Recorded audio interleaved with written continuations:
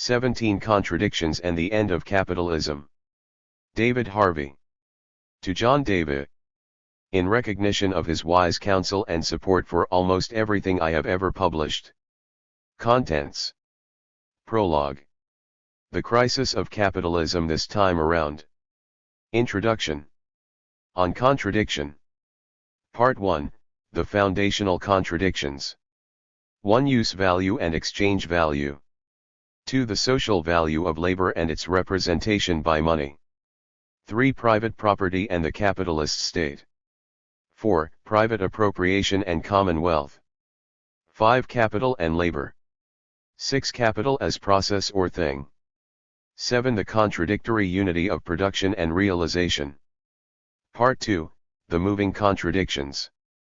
8. Technology, work, and human disposability. 9. Divisions of labor. 10. Monopoly and competition, centralization and decentralization. 11. Uneven geographical developments and the production of space. 12. Disparities of income and wealth. 13. Social reproduction. 14. Freedom and domination. Part 3, The Dangerous Contradictions. 15. Endless compound growth. 16. Capital's relation to nature. 17. The revolt of human nature, universal alienation. Conclusion. Prospects for a happy but contested future, the promise of revolutionary humanism. Epilogue. Ideas for political praxis. Notes. Bibliography and further reading. Index. Prologue. The Crisis of Capitalism This Time Around. Crises are essential to the reproduction of capitalism. It is in the course of crises that the instabilities of capitalism are confronted, reshaped and re-engineered to create a new version of what capitalism is about. Much gets torn down and laid waste to make way for the new. Once productive landscapes are turned into industrial wastelands, old factories are torn down or converted to new uses, working-class neighborhoods get gentrified. Elsewhere, small farms and peasant holdings are displaced by large-scale industrialist agriculture or by sleek new factories.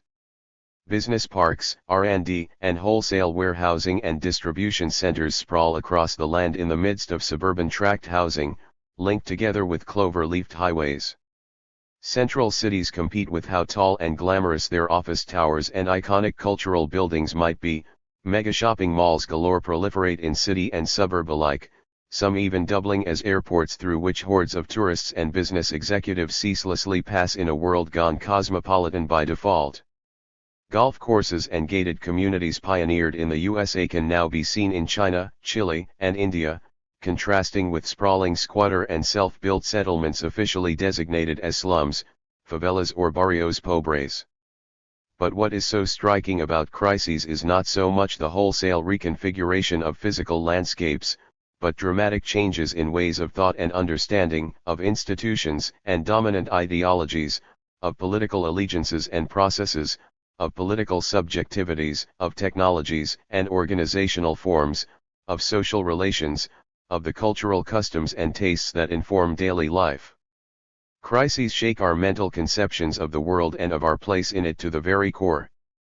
And we, as restless participants and inhabitants of this new emerging world, have to adapt, through coercion or consent, to the new state of things, even as we, by virtue of what we do and how we think and behave, add our 2 cents worth to the messy qualities of this world.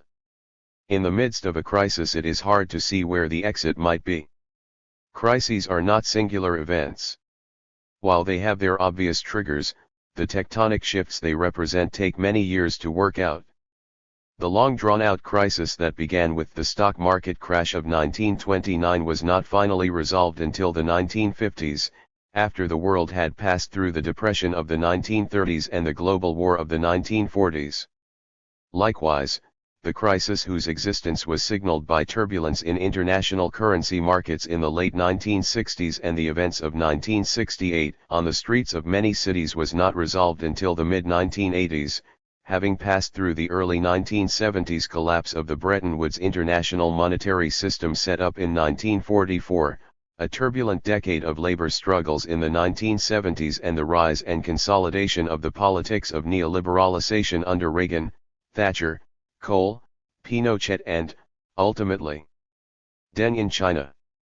With the benefit of hindsight, it is not hard to spot abundant signs of problems to come well before a crisis explodes into full view. The surging inequalities in monetary wealth and incomes of the 1920s and the property market asset bubble that popped in 1928 in the USA presaged the collapse of 1929, for example. Indeed, the manner of exit from one crisis contains within itself the seeds of crises to come. The debt-saturated and increasingly deregulated global financialization that began in the 1980s as a way to solve conflicts with labor by facilitating geographical mobility and dispersal produced its denouement in the fall of the investment bank of Lehman Brothers on September 15, 2008. It is, at the time of writing, more than 5 years since that event, which triggered the cascading financial collapses that followed. If the past is any guide, it would be churlish to expect at this point any clear indications of what a revivified capitalism, if such is possible, might look like. But there should by now be competing diagnoses of what is wrong and a proliferation of proposals for putting things right. What is astonishing is the paucity of new thinking or policies. The world is broadly polarized between a continuation if not a deepening of neoliberal, supply-side and monetarist remedies that emphasize austerity as the proper medicine to cure our ills, and the revival of some version, usually watered down, of a Keynesian demand-side and debt-financed expansion that ignores Keynes's emphasis upon the redistribution of income to the lower classes as one of its key components. No matter which policy is being followed, the result is to favor the billionaires' club that now constitutes an increasingly powerful plutocracy both within countries and upon the world stage. Everywhere, the rich are getting richer by the minute. The top 100 billionaires in the world added $240 billion to their coffers in 2012 alone. By contrast, the well-being of the masses at best stagnates or more likely undergoes an accelerating if not catastrophic degradation. The one big institutional difference this time around seems to be the role of the central banks, with the Federal Reserve of the United States playing a leading if not domineering role on the world stage. But ever since the inception of central banks, their role has been to protect and bail out the bankers and not to take care of the well-being of the people. The fact that the United States could statistically exit the crisis in the summer of 2009 and that stock markets almost everywhere could recover their losses has had everything to do with the policies of the Federal Reserve. Does this portend a global capitalism managed under the dictatorship of the world's central bankers whose foremost charge is to protect the power of the banks and the plutocrats? If so, then that seems to offer very little prospect for a solution to current problems of stagnant economies and falling living standards for the mass of the world's population. There is also much chatter about the prospects for a technological fix to the current economic malaise. While the bundling of new technologies and organizational forms has always played an important role in facilitating an exit from crises, it has never played a determinate one. The hopeful focus these days is on a knowledge-based capitalism. But innovation is always a double-edged sword. The 1980s, after all, gave us deindustrialization through automation such that the likes of General Motors have now been supplanted by the likes of Walmart as the largest private employers in the United States. If the current burst of innovation points in any direction at all, it is towards decreasing employment opportunities for labor and the increasing significance of rents extracted from intellectual property rights for capital. But if everyone tries to live off rents and nobody invests in making anything, then plainly capitalism is headed towards a crisis of an entirely different sort. It is not only the capitalist elites and their intellectual and academic acolytes who seem incapable of making any radical break with their past or defining a viable exit from the grumbling crisis of low growth, stagnation, high unemployment, and the loss of state sovereignty to the power of bondholders. The forces of the traditional left are plainly incapable of mounting any solid opposition to the power of capital. They have been beaten down by 30 years of ideological and political assault from the right, while democratic socialism has been discredited. the stigmatized collapse of actually existing communism and the death of Marxism after 1989 made matters worse. What remains of the radical left now operates largely outside of any institutional or organized oppositional channels, in the hope that small-scale actions and local activism can ultimately add up to some kind of satisfactory macro alternative. This left, which strangely echoes a libertarian and even neoliberal ethic of anti-statism, is nurtured intellectually by thinkers such as Michel Foucault and all those who have reassembled postmodern fragmentations under the banner of a largely incomprehensible post-structuralism that favors identity politics and eschews class analysis. Autonomist, anarchist, and localist perspectives and actions are everywhere in evidence. But to the degree that this left seeks to change the world without taking power, so an increasingly consolidated plutocratic capitalist class remains unchallenged in its ability to dominate the world without constraint. This new ruling class is aided by a security and surveillance state that is by no means loath to use its police powers to quell all forms of dissent in the name of anti-terrorism. It is in this context that I have written this book. The mode of approach I have adopted is somewhat unconventional in that it follows Marx's method but not necessarily his prescriptions, and it is to be feared that readers will be deterred by this from assiduously taking up the arguments here laid out. But something different in the way of investigative methods and mental conceptions is plainly needed in these barren intellectual times if we are to escape the current hiatus in economic thinking, policies, and politics.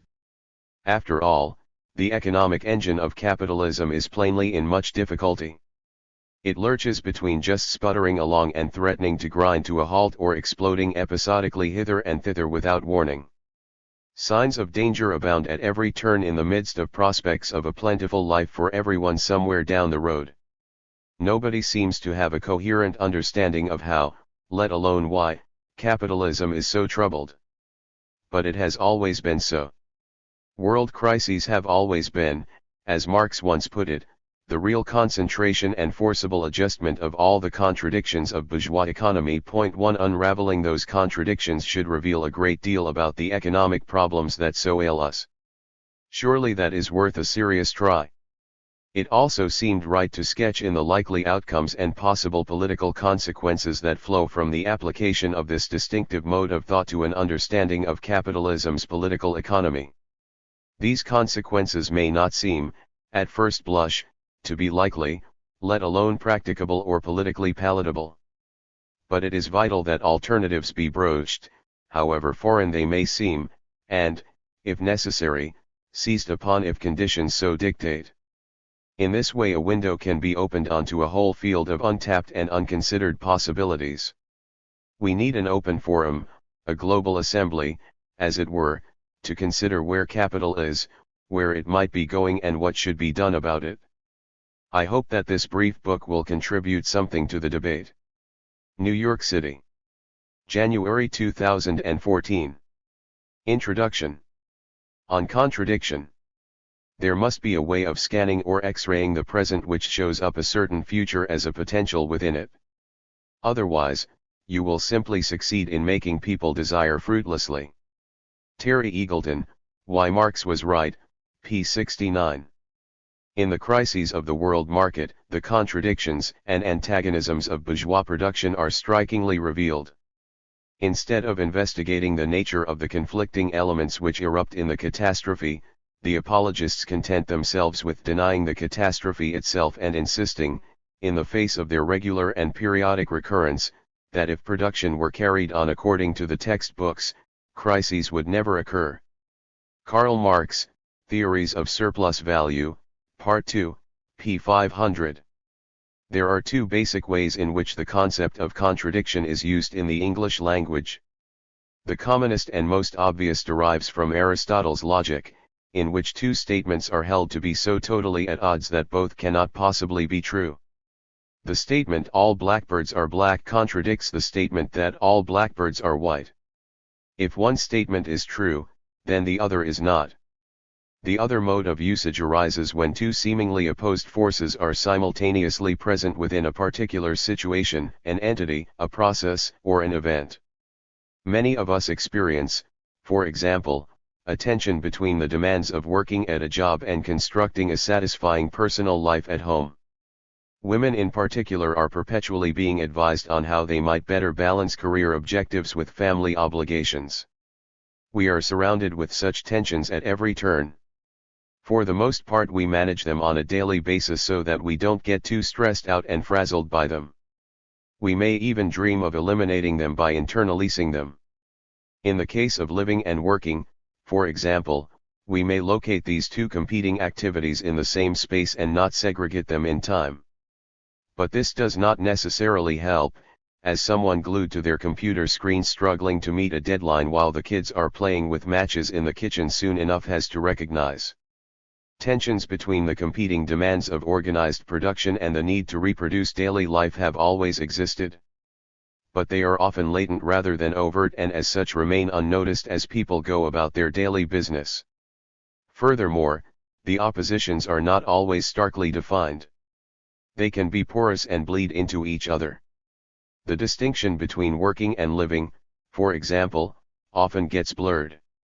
In much the same way that the distinction between inside and outside rests on clear borders and boundaries when there may be none, so there are many situations where clear oppositions are hard to identify.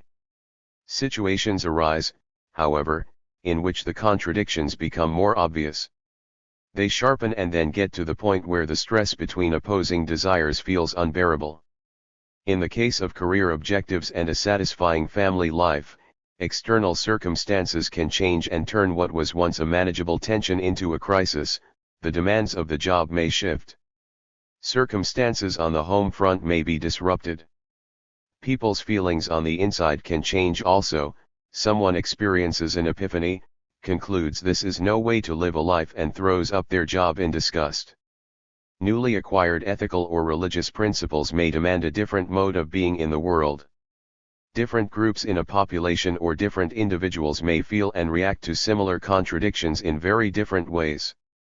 There is a powerful subjective element in defining and feeling the power of contradictions. What is unmanageable for one may mean nothing special for another. While the reasons may vary and conditions may differ, latent contradictions may suddenly intensify to create violent crises. Once resolved, then the contradictions can just as suddenly subside. The genie is, as it were, temporarily stuffed back into the bottle, usually by way of some radical readjustment between the opposing forces that lie at the root of the contradiction. Contradictions are by no means all bad, and I certainly don't mean to imply any automatic negative connotation. They can be a fecund source of both personal and social change from which people emerge far better off than before. We do not always succumb to and get lost in them. We can use them creatively. One of the ways out of a contradiction is innovation. We can adapt our ideas and practices to new circumstances and learn to be a far better and more tolerant person from the experience. Partners who had drifted apart may rediscover each other's virtues as they get together to manage a crisis between work and family. Or they may find a solution through forming new and enduring bonds of mutual support and caring with others in the neighborhood where they live. This kind of adaptation can happen at a macroeconomic scale as well as to individuals. Britain, for example, found itself in a contradictory situation in the early 18th century. The land was needed for biofuels and for food production, and, at a time when the capacity for international trade in energy and foodstuffs was limited, the development of capitalism in Britain threatened to grind to a halt because of intensifying competition on the land between the two uses. The answer lay in going underground to mine coal as a source of energy so the land could be used to grow food alone. Later on, the invention of the steam engine helped revolutionize what capitalism was about as fossil fuel sources became general. A contradiction can often be the mother of invention. But notice something important here: resort to fossil fuels relieved one contradiction, but now, centuries later, it anchors another contradiction between fossil fuel use and climate change. Contradictions have the nasty habit of not being resolved but merely moved around. Mark this principle well, for we will come back to it many times in what follows. The contradictions of capital have often spawned innovations, many of which have improved the qualities of daily life. Contradictions, when they erupt into a crisis of capital, generate moments of creative destruction. Rarely is it the case that what is created and what is destroyed is predetermined, and rarely is it the case that everything that is created is bad and everything that was good was destroyed. And rarely are the contradictions totally resolved. Crises are moments of transformation in which capital typically reinvents itself and morphs into something else. And the something else may be better or worse for the people even as it stabilizes the reproduction of capital. But crises are also moments of danger when the reproduction of capital is threatened by the underlying contradictions. In this study I rely on the dialectical rather than the logical Aristotelian conception of contradiction. Point 1. I do not mean to imply by this that the Aristotelian definition is wrong. The two definitions, seemingly in contradiction, are autonomous and compatible. It is just that they refer to very different circumstances. I find that the dialectical conception is rich in possibilities and not at all difficult to work with. At the outset, however, I must first open up what is perhaps the most important contradiction of all, that between reality and appearance in the world in which we live. Marx famously advised that our task should be to change the world rather than to understand it. But when I look at the corpus of his writings, I have to say that he spent an inordinate amount of time seated in the library of the British Museum seeking to understand the world. This was so, I think, for one very simple reason. That reason is best captured by the term fetishism. By fetishism, Marx was referring to the various masks, disguises, and distortions of what is really going on around us. If everything were as it appeared on the surface, he wrote, there would be no need for science. We need to get behind the surface appearances if we are to act coherently in the world. Otherwise, acting in response to misleading surface signals typically produces disastrous outcomes. Scientists long ago taught us, for example, that the sun does not actually go around the earth, as it appears to do. Medical practitioners likewise recognize that there is a big difference between symptoms and underlying causes. At their best, they have transformed their understanding of the differences between appearances and realities into a fine art of medical diagnosis. I had a sharp pain in my chest and was convinced it was a heart problem, but it turned out to be referred pain from a pinched nerve in my neck, and a few physical exercises put it right. Marx wanted to generate the same sorts of insights when it came to understanding the circulation and accumulation of capital. There are, he argued, surface appearances that disguise underlying realities. Whether or not we agree with his specific diagnoses does not matter at this point. What matters is that we recognize the general possibility that we are often encountering symptoms rather than underlying causes, and that we need to unmask what is truly happening underneath a welter of often mystifying surface appearances. Let me give some examples. I put $100 in a savings account at a 3% annual compound rate of interest, and after 20 years it has grown to $180.61. Money seems to have the magical power to increase itself at a compounding rate. I do nothing but my savings account grows. Money seems to have the magical capacity to lay its own golden eggs. But where does the increase of money really come from? This is not the only kind of fetish around. The supermarket is riddled with fetishistic signs and disguises. The lettuce costs half as much as half a pound of tomatoes. But where did the lettuce and the tomatoes come from, and who was it that worked to produce them, and who brought them to the supermarket? And why does one item cost so much more than another? Moreover, who has the right to attach some cabalistic sign like dollar or euro or pound over the items for sale, and who puts a number on them, like $1 a pound or €2 a kilo? Commodities magically appear in the supermarkets with a price tag attached such that customers with money can satisfy their wants and needs depending upon how much money they have in their pockets. We get used to all this, but we don't notice that we have no idea where most of the items come from, how they were produced, by whom and under what conditions, or why, exactly, they exchange in the ratios they do, and what the money we use is really all about. The contradiction between reality and appearance which all this produces is by far the most general and pervasive contradiction that we have to confront in trying to unravel the more specific contradictions of capital.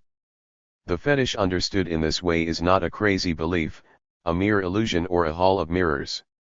It really is the case that money can be used to buy commodities and that we can live out our lives without much concern about anything other than how much money we have and how much that money will buy in the supermarket. And the money in my savings account really does grow. But ask the question, what is money, and the answer is usually a baffled silence. Mystifications and masks surround us at every turn, though occasionally, of course, we get shocked when we read that the 1,000 or so workers who died when a factory building collapsed in Bangladesh were making the shirts we are wearing. For the most part, we know nothing about the people who produce the goods that support our daily life. We can live perfectly well within a fetish world of surface signals, signs, and appearances without needing to know all that much about how it works. It is only when something dramatic happens, the supermarket shelves are bare, the prices in the supermarket go haywire, the money in our pocket suddenly becomes worthless, that we typically ask the bigger and broader questions as to why and how things are happening out there, beyond the doors and unloading bays of the supermarket, that can so dramatically affect daily life and sustenance. In this book I will try to get behind the fetishism and identify the contradictory forces that beset the economic engine that powers capitalism. I do so because I believe that most of the accounts of what is happening currently available to us are profoundly misleading. They replicate the fetishism and do nothing to disperse the fog of misunderstanding. I here make, however, a clear distinction between capitalism and capital. This investigation focuses on capital and not on capitalism. So what does this distinction entail? By capitalism I mean any social formation in which processes of capital circulation and accumulation are hegemonic and dominant in providing and shaping the material, social and intellectual basis for social life. Capitalism is rife with innumerable contradictions, many of which, though, have nothing in particular to do directly with capital accumulation. These contradictions transcend the specificities of capitalist social formations. For example, gender relations such as patriarchy underpin contradictions to be found in ancient Greece and Rome, in ancient China, in Inner Mongolia or in Rwanda. The same applies to racial distinctions, understood as any claim to biological superiority on the part of some subgroup in the population vis-a-vis the rest. Racialization and gender discriminations have been around for a very long time, and there is no question that the history of capitalism is an intensely racialized and gendered history. The question then arises, why do I not include the contradictions of race and gender as foundational in this study of the contradictions of capital? The short answer is that I exclude them because although they are omnipresent within capitalism, they are not specific to the form of circulation and accumulation that constitutes the economic engine of capitalism. This in no way implies that they have no impact on capital accumulation or that capital accumulation does not equally affect or make active use of them. Capitalism clearly has in various times and places pushed racialization, for example, to extremes. Contemporary capitalism plainly feeds off gender discriminations and violence as well as upon the frequent dehumanization of people of color. The intersections and interactions between racialization and capital accumulation are both highly visible and powerfully present. But an examination of these tells me nothing particular about how the economic engine of capital works, even as it identifies one source from where it plainly draws its energy. The longer answer requires a better understanding of my purpose and of the method I have chosen to pursue. In the same way that a biologist might isolate a distinctive ecosystem whose dynamics need to be analyzed as if it is isolated from the rest of the world, so I seek to isolate capital circulation and accumulation from everything else that is going on. I treat it as a closed system in order to identify its major internal contradictions. I use, in short, the power of abstraction to build a model of how the economic engine of capitalism works. I use this model to explore why and how periodic crises occur and whether, in the long run, there are certain contradictions that may prove fatal to the perpetuation of capitalism as we now know it.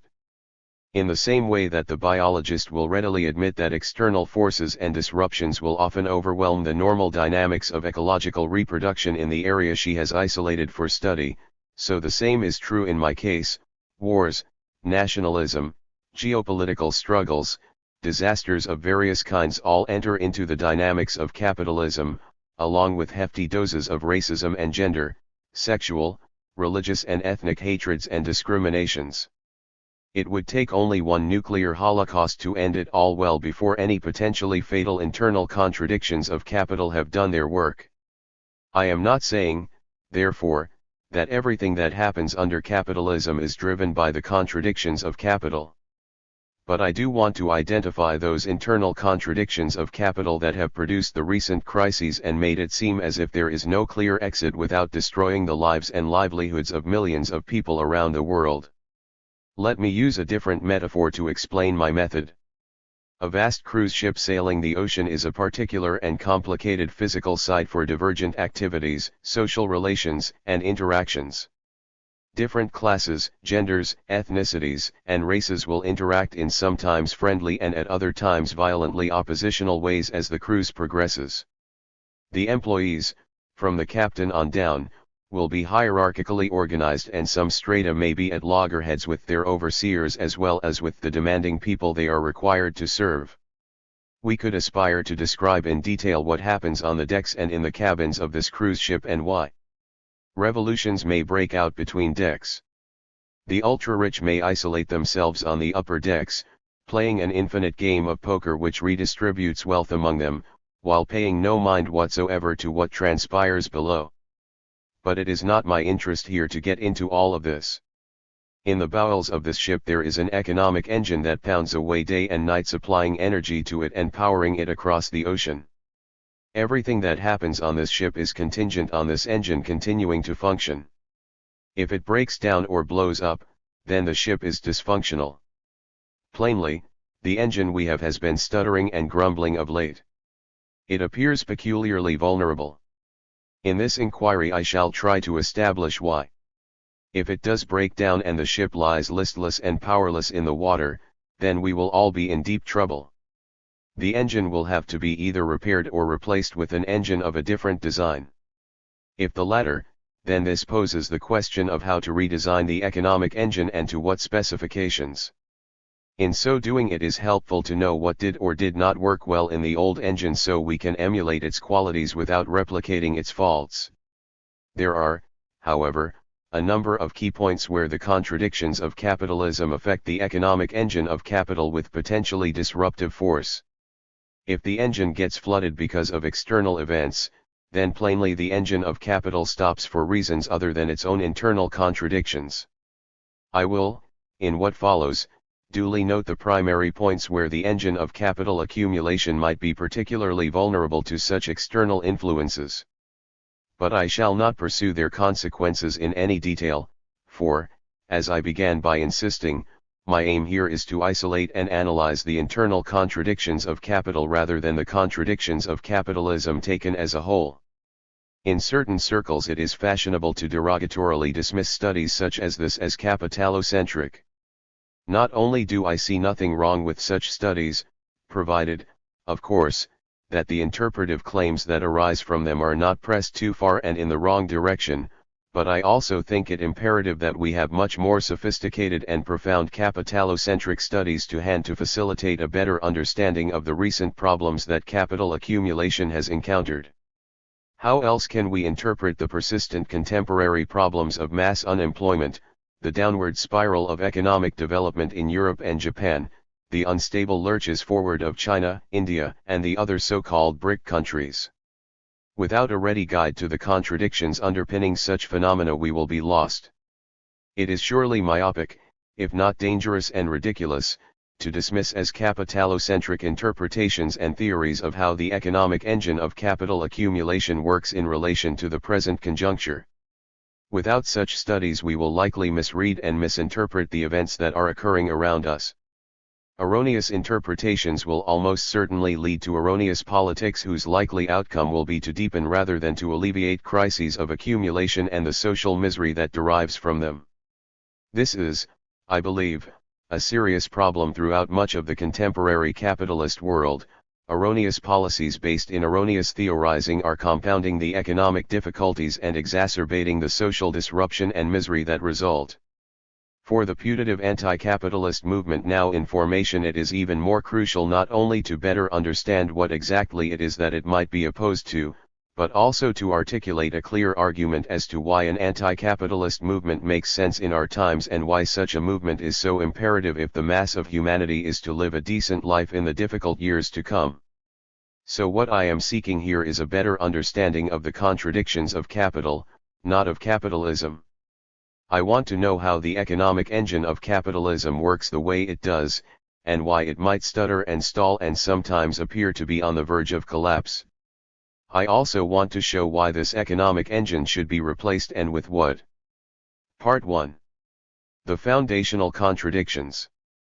The first 7 contradictions are foundational because capital simply could not function without them. Furthermore, they all hang together in such a way as to make it impossible to substantially modify, let alone abolish, any one of them without seriously modifying or abolishing the others. Challenging the dominant role of exchange value in the provision of a use value like housing, for example, implies changes in the form and role of money and modifying, if not abolishing, the private property rights regime with which we are all too familiar. The search for an anti-capitalist alternative consequently appears a rather tall order. Simultaneous transformations would have to occur on many fronts. Difficulties on one front have also often been contained by strong resistances elsewhere such that general crises are avoided. But the interlinkages between the contradictions on occasion turn toxic. An intensification of a contradiction of one sort can become contagious. When contagions multiply and magnify, then a general crisis ensues. This is dangerous for capital and creates opportunities for systemic anti-capitalist struggle. This is why an analysis of the contradictions that produce such general crises is so important. If oppositional and anti-capitalist movements in particular know what broadly to expect as the contradictions unfold, then they will be better positioned to take advantage of, rather than being surprised and stymied by, the way the contradictions move around and deepen in the course of crisis formation and resolution. If crises are transitional and disruptive phases in which capital is reconstituted in a new form, then they are also phases in which deep questions can be posed and acted upon by those social movements seeking to remake the world in a different image. Contradiction 1. Use value and exchange value. Nothing could be simpler. I walk into a supermarket with money in my pocket and exchange it for some food items. I cannot eat the money, but I can eat the food. So the food is useful to me in ways that the money is not. The food is shortly thereafter used up and consumed away, while the bits of paper and coins that are accepted as money continue to circulate. Some of the money taken in by the supermarket is paid out in the form of wages to a cashier who uses the money to buy more food. Some of the earnings go to owners in the form of profit and they spend it on all sorts of things. Some of it goes to the middlemen and eventually to the direct producers of the food, who all also spend it. And so it goes on and on. In a capitalist society, millions of transactions of this sort take place every day. Commodities like food, clothing, and cell phones come and go, while the money just keeps on circulating through people's pockets. This is how daily life is currently lived by much of the world's population. All the commodities we buy in a capitalist society have a use value and an exchange value. The difference between the two forms of value is significant. To the degree they are often at odds with each other, they constitute a contradiction, which can, on occasion, give rise to a crisis. The use values are infinitely varied, while the exchange value is uniform and qualitatively identical. Consider, as an example, the use value and the exchange value of a house. As a use value, the house provides shelter, it is a place where people can build a home and an effective life, it is a site of daily and biological reproduction, it offers privacy and security in an unstable world. It can also function as a symbol of status or social belonging to some subgroup, as a sign of wealth and power, as a mnemonic of historical memory, as a thing of architectural significance, or it simply stands to be admired and visited by tourists as a creation of elegance and beauty. It can become a workshop for an aspiring innovator. I can hide a sweatshop in the basement or use it as a safe house for persecuted immigrants or as a base for trafficking sex slaves. We could go on to list a whole raft of different uses to which the house can be put. Its potential uses are, in short, myriad, seemingly infinite and very often purely idiosyncratic. But what of its exchange value?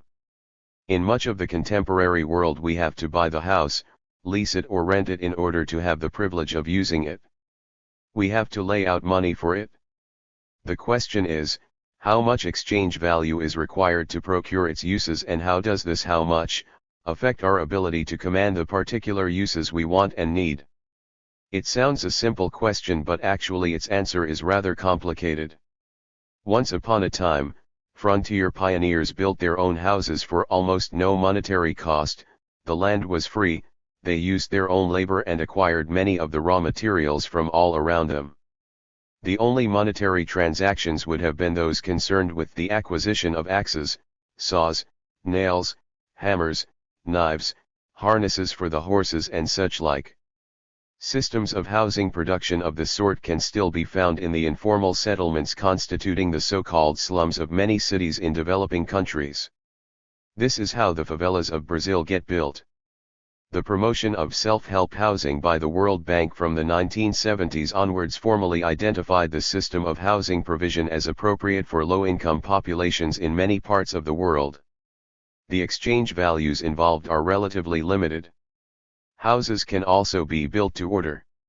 Someone has land and pays architects, contractors, and builders to construct a house according to a given design. The exchange value is fixed by the cost of raw materials, the wages of labor and payment for the services required to build the house. The exchange value does not dominate, but it can limit the possibilities of creating use values. In advanced capitalist societies, many people add to the existing use values of a house in this way. In much of the advanced capitalist world, however, housing is built speculatively as a commodity to be sold on the market to whoever can afford it and whoever needs it. Housing provision of this sort has long been evident in capitalist societies. This is the way in which the famous Georgian terraces of Bath, Bristol, London, and the like were built at the end of the 18th century. Later on, such speculative building practices were harnessed to erect the tenement blocks of New York City, the terraced housing for the working classes in industrial cities such as Philadelphia, Lille, and Leeds, and the tract housing of the typical American suburb. The exchange value is fixed by the basic costs of the house's production, but in this case there are two other costs added in. First, the profit markup of the speculative builder, who lays out the initial necessary capital and pays the interest on any loans involved, and, second, the cost of acquiring, renting, or leasing the land from property owners. The exchange value is set by the actual costs of production plus profit, interest on loans and capitalized rent. The aim of the producers is to procure exchange values, not use values. The creation of use values for others is a means to that end. The speculative quality of the activity means, however, that it is potential exchange value that matters. The builders of the housing actually stand to lose as well as to gain. Obviously, they try to orchestrate things, particularly housing purchases, to ensure that this does not happen. But there is always a risk. Exchange value moves into the driver's seat of housing provision.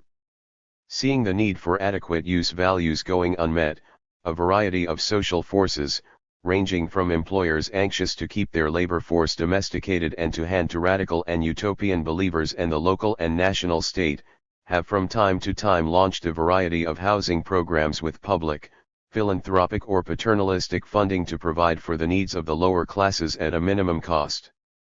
If it is widely accepted that everyone has a right to a decent home and a suitable living environment, then, obviously, use value considerations are brought back to the forefront of struggles over housing provision. This political stance very much affected housing policies in the social democratic era in Europe and had spillover effects in North America and in selected parts of the developing world.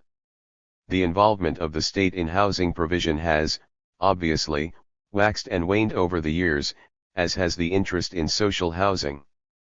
But exchange value considerations often creep back in as the fiscal capacities of the state are put to the test by the need to subsidize affordable housing out of shrinking public coffers.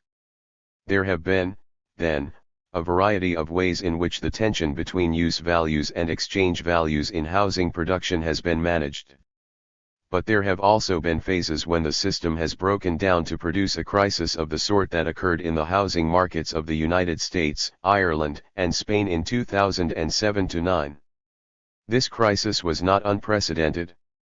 The savings and loan crisis in the USA from 1986 on, the collapse of the Scandinavian property market in 1992 and the end of the Japanese economic boom of the 1980s in the land market crash of 1990 are other examples. 1. In the private market system that now dominates in much of the capitalist world, there are additional issues that need to be addressed. To begin with, the house is a big-ticket item that will be consumed over many years and not, like food, be instantaneously used up. Private individuals may not have the money up front to buy the house outright. If I cannot buy it with cash, I have two basic choices.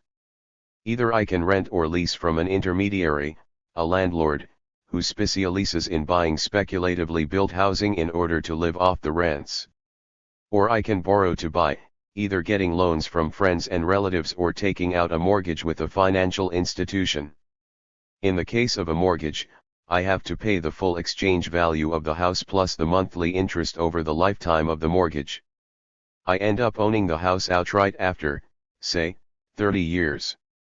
Consequently, the house becomes a form of saving, an asset whose value I can cash in at any time. Some of that asset value will have been sucked up by the costs of maintenance and the need to renew deteriorated items. But I can still hope to increase the net value I command as time goes on by paying off my mortgage. The mortgage finance of a housing purchase is, however, a very peculiar transaction. The total paid out on a $100,000 mortgage over 30 years at 5% is around $195,000, so the mortgagee in effect pays a premium of $95,000 extra in order to acquire an asset valued at $100,000. The transaction hardly makes sense. Why would I do this? The answer, of course, is that I need the use value of the house as somewhere to live and I pay $95,000 to live in the house until I take full ownership. It is the same as paying $95,000 rent to a landlord over 30 years, except in this case I ultimately secure the exchange value of the whole house. The house becomes, in effect, a form of saving, a repository of exchange value for me. The exchange value of housing is not, however, fixed. It fluctuates over time according to a variety of social conditions and forces. To begin with, it is not independent of the exchange values of surrounding houses. If all the houses around me are deteriorating or people of the wrong sort are moving in, then my house value is very likely to fall even though I keep it in tip-top shape. Conversely, improvements in the neighborhood will increase the value of my house even though I myself have invested nothing. The housing market is characterized by what economists call externality effects. Homeowners often take action, both individual and collective, to control such externalities. Propose building a halfway house for released criminals in a respectable neighborhood of homeowners and see what happens. The result is a lot of not in my backyard politics, exclusions of unwanted populations and activities, and neighborhood organizations whose missions are almost exclusively oriented to the maintenance and improvement of neighborhood housing values. People act to protect the value of their savings. But people can also lose their savings when the state or investors take over housing in a neighborhood destined for redevelopment and let that housing deteriorate, thus destroying the market value of the housing that remains. If I do invest in improvements, then I might want to be careful to do only those that clearly add to the house's exchange value. There are lots of advice books for homeowners on this topic. Home ownership has become important for larger and larger segments of the population in many parts of the world.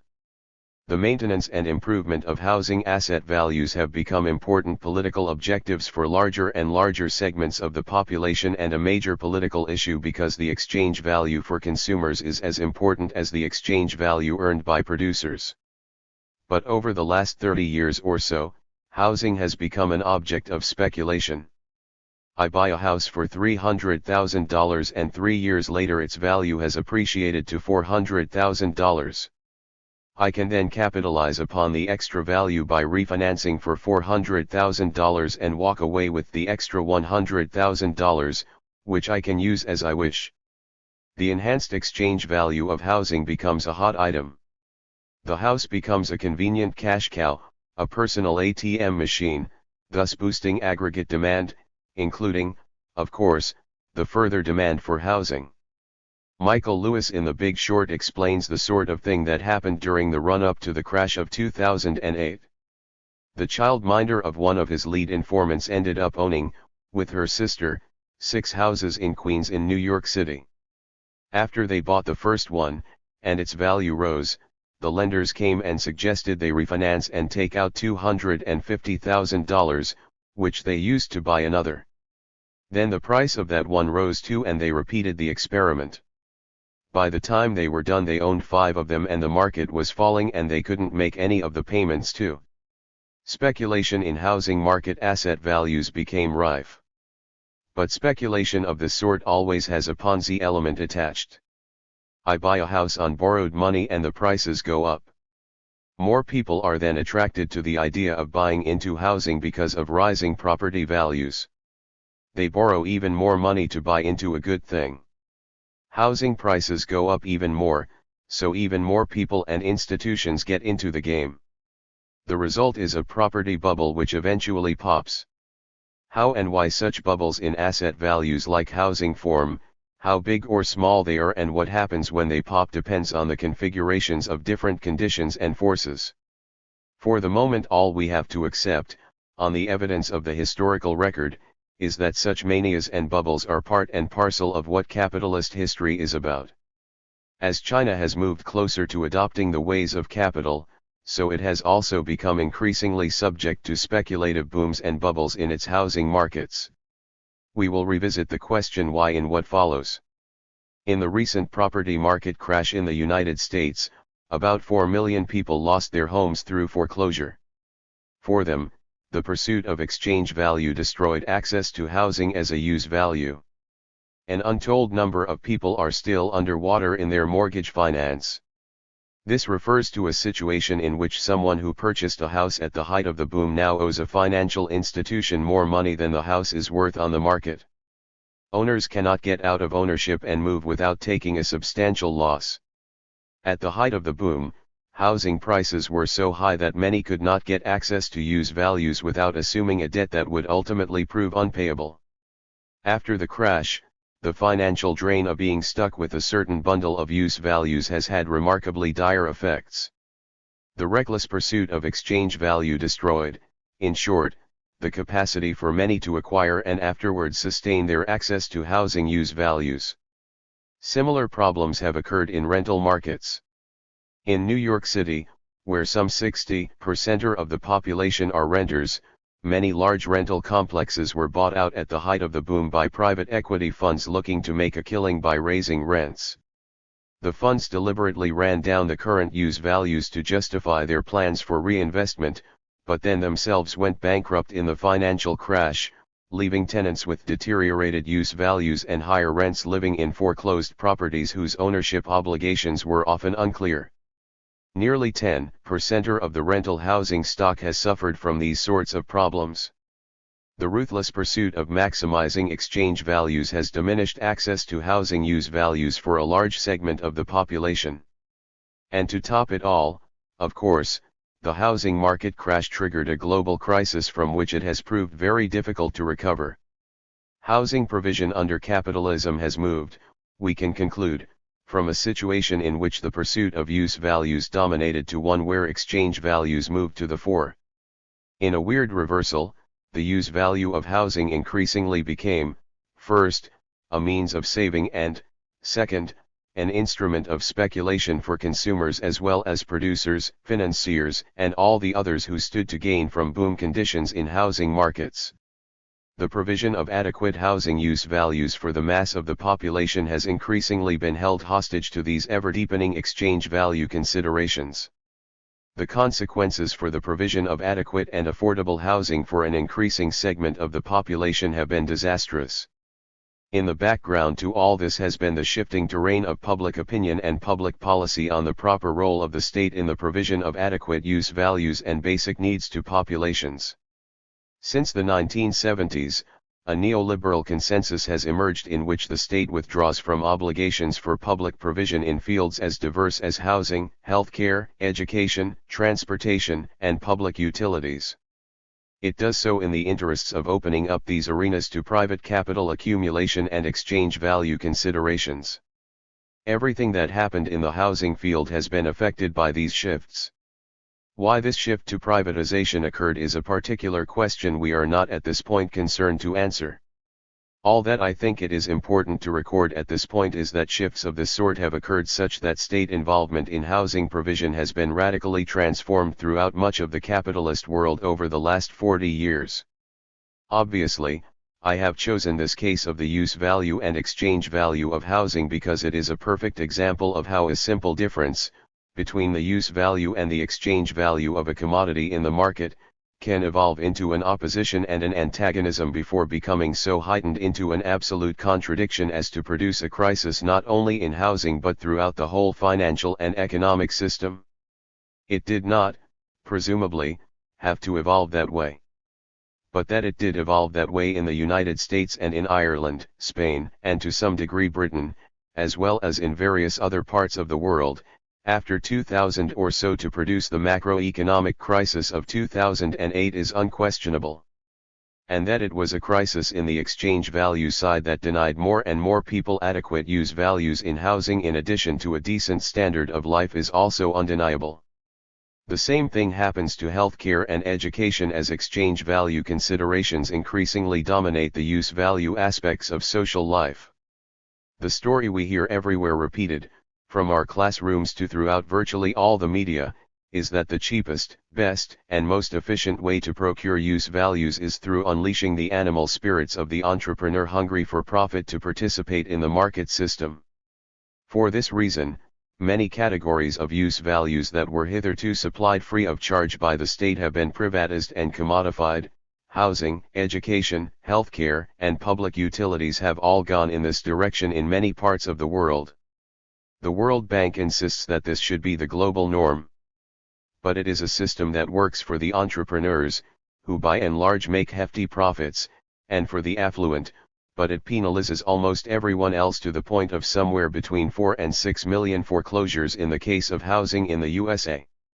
The political choice is between a commodified system that serves the rich well enough and a system that focuses on the production and democratic provision of use values for all without any mediations of the market. So let us reflect, then, in a more abstract theoretical way on the nature of this contradiction. Exchange of use values between individuals, organizations, and social groups is plainly important in any complex social order characterized by intricate divisions of labor and extensive trade networks. Barter in such situations has limited utility because of the problem of the double coincidence of wants and needs. You have to have a commodity I want and I have to have a commodity you want in order for simple barter to take place. Barter chains can be constructed but they are limited and cumbersome. Therefore some independent measure of the value of all commodities on the market, a single metric of value, becomes not only advantageous but necessary. I can then sell my commodity for some general equivalent of value and use that general equivalent to buy whatever I want or need from elsewhere. The general equivalent is, of course, money. But this takes us onto the field of the second contradiction of capital. What is money? Contradiction 2. The social value of labor and its representation by money. Exchange value requires a measure of how much commodities are worth relative to each other. This measure is called money. So what is this money that we so unthinkingly use and reuse on a daily basis? We worry when we do not have enough of it, plot ways to get more of it, even as we find ourselves often struggling to organize our lives to live within the parameters defined by how much of it we possess. It sometimes seems as if money is the supreme god of the commodity world and that we must all bow down before it, submit to its dictates and worship before the altar of its power. We know very well what the basic technical functions of the capitalist form of money are. It is a means or medium of circulation. It provides a single measuring rod for the economic values of all commodities in the market. And it provides a way to store value. But what does money represent and how does it proliferate in its social and political functions and meanings to make it seem as if it is the lust for money that makes the social and economic world go round? Money, in the first instance, is a means whereby I can make a claim on the social labor of others, that is, a claim on that labor which is expended on the production of goods and services for others in the marketplace. It is a claim that does not have to be exercised instantaneously, but at some point it has to be exercised, otherwise money is not fulfilling its destiny and function. In a complex society, such as that which capital has constructed, we depend heavily upon the labor of others to provide us with all the use values we need to live. We take the availability of many of these use values for granted. We turn on a switch and the electricity comes on, the gas stove lights up at the press of a button, the windows can be opened and closed, our shoes and shirts fit, the coffee and tea of a morning are always there, the bread and the buses, the cars and the pencils and pens, the notepaper and the books, all are available to us, and there are dentists and doctors and chiropractors and hairdressers, teachers, researchers, lawyers, and bureaucrats producing knowledge and rules, all to be had at a price. But these things and services absorb human labor both directly and indirectly through the labor that accumulates in the steel that goes into the nail that builds the house. Most of us participate to some degree or other, directly or indirectly, in the activity of providing goods and services to others.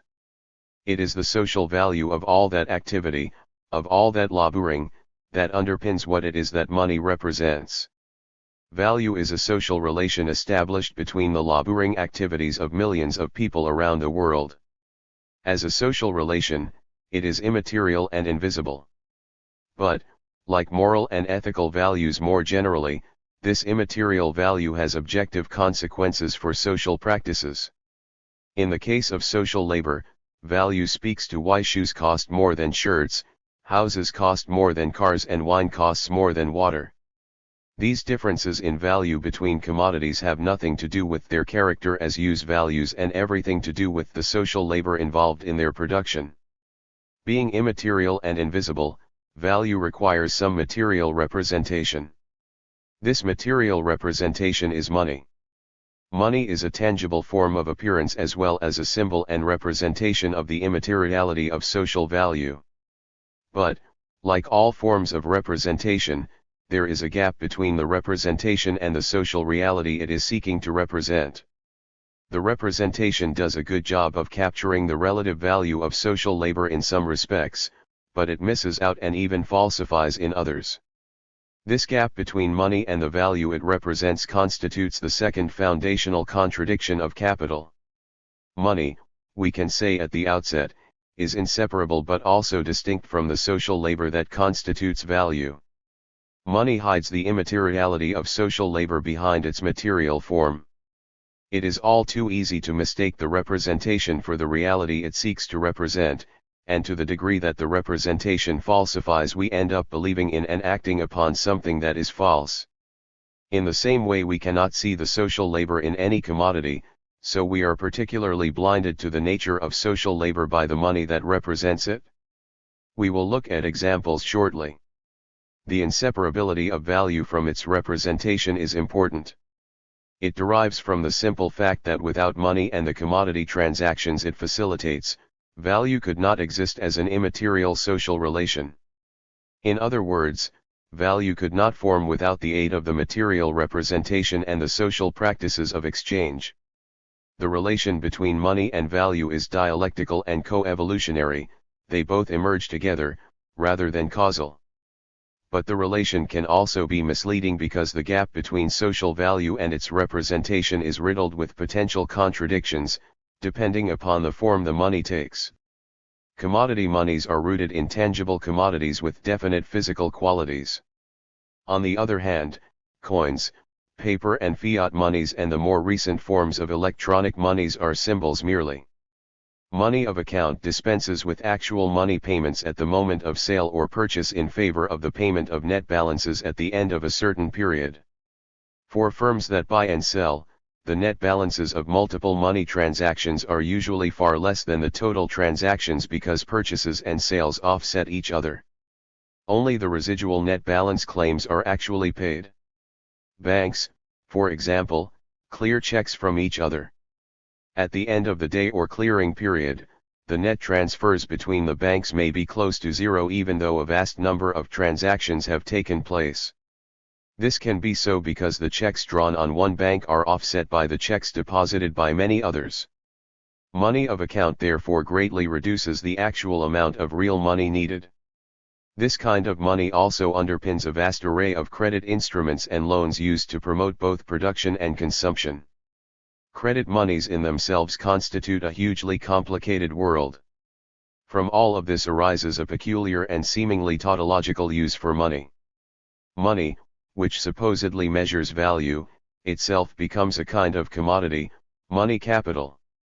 Its use value is that it can be used to produce more value. Its exchange value is the interest payment, which in effect puts a value on that which measures value. This is what makes money as a measure so special and so odd. Whereas other standard measures, like inches and kilos, cannot be bought and sold in themselves, money can be bought and sold in itself as money capital.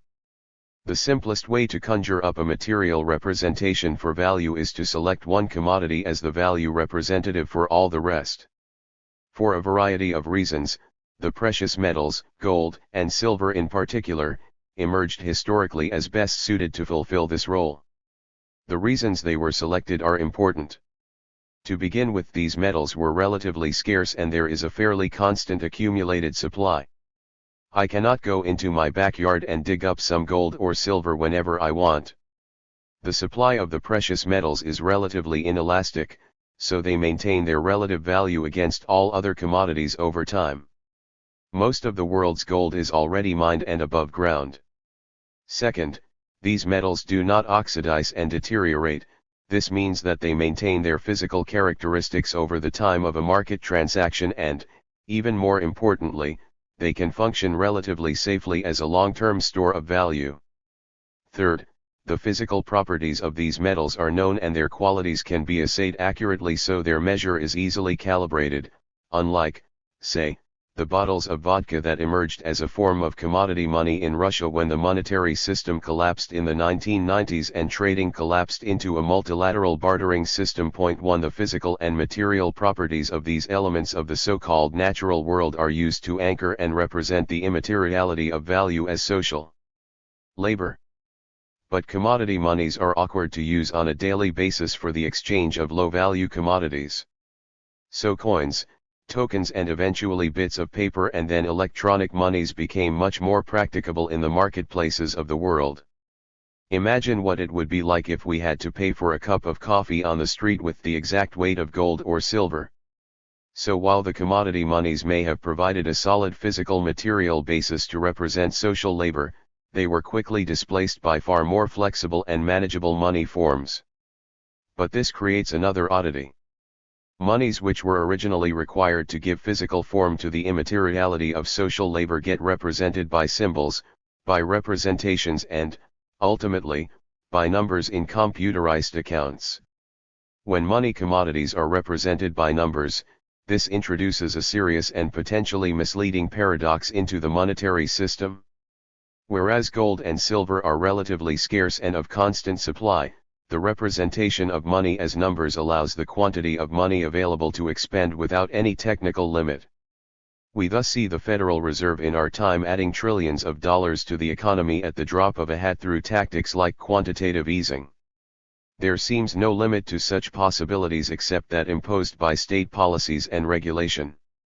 When the metallic basis of global monies was totally abandoned in the 1970s, we indeed found ourselves in a potentially limitless world of money creation and accumulation. Furthermore, the rise of monies of account and even more importantly of credit monies places a great deal of money creation in the hands of individuals and the banks rather than in the hands of state institutions. This calls forth regulatory impositions and interventions on the part of the state apparatus in what is often a desperate attempt to manage the monetary system. Astonishing and legendary episodes of inflation, such as that which occurred in the Weimar Republic in 1920s Germany, have emphasized the key role of the state in relation to maintaining confidence in the qualities and meaning of the paper money it issues. We will return to this when we look at the third foundational contradiction. All these oddities in part arise because the three basic functions of money have quite different requirements if they are to be effectively performed. Commodity monies are good at storing value but dysfunctional when it comes to circulating commodities in the market. Coins and paper monies are great as a means or medium of payment but are less secure as a long-term store of value. Fiat currencies issued by the state with compulsory circulation are subject to the policy whims of the issuing authorities. These different functions are not entirely consistent with each other. But nor are they independent. If money cannot store value at all for more than an ephemeral moment, then it would be useless as a medium of circulation. On the other hand, if we are looking for money only as a means of circulation, then fake monies can do the job just as well as the real money of a silver coin. This is why gold and silver, which are great as measurers and storers of value, in turn need representing in the form of notes and paper/credit monies if commodity circulation is to remain fluid. So we end up with representations of social labor as the basis of the money form. There is, as it were, a double fetish. With the aid of money, commodities can be labeled in the market with an asking price. That price may or may not be realized depending on conditions of supply and demand. But this labeling carries with it another set of contradictions. The price actually realized in an individual sale depends on particular conditions of supply and demand in a particular place and time. There is no immediate correspondence between this singular price and the generality of value. It is only in competitive and perfectly functioning markets that we can anticipate the convergence of all these singular realized market prices around some average price that represents the generality of value. But notice it is only because prices can diverge from value that the prices can move around so as to give a firmer representation of what the value might be. However, the market process offers many opportunities and temptations to disrupt this convergence.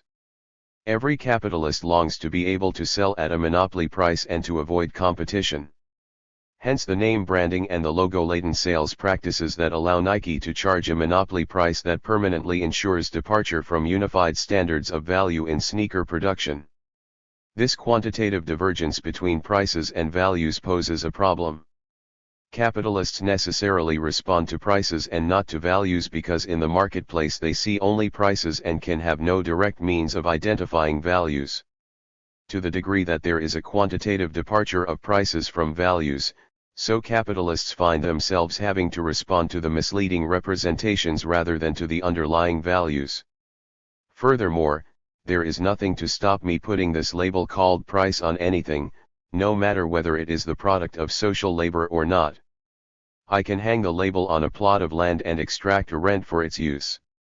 I can, like all those lobbyists on K Street in Washington, legally buy influence in Congress or cross the line to sell conscience, honor, and reputation to some highest bidder. There is not only a quantitative but a qualitative divergence between market prices and social values. I can make a fortune out of trafficking women, peddling drugs, or clandestinely selling arms. Even worse, I can use money to make more money, as if it is capital when it is not. The monetary signals diverge from what the logic of social labor should be all about. I can create vast pools of fictitious capital, money capital loaned out to activities that create no value at all even as they are highly profitable in money terms and return interest to me. State debt to fight wars has always been funded by the circulation of fictitious capital, people lend to the state and get repaid with interest out of state tax revenues even though the state is destroying and not creating any value at all. So here is yet another paradox. Money that is supposed to represent the social value of creative labor takes on a form, fictitious capital, that circulates to eventually line the pockets of the financiers and bondholders through the extraction of wealth from all sorts of non-productive activities. If you do not believe this, then you have to look no further than the recent history of the housing market to see exactly what I mean. Speculation on housing values is not a productive activity, yet vast amounts of fictitious capital flowed into the housing market up until 2007-08 because the rate of return on investments was high. Easy credit meant rising housing prices, and high rates of turnover meant a plethora of opportunities to earn exorbitant fees and commissions on housing transactions. The bundling together of the mortgages into collateral-lease debt obligations created a debt instrument that could be marketed worldwide. These instruments of fictitious capital, many of which turned out to be worthless, were marketed to unsuspecting investors around the world as if they were investments certified by the rating agencies to be as safe as houses. This was fictitious capital run wild. We are still paying the price for its excesses. The contradictions that arise around the money form are, therefore, multiple. Representations, as we have already noted, falsify even as they represent. In the case of gold and silver as representations of social value, we see that we are taking the particular circumstances for the production of those precious metals as a general measure of the value congealed in all commodities. We in effect take a particular use value and use it to represent exchange value in general. Above all, we take something that is inherently social and represent it in such a way that it can be appropriated as a form of social power by private persons. This last contradiction has deep and in some ways devastating consequences for the contradictions of capital. To begin with, the fact that money permits social power to be appropriated and exclusively utilized by private persons places money at the center of a wide range of noxious human behaviors. Lust and greed for money power inevitably become central features in the body politic of capitalism. All sorts of fetishistic behaviors and beliefs center on this. The desire for money as a form of social power becomes an end in itself, which distorts the neat demand-supply relation of the money that would be required simply to facilitate exchange. This throws a monkey wrench into the supposed rationality of capitalist markets. Whether greed is an innate human behavior or not can doubtless be debated. But what is certain is that the rise of the money form and the capacity for its private appropriation has created a space for the proliferation of human behaviors that are anything but virtuous and noble. Accumulations of wealth and power have not only been tolerated but welcomed and treated as something to be admired. This led the British economist John Maynard Keynes, writing on economic possibilities for our grandchildren in 1930, to hope that when the accumulation of wealth is no longer of high social importance, there will be great changes in the code of morals. We shall be able to rid ourselves of many of the pseudo-moral principles which have hag-ridden us for 200 years, by which we have exalted some of the most distasteful of human qualities into the position of the highest virtues. We shall be able to afford to dare to assess the money motive at its true value. The love of money as a possession, as distinguished from the love of money as a means to the enjoyments and realities of life, will be recognized for what it is, a somewhat disgusting morbidity, one of those semi-criminal, semi-pathological propensities which one hands over with a shudder to the specialists on mental disease. All kinds of social customs and economic practices, affecting the distribution of wealth and of economic rewards and penalties, which we now maintain at all costs, however distasteful and unjust they may be in themselves, because they are tremendously useful in promoting accumulation of capital, we shall then be free, at last, to discard. Point 2. So what should the critical response be to all this? To the degree that the circulation of speculative fictitious capital inevitably leads to crashes which exact a huge toll from capitalist society in general, so an outright assault on the speculative excesses and the monetary forms that have evolved to promote them necessarily become the focus of political struggle. to the degree that these speculative forms have underpinned the immense increases in social inequality and the distribution of wealth and power, such that an emergent oligarchy, the infamous 1%er, now effectively controls the levers of all global wealth and power. So this also defines obvious lines of class struggle crucial to the future well-being of the mass of humanity. But this is only the more obvious tip of the iceberg. Money is, it bears repeating, as inseparable from value as exchange value is inseparable from money. The bonds between the three are tightly woven. If exchange value weakens and ultimately disappears as the guiding means by which use values are both produced and distributed in society, so the need for money and all of the lustful pathologies associated with its use and possession will also disappear. While the utopian aim of a social order without exchange value and therefore moneyless needs to be articulated, the intermediate step of designing quasi-money forms that facilitate exchange but inhibit the private accumulation of social wealth and power becomes imperative. This can be done in principle. Keynes, in his influential general theory of employment, interest, and money, for example, cites the strange, unduly neglected prophet Silvio Gesell, who long ago proposed the creation of quasi-money forms that oxidize if not used. The fundamental inequality between commodities that decay and a money form that does not has to be rectified. Only money that goes out of date like a newspaper, rots like potatoes, evaporates like ether, is capable of standing the test as an instrument of exchange of potatoes, newspapers, iron, and ether, wrote Gesell. Point 3. With electronic monies, this is now practicable, in ways that were not possible before. An oxidization schedule can easily be written into monetary accounts such that unused monies dissolve after a certain period of time. This cuts the bond between money as a means of circulation and money as a measure, and even more significantly as a store of value. Obviously, moves of this sort would require wide-ranging adjustments of other facets of the economy. If money oxidizes, it would be impossible to use that money to save for future needs. Investment pension funds, for example, would disappear. This is not so appalling a prospect as it might appear. To begin with, investment pension funds are vulnerable to becoming worthless anyway. The value of monetarily based pension funds is contingent and not secure, as many pensioners are now finding out. Social Security, on the other hand, is a form of pension right that does not in principle depend upon using money to save for the future. Today's workers provide for those who preceded them. Far better to organize future incomes by this means than by saving and hoping investments will pay off. A guaranteed minimum income for all would obviate entirely the need for a money form that would allow private savings to guarantee future economic security. The focus would then have to be on what really matters, which is the continuous creation of use values through social labor and the eradication of exchange value as the principal means by which the production of use values is organized.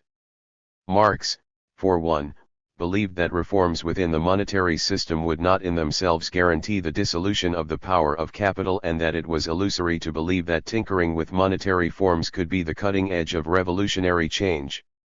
He was, I believe, correct in this supposition. But what I think his analysis also makes clear is that the evolution of an alternative to capital would require as a necessary but not sufficient condition a radical reconfiguration of how exchange is organized and the ultimate dissolution of the power of money not only over social life but, as Keynes indicates, over our mental and moral conceptions of the world. Envisaging a moneyless economy is one way to get a measure of what an alternative to capitalism might look like. The possibility of this, given the potentialities of electronic monies or even substitutes for money, may not be so far off. The rise of new forms of cybercurrency, such as Bitcoin, suggests that capital itself is now on the way to invent new monetary forms. It is opportune and wise, therefore, for the left to frame political ambitions and political thought around this ultimate objective. An alternative monetary politics of this sort becomes more imperative when we consider a particularly dangerous immediate problem. The contemporary form that money assumes has achieved the status of a double fetish, an abstracted representation of a concrete representation of the immateriality of social labor. When money takes the form of mere numbers, then its potential quantity is limitless. This permits the illusion to flourish that limitless and unending growth of capital in its money form is not only possible but desirable. Against this, even a casual examination of the conditions pertaining to the development of social labor and the augmentation of value shows that compounding growth forever is impossible. This opposition, as we will see later, lies at the root of one of the three most dangerous contradictions of capital, that of compounding growth.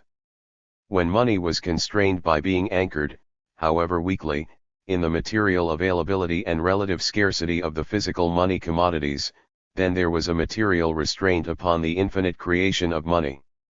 The abandonment of the metallic base of the world's money supply in the early 1970s created a whole new world of possible contradictions. Money could be printed ad infinitum by whoever was authorized to do so. The money supply lay in the hands of fallible human institutions such as the central banks. The danger was accelerating inflation. It is no accident that after a brief period of rising inflation towards the end of the 1970s in the United States in particular, the world's central bankers all converged on the sole policy of containing inflation at all costs, thereby abandoning responsibility for employment and unemployment. When the European Central Bank was formed to deal with the euro, its sole mandate was to control inflation and nothing else. That this played out disastrously when the sovereign debt crises hit several European countries after 2012 testifies to a chronic inability within the institutions that capital sets up to regulate its own excesses, to understand the contradictory logic embedded in the monetary form that capital now necessarily assumes. It is therefore no surprise that the crisis that broke out in 2007-08 was a crisis that took in the first instance a financial form. Contradiction 3. Private property and the capitalist state. Commodities do not take themselves to market.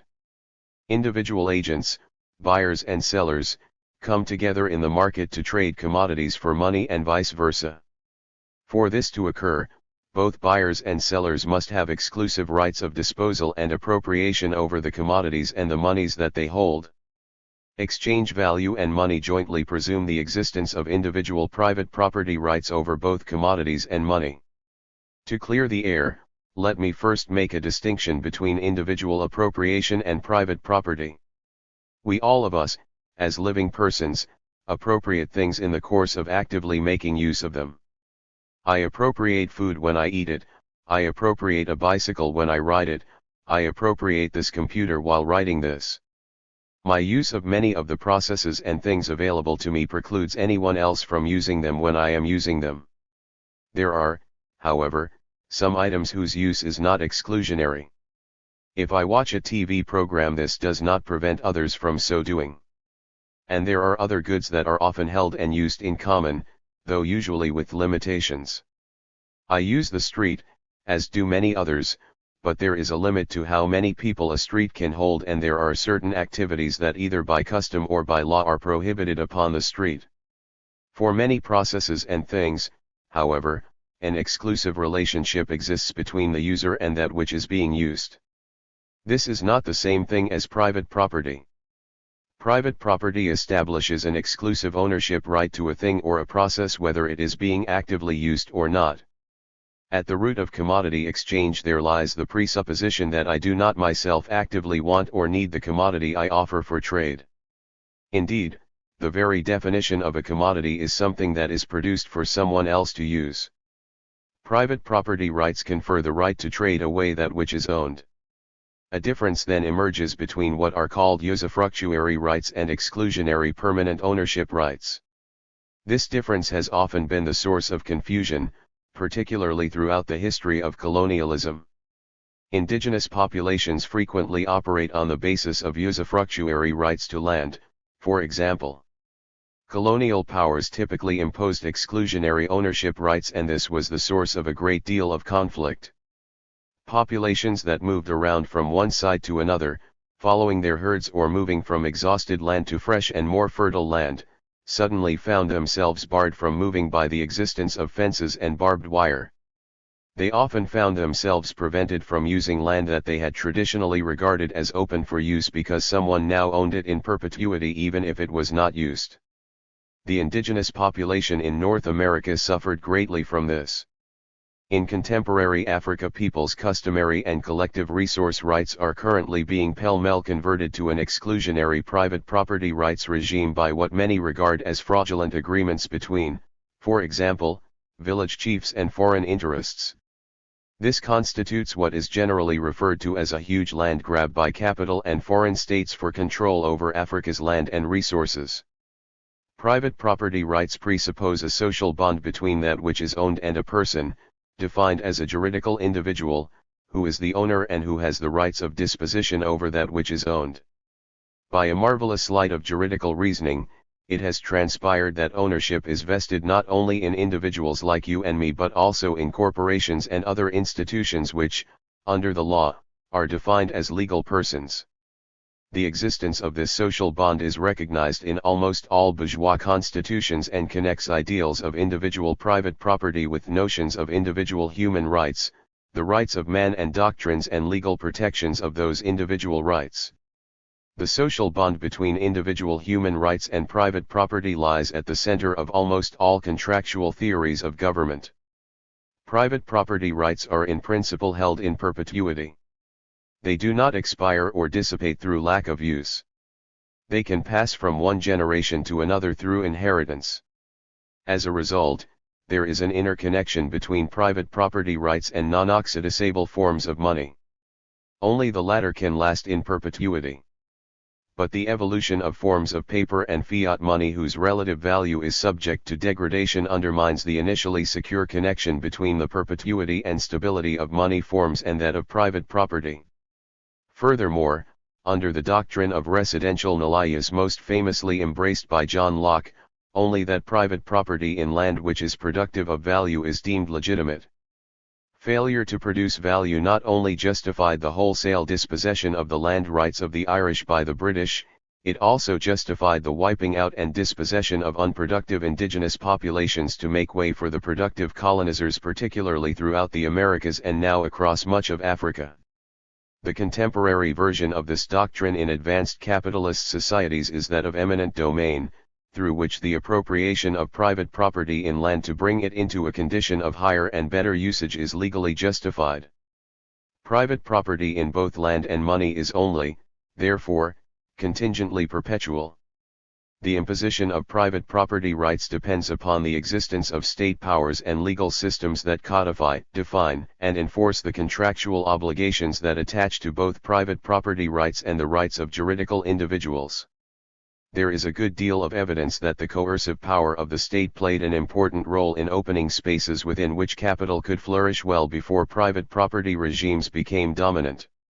This was as true in the transition from feudalism to capitalism in Europe as it later became when the Chinese set up special economic zones for capitalist activity in southern China after 1980. But in between usufructuary and private property rights lies a plethora of common property or customary rights, which are often confined to a given polity.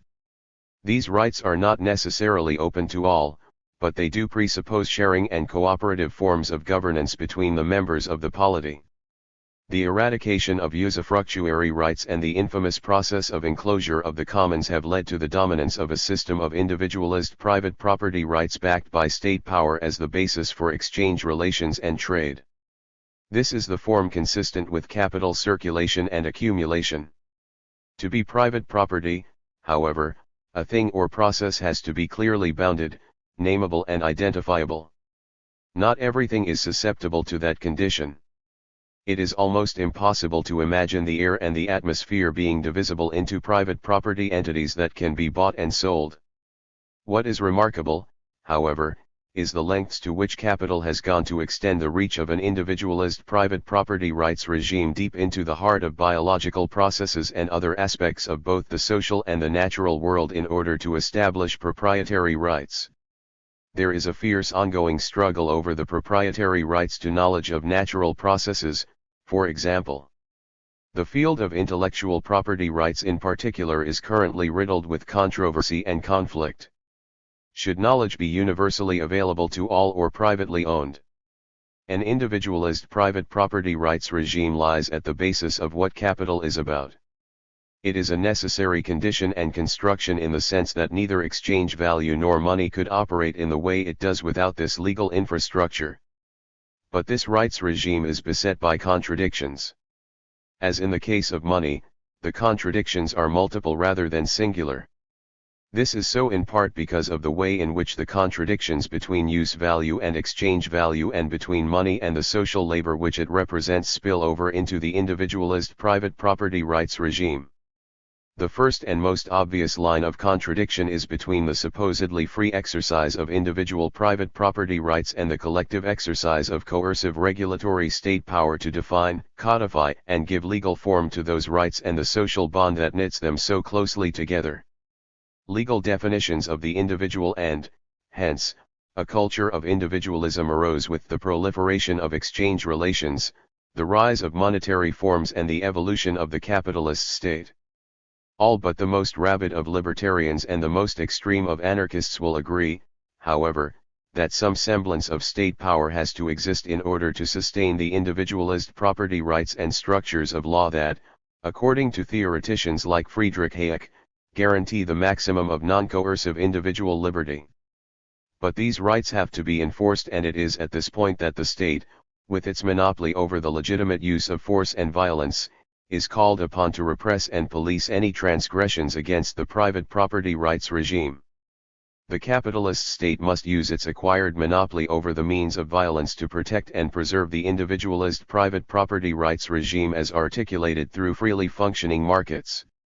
The centralist power of the state is used to protect a decentralist private property system. However, the extension of the status of personhood and juridical individual to powerful corporations and institutions obviously corrupts the bourgeois utopian dream of a perfected world of individual personal liberty for all on the basis of democratically dispersed ownership. There are many problems within the realm of market exchange that prompt the state to go far beyond a simple night watchman role as guardian of private property and of individual rights.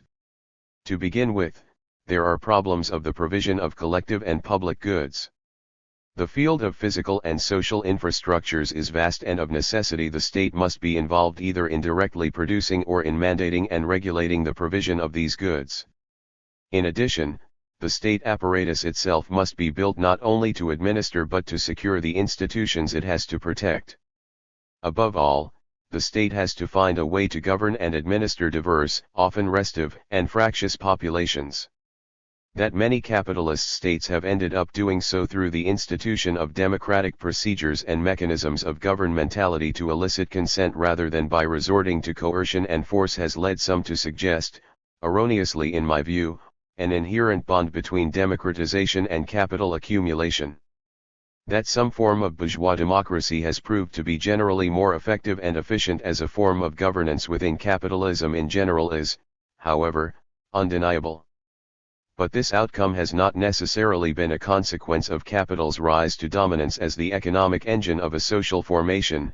It owes its dynamic to broader political forces and to long-standing attempts to find collective forms of governance that effectively bridge the tension between the potential arbitrariness of state autocratic power and the popular desire for individual liberty and freedom. Then there is the pervasive problem of what to do about market failures. These arise because of so-called externality effects, defined as real costs which are not registered in the market. The most obvious field of externalities is pollution, where firms and individuals do not pay for deleterious effects on air, water, and land qualities through their actions. There are other forms of both positive and negative externality effects that typically lead to calls for collective rather than individual action. The exchange value of housing, for example, is captive to externality effects since investment or disinvestment in one house in a neighborhood has an effect on the value of houses in the immediate vicinity. One form of state intervention designed to cope with problems of this sort is land use zoning. Most people concede the legitimacy of state or other forms of collective action to control and regulate those activities that generate strong negative externality effects. In all of these instances, the state necessarily has to encroach upon the exercise of individual liberties and private property rights. The contradiction between use and exchange values spills over to have profound effects upon the relation between centralist state power and the free exercise of decentralist individual private property rights. The only interesting question is how far does the state go and to what degree that encroachment might be based on coercion rather than the building of consent. In any case, the state has to have a monopoly over the legalist use of violence to exercise such functions. That monopoly also becomes explicit in the way the state in both its pre-capitalist and its capitalist incarnations has been preeminently a war-making machine embroiled in geopolitical rivalries and geo-economic straitgazing on the world stage. Within the framework of an emergent and perpetually evolving interstate global system, the capitalist state is involved in the pursuit of diplomatic, trading and economic advantages and alliances to secure its own wealth and power by enhancing the capacity of property rights holders to amass more and more wealth in the territory in which they reside. In so doing, war, classically defined as diplomacy by other means, becomes a crucial tool of geopolitical and geoeconomic positioning in which the amassing of wealth, competitive power and influence within the territorial confines of the state becomes a distinctive aim. But to fight wars and engage in such maneuverings the state requires adequate economic resources. The monetization of its war-making activities lay at the root of the construction of what economic historians refer to as the fiscal military state from the 15th century onwards. At the heart of the state lay the construction of what I call the state-finance nexus. In the British case this was most clearly symbolized by the alliance between the state apparatus on the one hand and the London merchant capitalists on the other. The latter effectively funded the state's war-making powers by securing the national debt in return for an exclusive charter to monopolize and manage the monetary system through the formation of the Bank of England in 1694. This was the world's first central bank. It subsequently became a model for the rest of the capitalist world to follow. This highlights a key relationship between the state and money. Silvio Gesell, I think, has it right. Money requires the state, without a state money is not possible, indeed the foundation of the state may be said to date from the introduction of money. Money is the most natural and the most powerful cement of nations. The fact that money is indispensable, and that state control of money is also indispensable, gives the state unlimited power over money. Exposed to this unlimited power, the metal covering of money is as chaff before the wind. Money is as little protected by the money material from abuse of state power as the constitution of the state is protected from arbitrary usurpation of power by the parchment upon which it is written. Only the state itself, the will of those in power, can protect money from bunglers, swindlers, and speculators, on condition that those in power are capable of purposeful use of their power. Up to the present they have never, unfortunately, possessed this capability. 1. Yet, Gesell surprisingly suggests, the security of paper money is greater than that of metal money. This is so precisely because paper money is secured by all the interests and ideals which weld people into a state. The paper money of a state can only go down with the state itself. The state, which is usually defined by its monopoly over the legitimate use of violence, acquires another key function: it must have monopoly power over money and the currency. There are two caveats to this argument. First, this monopoly power is generic to the state and not particular. The global monetary system is hierarchical in character. The US dollar has functioned as the reserve currency for the global monetary system since 1945, and the USA has exclusive rights of seigniorage of that money. The monetary powers of other states are circumscribed because international debts are typically denominated in US dollars and have to be paid in dollars. An individual state cannot monetize its debts by printing its own currency because the immediate effect will be to devalue the local currency against the US dollar. There are other currencies which might be used for global trade: pound sterling, the euro, and the yen, and maybe in the future the Chinese yuan. But these have so far not threatened the position of the US dollar, and occasional proposals to replace the dollar with a market basket of currencies have so far been rebuffed by the USA. Considerable benefits accrue to the USA, after all, from its control over the global reserve currency. U.S. imperial power has been exercised either directly or indirectly by dollar diplomacy. The hegemony of the U.S. state in the world system is largely sustained by its control over the world currency and its ability to print money to pay, for example, for its excessive military expenditures. In the face of this, individual states may give up their role over their own currency. Ecuador, for example, uses US dollars. When the euro came into being, the individual states surrendered their monopoly power over their currencies to a set of supranational institutions dominated by Germany and to a lesser degree by France. The second caveat is that this monopoly right of the state over the currency can be subcontracted, as it were, to merchant and banking capitalists through the chartering of central banks that are nominally independent of direct democratic or state political control. This is the case with the Bank of England, the US Federal Reserve and the European Central Bank. These powerful institutions exist in a liminal space between the state and the private banks. They are institutions which, along with the treasury departments of the state government, form the state finance nexus that has long functioned as the central nervous system for regulating and promoting capital. The state finance nexus has all the characteristics of a feudal institution, because its operations are usually hidden from view and shrouded in mystery. It operates more like the Vatican or the Kremlin than like an open and transparent institution. It assumes a human face only at times of difficulty, when, for example, Hank Paulson and Ben Bernanke jointly took to the airwaves to dictate national policy in the wake of the collapse of Lehman Brothers in September 2008, when both the executive branch and Congress appeared paralyzed and fearful. When the financial system and the state finance nexus fails, as it did in 1929 and 2008, then everyone recognizes there is a threat to the survival of capital and of capitalism, and no stone is left unturned and no compromise left unexamined in the endeavors to resuscitate it too. But all is not always harmonious in the relation between the capitalist state and private property. To the degree that the state embraces some form of democracy in order to counteract the absolutist and autocratic state forms that can be arbitrarily hostile or unreceptive to certain of the requirements of capital, regarding, for example, freedom of movement, so it is opened up to populist influences of various sorts. If, as sometimes happens, it is captured by organized labor and left political parties, so its powers may be deployed to curb the powers of capital as private property. Capital can then no longer operate freely in many domains of the economy. It finds itself forced to operate in the framework of a veritable regulatory forest that circumscribes its freedoms. From time to time, therefore, the contradiction between state and private property gets heightened into an absolute contradiction that pits public against private, state against market. Fierce ideological and political battles can erupt around this contradiction.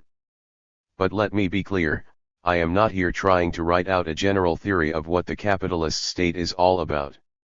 I am simply drawing attention to those aspects and specific functions of the state that have to operate in a certain way to support the reproduction of capital. Given its powers of taxation and the state's susceptibility to political influences and interests, state powers can sometimes be redirected politically to economic ends in ways that trump private entrepreneurial activity and interests.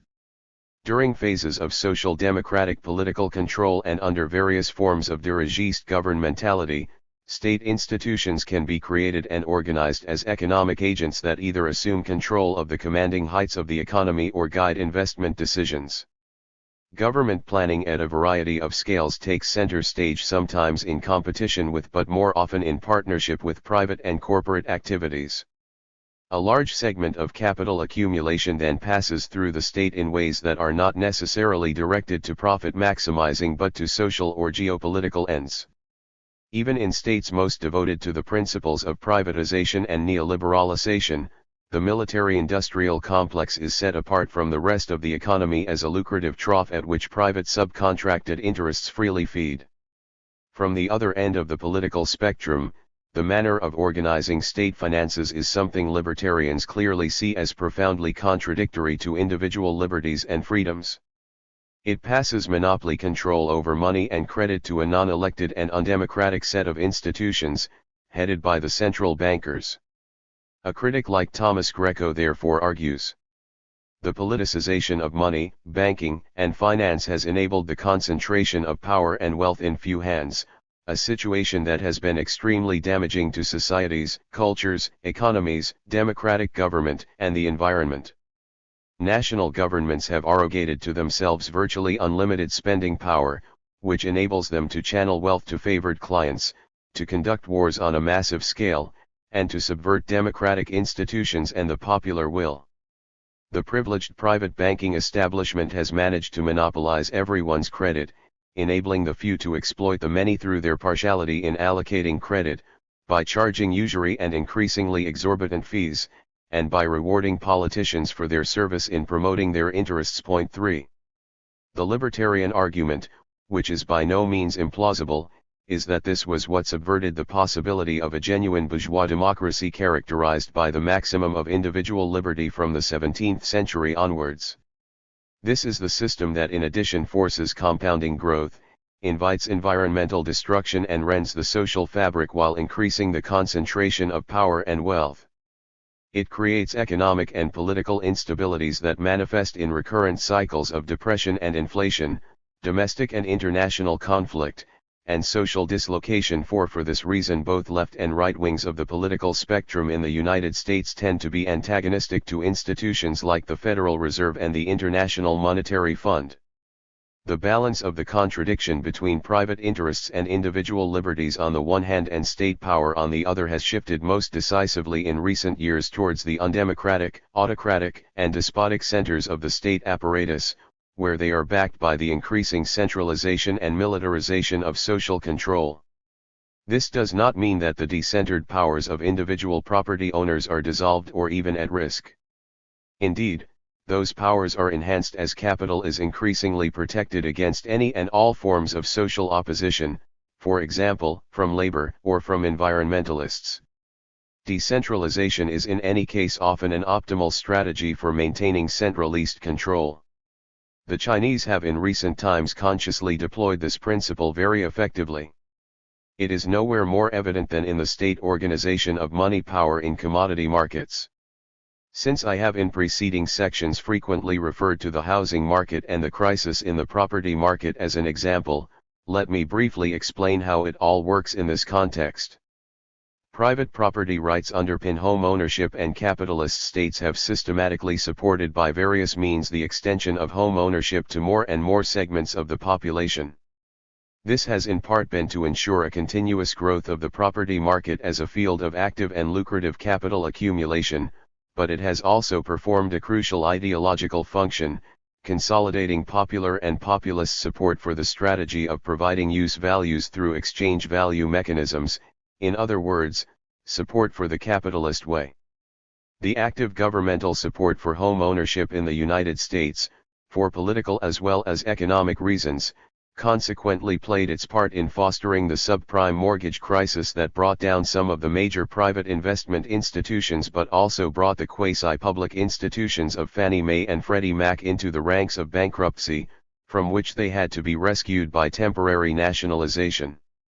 So what, then, must the political strategy in relation to this contradiction between state and private property be? A simple argument to try to restore the balance and enhance individual liberties cannot suffice, in part because the balance has shifted so dramatically towards arbitrary state power and also because faith in the state as a potentially benevolent agent has largely faded. The return of the state to a pure night watchman role will only further unleash the powers of what is already a largely unregulated capital to do as it will without any social or long-term constraints. The only viable alternative political strategy is one that dissolves the existing contradiction between private and individual interests on the one hand and state power and interests on the other and replaces it with something else. It is in this context that much of the current left concern with the re-establishment and reclamation of the commons makes so much sense. The absorption of private property rights into a comprehensive project for the collective management of the commons and the dissolution of autocratic and despotic state powers into democratic collective management structures become the only worthy long-term objectives. These objectives make sense when applied to money and credit. The reclamation of money and credit as a form of the democratically regulated commons is imperative if the trend towards autocracy and monetary despotism is to be reversed. Severing the activities of money creation from the state apparatus becomes imperative in the name of strengthening and democratizing collective liberties and freedoms. Since the power of the capitalist state rests in part on the twin pillars of a monopoly over the legitimate use of violence and monopoly power over monetary affairs and the currency, the breaking of the latter monopoly would ultimately entail a dissolution of capitalist state power. Once deprived of power over its monetary resources, the capacity of the state to resort to militarist violence against its own restive populations would be nullified also. While this might seem far-fetched as an idea, something like it is already partially realized by the fact that the power of the bondholders is being used in countries like Greece, Italy, and Spain to dictate state policies towards their own populations. Replace the power of the bondholders by the power of the people, and this all too visible trend could just as easily be reversed. State power is, as already noted, generic rather than particular. Hence this politics would have to dissolve all those international monetary institutions that have emerged to support the dollar imperialism of the USA and which serve to maintain its financial hegemony within the world system. The disciplinary apparatus that is currently destroying the daily life of the Greek people, as well as the lives of many others who have suffered from the interventions of the IMF, would likewise need to be dissolved to make way for practices and institutions of collective management of the commonwealth of populations. Such a solution may appear abstracted and utopian in relation to current practices. But it is vital for alternative politics to have this sort of vision and long-term ambition in mind. Radical agendas, either revolutionary or reformist, must be formulated if civilization is to be saved from being drowned in the contradiction between callous and unregulated private property and increasingly autocratic and militarist police state powers dedicated to the support of capital rather than to the well-being of the people. Contradiction 4. Private appropriation and commonwealth. The commonwealth created by social labor comes in an infinite variety of use values, everything from knives and forks to cleared lands, whole cities, the aircraft we fly, the cars we drive, the food we eat, the houses we live in and the clothes we wear. The private appropriation and accumulation of this commonwealth and the social labor congealed within it occur in two quite different ways.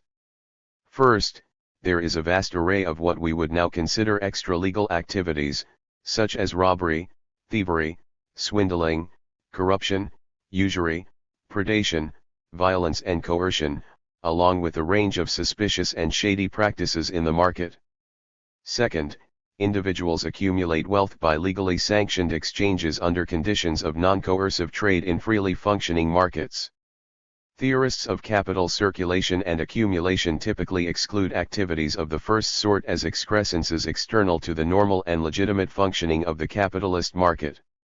They build their models of capital circulation and accumulation on the presumption that only the second mode of private appropriation and accumulation of social wealth is legitimate and relevant. I think it is time we overthrew this convenient but profoundly misleading fiction promoted by the economics textbooks and recognize the symbiotic relation between these two forms of appropriation of both social labor and the products of that social labor.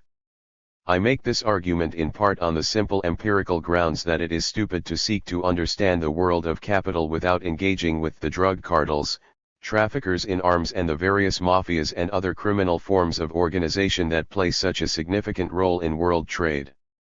It is impossible to shunt aside as accidental excrescences the vast array of predatory practices that were so easily identifiable in the recent crash of property markets in the United States. But beyond these obvious empirical reasons, there are strong theoretical grounds for believing that an economy based on dispossession lies at the heart of what capital is foundationally about. The direct dispossession of the value that social labor produces at the point of production is but one strain of dispossession that feeds and sustains the appropriation and accumulation by private persons of large portions of the commonwealth.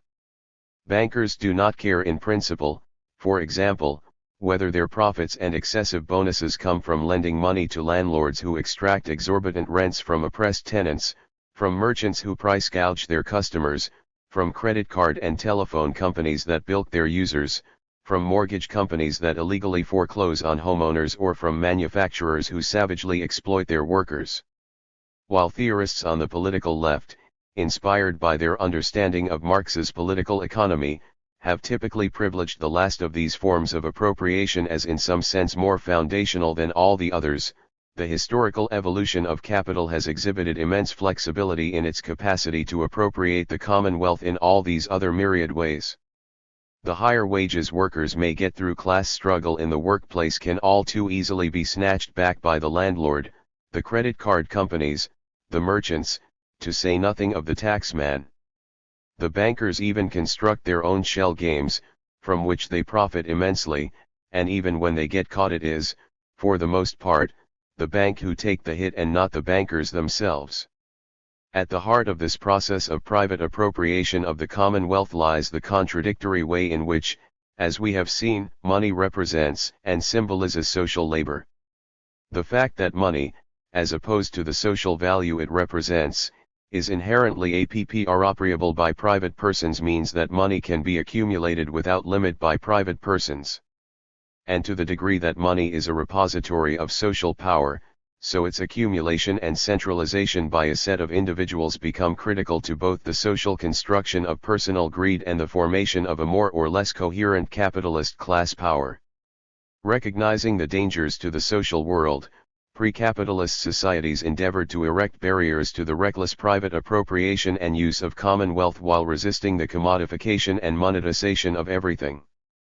They realized very well that monetization dissolved other ways of forming community with the result, as Marx put it, that money became the community. 1 We are still living with the consequences of that transition.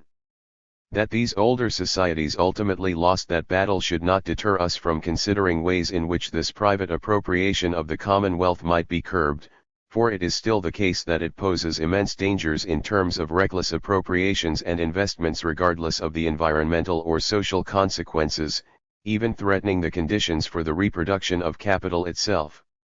While this may all be self-evident, there is something even more sinister at work within the monetary calculus that really puts the seal upon the politics and practices of accumulation by dispossession as the hallmark of what capital is about. In the examination of how money works, we saw how the distinction between value and price opened a gap between the realities of social labor on the one hand and the ability to hang a fictional price label on anything, no matter whether it was a product of social labor or not. Both uncultivated land and conscience can be sold for money. The gap between values and prices was therefore not only quantitative but also qualitative. This gap has become a yawning chasm as capital has expanded its range and depth with the passing of time. Of all writers it was, perhaps, Karl Polanyi, an émigré Hungarian socialist economic historian and anthropologist who ended up working and writing in the United States at the height of the McCarthyite scourge, who most clearly saw the nature of this phenomenon and the perils to society which it posed. His influential work on the Great Transformation was first published in 1944 and remains a landmark text to this day. The markets for labor, land, and money are, he pointed out, essential for the functioning of capital and the production of value. But labor, land, and money are obviously not commodities. Labor is only another name for a human activity which goes with life itself, which in its turn is not produced for sale but for entirely different reasons, nor can that activity be detached from the rest of life, be stored or mobilized.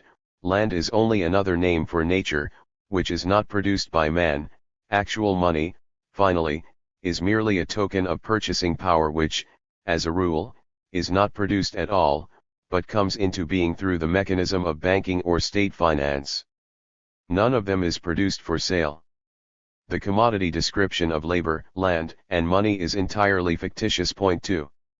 To allow the fictions that land, labor, and money are commodities to flourish without restraint would, in Polanyi's view, result in the demolition of society. In disposing of a man's labor power, the system would, incidentally, dispose of the physical, psychological, and moral entity man attached to that tag. Robbed of the protective covering of cultural institutions, human beings would perish from the effects of social exposure. They would die as the victims of acute social dislocation through vice, perversion, crime, and starvation.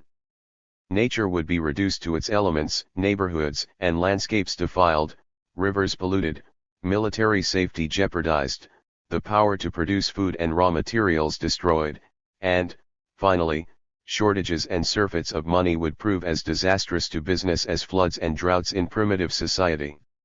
No society, Polanyi concluded, could stand the effects of such a system of crude fictions even for the shortest stretch of time unless its human and natural substance as well as its business organization was protected against the ravages of this satanic mill. 3 To the degree that neoliberal politics and policies these last few decades have dismantled many of the protections that had been so painstakingly created through earlier decades of struggle, so we now find ourselves increasingly exposed to some of the worst traits of that satanic mill which capital, left to itself, inevitably creates. Not only do we see around us abundant evidence of so many of the collapses that Polanyi feared, but a heightened sense of universal alienation looms ever more threatening, as more and more of humanity turns away in disgust from the barbarism that underpins the civilization it has itself constructed. This constitutes, as I shall argue by way of conclusion, one of the three most dangerous, perhaps even fatal, contradictions for the perpetuation of both capital and capitalism. How the commodification of labor, land, and money was historically accomplished is in itself a long and painful story, as Marx's brief history of so-called primitive accumulation in Capital outlines. The transformation of labor, land, and money into commodities rested on violence, cheating, robbery, swindling and the like. The common lands were enclosed, divided up and put up for sale as private property. The gold and silver that formed the initial money commodities were stolen from the Americas. The labor was forced off the land into the status of a free wage laborer who could be freely exploited by capital when not outright enslaved or indentured. Such forms of dispossession were foundational to the creation of capital. But even more importantly, they never disappeared. Not only were they central to the more dastardly aspects of colonialism, but to this very day the politics and policies of dispossession of access to land, water and natural resources are underpinning massive movements of global unrest. The so-called land grabs throughout Africa, Latin America, and much of Asia are just the most obvious symptom of a politics of accumulation by dispossession run riot in ways that even Polanyi could not have imagined. In the United States, tactics of eminent domain, along with the brutal foreclosure wave that led to massive losses not only of use values but also of hard-won savings and asset values embedded in housing markets, to say nothing of the loss of pension, healthcare, and educational rights and benefits, all indicate that the political economy of outright dispossession is alive and well in the very heart of the capitalist world. The irony of course is that these forms of dispossession are now increasingly administered under the virtuous disguise of a politics of the austerity required to bring an ailing capitalism back into a supposedly healthy state. To isolate nature and form a market out of it was perhaps the weirdest of all undertakings of our ancestors, Polanyi remarks, while to separate labor from other activities of life and subject it to the laws of the market was to annihilate all organic forms of existence and replace them by a different type of organization, an atomist and individualistic one. For this last consequence has been crucial to how the structure of contradictions we are here examining works. Plainly, the contradictory unity between state and private property that constitutes the third foundational contradiction of capital became significant not as a foundational tool to facilitate accumulation by dispossession, but as a post facto legitimation and institutional rationalization of the results of that violence of dispossession. Once land, labor, and money had been objectified, pulverized and broken away from their embeddedness in the broader flows of cultural life and of living matter, then they could be resutured together under the umbrella of constitutional rights and laws founded on principles of individual rights to private property guaranteed by the state. Land, for example, is not a commodity produced by social labor. But it was at the heart of the enclosure movement in Britain and colonizing practices everywhere to divide it up, privatize and commodify it so that the land market could become a primary field for capital accumulation and wealth extraction on the part of an increasingly powerful rentier class. So-called natural resources can likewise be bought up even though they are not in themselves a product of social labor. The commodification of nature has certain limits because some things are not easily privatized and enclosed. While the fish extracted from the oceans can easily be commodified, the waters in which they swim pose a different problem. Markets can, however, be created around usufructuary rights to, say, pollution of the atmosphere and the oceans, or to exclusive leasing rights to fishing in certain zones. The enclosure and parceling up of land, of labor, and money power, all as commodities, were crucial to this transition to the system of private property rights that gives a legal basis for the operations of capital. The state, private property contradiction thus displaces a fluid and alive conception of the relation to nature, with the idea that nature is to be construed, as Heidegger once complained, as one vast gasoline station. 5. It likewise displaced all those cultural assumptions that attached to common property regimes and customary rights that were more characteristic of preceding modes of production. It puts in place of all of this variety of being and living in the world a doctrine of the universal, self-evident, and individualist rights of man, dedicated to the production of value, that effectively masks in universalistic and naturalist legal doctrine the lurid trail of violence that accompanied the dispossession of indigenous populations. To this day, however, opponents and dissenters to all of this, increasingly viewed as terrorists, are more likely to inhabit the prisons than live in the mini-utopia of the bourgeois suburb. In this constructed world, certain truths stand out as self-evident, chief of which is that everything under the sun must be in principle and wherever technically possible subject to commodification, monetization and privatization. We have already had cause to comment on how housing, education, healthcare, and public utilities have trended in this direction, and we can now add to these the activities of war-making and even government itself, as more and more of these sectors get subcontracted to private companies. Those blessed with sufficient money power can then buy up almost anything and everything, to the exclusion of the mass of the population that is lacking in sufficient money power, subversive guile, or political/military influence to compete. But the fact that it is now possible to buy up proprietary rights to gene sequences, pollution credits and weather futures should surely, in the light of Polanyi's warnings, give us pause. The trouble, however, is that all of this seems to be so embedded in the natural and unshakable bourgeois order of things that it seems not only understandable but inevitable that business as usual should be able to dominate social life in spheres of social and cultural activity where it has absolutely no business to be. Exchange value is everywhere the master and use value the slave. It is in this context that the revolt of the mass of the people in the name of inadequate access to fundamental use values becomes imperative. That imperative then couples with a systematic critique and revolt against the ongoing politics of appropriation and accumulation by dispossession. That politics sits in a puzzling and plainly contradictory relation to universal legal doctrines of private property rights that supposedly regulate state, individual relations in such a way that coercive dispossessions, thievery, robbery, and chicanery ought to have no place. Capitalist constitutionality and legality, it seems, are based on a lie, or at best upon confusing fictions, if events in financial and housing markets these last few years are anything to go by. Yet we lack a common sense of exactly what the nature of that lie might be. As a result, we typically reduce the problem of accumulation by dispossession to one of the inability to apply, implement, and regulate market behaviors sufficiently. There are two other insights to be taken from this formulation. First, what guarantees that the individuals who so pillage and raid the commonwealth will act collectively in such a way as to ensure the reproduction of that commonwealth?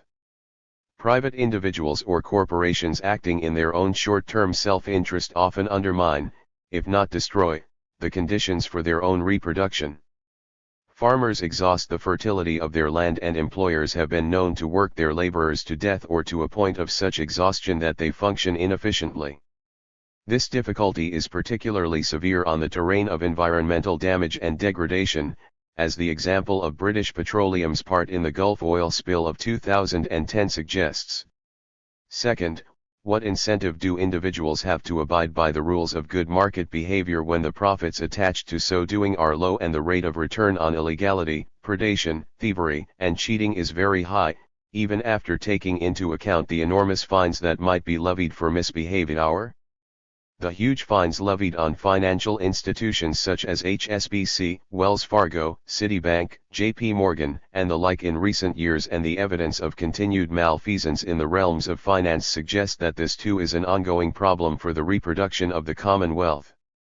It is only when it is clearly understood how the objective but totally fictional mediations of monetization, commodification, and privatization of non-commodities such as land, labor and capital lie at the root of the hypocrisy of capitalist constitutionality that we see how that constitutionality can incorporate illegality at its very base.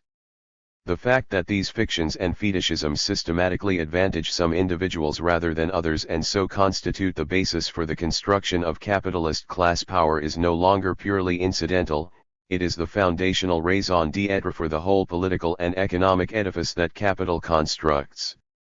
The interrelation between capitalist class power and these fictions and fetishisms is nowhere more evident than in the crucial commodification, monetization, and privatization of labor power, and it is to this that we must now turn.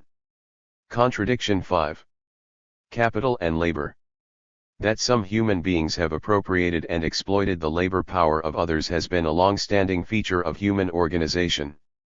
The exercise of the power to do so has entailed the construction of different social relations, from the coercions of slavery, serfdom, and the trading of women as mere chattels to the willing consent of worshippers to do God's or the God's work in theocratic societies, or the submissive fealty of loyal subjects to go to war or to mobilize to build, say, pyramids, in the name of a revered leader, patriarch, monarch, or local lord.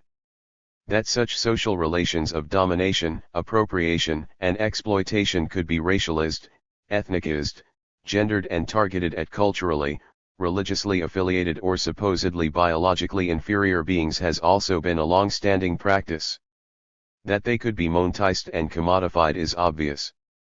Slaves could be bought and sold directly, dowries were attached to the trade in women, and mercenary armies displaced those in which religious beliefs and personal loyalties were what counted.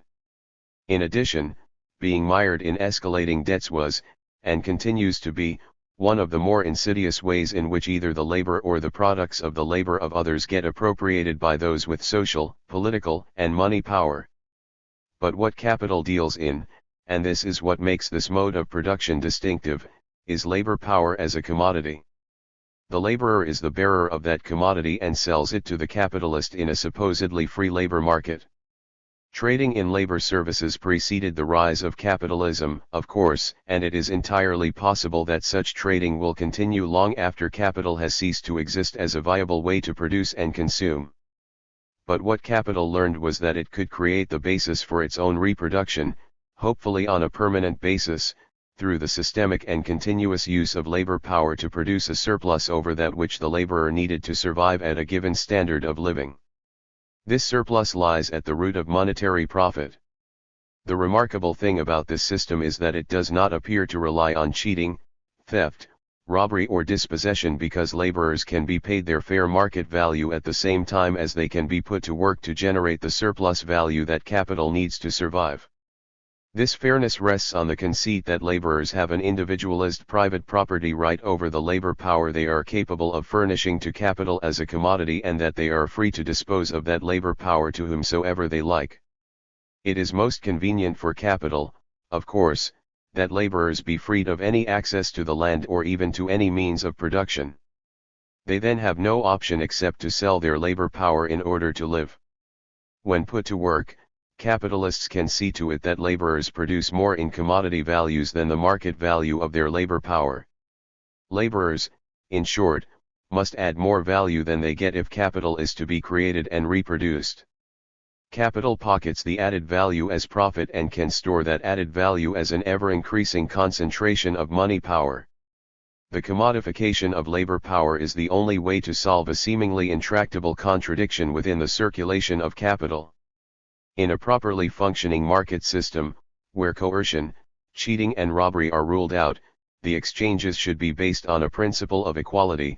We exchange use values with each other and the value of those use values should be roughly the same. This contradicts the presumption that there will be more value for all capitalists, because in a well-functioning capitalist system all capitalists should earn a profit.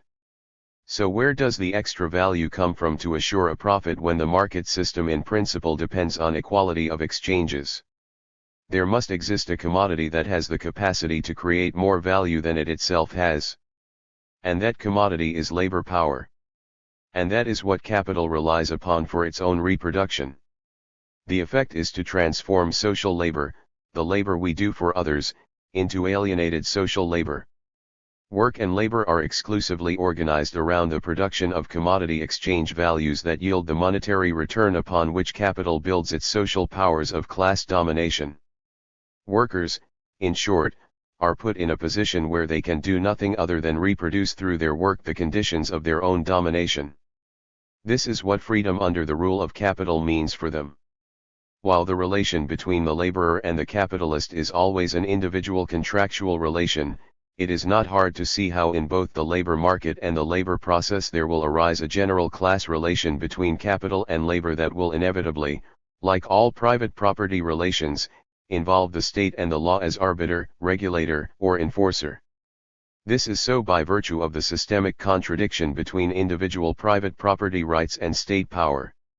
Nothing stops the laborers individually or collectively agitating and fighting for more, and nothing stops the capitalists from striving to either pay the laborer less than their fair market value or reduce the value of labor power. Both capital and labor are within their rights to struggle over these issues and, as Marx famously put it, between equal rights, force decides. Point 1. The more that capital is successful in the struggle against labor, the greater its profits. The more the laborers succeed, the higher their standard of living and the more options they have in the labor market. The capitalist likewise typically struggles to increase the intensity, productivity, and/or length of time of the labor rendered to it in the labor process, while laborers strive to diminish both the hours and the intensity as well as the physical hazards implicit in the activity of laboring. The regulatory power of the state, for example, legislation to limit the length of the working day or to limit exposure to hazardous working conditions and materials, is often involved in these relations. The forms and effectiveness of the contradictory relation between capital and labor have been much studied and have long played a critical part in defining the necessity of revolutionary as well as reformist political struggles. I can therefore be mercifully brief here, since I presume most of my readers are broadly familiar with what is entailed.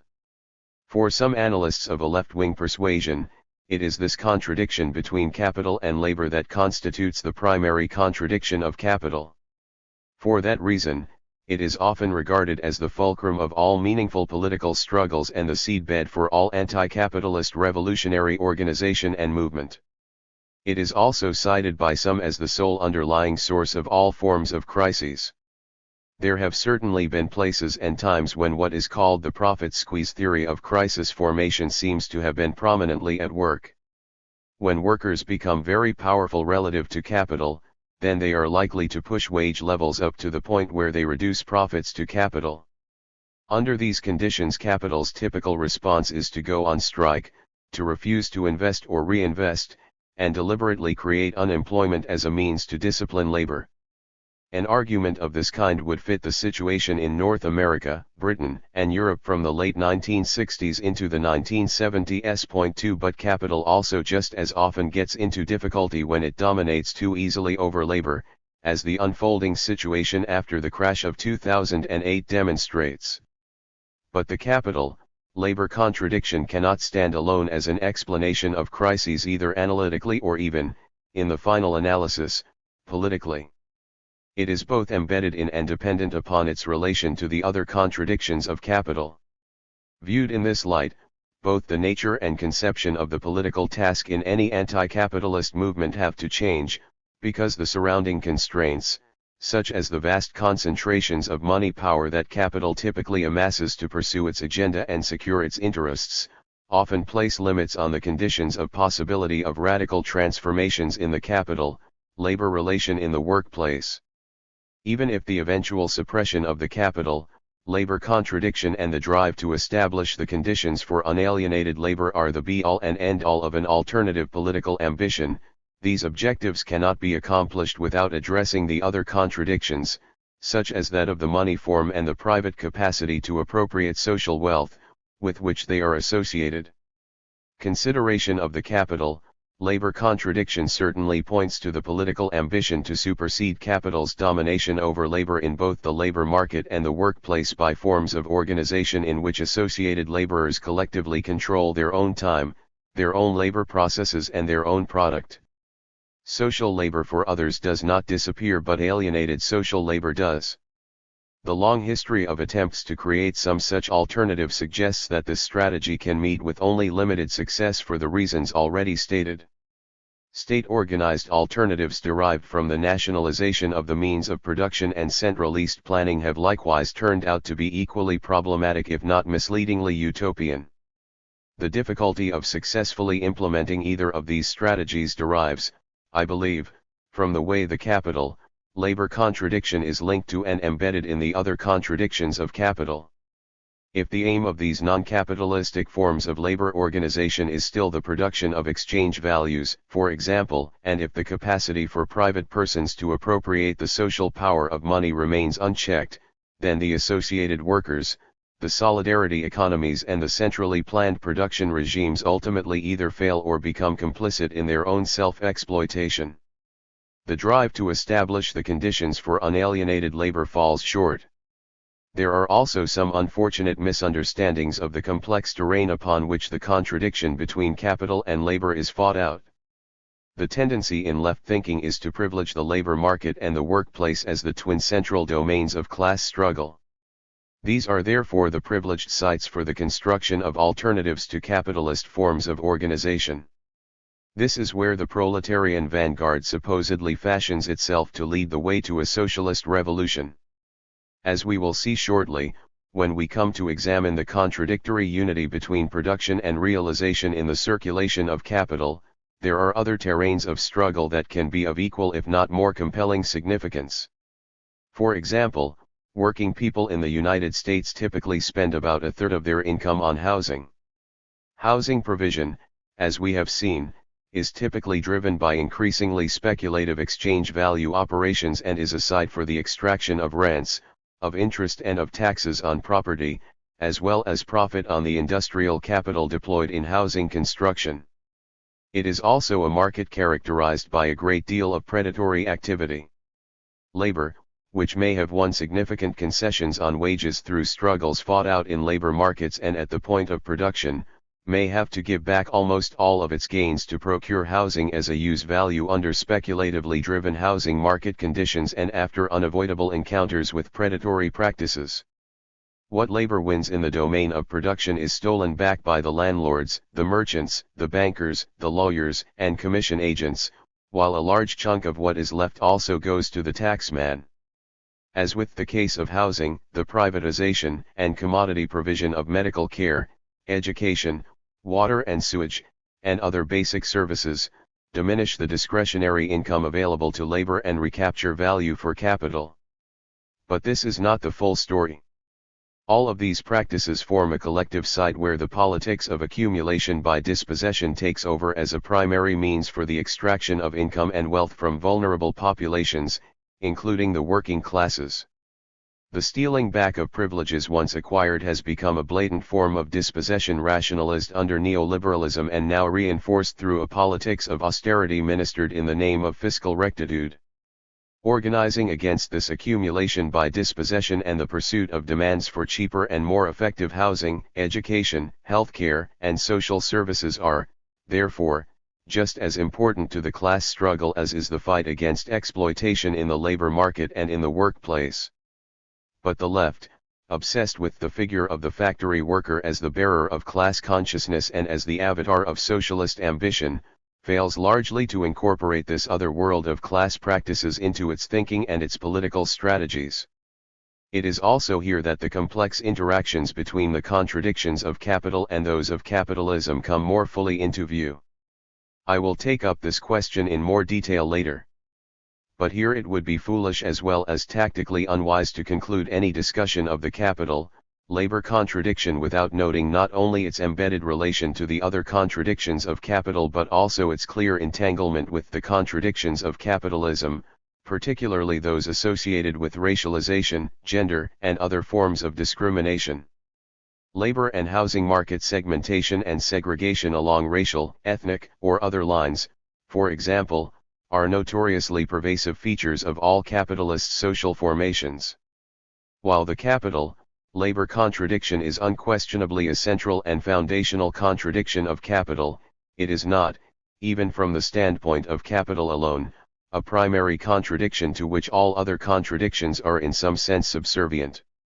From the standpoint of capitalism, this central and foundational contradiction within the economic engine constituted by capital clearly has a vital role to play, but its tangible manifestations are mediated and tangled up through the filters of other forms of social distinction, such as race, ethnicity, gender, and religious affiliation, so as to make the actual politics of struggle within capitalism a far more complicated affair than would appear to be the case from the standpoint of the labor-capital relation alone.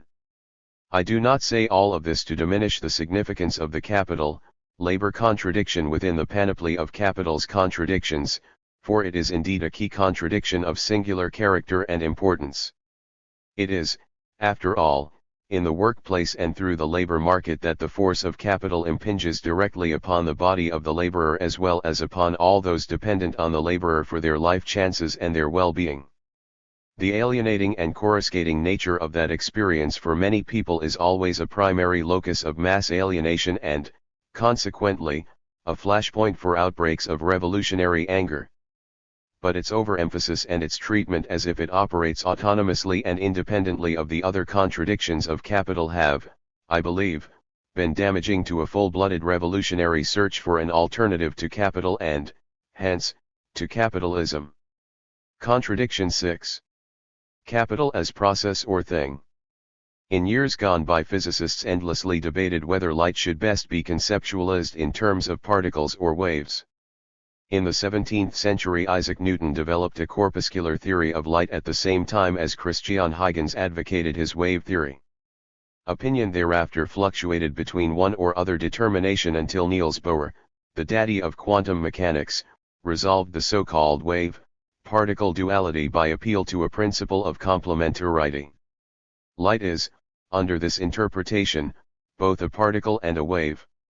Both descriptions are needed to complete our understanding, but we do not need to use both descriptions at the same time. Some physicists, however, regarded the duality as simultaneous rather than complementary. And there was considerable debate over whether the duality was inherent in nature or reflected the limitations of the observer. Whatever the case, it is clear that dualities of this sort are now accepted as foundational for theory building in many areas of the natural sciences. The mind-brain duality, to take another example, lies at the root of thinking in the contemporary neurosciences. So let it not be said that the natural sciences are inherently hostile to some kind of dialectical reasoning or immune to the idea of contradiction. What a pity that conventional economics, which aspires to the status of a science, has not followed suit. Should capital be viewed as a process or as a thing? It has to be viewed, I shall argue, as both, and I favor a simultaneous rather than a complementary interpretation of how this duality works, even though, for purposes of exposition, it is often necessary to favor one standpoint over another. The unity of the capital circulating continuously as a process and a flow on the one hand and the different material forms it assumes on the other make for a contradictory unity. The focus of our inquiry has to be, therefore, upon the nature of this contradiction and how it can be the locus of creativity and change as well as of instabilities and crises. Consider a simple flow model of how a well-behaved and honest capitalist might work while respecting all the legalities that a properly regulated capitalist state might impose on market behaviors. The capitalist starts the day with a certain amount of money. That money is used to purchase means of production. The capitalist also finds a labor market at hand and hires workers under contract for a given period of work. The acquisition of these means of production and of labor power precedes the moment of production. The labor power is, however, usually remunerated after production has occurred, whereas the means of production are usually paid for prior to production. Plainly, the productivity of workers depends on the technology, the organizational form and the intensity/efficiency of the labor process as designed by the capitalist. The outcome of this production process is a new commodity which is taken into the marketplace and sold to consumers at a price that should yield the capitalist an equivalent sum of money to that which was initially laid out plus an additional sum that constitutes a profit. The profit at the end of the day is the motivation for going to all the trouble to engage with this process.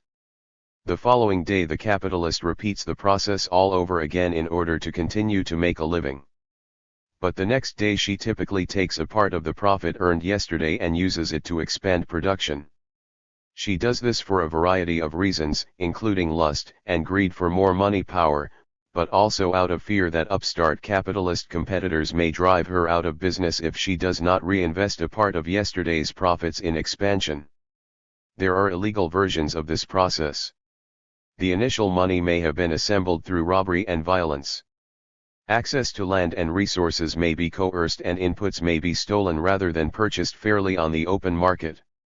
The conditions of contract imposed on labor may violate legally established norms, while violations of all sorts, non-payment of wages, forced extension of working hours, fines for supposed misconduct, can be widespread. Labor process conditions can become intolerable or even hazardous. Chicanery in the marketplace through false representation, monopoly pricing and the sale of defective and even dangerous commodities can all be widespread. Competitors can be shot and monopoly prices charged. The recognition that all these things can happen has led to state policing and interventions such as regulatory laws on occupational safety and health, consumer product safety protections and the like. Almost everywhere we look in the capitalist world, the evidence of widespread illegality is palpable. The definition of what is the norm for legal capital circulation is, it seems, heavily influenced, if not defined, by the field of illegal behaviors. This legal-illegal duality therefore also plays a role in how capital works. Plainly, the involvement of state power as a constraint on individual behaviors is needed. A stateless capitalism is unthinkable. But how the state intervenes depends on class controls and influence over the state apparatus. The illegalities practiced by Wall Street in recent times could not have occurred without some mix of neglect or complicity on the part of the state apparatus. But the main point here is the definition of capital as a process, as a continuous flow of value through the various moments and across the various transitions from one material form to another. At one moment capital takes the form of money, at another it is a stock of means of production or a mass of laborers walking through the factory gates. Within the factory, capital is involved in concrete laboring and the making of a commodity in which latent and as yet unrealized value and surplus value are congealed. When the commodity is sold, then capital returns once again to its money form. In this continuous flow, both the process and the things are contingent upon each other. The process-thing duality is not unique to capital. It is a universal condition of existence in nature, I would argue, and, since human beings are a part of nature, it is a universal condition of social activity and social life under all modes of production. I live my life as a process even as I have thing-like qualities through which the state defines who I am. But capital confronts and mobilizes this duality in a particular way, and it is this that requires our close attention. Capital exists as a continuous flow of value through the different physical states we have identified. The continuity of the flow is a primary condition of capital's existence. Capital must circulate continuously or die. The speed of its circulation is also important. If I can circulate my capital faster than you, then I have a certain competitive advantage. There is considerable competitive pressure, therefore, to accelerate the turnover time of capital. The tendency towards speed up is easily identifiable in capital's history. The list of technological and organizational innovations designed to speed things up and to reduce the barriers posed by physical distance is very long. But all this presumes that the transitions from one moment to another are unproblematic. This is not, however, the case. I have money and I want to make steel, so I need to have to hand immediately all of the ingredients to make that steel. but the iron ore and coal are still buried in the ground and it takes a lot of time to dig them out. There are not enough workers close by who are willing to sell their labor power. I need to build a blast furnace and that takes time too. Meanwhile, my money capital designated for steel production sits dormant and no value is produced. The transition from money into the commodities required for production is plagued with all sorts of potential barriers of this sort, and time lost is capital devalued or even capital lost. It is only when all these barriers are transcended that capital can finally flow into actual production. Within production there are also all manner of potential problems and barriers. It takes time to produce the steel, and the intensity of the work process affects how long it takes for the steel to be produced. While different organizational and technological innovations can be sought out to shorten the working time, there are physical barriers to reducing this time to zero. Workers, furthermore, are not automatons. They may lay down their tools or go slow in the labor process. Establishing control over and collaboration with the workforce is needed for continuity. Once the steel is finished, it has to be sold, and again the commodity can sit on the market for some time before a buyer shows up. If everyone out there has enough steel to last a couple of years, then there can be no buyers at all for a while, and the commodity capital becomes dead capital because it has ceased to circulate. The producer has a vested interest in securing and accelerating the turnover time of consumption. One of the ways to do that is to produce steel that rusts so fast that it needs rapid replacement. Diminishing the turnover time of consumption is much easier, however, in the case of cell phones and electronic devices. Planned obsolescence, innovation, shifting fashion, and the like become deeply rooted in capitalist culture. All sorts of strategies and shortcuts emerge as capital desperately seeks to transcend or bypass the barriers to circulation and to smooth out and speed up its turnover time. Producers, for example, may not want to wait to sell their commodities. For them it is easier to pass the commodity on to merchants at a discount on the full value. The merchants take on both the costs and the risks of selling the product to final consumers. By pursuing efficiencies and economies of scale, they can connect producers with final consumers at a lower cost than would be the case if the direct producers undertook the marketing themselves. This smooths out the flow and provides producers with a more secure market. But, on the negative side, the merchants may end up exercising considerable power over the direct producers and force the latter to take lower rates of return. Alternatively, producers can seek credit on unsold goods. But here too the autonomous power of the bankers, financiers, and discounters may then come into play as an active factor in the circulation and accumulation of capital. Social strategies to maintain the continuity of capital flow constitute a double-edged sword. While they may succeed in their immediate aim of smoothing out and facilitating the circulation process, they simultaneously create active power blocks among the merchants and the financiers who may pursue their own specific interests rather than serve the interests of capital in general. There are other more purely physical problems that exacerbate the tension between fixity and motion within the circulation of capital. These problems center on the category of long-term investments in fixed capital. In order for capital to circulate freely in space and time, physical infrastructures and built environments must be created that are fixed in space. Other more mobile forms of fixed capital have a long life. The mass of all this, as we look at an urban landscape like Sao Paulo, Shanghai, or Manhattan, is simply huge, and much of it is immovable, and that part which is movable cannot be replaced during the item's lifetime without loss of value. It is one of the paradoxes of capital accumulation that as time goes on, the sheer mass of this long-lived and often physically immobile capital for both production and consumption increases relative to the capital that is continuously flowing. Capital is forever in danger of becoming more sclerotic over time because of the increasing amount of fixed capital required. Fixed and circulating capital are in contradiction with each other, but neither can exist without the other. The flow of that part of capital that facilitates circulation has to be slowed down if the movement of the circulating capital is to speed up. But the value of immobile fixed capital can be realized only through its use. A container facility to which no ships come is useless and the capital invested in it is lost. On the other hand, Commodities could not find their way to market without the ships and the container terminals. Fixed capital constitutes a world of things to support the process of capital circulation, while the process of circulation furnishes the means whereby the value invested in the fixed capital is recovered. Another layer of difficulty then arises out of this underlying contradiction between fixity and motion. When the social maneuvers designed to smooth out capital flow are combined with the physical problems of fixity in the land, then a space is opened up for landed property to capture a share of the surplus.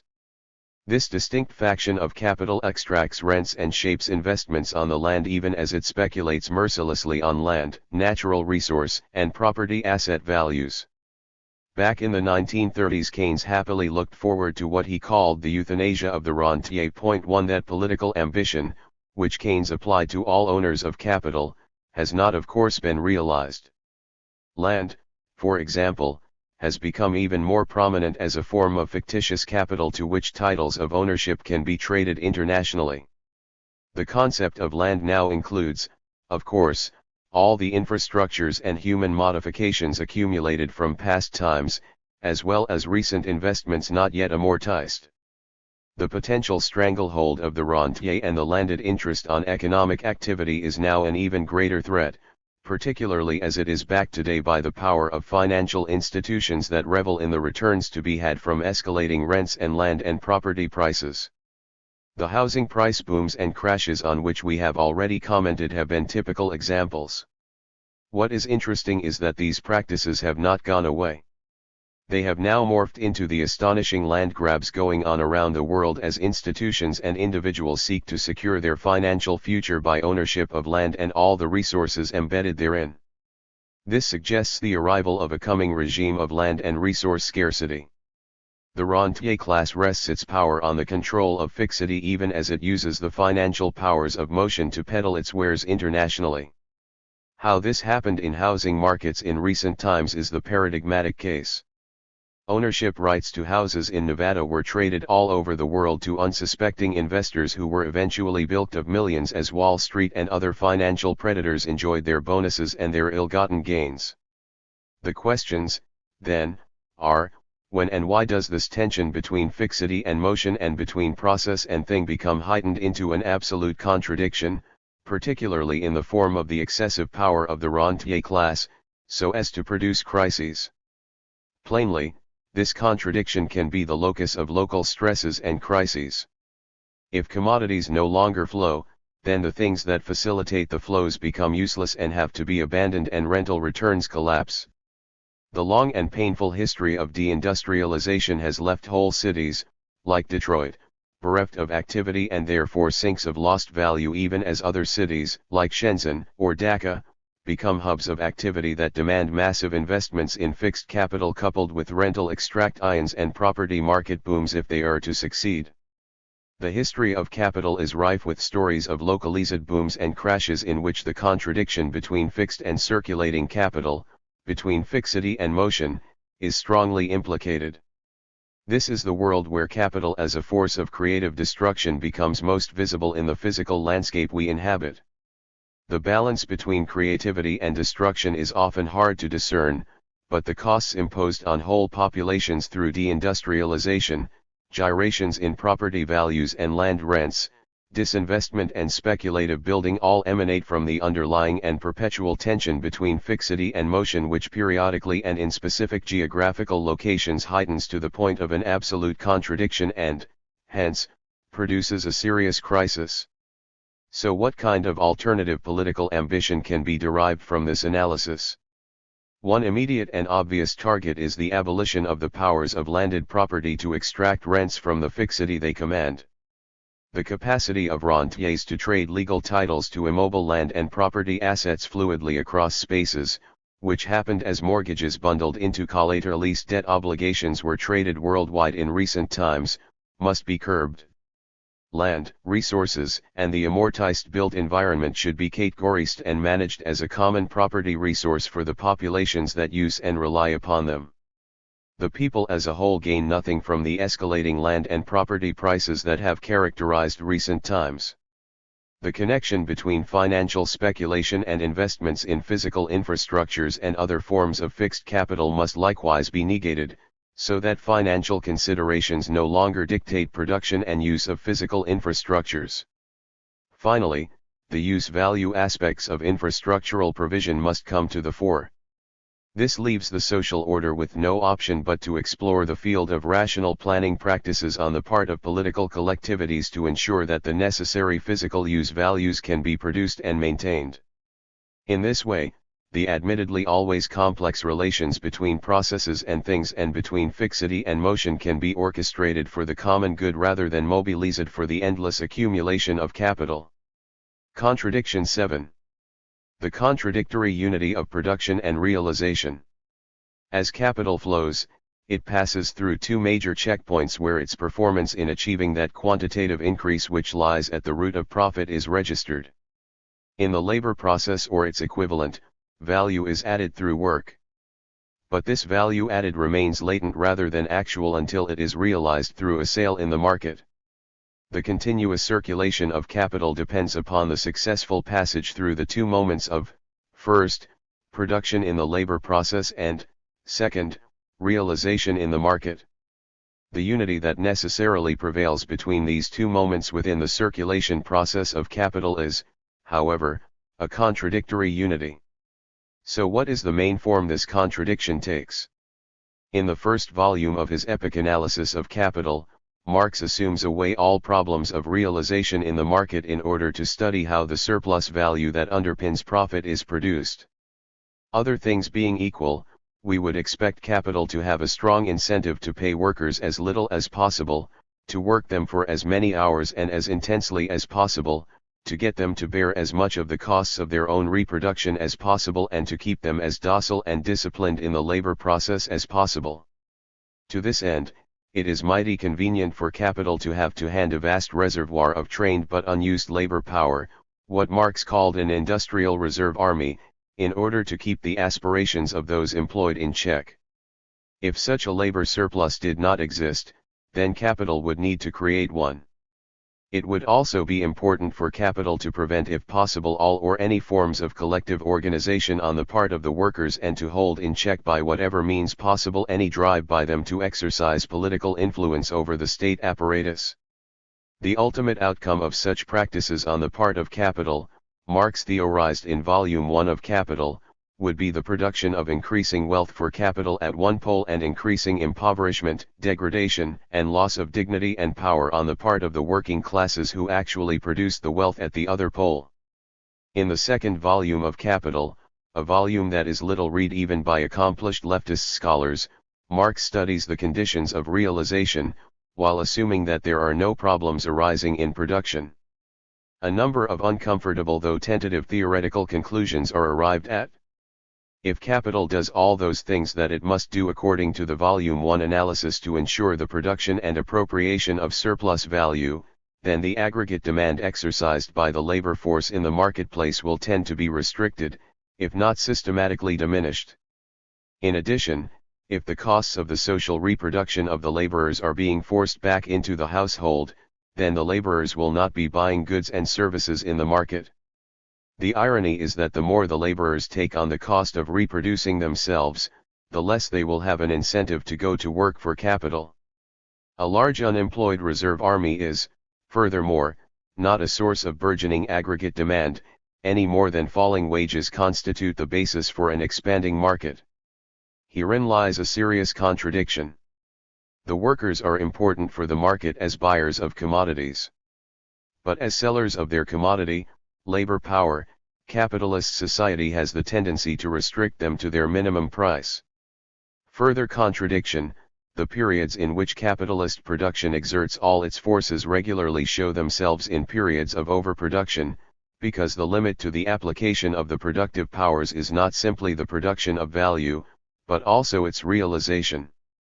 However, the sale of commodities, the realization of commodity capital, and thus of surplus value as well, is restricted not by the consumer needs of society in general, but by the consumer needs of a society in which the great majority are always poor and must always remain poor. 1. Lack of aggregate effective demand in the market creates a serious barrier to the continuity of capital accumulation. It leads to falling profits. Working-class consumer power is a significant component of that effective demand. Capitalism as a social formation is perpetually caught in this contradiction. It can either maximize the conditions for the production of surplus value, and so threaten the capacity to realize surplus value in the market, or keep effective demand strong in the market by empowering workers and threaten the ability to create surplus value in production. In other words, if the economy does well according to the Volume 1 prescriptions, it is likely to be in trouble from the standpoint of Volume 2, and vice versa.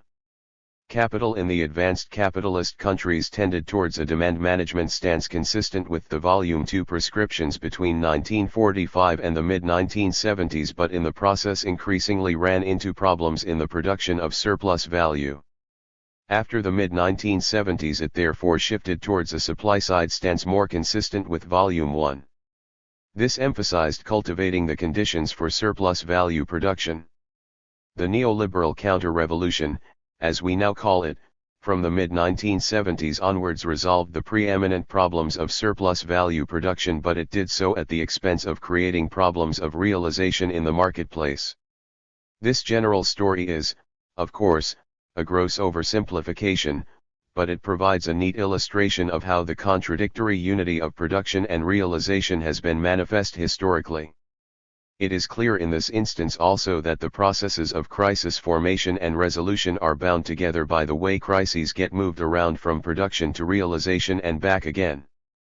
There have, interestingly, been parallel shifts in economic policy and theory.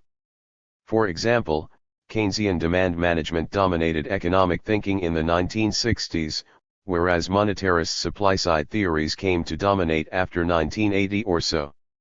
I think it important to situate these histories of both ideas and public policies in terms of the underlying contradictory unity of production and realization as represented by the first two volumes of Capital.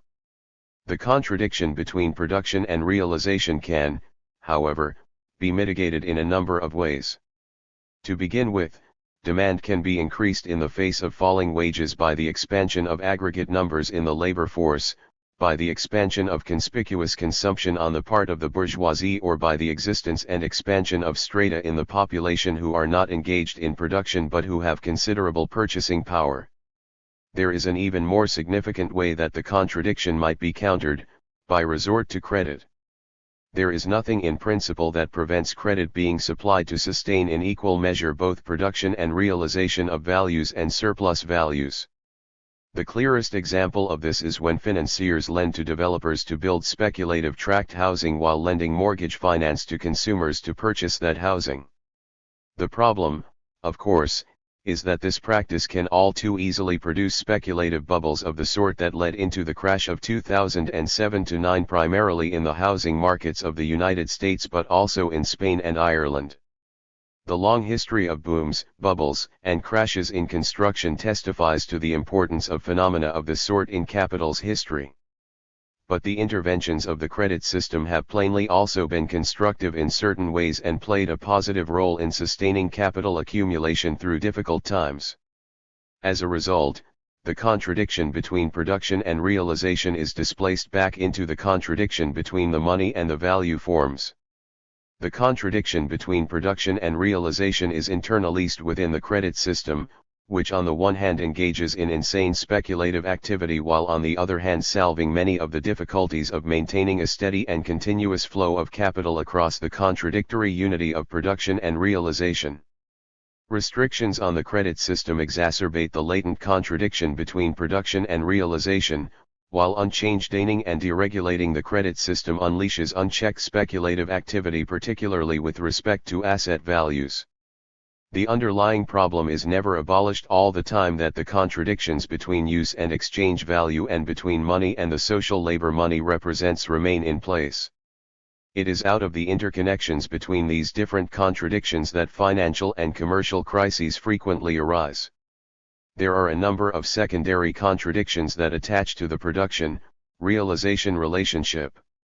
While it is unquestionable that the value added arises in the act of production and that the amount of value added depends crucially on the exploitation of living labor in the labor process, the continuity of flow makes it possible for the value and surplus value to be realized at a number of different points within the circulation process. The capitalist producer who organizes the production of value and surplus value does not necessarily realize that value.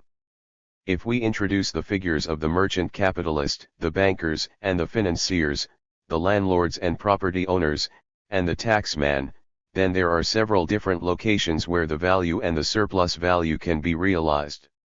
And the realization can take two basic forms. By exerting immense pressure on the capitalist producers, the merchant capitalists and the financiers, for example, can reduce the return to the direct producers to the smallest of margins while racking up major profits for themselves. This is how Walmart and Apple operate in China, for example. In this case, not only does realization occur in a different sector, it also occurs across the ocean in another country. The other path to bridge the production, realization contradiction is to recoup from the laborers any share of the surplus that they have acquired for themselves by charging extortionate prices or imposing fees, rents or taxes upon the working classes so as to diminish their discretionary income and standard of living significantly. This practice can also occur through manipulation of the social wage such that gains made in pension rights, in educational and health care provision and in basic services can be rolled back as part of a political program of accumulation by dispossession. This is what the current widespread appeal to a politics of austerity on the part of the state is designed to achieve. Capital may lose or concede to workers' demands at the point of production but regain what has been conceded or lost by excessive extractions in the living space. High rents and housing costs, excessive charges by credit card companies, banks, and telephone companies, the privatization of healthcare and education, the imposition of user fees and fines, all inflict financial burdens on vulnerable populations even when these costs are not inflated by a host of predatory practices, arbitrary and regressive taxes, excessive legal fees and the like.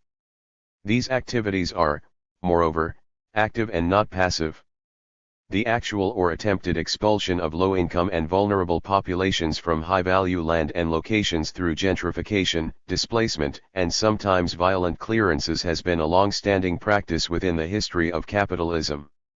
It unites those residents of Rio de Janeiro's favelas subject to evictions, the former occupants of self-built housing in Seoul, those moved through eminent domain procedures in the United States and the shack dwellers in South Africa. Production here means the production of space, and realization takes the form of capital gains on land rents and property values, thus generally empowering the developers and the rentiers as opposed to other factions of capital. The contradictory unity between production and realization therefore applies as much to the fate of the workers as it does to capital. The logical conclusion, which by and large the left has tended to sideline if not ignore, is that there is necessarily a contradictory unity in class conflict and class struggle across the spheres of working and living. The political ambition that derives from this contradiction is to reverse the relation between production and realization. Realization should be replaced by the discovery and statement of the use values needed by the population at large, and production should then be orchestrated to meet these social needs. Such a reversal might be difficult to accomplish overnight, but the gradual decommodification of basic needs provision is a feasible long-term project, which fits neatly with the idea that use values and not the perpetual search for augmenting exchange values should become the basic driver of economic activity. If this seems a very tall order, it is useful to remember that the social democratic states in Europe reoriented their economies to demand-side management from the 1960s onwards as a way to stabilize capitalism. In so doing, they partially accomplished, albeit in a somewhat half-hearted way, that reversal of the production-realization relation that the passage to an anti-capitalist economy would demand. Part 2. The moving contradictions. The foundational contradictions of capital do not stand in isolation from each other. They interlock in a variety of ways to provide a basic architecture for capital accumulation. The contradiction between use value and exchange value depends on the existence of money, which lies in a contradictory relation to value as social labor. Exchange value and its measure, money, presume a certain juridical relation between those engaging in exchange, hence the existence of private property rights vested in individuals and a legal or customary framework to protect those rights. This grounds a contradiction between individualist private property and the collectivity of the capitalist state. The state has a monopoly over the legitimate use of violence as well as over the issue of fiat money, the primary means of exchange. A profound connection exists between the perpetuity of the money form and the perpetuity of private property rights. Private individuals can legally and freely appropriate the fruits of social labor for themselves through exchange. This constitutes a monetary basis for the formation of capitalist class power. But capital can systematically reproduce itself only through the commodification of labor power, which solves the problem of how to produce the inequality of profit out of a market exchange system based on equality. This solution entails converting social labor, the labor we do for others, into alienated social labor, the labor that is dedicated solely to the production and reproduction of capital. The result is a foundational contradiction between capital and labor.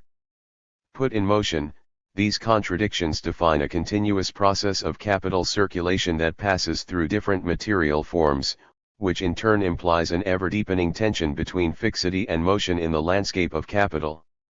Within the circulation of capital, a contradictory unity necessarily exists between production and realization of capital. These contradictions define a political terrain upon which an alternative to the world that capital creates can be defined. The political orientation must be towards use values rather than exchange values, towards a money form that inhibits private accumulation of wealth and power and the dissolution of the state, private property nexus into multiple overlapping regimes of collectively managed common property rights. The ability of private persons to appropriate the common wealth must be checked and the monetary basis for class power must be undermined. The contradiction between capital and labor has to be displaced by emphasizing the power of associated labor to engage in unalienated labor, to determine its own labor process while producing needed use values for others. The relation between fixity and motion must be managed in such a way as to counteract the powers of the rentier and to facilitate the continuous and secure fulfillment of basic needs for all. Finally, instead of production for production's sake leading the way to a forced world of manic and alienated consumerism, production should be rationally organized to provide the use values necessary to achieve an adequate material standard of living for all.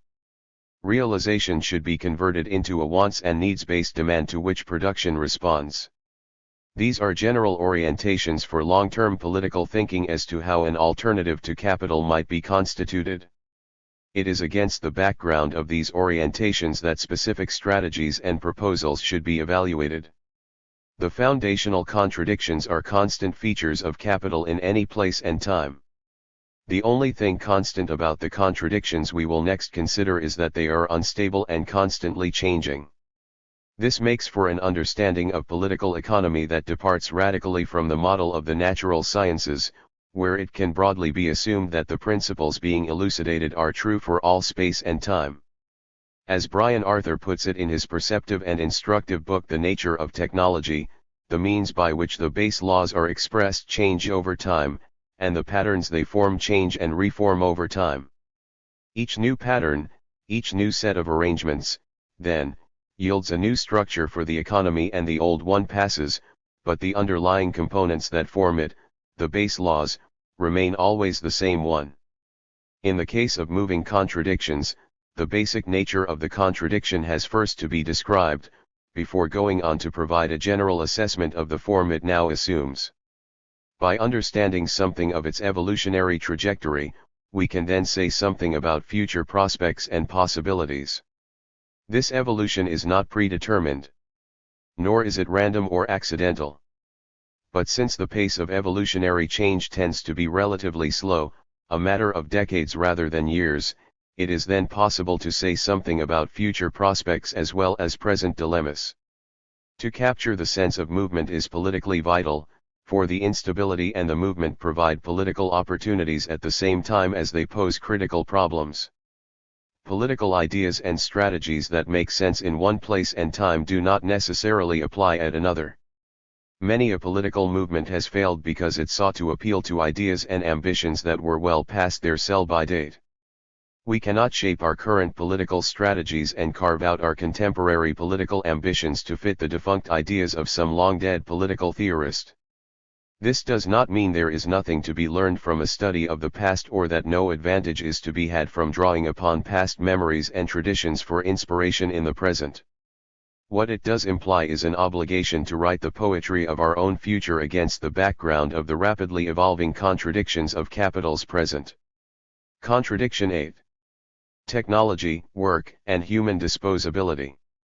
The central contradiction that the traditional Marxist conception of socialism/communism is supposed to resolve is that between the incredible increase in the productive forces and capital's incapacity to utilize that productivity for the common welfare because of its commitment to the prevailing class relations and their associated mechanisms of class reproduction, class domination, and class rule.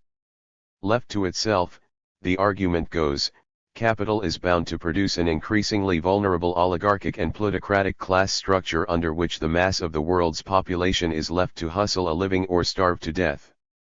Frustrated by this ever-increasing inequality in the midst of plenty, a self-consciously organized anti-capitalist revolutionary movement will arise among the masses to dismantle class rule before going on to reorganize the global economy to deliver the benefits promised by capital's amazing productivity to everyone on planet Earth. While there is more than a grain of truth in this analysis, we seem well on the way these days to producing a global plutocracy, for example, coupled with more than a whiff of hopeful revolutionary fervor concerning the transitional mechanism.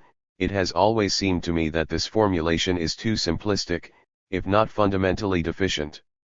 But what is clear is that the dramatic increases in productivity achieved by capital form one side of a contradictory movement that is always in danger of erupting into crises. It is not entirely clear, though, what its antithesis might rightly be. It is to this question that we now turn. Technology can be defined as the use of natural processes and things to make products for human purposes. At its base, technology defines a specific relation to nature that is dynamic and contradictory. We will return to this all-important contradiction in depth later. All that matters here is to recognize its existence and its fluidity and dynamism. The immediate and distinctive purpose of capital is profit, which translates socially into the perpetual accumulation of capital and the reproduction of capitalist class power. This is capital's consuming aim. To this end, capitalists adapt and reshape the hardware of technology, the software, and their organizational forms. Capital's immediate purpose is to increase productivity, efficiency, and profit rates, and to create new and, if possible, ever more profitable product lines. When considering the trajectories of technological change, it is vital to remember that the software and the organizational forms are every bit as important as the hardware. Organizational forms, like the control structures of the contemporary corporation, the credit system, just-in-time delivery systems, along with the software incorporated into robotics, data management, artificial intelligence, and electronic banking, are just as crucial to profitability as the hardware embodied in machines. To take a contemporary example, cloud computing is the organizational form, Word is the software, and this Mac, upon which I write, the hardware. All three elements, hardware, software, and organizational form, are combined in computer technology. Under this definition, money, banking, the credit system, and the market are all technologies. This definition may appear unduly broad, but I think it absolutely essential to keep it so. Capital's technology was initially subject to internal transformation through competition between individual producers. Capitalist firms, in competition with each other, sought to raise their individual efficiency and productivity so as to gain excess profits relative to their competitors. Those that succeeded flourished, while others were left behind. But competitive advantages from superior organizational forms, machines or, for example, tighter inventory control were usually short-lived. Competing firms could quickly adopt the new methods. The outcome would be leapfrogging innovations in technologies across sectors.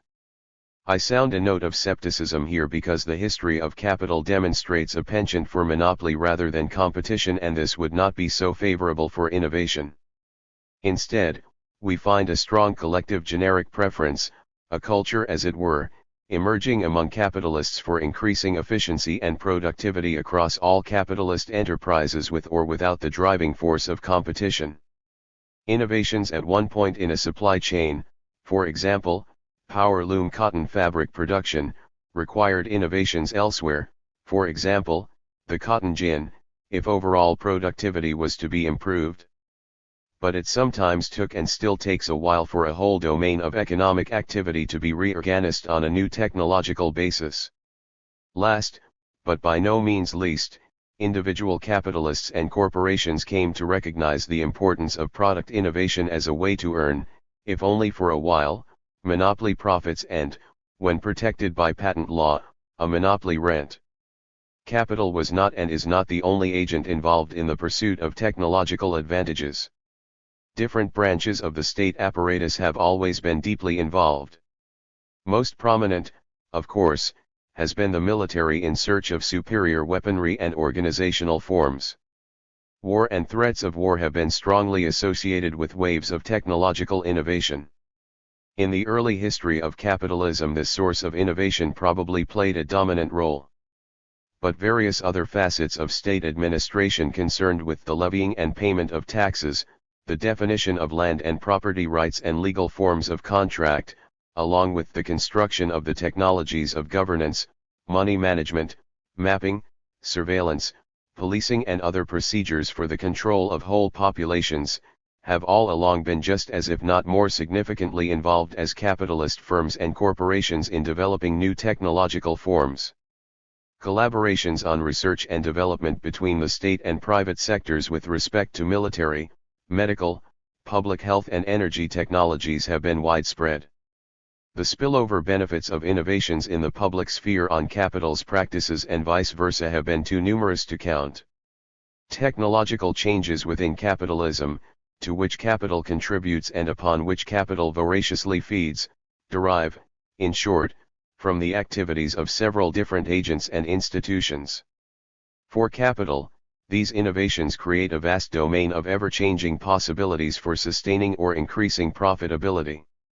The processes of technological change have altered their character over time. Technology became a special field of business. This first clearly emerged in the 19th century with the rise of the machine tool industry.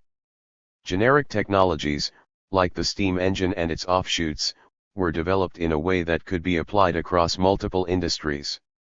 It was the profitability of the steam engine makers rather than that of the different industries using steam power that mattered, though plainly the profitability of the one could not be achieved without that of the other. The search for ever newer and better forms of not only the steam engine but also energy and power application quickly followed. The search for generic technologies that could be applied almost anywhere, in recent years think of fields such as computers, just-in-time delivery systems and theories of organization, became important. A vast business of invention and innovation catering to all and sundry sprang up, providing new technologies of consumption as well as of production, circulation, governance, military power, surveillance, and administration. Technological innovation became big business, not big necessarily in the sense of some vast consolidated corporation but big in the sense of multiple firms, many of them small-scale start-ups and venture enterprises, exploring innovation for innovation's sake. Capitalist culture became obsessed with the power of innovation. Technological innovation became a fetish object of capitalist desire. From the mid-19th century onwards, this fetish drive for new technological forms come what may also promoted the fusion of science and technology. These two thereafter developed in a dialectical embrace. Scientific understandings had always depended upon new technologies, such as the telescope and the microscope, but the incorporation of scientific knowledges into new technologies has lain at the heart of what the business of technological innovation has been about. This vast business became more and more adept at imposing sometimes costly technological innovations on reluctant customers, often aided by state regulation that tended to favor large firms rather than small because the costs of regulatory compliance usually diminish with scale of operation. EU regulations have, to take one example, forced small shopkeepers and restaurants to adopt electronic machines for cash transactions for tax and record-keeping purposes, putting them at a cost disadvantage relative to chain stores. The diffusion of new technologies occurs through a mix of consent and coercion. The development of military technologies, on the other hand, has become nothing short of a scandalous racket, whereby a vast military-industrial complex feeds endlessly at the trough of public finance while innovating for innovation's sake. The path of technological evolution has not been random or accidental. As Brian Arthur points out in The Nature of Technology, new technologies become building blocks for the construction of further new technologies. Some of these in turn go on to become possible building blocks for the creation of yet newer technologies. In this way, slowly over time, many technologies form from an initial few, and more complex ones form using simpler ones as components. The overall collection of technologies bootstraps itself upward from the few to the many and from the simple to the complex. We can say that technology creates itself out of itself. Arthur calls this process combinatorial evolution, and I think that is a good name for it. New technologies are, however, created mentally before they are constructed physically, and when we look at the mental and conceptual processes involved, we see technological evolution as mental problem solving put into practice. A problem arises and is identified, a solution is demanded, and the solution invariably combines earlier solutions to other problems in a new configuration. The new configuration often has spillover effects elsewhere because it creates what Arthur calls opportunity niches, arenas where an innovation from one place might be meaningfully applied in another. 1. Spontaneous development of innovation centers occurs because, as was long ago noted by commentators such as Jane Jacobs, the fortuitous co-presence of different skills and knowledges of the sort that Arthur regards as necessary for innovation to occur is more likely to be found in a seemingly chaotic economy characterized by innumerable small businesses and divisions of labor. 2 Such environments have historically been far more likely to spawn new technological mixes than a single-dimensional company town. More recently, however, the deliberate organization of the research universities, institutes, think tanks and military R&D units in a given area has become a basic business model through which the capitalist state and capitalist corporations pursue innovation for competitive advantage. But what is strange about Arthur's otherwise informative presentation on the logic of technological evolution is his avoidance of any critical discussion of the range of human purposes that technologies are supposed to serve. He waxes lyrical, for example, about the design sophistication of the F-35 Lightning II aircraft without any mention of its relation to warfare and the human purpose of geopolitical domination. To Arthur, the aircraft merely presents a particular set of difficult technical challenges that needed to be solved. Similarly, there is no critique of the specific capitalistic form the economy takes, and certainly no questioning of the purposive drive of capital to maximize profits, facilitate endless capital accumulation and reproduce capitalist class power. Nevertheless, Arthur's theory of relatively autonomous technological evolution has deep implications for understanding how the economic engine of capital functions. It sheds considerable light on the contradictions that technological changes now spawn for the perpetuation and reproduction of capital. There are some important transitions occurring. The shift from a machine to an organic model of the economy has implications for economic theory. Order, closedness, and equilibrium as ways of organizing explanations are giving way to open-endedness, indeterminacy, and the emergence of perpetual novelty. 3. Arthur here instinctively echoes Alfred North Whitehead's astute observation that nature itself is always about the perpetual search for novelty. 4. As a result, Arthur continues, technologies are acquiring properties we associate with living organisms. As they sense and react to their environment, as they become self-assembling, self-configuring, self-healing, and cognitive, they more and more resemble living organisms. The more sophisticated and high-tech technologies become, the more they become biological. We are beginning to appreciate that technology is as much metabolism as mechanism. This shift from a mechanical to an organic metaphor is significant. The new economy that Arthur sees appears more natural than the mechanical rationality superimposed on the world from the Enlightenment onwards. This is nothing short of a reversion to more ancient ways of understanding the relation between technology and nature. But it is not backward-looking or nostalgic, and it eschews the sentimentality and mysticism of so-called New Age cultural thinking. The new principles that must enter into economics, Arthur implies, are organic and process-based forms of thinking and theorizing. Ironically, this was the form of political economy that Marx long ago pioneered in Grundrisse. Only in this way, Arthur suggests, will we be able to grasp the qualities of modern technology, its connectedness, its adaptiveness, its tendency to evolve, its organic quality, its messy vitality. 5. The implications of this analysis of technology for how we understand the evolving character of the economic engine that is capital are profound. The coming of new technologies does not just disrupt the status quo by finding new combinations that are better versions of the goods and methods we use.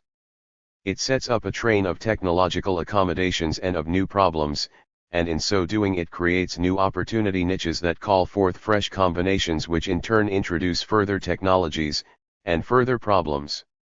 The economy therefore exists always in a perpetual openness of change, in perpetual novelty.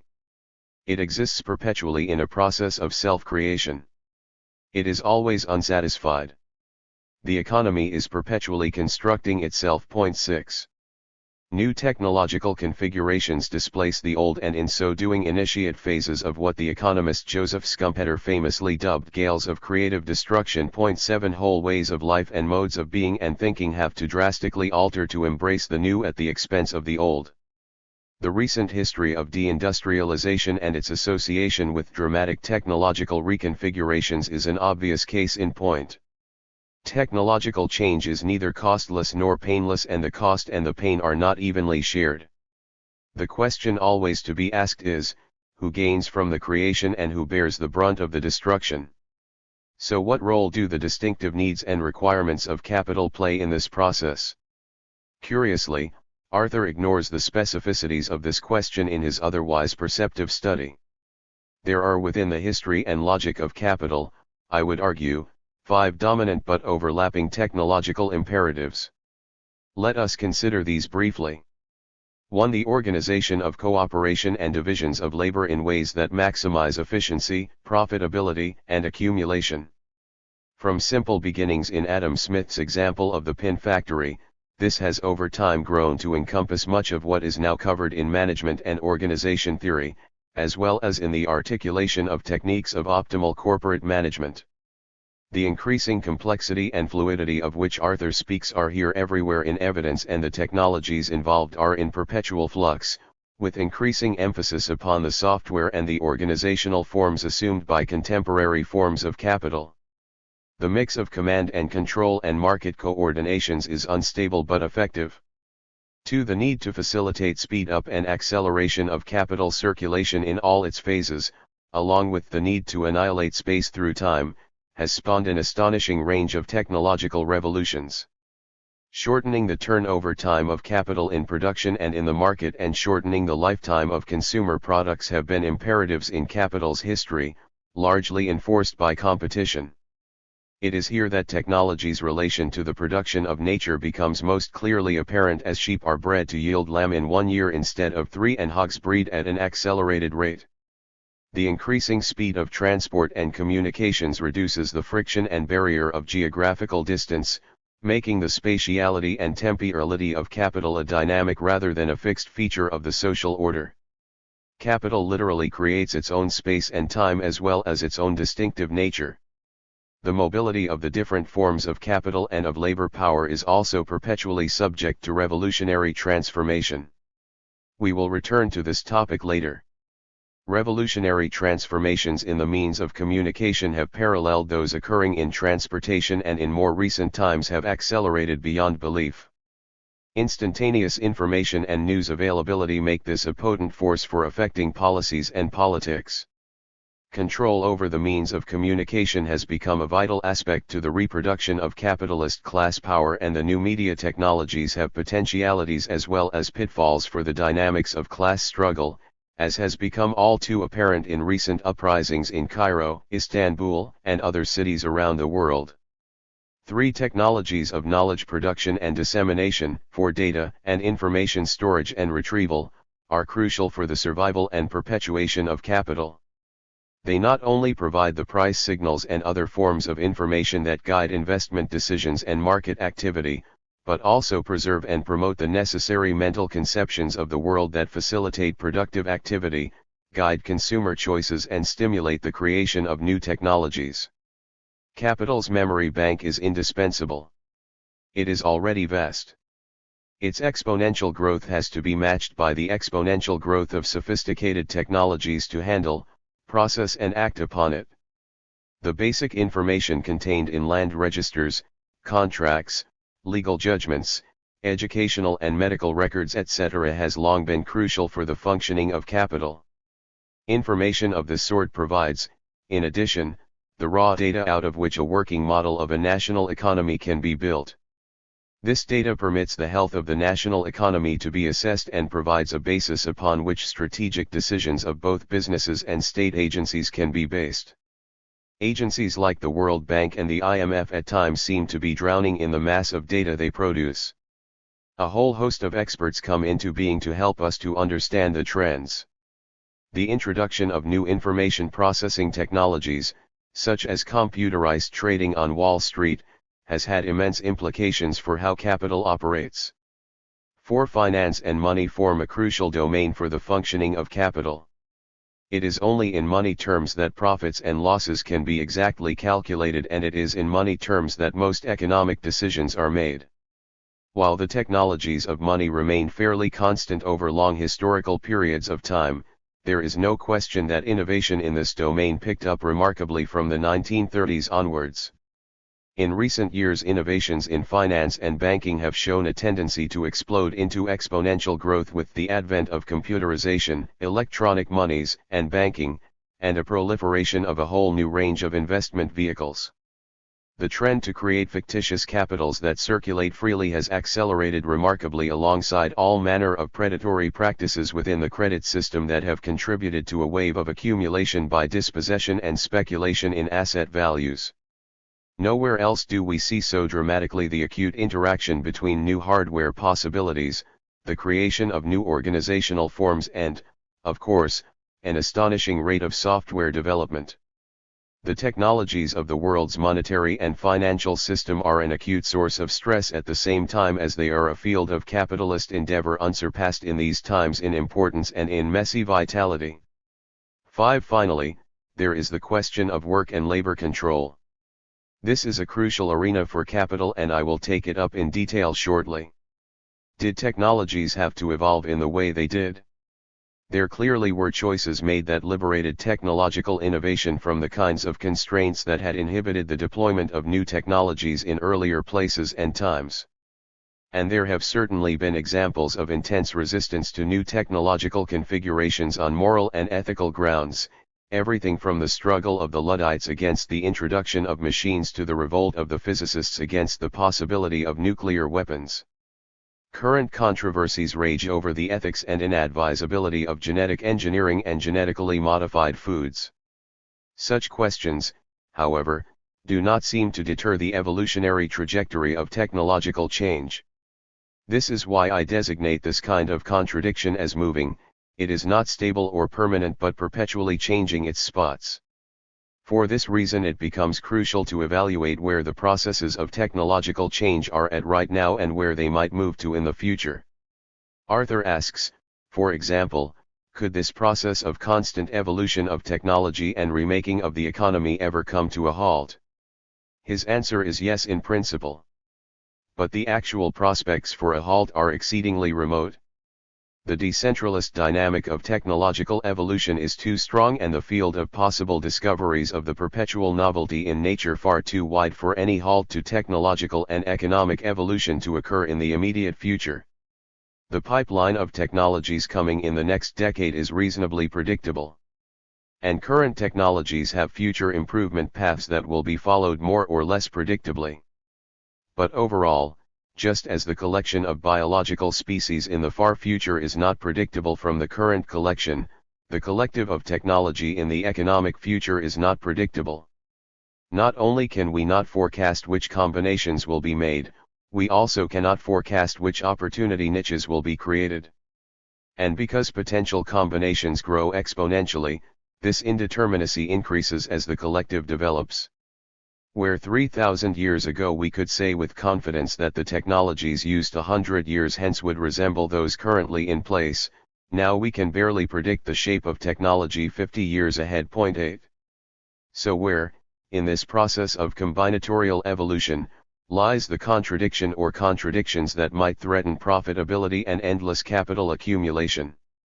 There are, I want to suggest, two contradictions of huge import for the future prospects of capital. The first concerns technology's dynamic relation to nature. This will be the subject of contradiction 16. The second concerns the relationship between technological change, the future of work and the role of labor in relation to capital. This is the contradiction we will examine here. Control over the labor process and the laborer has always been central to capital's ability to sustain profitability and capital accumulation.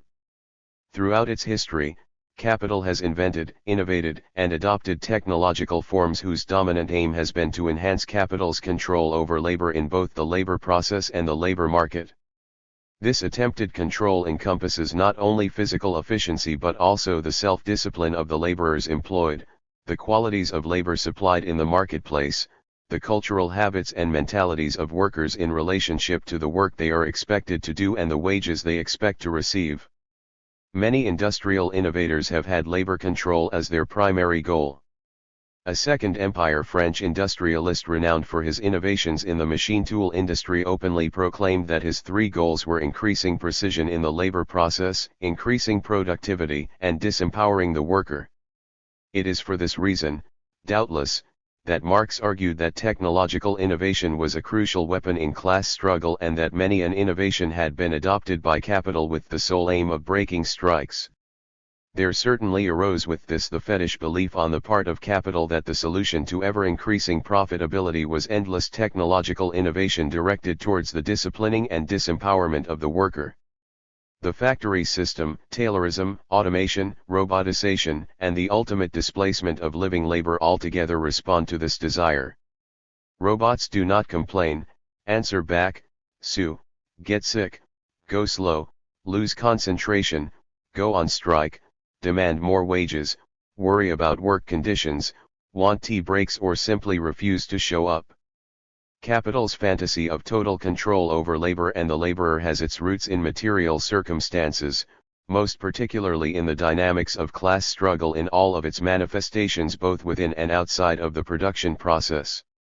The role of technologically induced unemployment in regulating the wage rate, the pursuit of ever cheaper goods for the sustenance of the labor force to make lower wages more acceptable, the assault upon any hint of a basic social wage as encouraging idleness on the part of labor and the like form a domain of class struggle where technological interventions and mediations become crucial. This is what makes Arthur's presentation so strange, because never once do these elementary and obvious historical facts enter into his account of the combinatorial evolution that does indeed play such a critical role in the details of technological change. So here is the central contradiction: if social labor is the ultimate source of value and profit, then replacing it with machines or robotic labor makes no sense, either politically or economically. But we can see all too clearly what the mechanism is that heightens this contradiction to the point of crisis. Individual entrepreneurs or corporations see labor-saving innovation as critical to their profitability vis-a-vis competitors. This collectively undermines the possibility of profit. In a recent book, Martin Ford shapes an argument around exactly this problem. As the cutting edge of technological dynamism shifts from mechanical and biological systems to artificial intelligence, so we will see, he argues, a huge impact upon job availability not only in manufacturing and agriculture but also in services and even in the professions. Aggregate demand for goods and services will consequently collapse as jobs and incomes disappear. This will have catastrophic effects upon the economy unless some way is found for the state to intervene with targeted redistributive stimulus payments to those large segments of the population that have become redundant and disposable. André Gortz had earlier made exactly the same argument, though from a different political perspective. Microeconomic logic would want these savings in working time to be translated into savings in wages for those companies where such economies are achieved, producing at lower costs. These companies will be more competitive and will be able to sell more. But from the macroeconomic point of view, an economy which, because it uses less and less labor, distributes less and less wages, inexorably descends the slippery slope of unemployment and pauperization. To restrain its slide, the purchasing power of households has to cease to depend on the volume of work which the economy consumes. Though they perform a decreasing number of hours of work, the population has to earn the wherewithal to purchase a growing volume of goods produced. The shortening of working time must not bring about a reduction in purchasing power. 9. The details that Ford cites to back up his general claim are impressive. There is clear empirical evidence of inexorable exponential growth of computer capacity and speed. This has roughly doubled every 2 years over the last 3 decades or so. The growth of this computer capacity does not depend on the construction of a technology that has the ability to think as we do. It arises out of the fact that the computer is unimaginatively fast, and getting faster and faster all the time. Speed up has always been, as we have seen, a crucial aim of technological innovation in relation to capital, and the world of computers is no exception. As a result of the exponential growth in computer power, entire traditional job categories are at risk of being heavily automated in the not-too-distant future. The idea that the new technologies will create jobs at a pace to compensate for these losses is pure fantasy. Furthermore, the idea that it will only be the low-paying routine jobs that will be eliminated and not high-paying skilled jobs is misguided. In the future, automation will fall heavily on knowledge workers and in particular on highly paid workers. Ford concludes, allowing these jobs to be eliminated by the millions, without any concrete plan to handle the issues that will result, is a clear recipe for disaster. 10. But what sort of disaster are we looking at? Larger and larger segments of the world's population will be considered redundant and disposable as productive workers from the standpoint of capital, and will have a hard time surviving both materially and psychologically. Alienated from any prospect of a meaningful existence in the realm of necessary labor as defined by capital, they will have to look elsewhere to construct a meaningful life. On the other hand, output will be increasing, but where will the corresponding increase in demand come from? This is what bothers Ford most of all. Who is going to step forward and purchase all this increased output? Automation stands poised to fall across the board, on nearly every industry, on a wide range of occupations, and on workers with graduate degrees as well as on those without high school diplomas. Automation will come to the developed nations and to the developing ones. The consumers that drive our markets are virtually all people who either have a job or depend on someone who has a job. When a substantial fraction of these people are no longer employed, where will market demand come from? 11. This is a typical Keynesian-style question of demand management, and it threatens a crisis for capital of the sort that racked the global economy in the 1930s. What happens when we restate Ford's claims against the background of the contradictory unity between production and realization? Marx interestingly identifies a similar difficulty, but he does so from the perspective of production. As more and more labor-saving devices are applied, so the value-producing agent, social labor, tends to decline quantitatively, ultimately destroying socially necessary labor and the production of value, and with it the basis of profitability. The same result arises from both sides of the contradictory unity between production and realization. Profitability erodes and endless capital accumulation collapses in both cases. Ford in an appendix recognizes that there may be some sort of broad similarity between his argument and that of Marx, but he does not understand what it is and is, of course, at pains to distance himself from the damaging consequences of any such association. But the potential range of counteracting forces and solutions looks very different from the two perspectives within the contradictory unity. Ford, for example, is desperately concerned to save capital from succumbing to the potential disaster that looms. He actually favors the spread of consumerism to absorb the ever-cheapening products that a wholly automated capital can produce.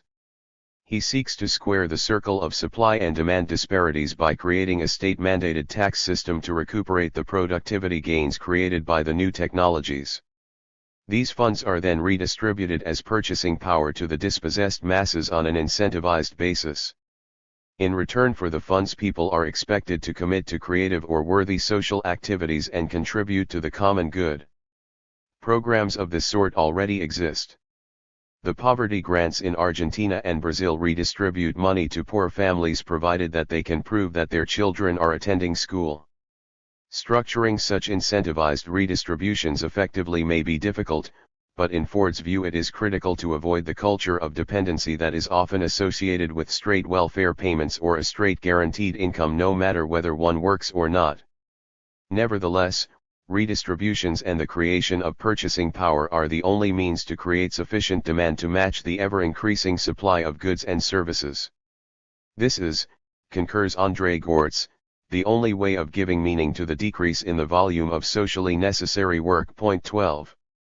Marx, on the other hand, saw a number of possible antidotes to the tendency of profit rates to fall as the result of labor-saving innovations, the opening up of entirely new product lines that were labor-intensive, a pattern of innovation that was devoted as much to capital saving as to labor saving, a rising rate of exploitation on the labor forces still employed, the prior existence or formation of a class of consumers who produced nothing, a phenomenal rate of growth in the total labor force which would augment the mass of capital being produced even though the individual rate of return was falling. Whether Marx thought these countervailing forces were sufficient to stave off the falling value of production and falling profits indefinitely is not clear. Developmental paths of this sort have effectively held off falling profits for some time now. The absorption of the peasantries of China, India, and much of Southeast Asia into the global labor force since 1980 or so, along with the integration of what was the Soviet bloc, has meant a huge increase in the global wage labor force over and beyond that supplied by population growth. The rising rates of exploitation with the creation of horrific labor conditions in China, Bangladesh, Vietnam, and elsewhere are also palpable, while the demand problem has largely been taken care of by way of a vast expansion of credit. So there appears to be no immediate cause for panic from the standpoint of either production or realization. But from the standpoint of the long-term future of capital, it does seem as if we exist at a last frontier for labor absorption throughout global capitalism. In the advanced capitalist countries there has been a massive movement of women into the labor force over the last 50 years, and internationally there are few areas left where massive reserves of labor power are to be found. Nothing on the scale of the recent huge expansion of the global labor force will ever be possible again.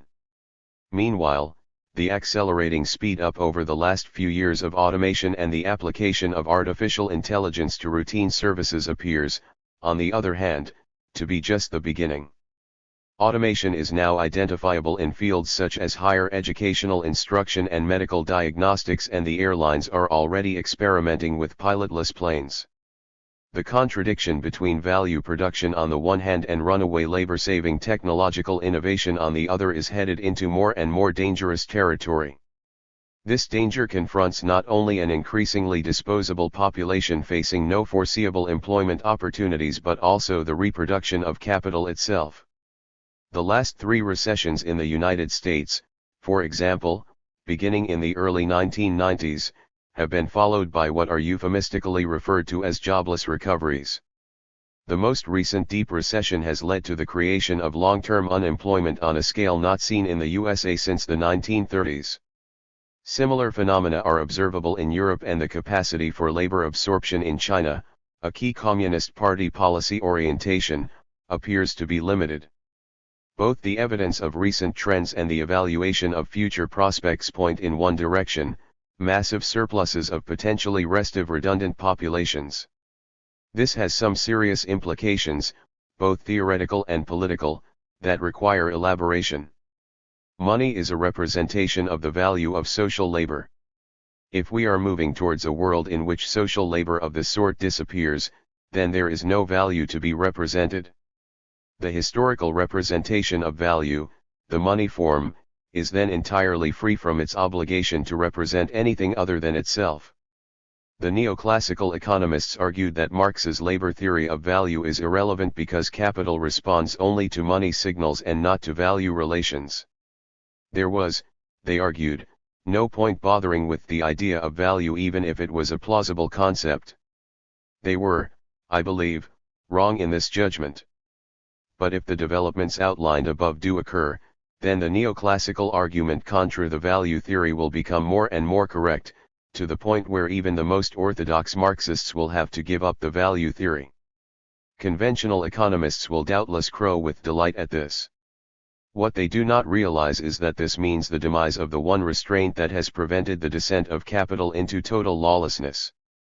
The recent evidence of a contagious predatory lawlessness within capitalism is a sign of the weakening regulatory role of social labor. This weakening has been occurring for some time. One crucial break occurred with the abandonment of a metallic base to the world's monetary system in the early 1970s.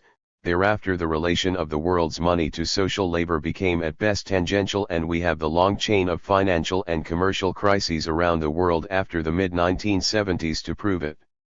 The money form has acquired a good deal of autonomy over the last 40 years. Fiat and fictitious values created by the world's central banks have taken over. This leads us back to some reflections on the relation between the path of technological evolution we have here described and the evolution of monetary technologies.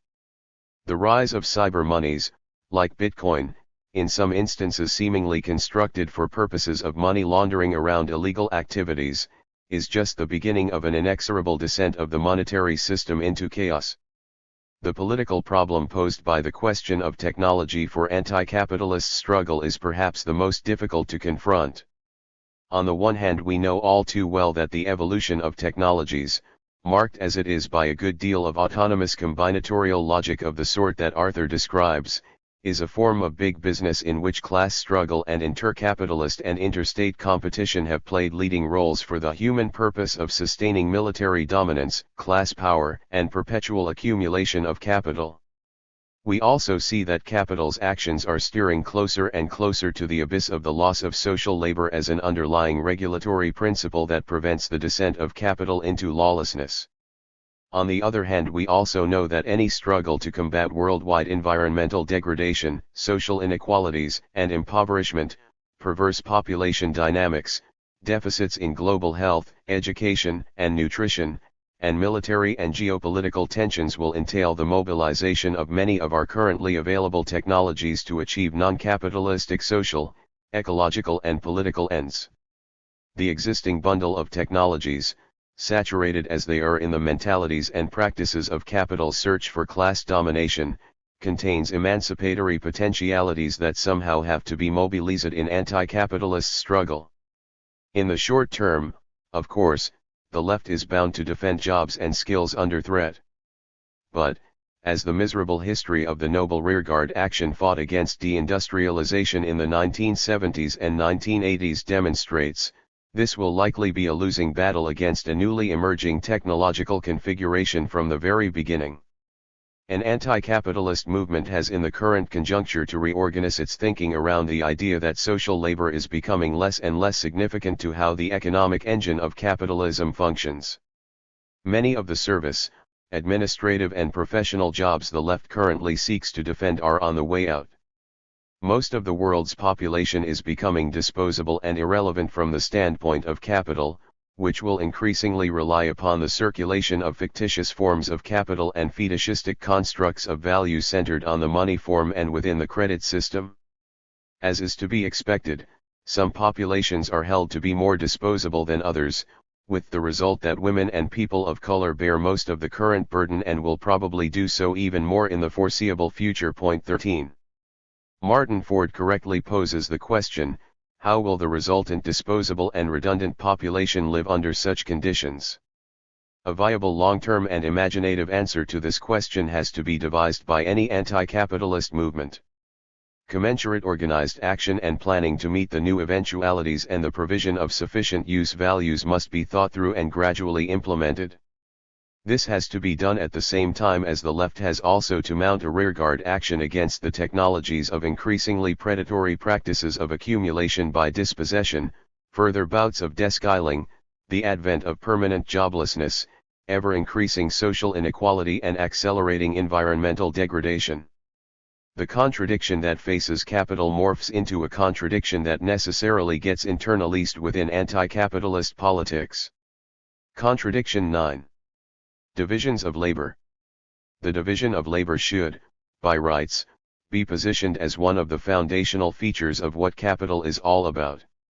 It refers to the human capacity to disaggregate complex productive and reproductive activities into specific but simpler tasks that can be undertaken by different individuals on a temporary or permanent basis. The specialized work of the many individuals is reunited into a working whole by way of organized cooperation. Throughout history, divisions of labor have been changing and evolving depending on both the internal and the external conditions affecting a particular society. The central problem the division of labor poses is the relation between the parts and the whole, and who takes responsibility for the evolution of the whole. Capital has seized upon the division of labor and reshaped it dramatically to its own purposes throughout its history. It is for this reason that I include this contradiction under the heading of moving, since it is perpetually in the course of being revolutionized in the world that capital commands. The division of labor now in place is radically different to the point of being almost unrecognizable from that which prevailed in, say, 1850. The evolution in the division of labor under capital has, however, a very special character since, as with everything else, it is oriented primarily towards sustaining competitive advantage and profitability, which have nothing necessarily to do, except coincidentally, with improving the qualities of working and living or even enhancing human welfare more generally. If fundamental improvements to living and working occur, as indeed they clearly do, then this is either a collateral effect or a consequence of political demands and pressures emanating from restive and discontented populations. After all, the vast increase in ever cheaper physical output that more efficient divisions of labor produce has to be consumed somehow and somewhere if the value produced is to be realized. On the other hand, there are plenty of collateral damages to be taken into account also. Contradictions within the division of labor are a dime a dozen. There is, however, a general and important distinction between the technical and the social division of labor. By the former I mean a separate task within a complex series of operations that anyone in principle can do, like minding a machine or mopping the floor, while by the latter I mean a specialized task that only a person with adequate training or social standing can do, like a doctor, software programmer, or hostess at a five-star restaurant. I cite this last example to emphasize that the divisions and definitions that exist often depend as much on social, cultural, and interpersonal skills and the presentation of self as they do on technical expertise. There are all sorts of other distinctions of note, such as those due to nature or to culture, between city and country, mental and manual, social and detail divisions, blue collar and white collar, skilled and unskilled, productive and unproductive, domestic versus wage-based, symbolic versus material, and so on. There are then sectoral classifications between primary, secondary, tertiary, and what some like to refer to as a fourth sector made up of increasingly important cultural and knowledge-based industries. As if this is not enough, the classification of different industries and occupations in censuses typically run to more than 100 items. To the degree that such distinctions and oppositions can be a source of tension and antagonism, they can become embroiled in and heightened into contradictions that play some sort of role in crisis formation and resolution. Certainly, when we consider movements of revolt, it would be rare indeed not to find the causes as well as the active participants rooted in one or other of these oppositions or based in certain sectors. In socialist theory, of course, it has traditionally been the industrial proletariat within the overall division of labor that has been favored as the vanguard of revolutionary transformation. Bank clerks, domestic workers and street cleaners have never been thought of as revolutionary agents, whereas miners, car workers, steel workers, and even school teachers have. Most of these dualisms turn out to be crude distinctions that have limited purchase in helping us to understand an increasingly complex and intricate world that is constantly subject to revolutionary transformation. It is, however, both useful and important at the outset to register how the technical and social bases of these distinctions intersect, since the categories involved in the definition of the division of labor have always intermingled technical and social considerations in ways that are often confusing and misleading. There has been a long history, for example, of defining skilled labor in gendered terms such that any task that women could perform, no matter how difficult or complex, was classified as unskilled simply because women could do it. Worse still, women were often allocated these tasks for so-called natural reasons. For this reason, men in the workshops of Second Empire Paris strongly resisted the employment of women, since they knew that this would lead to the reclassification of their work as unskilled and worthy only of a lower rate of remuneration. While the issue at that time was very specific, this is almost certainly a key factor in determining differential rates of remuneration in the contemporary global labor market.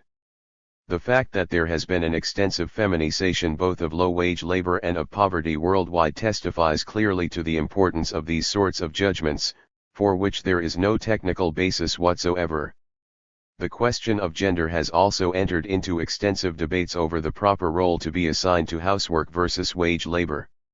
While this is an important issue within capitalism and is doubtless implicated in many personal crises within households, it has had very little direct impact on the development of capital, except for a long-standing general trend to broaden the market by commodifying more and more domestic tasks. The campaign over wages for housework would, in any case, seem to be seriously askew from an anti-capitalist perspective, because it merely deepens the penetration of monetization and commodification into the intimacies of daily life rather than using household work as a lever to try to decommodify as many forms of social provision as possible. It is here that the contradictions of capital and of capitalism intersect. It has long been the case that specific trades have often, for example, been strongly and sometimes even exclusively associated with particular ethnic, religious, or racial groups in a population. It is not only gender that is involved in shaping distinctions within the division of labor. These associations, which continue to be in evidence, are not merely residuals from a very complicated past.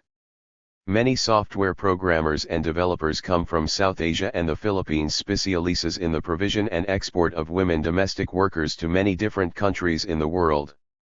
The extensive migrations of labor that have occurred both historically and in recent times have frequently been channeled in such a way as to link certain places of origin with specific occupations in the receiving country.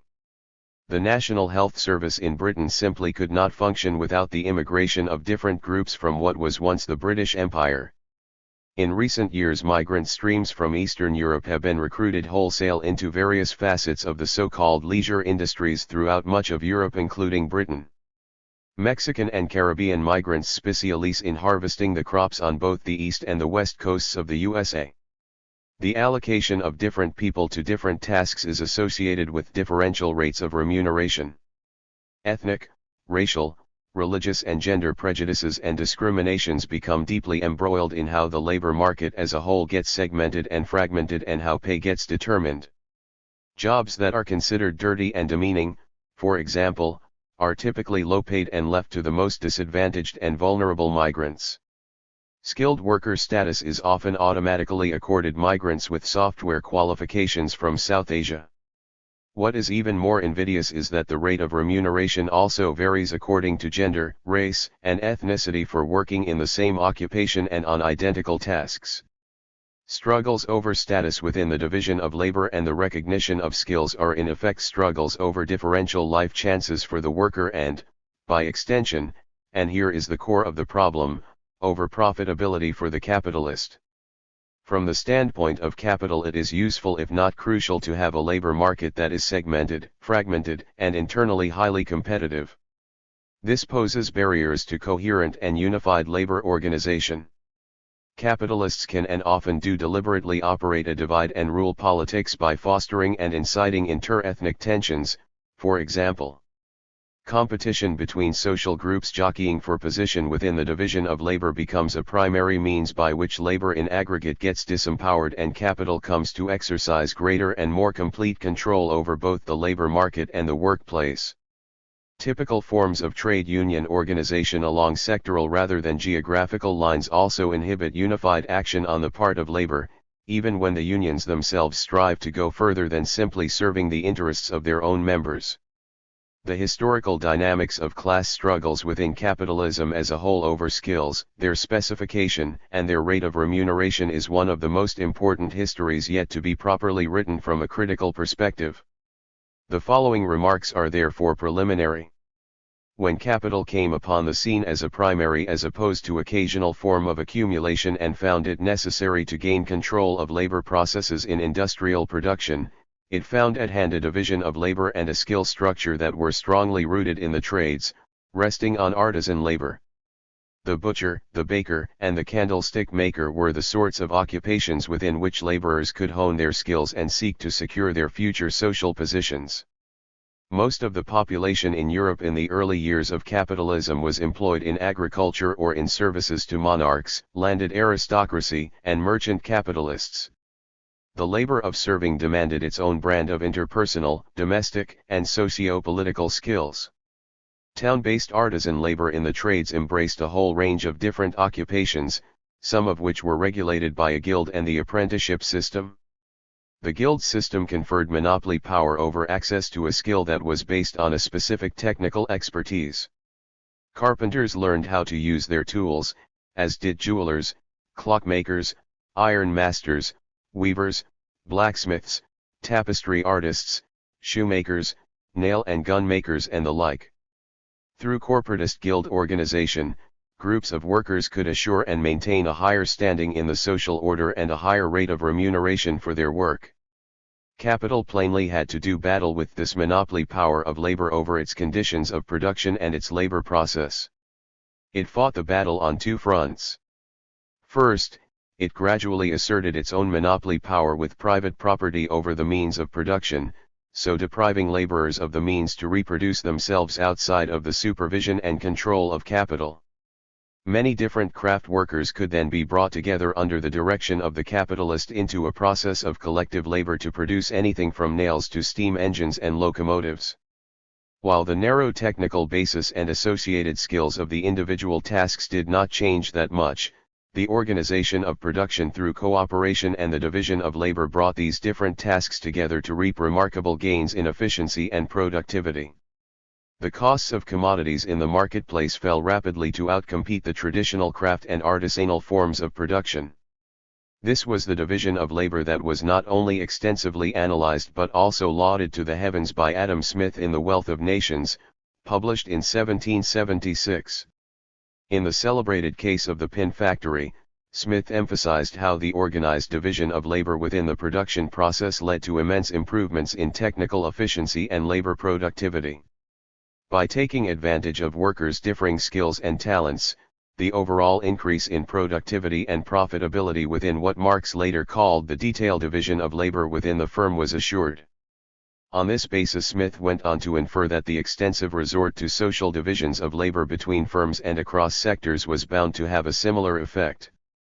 In this case, as Marx was later at considerable pains to point out, the coordinating mechanism could no longer be the individual capitalist organizing cooperative activity according to rational principles of design, but a more chaotic and anarchistic set of coordinations in which volatile price signals in the market became crucial to determinations of quantitatively rational divisions of productive activity in different firms and sectors.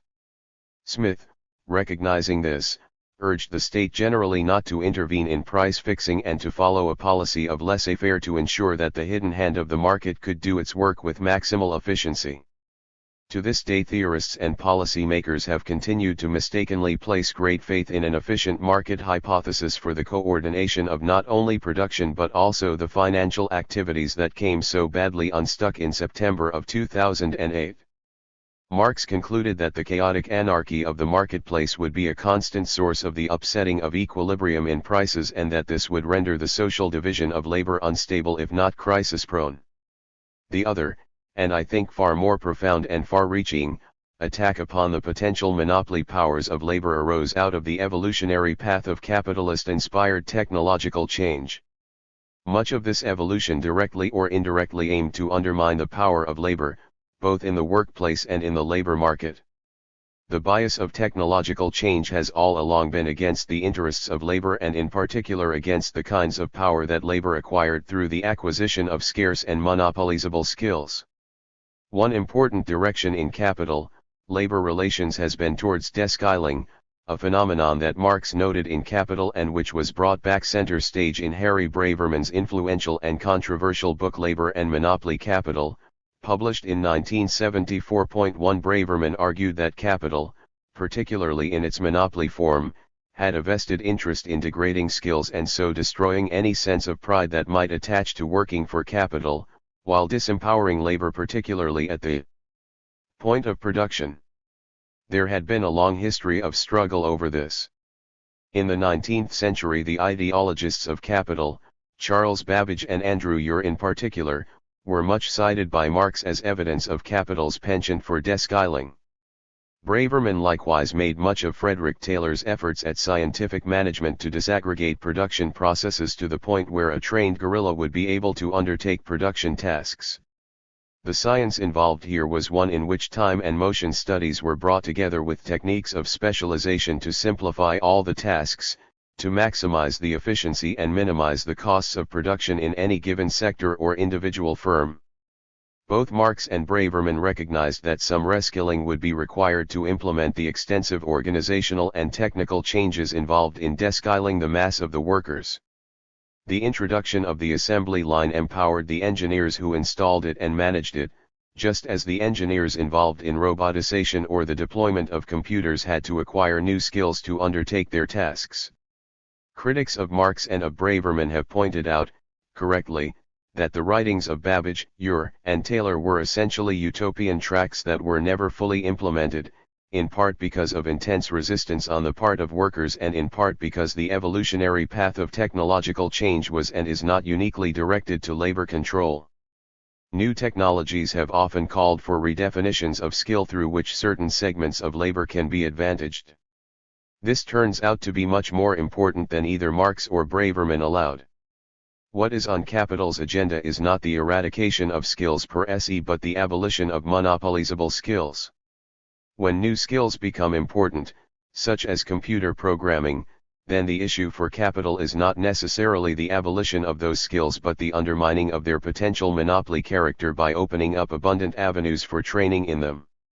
When the labor force equipped with programming skills grows from relatively small to superabundant, then this breaks monopoly power and brings down the cost of that labor to a much lower level than was formerly the case. When computer programmers are 10 a penny, then capital is perfectly happy to identify this as one form of skilled labor in its employ, even to the point of conceding a higher rate of remuneration and more respect in the workplace than the social average. In the same way that the evolution of technology has trended through its own autonomous dynamic towards greater and greater complexity over time, so divisions of labor have multiplied rapidly and been qualitatively transformed. This has not been a simple linear evolution, in part because the dynamics of class struggle has been engaged, though more often than not to capital's advantage. In the U.S. steel industry, for example, the number of specialized skills was very large indeed in the 1920s but became far smaller, particularly after the labor legislation of the 1930s that created the National Labor Relations Board, which had powers to resolve interjurisdictional disputes over which skill was qualified to do what in a particular industry. The contemporary steel industry has a much simpler and more streamlined skill set than was the case in earlier times. On the other hand, specialisms in, say, medicine or banking and finance have proliferated, while the emergence of whole new sectors associated with electronics and computerization has spawned an immense range of new occupations and job specifications. The range of specialisms within the state regulatory apparatus has also grown astronomically in recent times.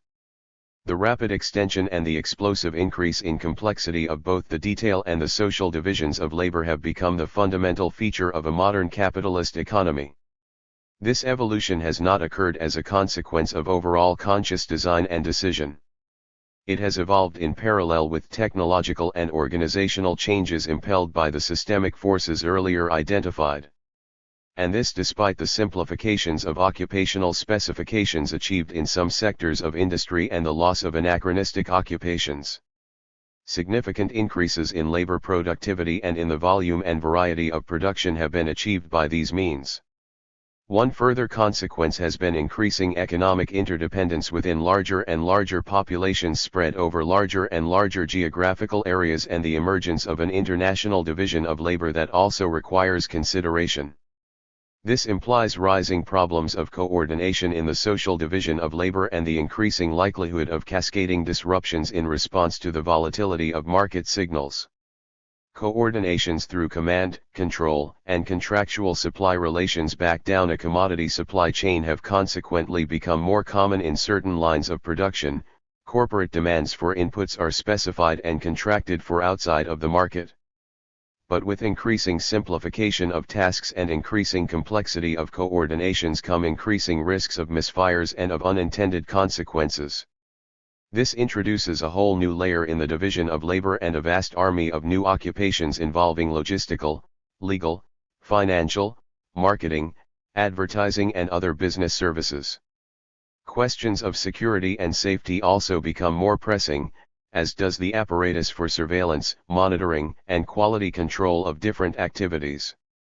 Proliferating divisions of labor within the economy are paralleled by proliferating bureaucratic divisions of regulatory and administrative authority not only within a typical state apparatus but also internally within many institutions, such as hospitals, universities, and school systems. The division of labor as a whole has undergone a metamorphosis over the last half-century. As a result, many of the inquiries available to us from 19th-century critics like Karl Marx, Ferdinand Tönnies, Emil Durkheim, and Max Weber do not address some of the central contemporary issues. Studies of the division of labor in the past largely focused on industrial organization and factory labor in particular national contexts, and the findings of those studies still surely stand. But the increasing complexity and proliferating geographical range of divisions of labor entail a qualitative leap in problems of coordination. Further problems arise because of the proliferation of state surveillance and bureaucratic authority functions and the wide-ranging shifts in the forms of organization in civil society. Many of these divisions of labor and of authority interlock and feed off each other, while still others acquire a hierarchical position vis-a-vis one another. We are also increasingly subject to what Timothy Mitchell calls the rule of experts. Point 2. Expert knowledge has always played a critical role in the history of capital, and the power of the expert is hard to challenge. Earlier signs of this, the organization man, the rule of the mandarins and the like, drew attention to an emerging autocratic and hierarchical streak within the division of labor. Arguably, the role of experts has increased exponentially over recent decades, and this poses a serious problem for the transparency and legibility of the world in which we live. We all depend on experts to fix our computer, diagnose our illnesses, design our transport systems and ensure our security. In the 1970s, a new perspective was introduced to the discussion with the rise of a so-called new international division of labor. David Ricardo, appealing to the doctrine of comparative advantage, had long ago insisted on the benefits in efficiency to be gained from specialization within and trade between countries. The specializations partly depended on natural factors, but they also derived from social features such as labor skills, institutional arrangements, political systems, and class configurations, along with the brute facts of colonial and neocolonial plunder and geopolitical and military power. But there is no question that after 1970 or so the global map of the international division of labor underwent a dramatic set of mutations. The industrial districts that had been the heartlands of capital's global dominance after 1850 were disrupted and dismantled. Productive capital began to move offshore, and the factories of Japan, South Korea, Singapore, Taiwan, and then, after 1980, even more spectacularly, China joined the new centers of factory labor in Mexico, Bangladesh, Turkey, and many other parts of the world. The West became broadly deindustrialist, while the East and the global South became centers for industrial value production alongside their more traditional role of primary commodity producers and extractors of resources for the industrializing world. The curious feature of these mutations is that industrialization, which had always been a sure pathway to rising per capita incomes in the past, was now in some instances, such as that of Bangladesh, more associated with the perpetuation of poverty than with the turn to affluence. The same was true for those countries that rose to prominence because of their natural resources in oil or mining. They were plagued by the so-called resource curse, in which rents and royalties were hijacked by an elite, leaving the mass of the population in abject poverty. The West became more and more focused on rent extraction through the development of finance, insurance, and real estate, alongside a consolidating regime of intellectual property rights, cultural products, and corporate monopolies. Knowledge-based activities that drew upon a labor force trained in what Robert Reich calls symbolic labor also became more central. Point 3 As all these changes occurred, so there seemed to be a slow tectonic shift in the power relations and geopolitical configuration of the global economy. The flow of wealth from east to west that had prevailed for some 2 centuries was reversed, and China increasingly became the dynamic center of a global capitalism as the West, after the financial crash of 2008, lost much of its momentum. So wherein lie the central contradictions in all of this? Plainly, the reversal of wealth flows and the reconfiguration of geopolitical powers pose incidental dangers for global conflicts that were not there before. While these conflicts are rooted in economic conditions and have significant ramifications for those conditions, I do not subscribe to the view that economic and military conflicts arise out of the contradictions of capital as such. The degrees of autonomy that exist in how the territorial logic of state power works within the global state system are far too loosely arranged for any simple economic determinism to work. A major conflagration in the Middle East, for example, would undoubtedly be rooted in the facts of oil production and the different geopolitical and geoeconomic interests that cluster around the exploitation of this key global resource, and it certainly could have a huge economic impact. But it would be wrong to infer from this that the contradictions of capital are in themselves a root cause of any such conflict. To be sure, also, the increasing complexity in the division of labor opens up new vulnerabilities. Small disruptions in a supply chain can have very large consequences. A strike in a key car parts factory in one region of the world can bring the whole production system to a halt everywhere. But it can also be more plausibly argued that the increasing complexity and geographical proliferation of ties within a global division of labor provide far stronger insurance against local calamities. In the pre-capitalist past, a failure of the grain harvest in Russia would mean local famine and starvation, but there is now a world market in grains that can be drawn upon to compensate for local failure. There are no technical reasons for local famines in our times precisely because of the way the global division of labor works. When famines do occur, it is invariably due to social and political causes. The last great famine in China, which may have killed some 20 million people at the time of the Great Leap Forward, occurred precisely because China was then by political choice isolated from the world market. Such an event could not now happen in China.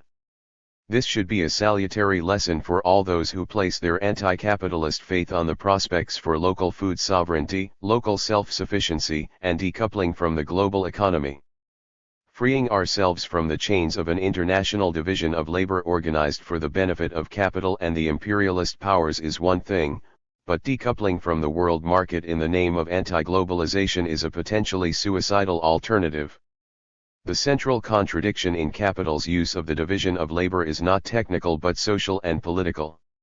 It is summed up in one word: alienation.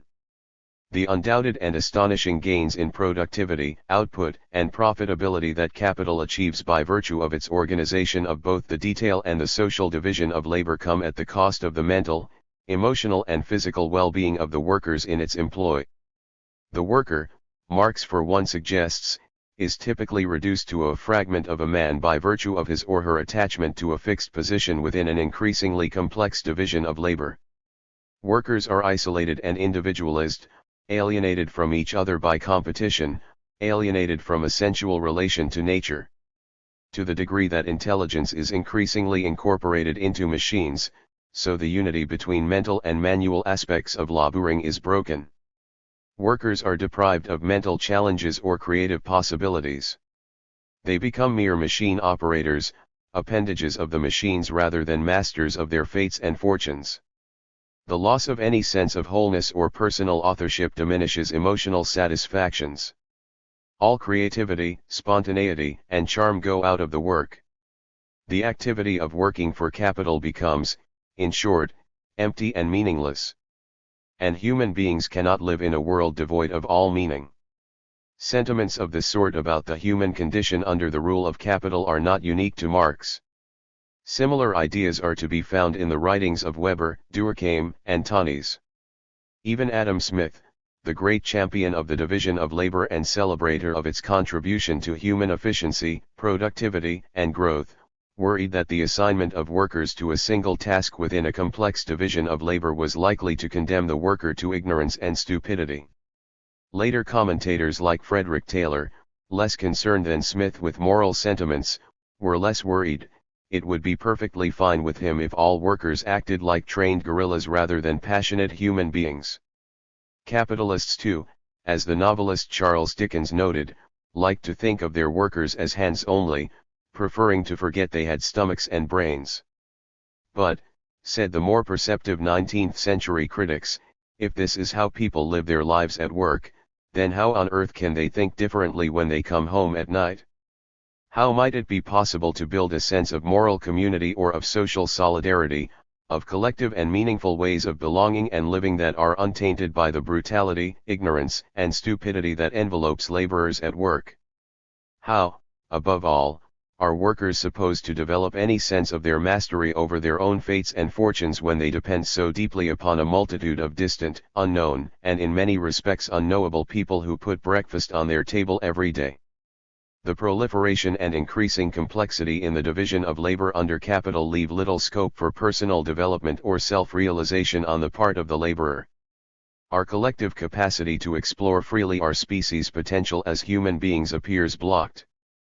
But even Marx, who is at his grimmest in describing the alienations that arise out of capital's use of divisions of labor, sees glimmers of possibility in the conditions that capital's division of labor dictates. It is not, he suggests, all doom and gloom on the side of labor, and that in part for reasons that capital itself was bound to furnish. Rapid evolutions in divisions of labor under the influence of strong currents of technological change would require, he argued, a flexible, adaptable and to some degree educated labor force.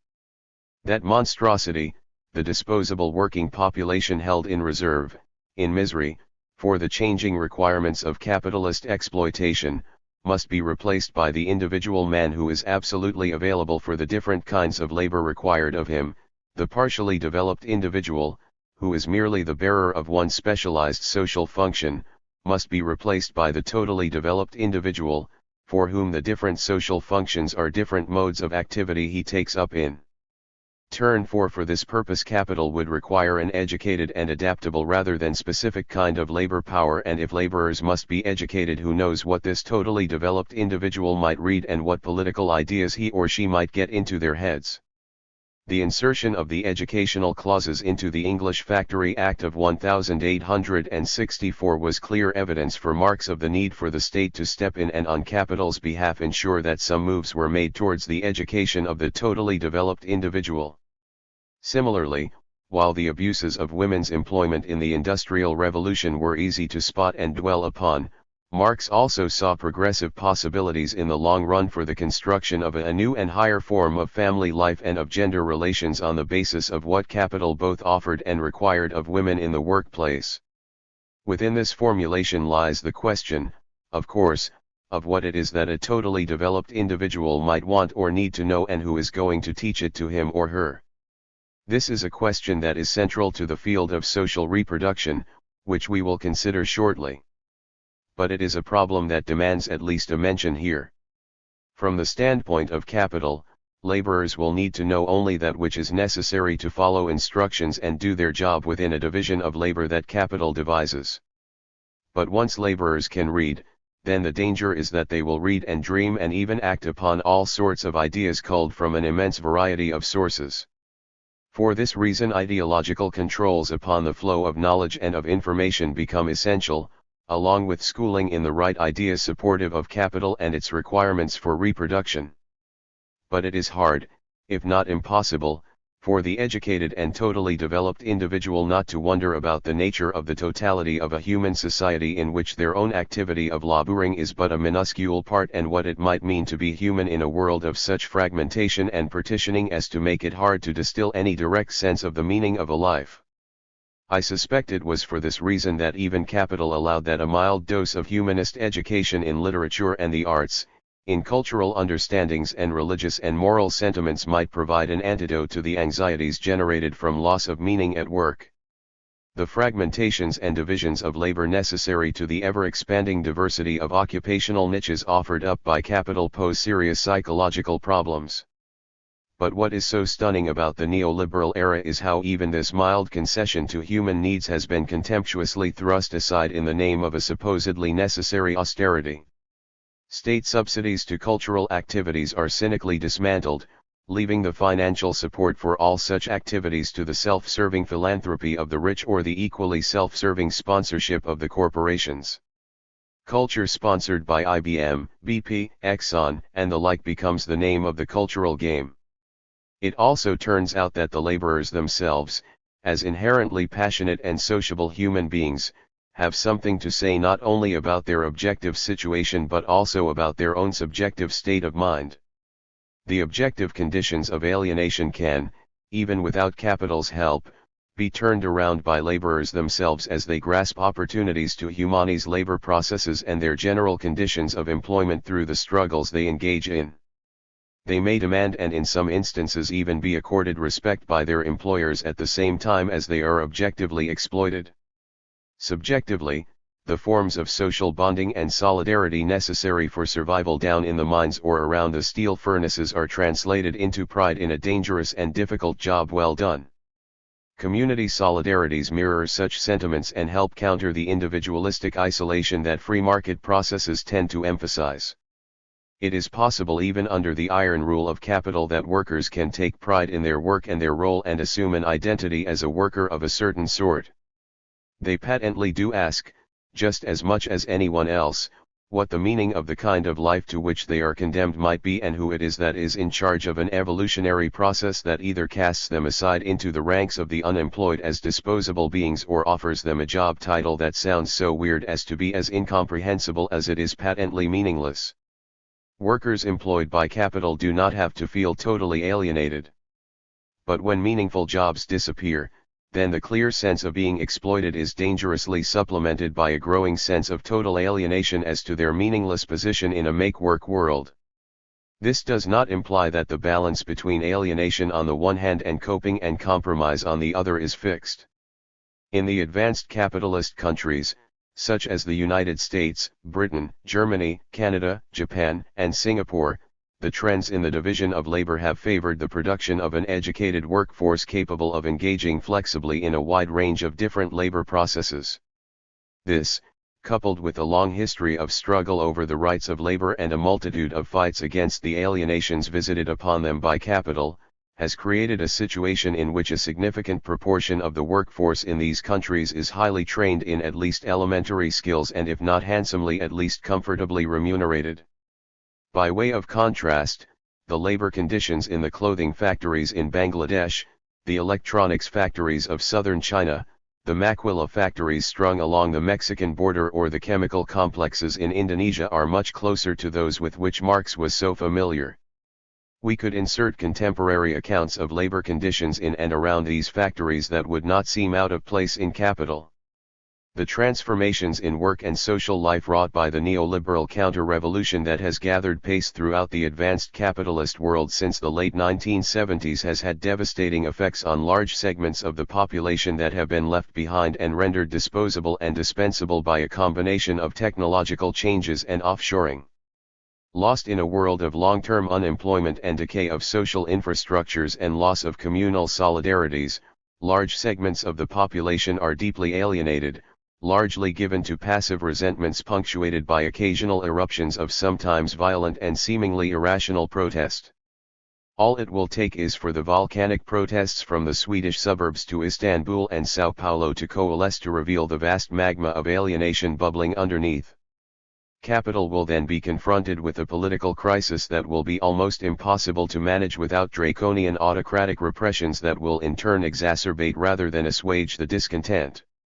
Uneven geographical developments in the division of labor and the parallel increase in social inequality in life chances are exacerbating that sense of alienation, which, if it becomes active rather than passive, will surely pose a major threat to the reproduction of capital as it is currently constituted.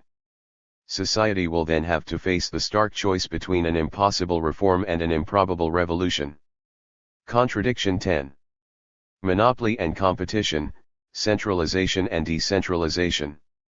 Read any economics text or popular defense of capitalism and the word competition will almost certainly very soon crop up. In popular defenses as well as in more serious theoretical works, one of the great success stories of capitalism is that it supposedly takes the natural proclivity of human beings to compete, unleashes it from social constraints and harnesses it through the market to produce a dynamic and progressive social system that can function for the benefit of all. Monopoly power and its cognates like oligopoly and monopsony all tend to be presented as aberrations, as unfortunate departures from a state of happy equilibrium that should be achieved in a purely competitive market. This biased view, for such I maintain it is supported by the existence of antitrust and anti-monopoly legislation and commissions which proclaim how bad monopolies are and from time to time set out to break them up in order to protect the public from their negative effects. At the beginning of the 20th century, for example, a wave of trust-busting led by the indomitable figure of Teddy Roosevelt occurred in the USA. In the 1980s the breakup of AT&T's monopoly in telecommunications was mandated in the USA and now in both Europe and North America questions are being asked concerning the excessive market power of Google, Microsoft, and Amazon. In the case of so-called natural monopolies, Adam Smith advised government regulation to prevent price gouging. The stated aim of public policy is to prevent monopoly pricing and to ensure the benefits of innovation, rising productivity, and low prices that supposedly derive from intercapitalist competition. The maintenance of a competitive environment through state action is generally touted as an essential policy stance for any healthy capitalist economy. In particular, achieving a competitive position in international trade is frequently cited as a major goal of public policies. If only a pure and perfect competitive market could be created, free of the distortions of monopoly power, then all, it is said, would be well. This amazingly influential story has held sway for more than 2 centuries, ever since Adam Smith articulated it so persuasively and brilliantly in The Wealth of Nations. It constitutes the founding myth of liberal economic theory. The liberal political economists mounted a crusade against state interventions in price-fixing markets and against monopoly power from the late 18th century onwards. Keynes did not depart too much from it. Even more surprisingly, it is accepted as gospel in Marx's Capital, though in Marx's case the reasoning runs that if Adam Smith's utopian tale was correct, then things would not turn out to be for the benefit of all.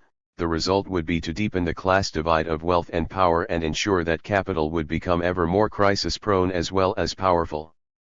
In the wake of the crisis of 2007-09 it became very difficult for economists to stick with their customary storyline.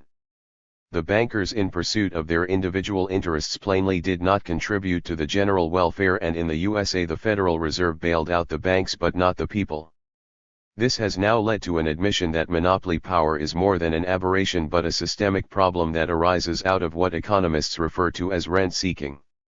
To put it baldly, says the economist Joseph Stiglitz, There are two ways to become wealthy: to create wealth or to take wealth away from others. The former adds to society. The latter typically subtracts from it, for in the process of taking it away, wealth gets destroyed. Rent-seeking is nothing more than a polite and rather neutral-sounding way of referring to what I call accumulation by dispossession.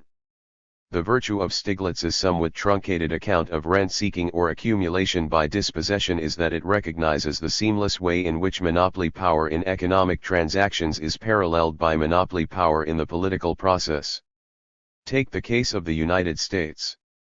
Regressive taxes and write-offs, regulatory capture, acquiring or leasing state or private assets at discount prices, inflated cost-plus contracts with state agencies, writing legislation to protect or subsidize particular interests, buying political influence through campaign contributions.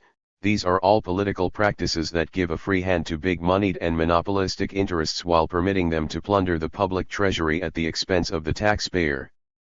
These political practices supplement conventional rent-seeking in land and property markets, rents on resources and on patents, licenses, and intellectual property rights, plus excess returns due to monopoly pricing.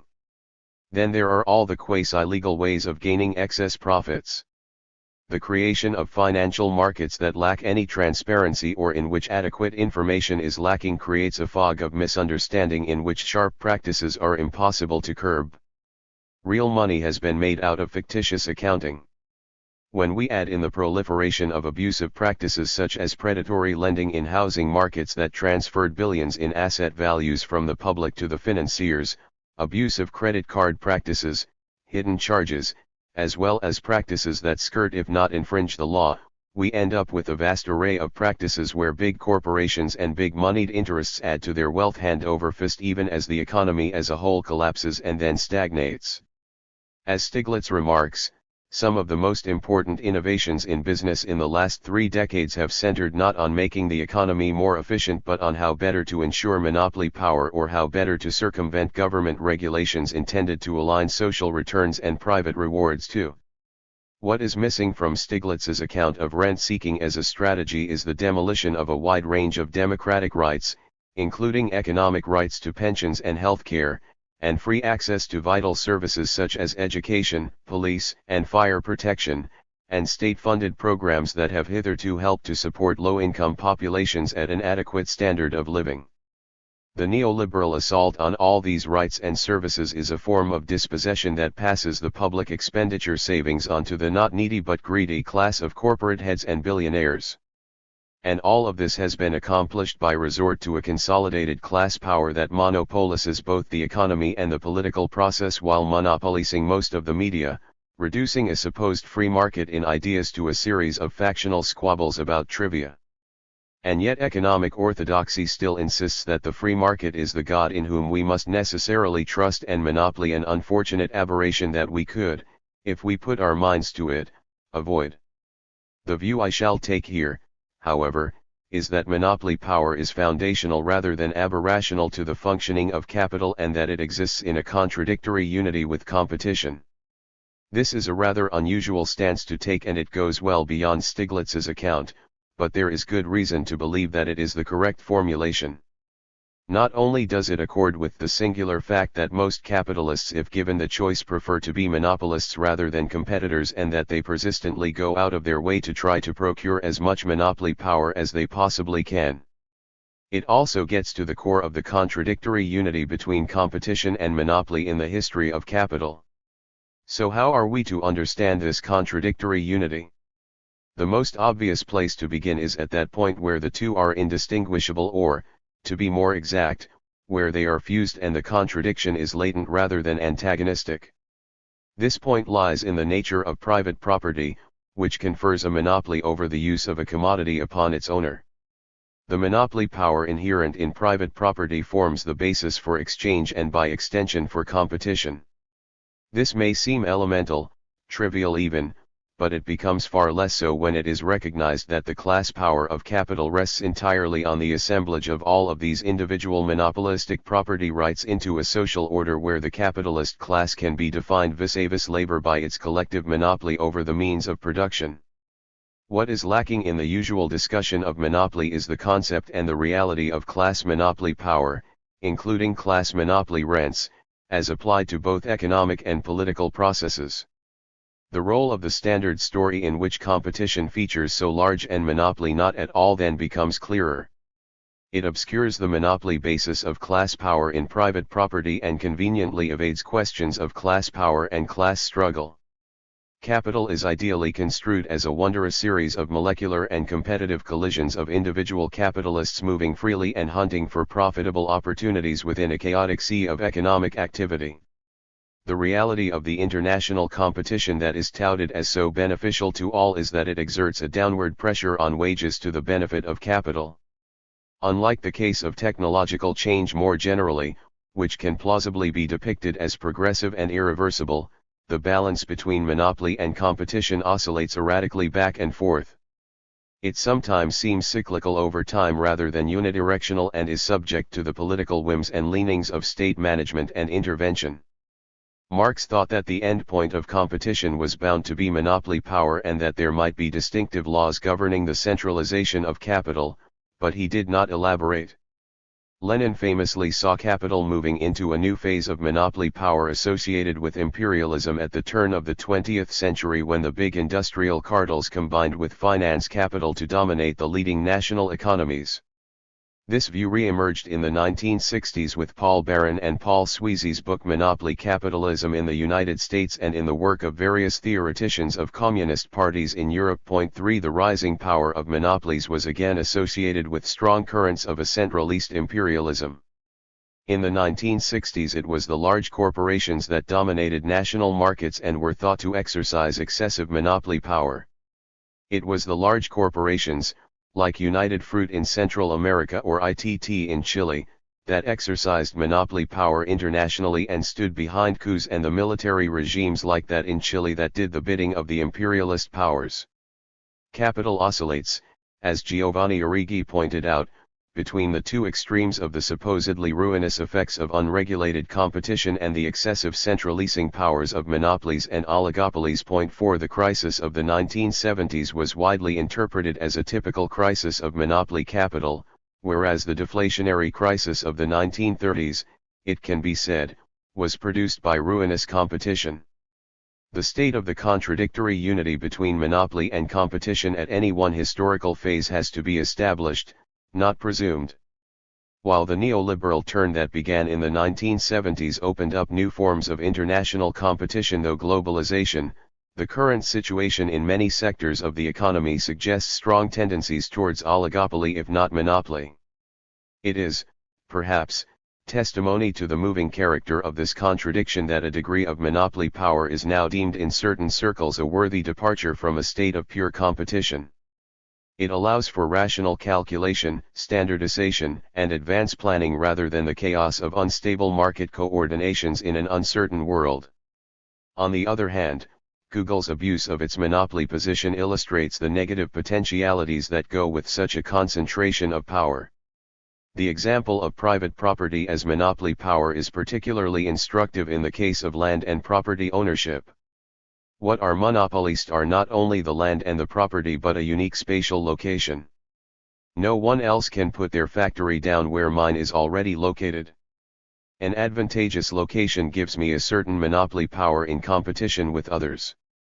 The result, conventional economists ultimately had to concede when forced to study the matter, was a peculiar kind of competition called monopolistic competition. The term is apt since it describes a condition in which all economic activity is competitively grounded in particular spaces with unique qualities. Naturally, this form of competition is treated as a footnote in economic theory rather than as basic to economic life, even though all productive economic activity is ultimately grounded in space. Standard economic thinking prefers a model in which all economic activity occurs on the head of a pin and no monopoly due to spatial location exists. Differential spatial qualities, more fertile land, better quality resources, superior locational advantages, do not apparently matter. Nor does the perpetually changing structure of spatial relations primarily brought about by infrastructural investments in things like transport systems. These absences have serious consequences for understanding how the contradictory unity of competition and monopoly works.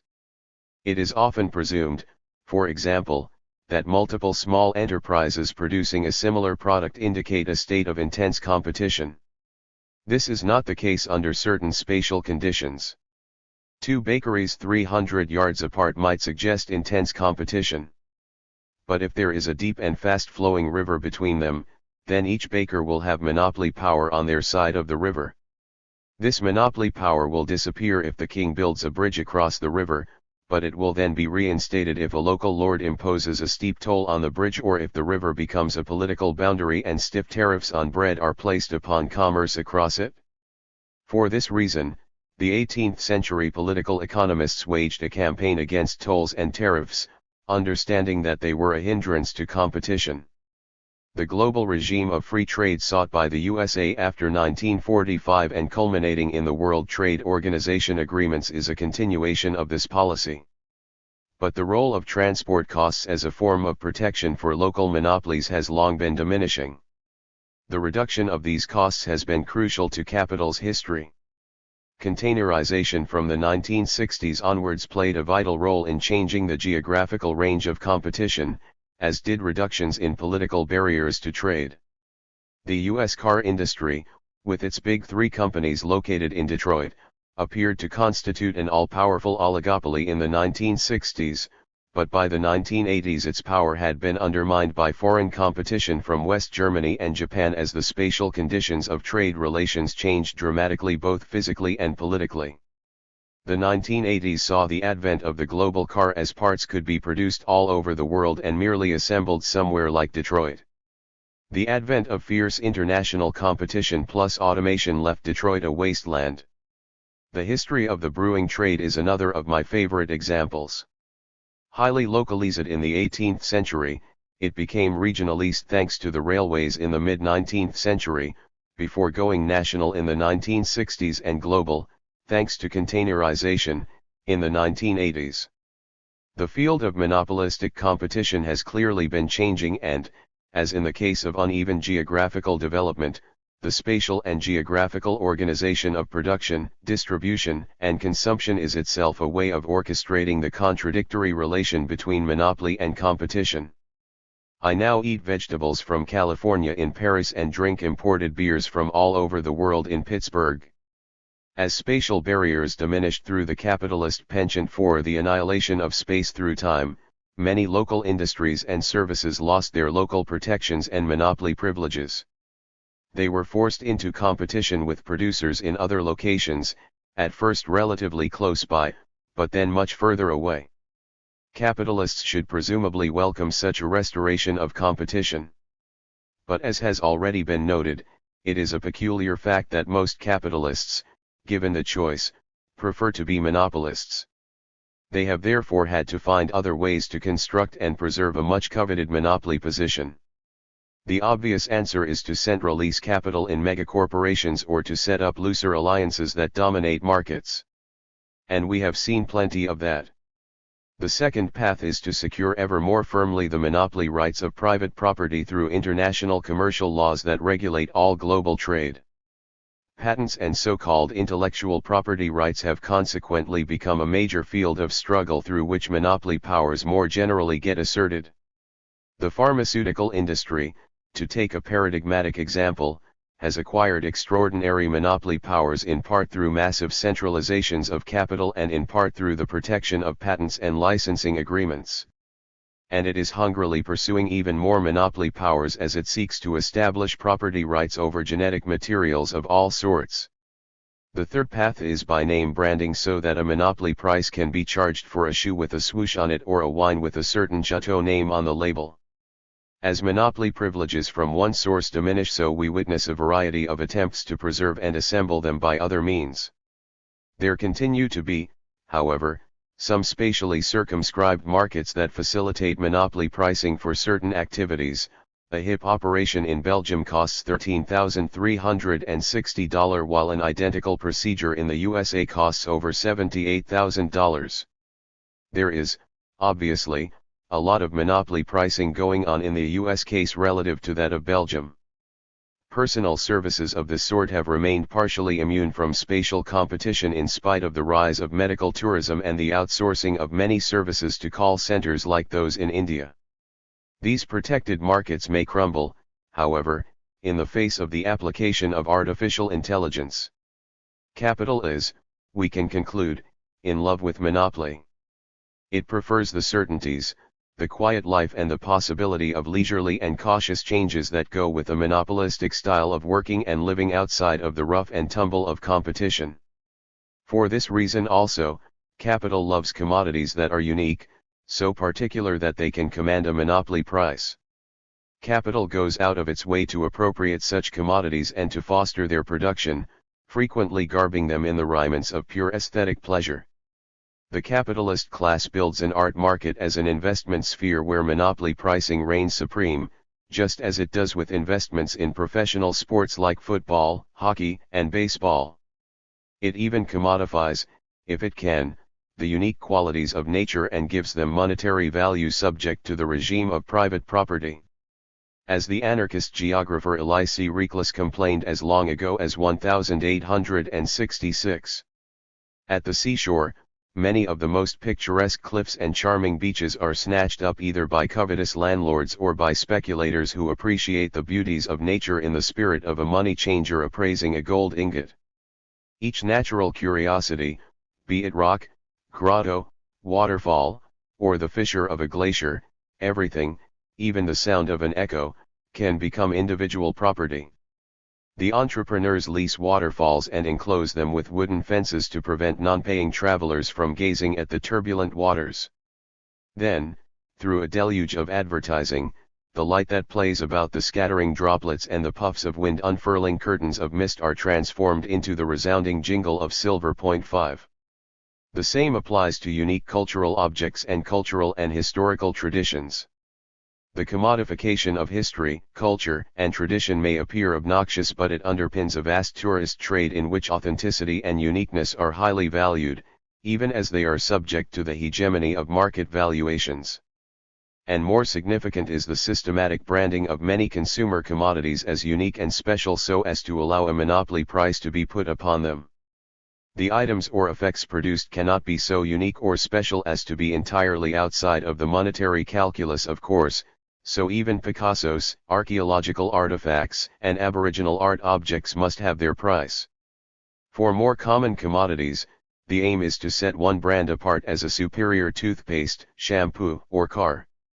The idea is to use product differentiation as a way to secure a monopoly price. The reputation and the public image of a commodity becomes just as if not more important than its material use value. From this arises the immense importance of advertising, which is nothing more than an industry struggling to squeeze monopoly prices out of an otherwise competitive situation. Nearly 1/6 of the jobs in the United States are now in advertising or selling, an industry that is dedicated to the production of monopoly rents through the production of image and reputation of particular commodities. There is an interesting geographical version of this same phenomenon. Cities like Barcelona, Istanbul, New York, and Melbourne get branded, for example, as tourist destinations or as hubs for business activities by virtue of their unique characteristics and special cultural qualities. If there are no particularly unique features to hand, then hire some famous architect, like Frank Gehry, to build a signature building to fill the gap. 6 History, culture, uniqueness, and authenticity are everywhere commodified and sold to tourists, prospective entrepreneurs and corporate heads alike, yielding monopoly rents to landed interests, property developers, and speculators. The role of the class monopoly rent that is then gained from rising land values and property prices in cities like New York, Hong Kong, Shanghai, London, and Barcelona is hugely important for capital in general. The gentrification process that is then unleashed is, worldwide, a critical part of an economy based as much on accumulation through dispossession as on creating wealth through new urban investments. In cultivating monopoly power, capital realizes far-reaching control over production and marketing. It can stabilize the business environment to allow for rational calculation and long-term planning, the reduction of risk and uncertainty. The visible hand of the corporation, as Alfred Chandler terms it, has been and continues to be just as important to capitalist history as Adam Smith's invisible hand. 7 The heavy hand of state power exercised broadly in support of capital also plays its part. Monopoly power is strongly associated with the centralization of capital. On the other hand, competition generally entails decentralization. It is useful here to consider this cognate relation between the centralization and decentralization of political economic activities as a subset of the contradictory unity between monopoly and competition. In this instance, it is also vital to see the relation between centralization and decentralization in terms of a contradictory unity. It has often proved the case, for example, that decentralization is one of the best means to preserve highly centralized power, because it masks the nature of this centralized power behind a veneer of individual liberty and freedom. In a way, this was what Adam Smith was advocating.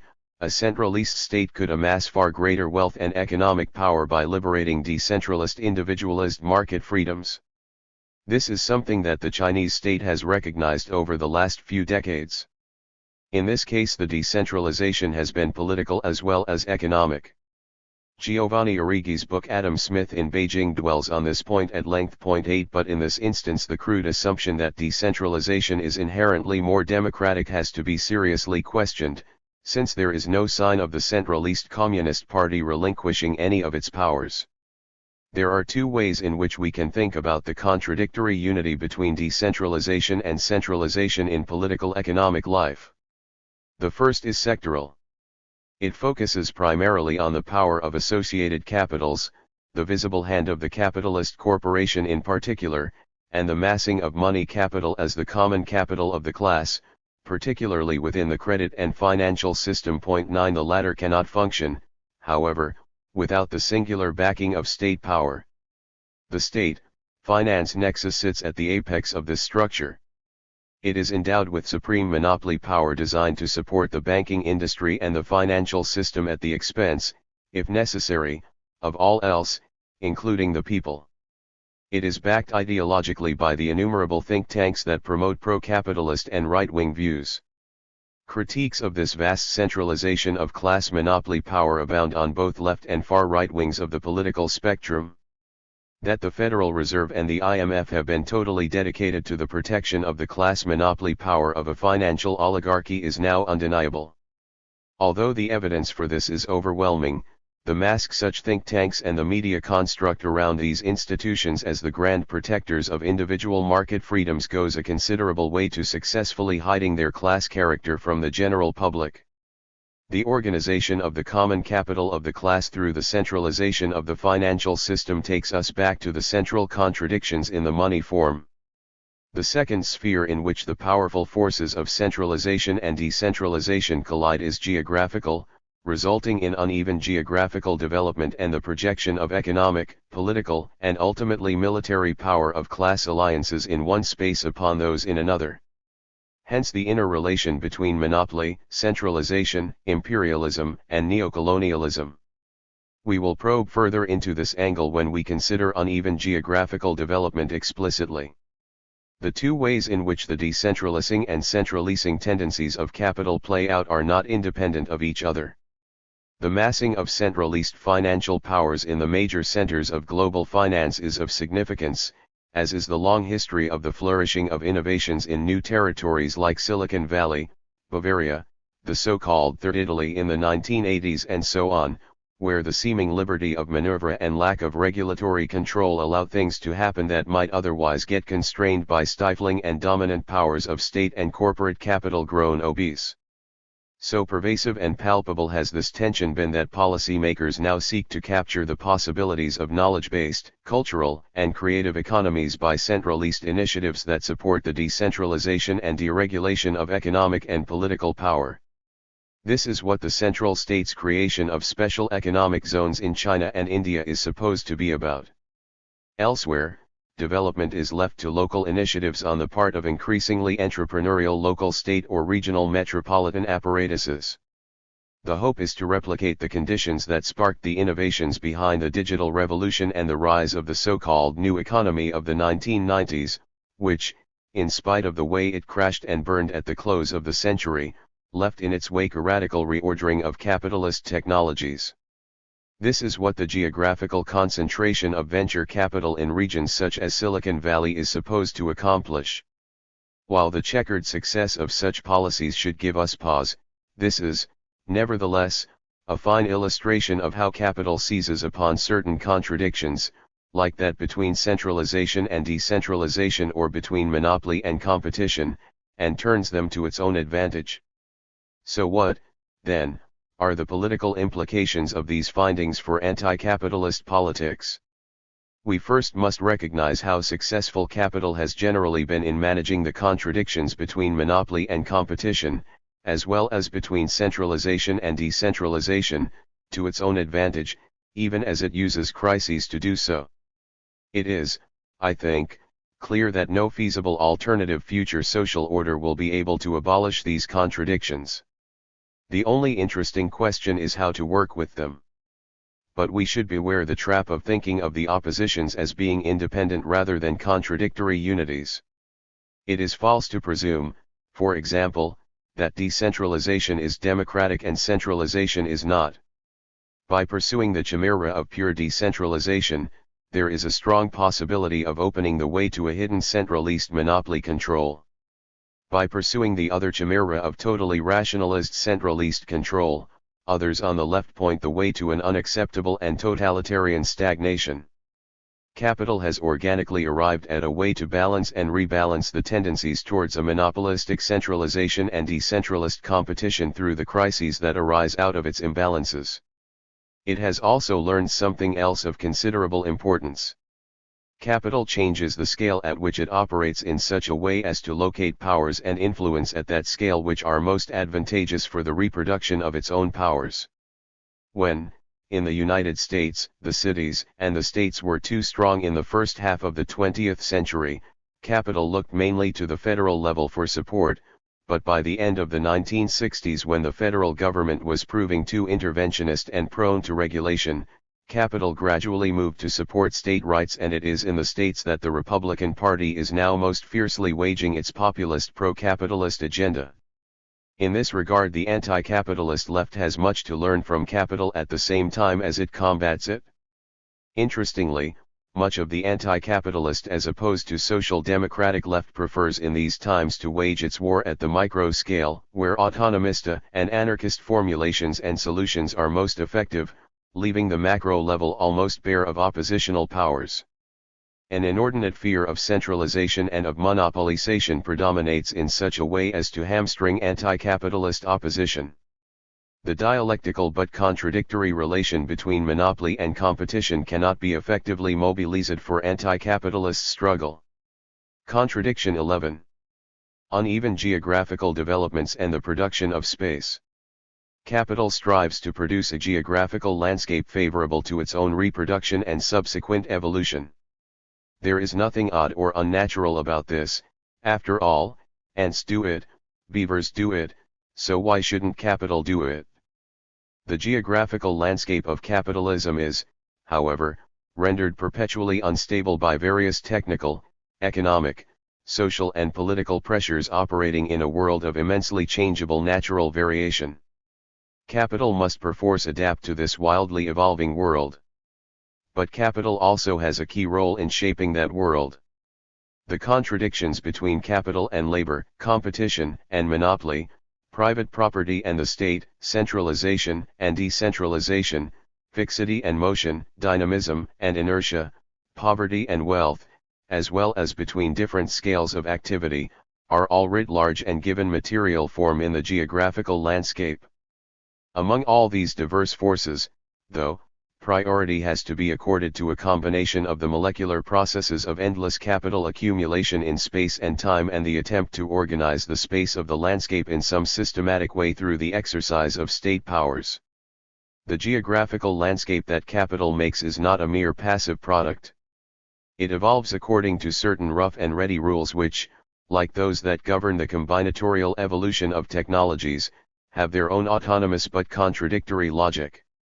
How the landscape evolves affects capital accumulation as well as how the contradictions of capital and of capitalism are manifest in space, place, and time. The independent manner in which the geographical landscape evolves plays a key role in crisis formation. Without uneven geographical development and its contradictions, capital would long ago have ossified and fallen into disarray. This is a key means by which capital periodically reinvents itself. Capital and the capitalist state play a leading role in producing the spaces and places that ground capitalist activity. It takes a lot of capital to build a railway, for example. If the railway is to be profitable, then other capitals must use it, preferably for the lifetime of the investment fixed in it. If this does not happen, then the railway goes bankrupt and the capital invested in it is lost or at least devalued. So capital needs to use the railway once it is built. But why does capital need a railway? Time is money for capital. Traversing space takes both time and money. Economy of time and money is a key to profitability. A premium is therefore placed on innovations, technical, organizational, and logistical, that reduce the costs and time of spatial movement. The producers of new technologies are well aware of this. They concentrate a lot of their autonomous effort upon developing new ways to reduce costs or time of capital circulation. Technologies that accomplish these goals will command a ready market. What Marx called the annihilation of space through time is one of the holy grails of capital's endeavors. Cost and time reductions can be accomplished in two ways. The first entails continuous innovations in transport and communications technologies.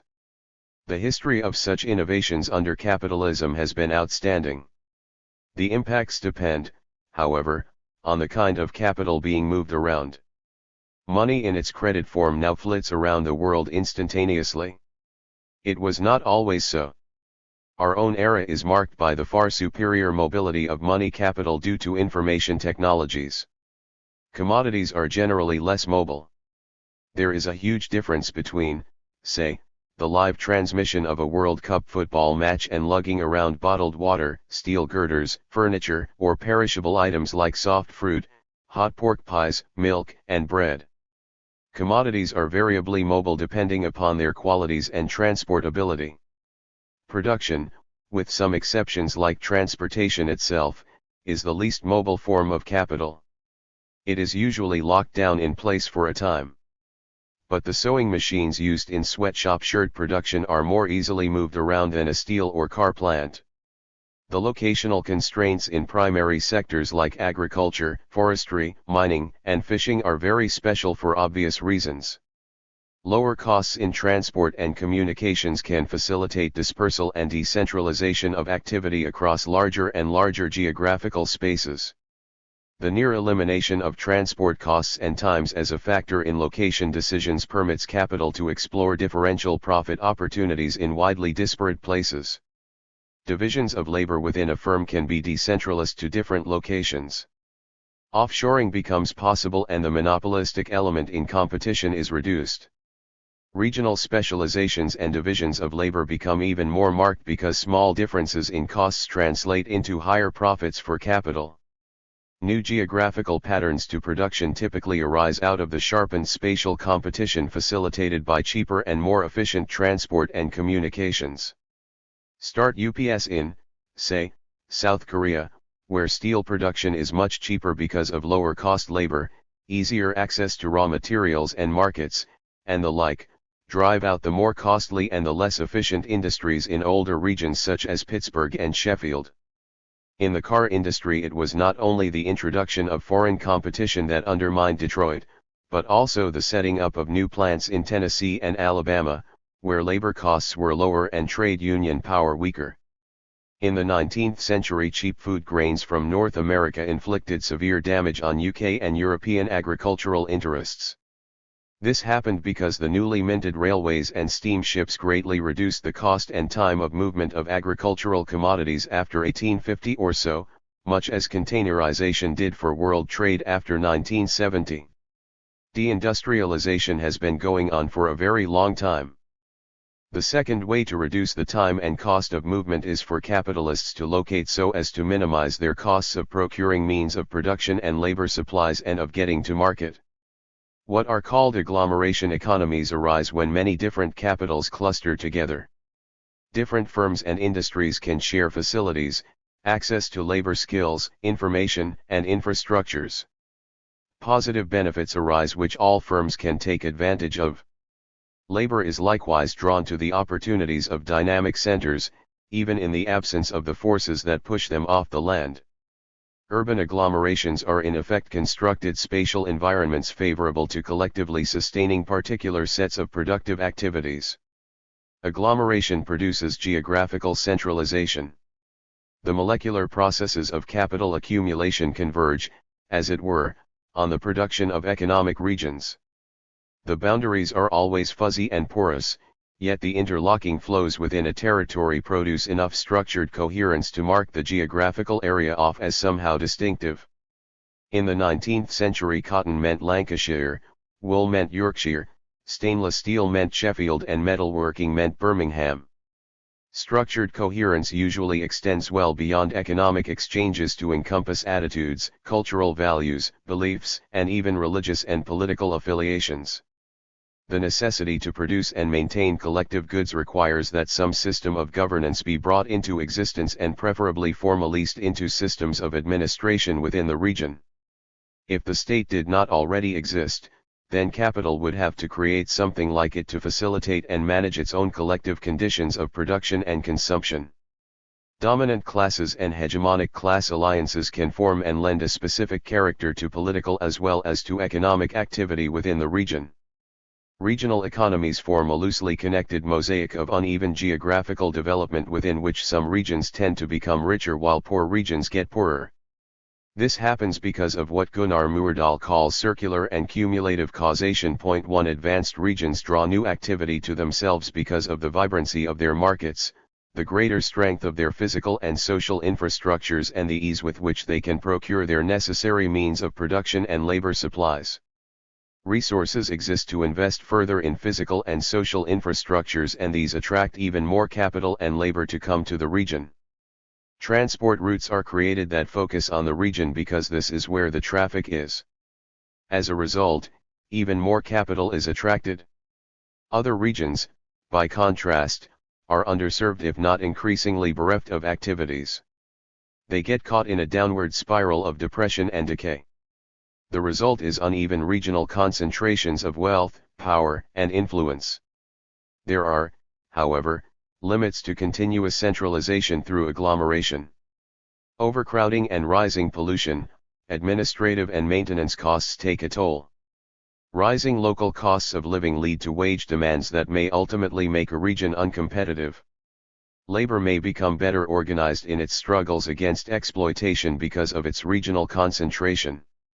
Land and property prices escalate as a rentier class cashes in on their command over increasingly scarce land. New York City and San Francisco are dynamic but high-cost locations, while Detroit and Pittsburgh now are not. Labor is better organized in Los Angeles now than it is in Detroit. When local costs rise rapidly, capitalists look for other spaces in the global economy to ply their trade.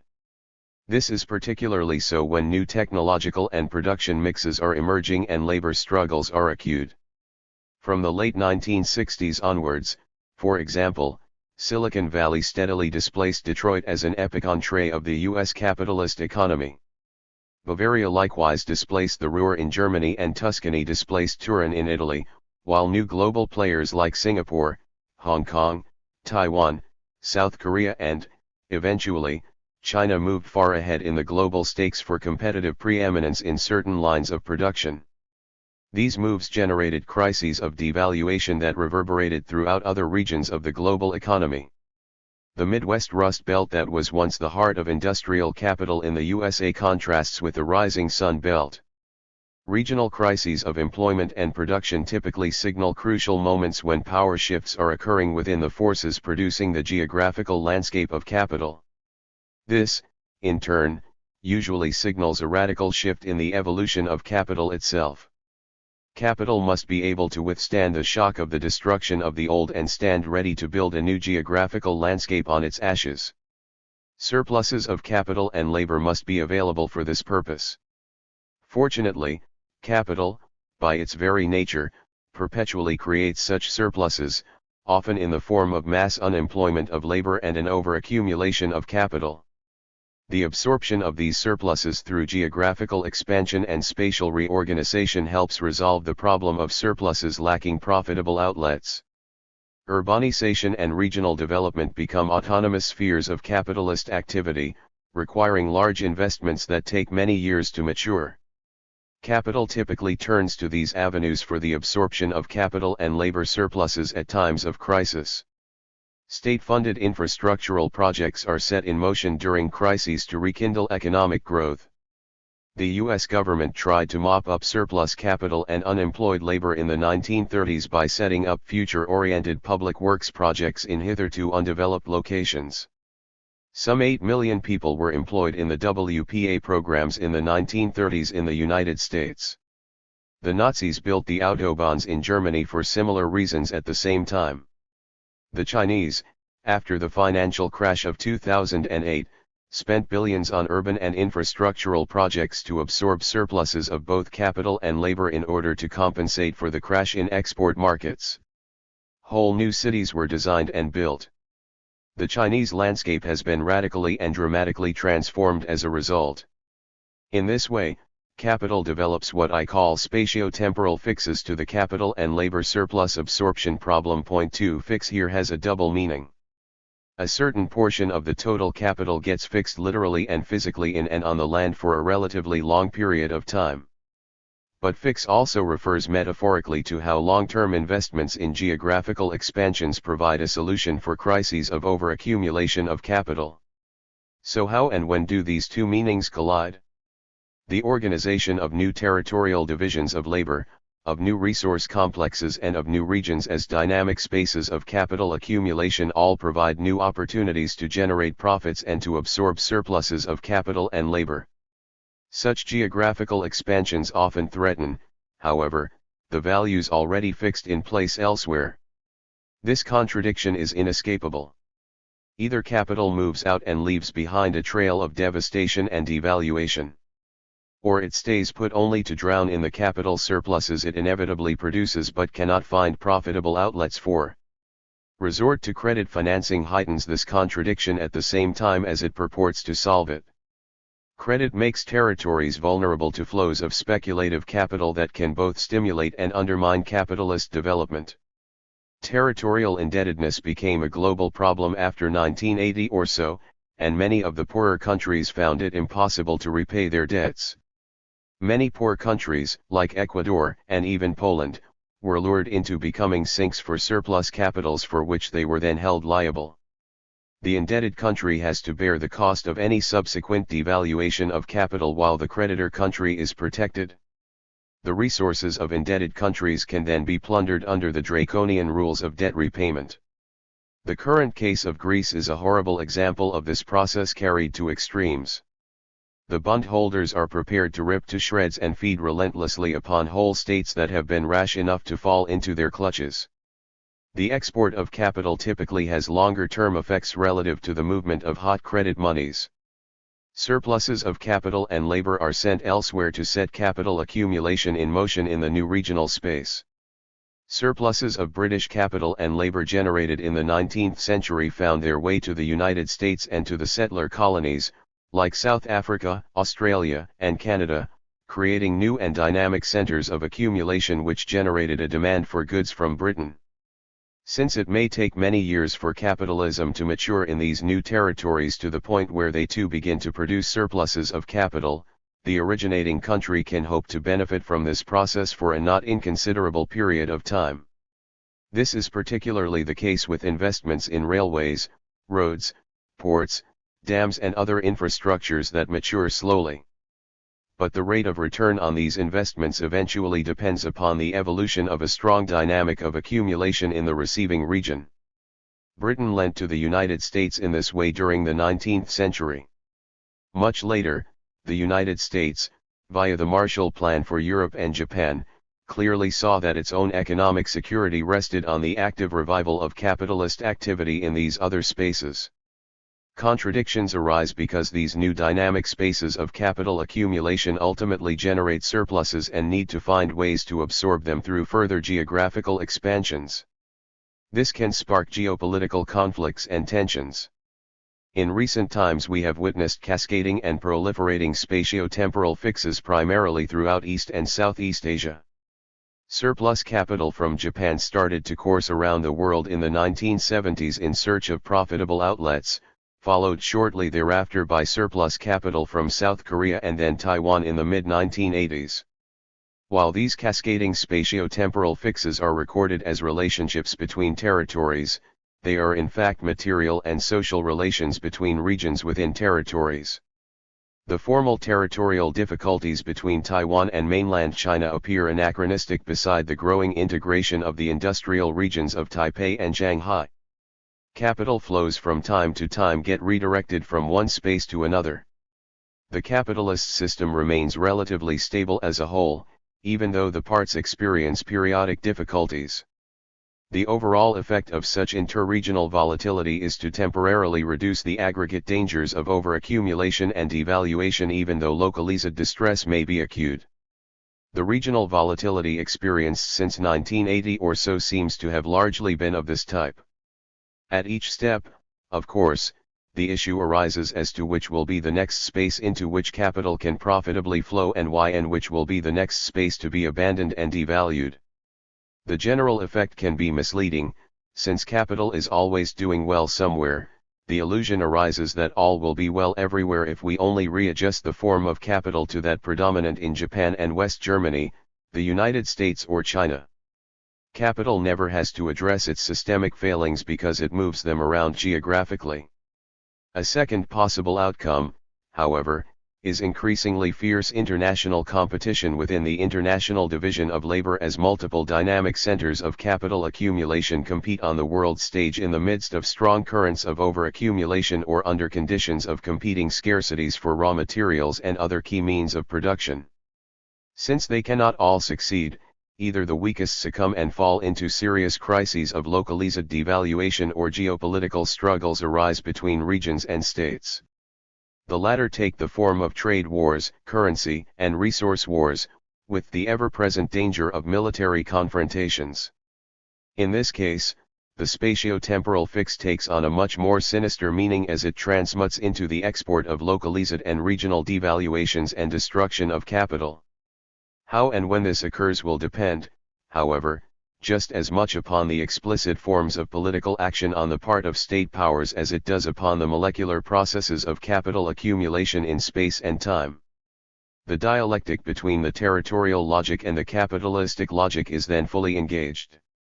So how does the relative spatial fixity and distinctive logic of territorial power fit with the fluid dynamics of capital accumulation in space and time? Is this not the locus of an acute and abiding contradiction for capital, perhaps the apogee of the contradiction between fixity and motion? Recall, in order for capital to circulate freely in space and time, physical infrastructures and built environments must be created that are fixed in space.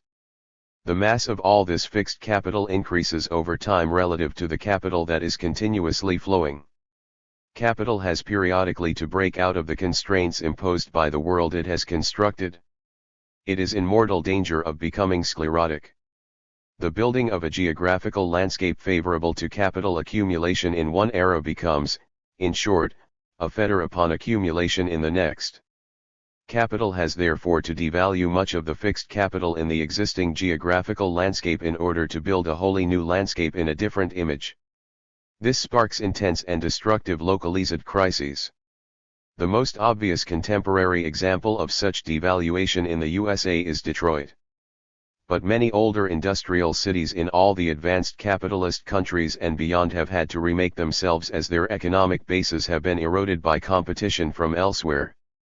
The principle here is this: capital creates a geographical landscape that meets its needs at one point in time only to have to destroy it at a later point in time to facilitate capital's further expansion and qualitative transformation.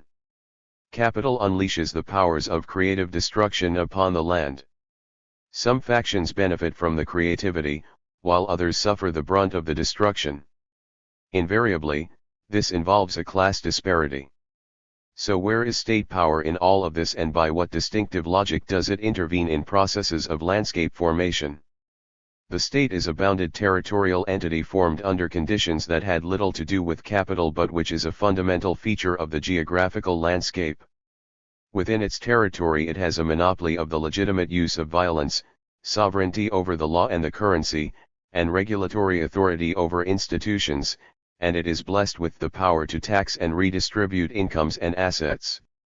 It organizes structures of administration and governance that at the very minimum address the collective needs of both capital and, more diffusely, the state's citizens. Among its sovereign powers perhaps the most important is defining and conferring rights of citizenship under the law upon its inhabitants and thereby introducing the category of illegal alien or sans-papiers into the equation. This creates a separate population vulnerable to unthinkable and unrestricted exploitation by capital. As a bounded entity, the question of how the state's borders were established and how they are patrolled in relation to the movements of people, commodities, and money becomes paramount.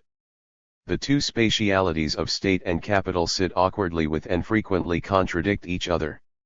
This is very clear in the case, for example, of migration policies. The interests of the capitalist state are not the same as those of capital. The state is not a simple thing and its various branches do not always cohere, although key institutions within the state do typically play a directly supportive role in the management of capital's economy. The governance of the state depends upon the nature of its political system, which sometimes pretends to be democratic and is often influenced by the dynamics of class and other social struggles. The practices that constitute the exercise of state powers are far from monolithic or even coherent, which means that the state cannot be construed as a solid thing exercising distinctive powers. It is a bundle of practices and processes assembled together in unbounded ways since the distinction between the state and civil society is highly porous. Capital is not the only interest to which the state must respond and the pressures upon it come from a variety of interests. Furthermore, the ruling ideology behind state interventions can vary considerably. There is, also, an interstate system. Relations among states can be hostile or collaborative as the case may be, but there are always geo-economic and geopolitical relations and conflicts that reflect the state's distinctive interests and lead state practices into forms of action that may or may not be consistent with capital's interests. The logic that attaches to the territoriality of state power is very different from the logic of capital. The state is, among other things, interested in the accumulation of wealth and power on a territorial basis, and it was Adam Smith's genius to advise and generally persuade statesmen that the best way to do this was to unleash and rationalize the forces of capital and the free market within its territory and open its doors to free trade with others. The capitalist state is one that broadly follows pro-business policies, albeit tempered by ruling ideologies and the innumerable and divergent social pressures mobilized through the organization of its citizens. But it also seeks to rationalize and use the forces of capital to support its own powers of governmentality over potentially restive populations, all the while enhancing its own wealth, power, and standing within a highly competitive interstate system. This rationality contrasts with that of capital, which is primarily concerned with the private appropriation and accumulation of social wealth. The constructed loyalty of citizens to their states conflicts in principle with capital's singular loyalty to making money and nothing else. The kind of rationality the state typically imposes is illustrated by its urban and regional planning practices. These state interventions and investments attempt to contain the otherwise chaotic consequences of unregulated market development. The state imposes Cartesian structures of administration, law, taxation, and individual identification. The technocratic and bureaucratic production of space in the name of a supposedly capitalist modernity has been, however, the focus of virulent critiques. What tends to be produced is a soulless, rationalist geographical landscape against which populations periodically revolt. But the application of state powers to these purposes never did run smooth. They are all too easily subverted, co-opted and corrupted by moneyed interests. Conversely, the foundational interests of the state in, for example, the case of national security can be subverted by capital and turned into a permanent feeding trough for capitalist ambitions, hence the historical role of the infamous military, industrial complex in the development of capital. States can use their powers to orchestrate economic life not only through their command over infrastructural investments but also through their powers to create or reform basic institutions. When, for example, local banking was supplanted by national banks in Britain and France in the 19th century, the free flow of money capital across the national space altered regional dynamics.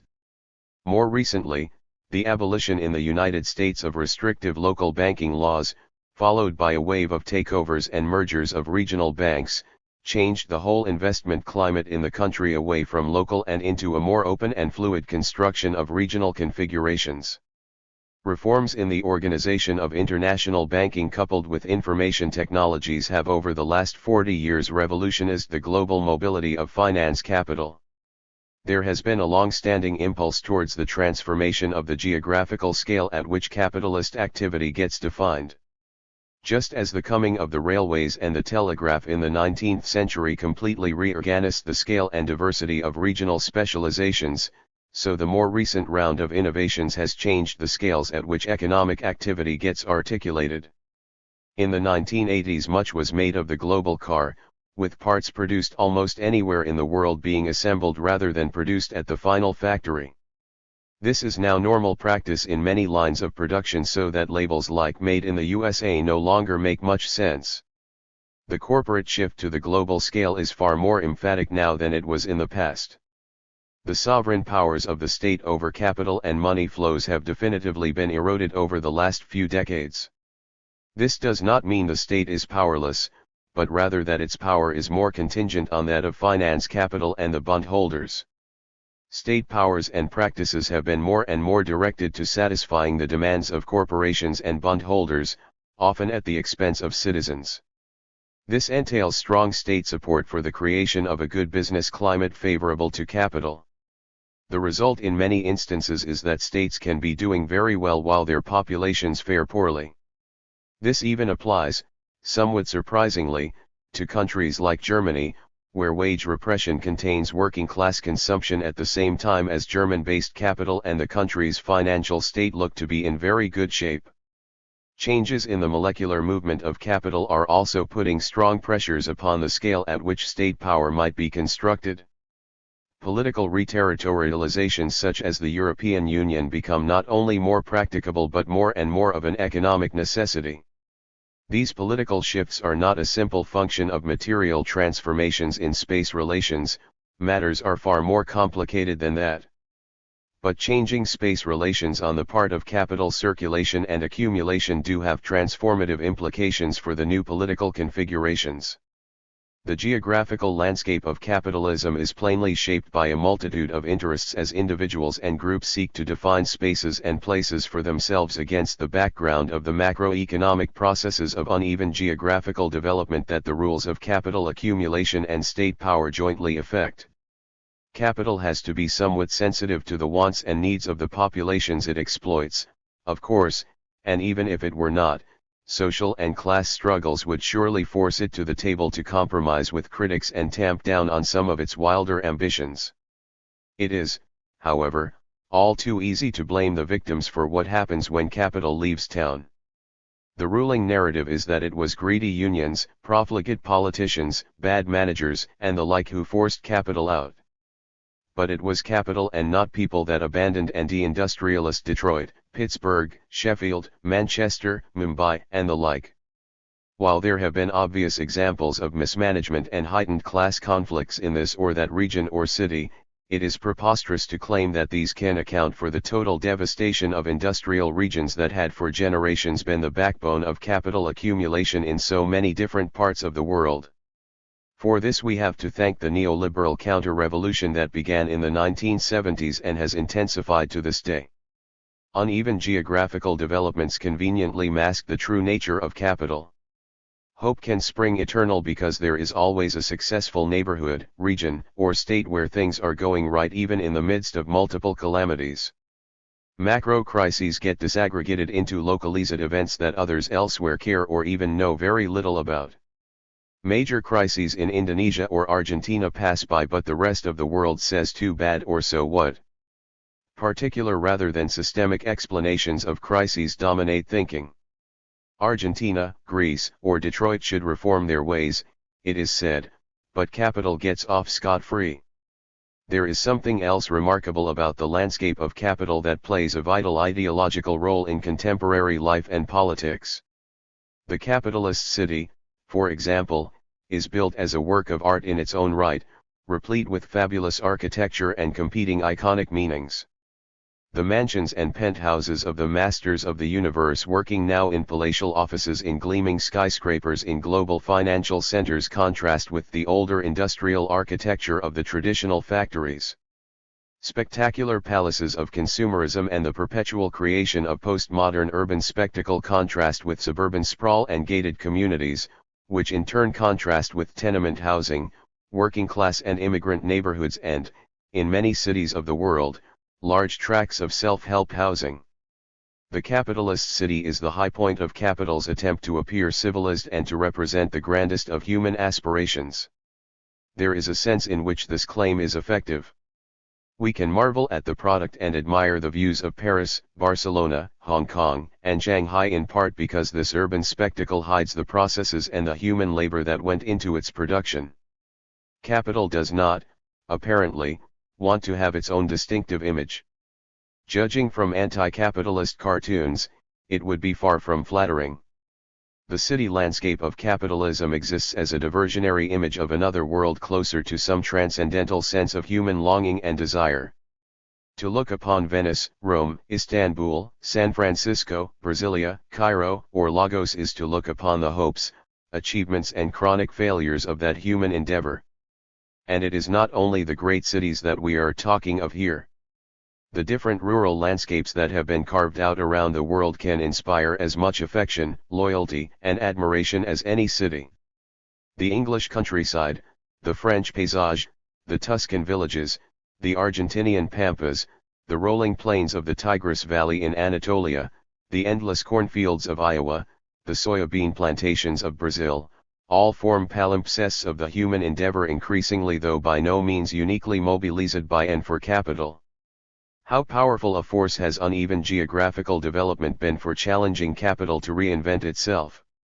Without uneven geographical development, capital would surely have stagnated, succumbed to its sclerotic, monopolistic, and autocratic tendencies and totally lost legitimacy as the dynamic engine of a society that has pretenses to being civilized even as it is in danger of heading towards barbarism. Unleashing interurban, interregional, and international competition is not only a primary means whereby the new comes to supplant the old, but a context in which the search for the new, billed as the search for competitive advantage, becomes critical to capital's capacity to reproduce itself. Above all, uneven geographical development serves to move capital's systemic failings around from place to place. Those failings are a perpetually moving target. The homogeneity now being imposed by an international order dominated by the central banks and a few international institutions, such as the IMF, is from this perspective potentially devastating for capital's future chances of survival. Capital could not long survive the advent of a strong centralized global government unless, as has happened in China, that government not only orchestrated but liberated interregional and interurban competition. Given the constraints now imposed upon them by the international disciplinary apparatus, there is no chance that Greece, Portugal, Spain, and Italy can rise from the ashes as did West Germany and Japan after the Second World War to reinvigorate the capitalist dynamic. They may recover somewhat, but it cannot be anything other than an anemic recovery. Whether unchanged uneven geographical development can today work by itself as a panacea for capital's malaise is doubtful, given the storm clouds of systemic stagnation that are gathering strength and darkening the future. Instead, we see an emergent unholy alliance between state powers and the predatory aspects of finance capital to create a form of vulture capitalism that is as much about cannibalistic practices and forced devaluations as it is about achieving harmonious global development. The vultures, like the hedge funds and the private equity funds, will feed off the destruction of ways of life in whole territories if necessary. Capital survives not only through a series of spatio-temporal fixes that absorb the capital surpluses in productive and constructive ways, but also through the devaluation and destruction administered as corrective medicine to those who fail to keep up and who fail to pay off their debts. The very idea that those who irresponsibly lend should also be at risk is, of course, dismissed out of hand. That would require calling the wealthy property-owning classes everywhere to account and insisting that they look to their responsibilities rather than to their inalienable rights to private property and accumulation without limit. The sinister and destructive side of spatio-temporal fixes becomes just as crucial to capital as its creative counterpart in building a new landscape to facilitate the endless accumulation of capital and the endless accumulation of political power. So what, then, should an anti-capitalist movement make of all this? It is first vital to recognize that capital is always a moving target for opposition because of its uneven geographical development. Any anti-capitalist movement has to learn to cope with this. Oppositional movements in one space have often been defanged because capital moved to another. Anti-capitalist movements must abandon all thoughts of regional equality and convergence around some theory of socialist harmony. These are recipes for an unacceptable and unachievable global monotony. Anti-capitalist movements have to liberate and coordinate their own dynamics of uneven geographical development, the production of emancipatory spaces of difference, in order to reinvent and explore creative regional alternatives to capital. Different social movements and resistances are emerging from within the framework of capital's uneven geographical development, from Stockholm and Cairo to Sao Paulo, Shanghai, Paris and London. These constitute a mosaic of different but loosely interconnected seedbeds for transformations of capitalism towards an anti-capitalist future. How they might be put together is the question. We live in chaotic and volatile times, particularly with respect to uneven geographical developments. It is not unreasonable to expect that resistances and oppositions will be equally chaotic, volatile, and geographically specific. Contradiction 12. Disparities of income and wealth. An analysis of the Internal Revenue Service income tax returns for New York City in 2012 showed that the average income of the top 1% in that year was $3.57 million, while half of the population in this extremely high rent and high cost of living city were trying to get by on $30,000 a year or less. In 3 days the ultra-rich made more money than most New Yorkers made in a year. By any standards, this level of income inequality is astonishing, surely making New York City one of the most unequal cities in the world. On the other hand, these figures should not surprise anyone, given the enormous earnings of the leading hedge fund managers and the huge bonuses customarily doled out by the leading banks in the city. Nationally, as might be expected, the income disparities are nowhere near as dramatic, even though they had been increasing markedly since the 1970s or so. There is no point here in attempting anything other than a highly simplified account of aggregate global trends in inequalities of wealth and income. Struggles over distribution of the social wealth have been incessant throughout the history of capitalism. Outcomes have varied greatly from one state, region, or city to another, as different groups have struggled for advantage against others as well as against dominant groups and classes for what they regard as their fair and proper share of the product of social labor. Given the powers of the state to extract taxes and to redistribute wealth and income, much has depended on which faction or political alliance holds state power and what it does with it. Struggles over distributional shares have often been fierce and the outcomes hard to predict. In the wake of a coup, such as that which occurred in Chile in 1973, it was to be expected that distributional shares would shift dramatically towards greater inequality as the elites that backed the coup cashed in. In Russia, a small band of oligarchs collared, in an astonishing act of pillage, most of the natural resource wealth of the country after the collapse of 1989. The ex-Soviet Union now boasts one of the highest concentrations of billionaires, an authentic oligarchy, in the world. In Britain after 1945, however, a Labour government built a welfare state that supported the least affluent for a whole generation, much as the Scandinavians had done before them.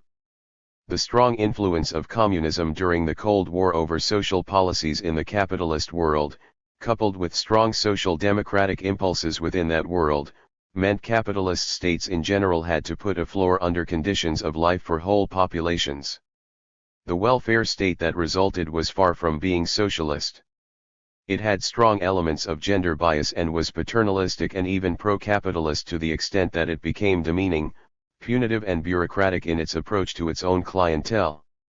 To be a ward of the welfare state was more often than not unpleasant and inhuman, even as some state benefits brought more security to everyone. This was the kind of state that was criticized by the progressive left and then later obligingly abolished during the Thatcherite neoliberal counter-revolution of the 1980s. The collapse of communism in 1989 removed the external pressure on states to either look to the well-being of their populations or face strong political opposition. Even in the absence of such dramatic realignments, the to and fro of social struggles between classes and ethnic/racial groupings, along with the fluctuating conditions of boom and slump in the economy, have impacts on distributional arrangements that vary a great deal from one part of the world to another. The distribution of income and wealth in Nordic countries, for example, has until recently been much more egalitarian than that in the United States, even before the Reagan Revolution started to shift the balance of concern away from labor and the poor towards subsidizing and rewarding capital. But both the USA and Sweden are solidly capitalist. Capital seems to work just fine in a variety of distributional settings. This variability and adaptability of capital to complex configurations of distribution does double duty when inserted into the incredible complexity and diversity of social groupings that can exist throughout capitalism in general. Gender, sexual, racial, ethnic, religious, cultural, national and place-bound distinctions are everywhere in evidence, and questions of status, skills, talents, respect, and admiration for achievements and values confer differential opportunities and life chances both for individuals and for distinctive ethnic, racial, sexual and religious social groups within capitalist social formations. To the degree that these characteristics are associated with differential access to and remunerations in, for example, labor markets, wide-ranging differentiations in economic and political power result. Not all economic distinctions within capitalism are attributable to capital. But neither is capital innocent when it comes to fomenting conflict within and among social groups. This is one of the crucial levers it has to consolidate its control over labor. On the other hand, capital often appears indifferent as to which particular social differentiations to support and which to discriminate against. It tends to support whatever form of social emancipation gains traction, provided that this does not challenge overall strategies of labor control and provided that it forms a distinctive niche market to be exploited. But the fact that these social distinctions take on economic and material forms leads inevitably to fierce competition over distributional shares among social groups within a population. We are here positioned at one of those key and sometimes confusing and confounding points of interaction where capital and capitalism cannot be kept clearly asunder. This is particularly the case with regards to questions of race. Racial issues in many parts of the world have long been so intertwined with questions of class as to make the two mutually reinforcing, if not sometimes indistinguishable, categories. A good deal also depends on dominant ideas as to what might constitute just or ethically acceptable disparities in wealth and income, and by what means injustices might be rectified. Concerns of this sort are not confined to workers alone. There has been a long tradition of bourgeois reformism in which the presence of appalling misery and poverty, even when it is no threat to public health, is judged unacceptable in any civilized society. Polls repeatedly show, for example, that most Americans have strong egalitarian views and that they are committed not only to equality of opportunities but also to equality of outcomes. In a 2005 survey of more than 5,000 people in the United States, the respondents, irrespective of political party or of income, said they believed on average that the top 20% should own no more than 32% of the wealth. When shown the wealth distribution from Sweden and parallel data from the United States, 92% of respondents preferred the Swedish distribution. The respondents, it turned out, had little or no idea of what the actual distribution of wealth in the USA actually was. They believed that the top 20%er controlled 58% of the wealth rather than the 84%er, which was actually the case. Either way, this was a far cry from the 32%er they thought would be fair. Point 1. So why is there so little political movement in the USA to rectify this lopsided distribution in the face of their beliefs as to what should be? The answer mainly lies in the intense popular hostility towards state interventions. This prevents the one institution capable of rectifying income and wealth disparities from doing very much about it. In the debate over Obama's health care law, for example, Republicans did not oppose the principle of universal access to decent health care, but violently denounced the right of the nanny state to mandate it or to mandate individual behaviors. And so it goes with any tax proposals to redistribute from the rich to the poor. In recent times the redistributions have actually been in the other direction in the name of austerity, budget deficit reduction, tax cutting, and mandating a smaller and less intrusive government.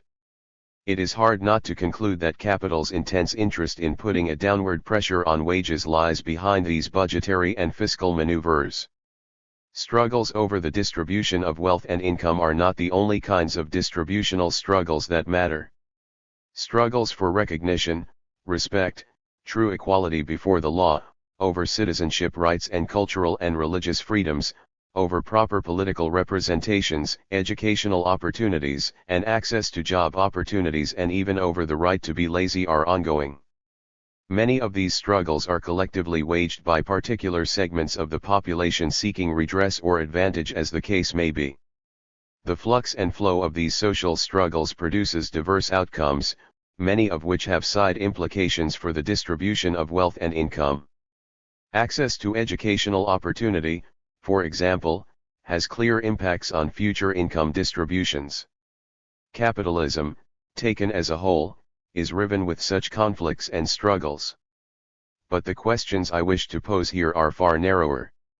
In what ways does capital, understood as the organization of the economic engine of capital circulation and accumulation, rest upon certain basic principles for the distribution of wealth and income? Are the identifiable large-scale shifts in income distributions that have occurred over the last 40 years attributable to the way the internal contradictions of capital have been reconfigured? Finally, does the plainly intensifying contradiction between poverty and wealth pose a threat to the reproduction of capital? The statistical evidence confirms the adaptability of capital to wildly disparate distributional arrangements. But while there clearly is no unique distribution of income and wealth that might be considered optimal from the standpoint of the reproduction and growth of capital, no one believes that perfect equality of distribution is possible. It has been suggested, on the other hand, that grossly lopsided distributions might spell trouble not only because of the social instability and unrest they may provoke, but because the historical evidence suggests gross inequalities might be a harbinger of a macroeconomic crisis to come. This is so because the contradictory unity between production and realization becomes far harder to keep in balance when realization depends on the vagaries and discretionary habits of wealthy people as opposed to the solid and reliable non-discretionary demands of the working poor. The last time the USA experienced equivalent levels of inequality to those now prevailing was the 1920s, and this clearly played an important role in fomenting, if not triggering, the Depression of the 1930s. The situation today seems broadly comparable. Can we hope to get out of the current stagnation without radically reordering distributional arrangements? Consider some recent trends in distribution. An Oxfam media briefing offers the following capsule description. Over the last 30 years, inequality has grown dramatically in many countries. In the US, the share of national income going to the top 1% has doubled since 1980 from 10 to 20%. For the top 0.01% it has quadrupled to levels never seen before. At the global level, the top 1%, and particularly for the more select few in the top 0.01%, the last 30 years has been an incredible feeding frenzy. This is not confined to the US, or indeed to the rich countries. In the UK, inequality is rapidly returning to levels not seen since the time of Charles Dickens. In China, the top 10% now take home nearly 60% of the income. Chinese inequality levels are now similar to those in South Africa, significantly more unequal than at the end of apartheid. Even in many of the poorest countries, inequality has grown rapidly. Globally, the incomes of the top 1% have increased 60% in 20 years.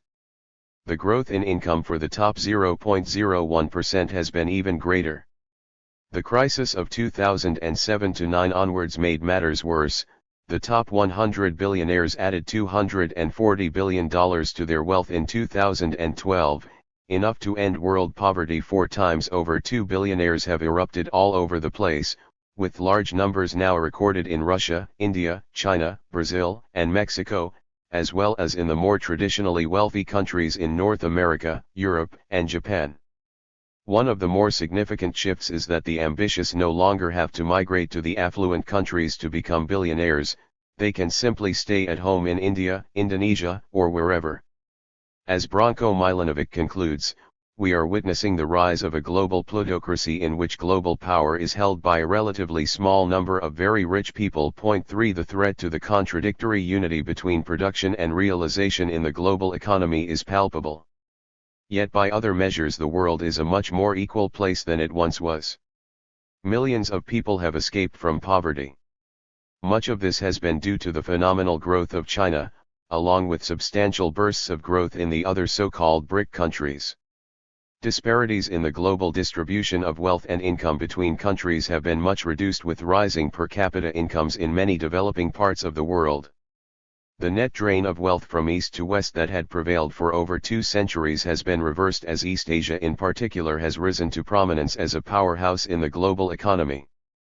The recovery of the global economy from the traumas of 2007-9 had largely been based by 2013 on the rapid expansions in so-called emerging markets. This shift had even extended to Africa, which was the one part of the world that seemed to have escaped almost entirely from any effects of the crisis.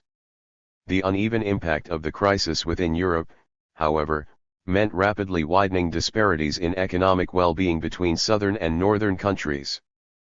But none of these trends seemed very stable. At the mere mention of a shift in Federal Reserve monetary policy in mid-2013, for example, there was an immediate outflow of capital from emerging markets such that the latter went into a swoon, only to revive when the Fed announced it was rethinking its policies. There has been a double movement over the last 40 years, on the one hand a general trend towards a leveling up in per capita wealth and incomes across states, and on the other dramatic increases in income and wealth disparities among individuals and social groups in almost every country of the world. Very few states or regions have bucked this trend, and for the most part in backwaters of the global economy. Only in Latin America have we seen some reductions in social inequality as a result of state policies. Disparities in monetary wealth are far harder to get a handle on compared to incomes. But in some respects monetary wealth is more important, since it has a long-standing rather than a volatile relation to political power. The monetary measure of wealth is difficult because the valuation of certain assets, everything from art collections to expensive jewelry and property, is often a matter of guesswork and in any case fluctuates wildly, as in the case of the market value of stocks and shares.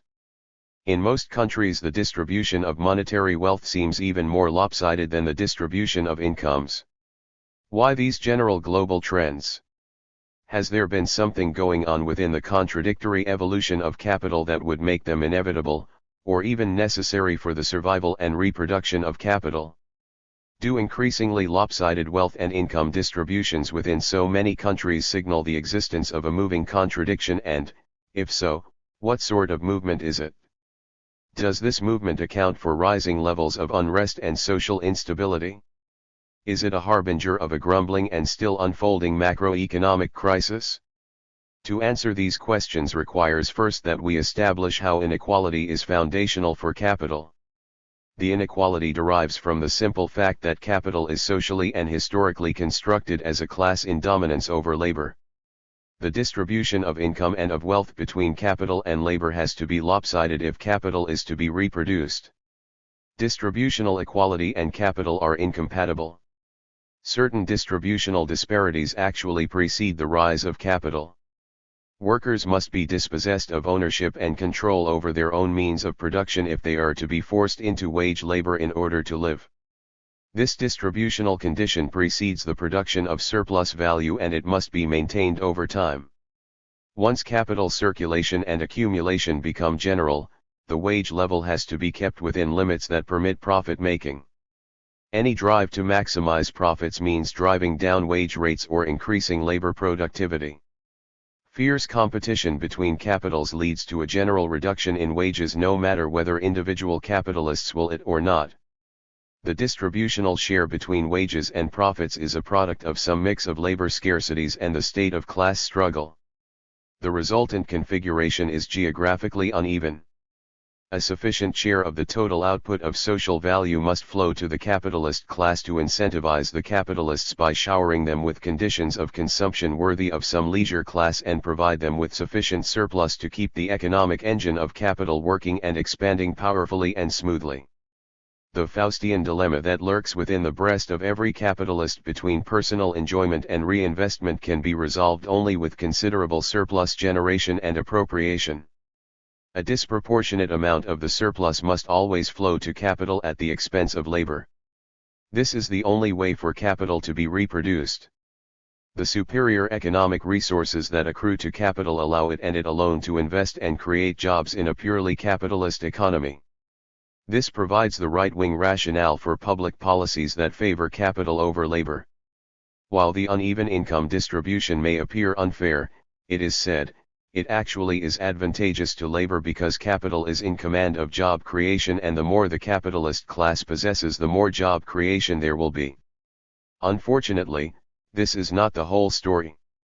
Capital reinvests in job creation only when that activity is profitable. The last 3 recessions in the United States have been followed by jobless recoveries because profitable opportunities were lacking, even though wage rates were falling and labor surpluses were everywhere in evidence. Capital either warehoused its cash or used its surplus incomes for speculative gains on the stock market, in property, in asset purchases, or in playing a casino game with new and unstable financial instruments. If it invested in production at all, it was more likely to invest in labor-saving technologies that increased unemployment rather than in job creation. Meanwhile, the increasing concentration and centralization of incomes and wealth within a capitalist class permitted it to exercise disproportionate influence and control over the media and the capitalist state apparatus. Capital procured privileged access to protection by a state which claims a monopoly over the legitimate use of violence and a monopoly over the means of money creation. It uses these privileges to protect its interests and perpetuate its power. Central banks always bail out banks, but they never bail out the people. This is what the drift towards the formation of a global plutocracy and the incredible increases in the disparity of wealth and income in most countries around the world signal. On the other side of the class divide, the neediness of workers accounts for very little or nothing as far as capital is concerned, except when the total aggregate demand exercised by workers is insufficient for the realization of capital accumulation in the market. Capital is most immediately interested in keeping wage rates as low as possible. This defines a central contradiction, as we earlier saw, between realization and production.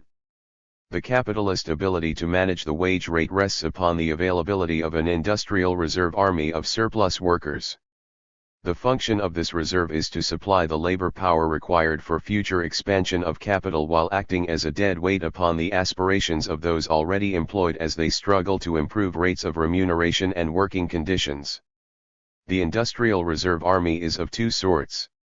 First, there are the unemployed workers. Technological changes that enhance labor productivity produce layoffs and unemployment. Capital thus acquires considerable power over the supply of surplus labor at the same time as it manages its own level of demand. In other words, capital is committed as much to the production of unemployment as it is to job creation. Providing tax incentives to capital to reinvest can just as easily lead to the elimination of jobs as to their creation. Second, there were and still are latent reserves in the form of extensive peasant populations, the self-employed, women and children who have yet to be subjected to wage labor. The recent vast increase of wage labor in China has entailed a transformation of this kind. Africa still constitutes a vast potential reserve of labor that has yet to be mobilized. Much of the growth that has occurred in the BRIC countries and elsewhere has entailed a mobilization of this latent reserve. In the advanced capitalist countries, the mobilization of women into the labor force earlier performed an analogous function, even as the pool of surplus rural labor was early on drained dry. This latent reserve is not necessarily available in situ.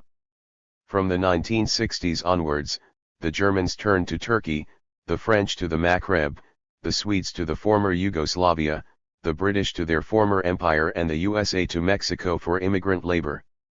When a rising anti-immigrant fervor among the working classes grabbed hold, capital migrated to the Mexican maquilas, the Chinese and Bangladeshi factories, in a mass movement to wherever surplus labor was to be had. Even when capital does not migrate, the very threat that it might do so often serves to keep labor quiescent in its demands.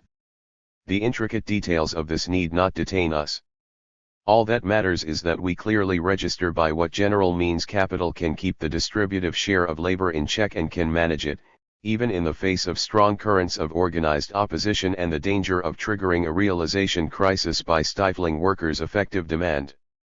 That it has done so over the last 40 years by some mix of labor-saving technological changes and an aleatory globalization is obvious, even as conditions of fiercer international competition have put downward pressures upon profit rates in spite of rising rates of exploitation of labor power. The net effect has been a global trend towards the reduction in the share of labor in the social product. This is what underpins increasing disparities in the individual distribution of wealth and income almost everywhere we look. There is, however, another piece of the puzzle that has to be put in place.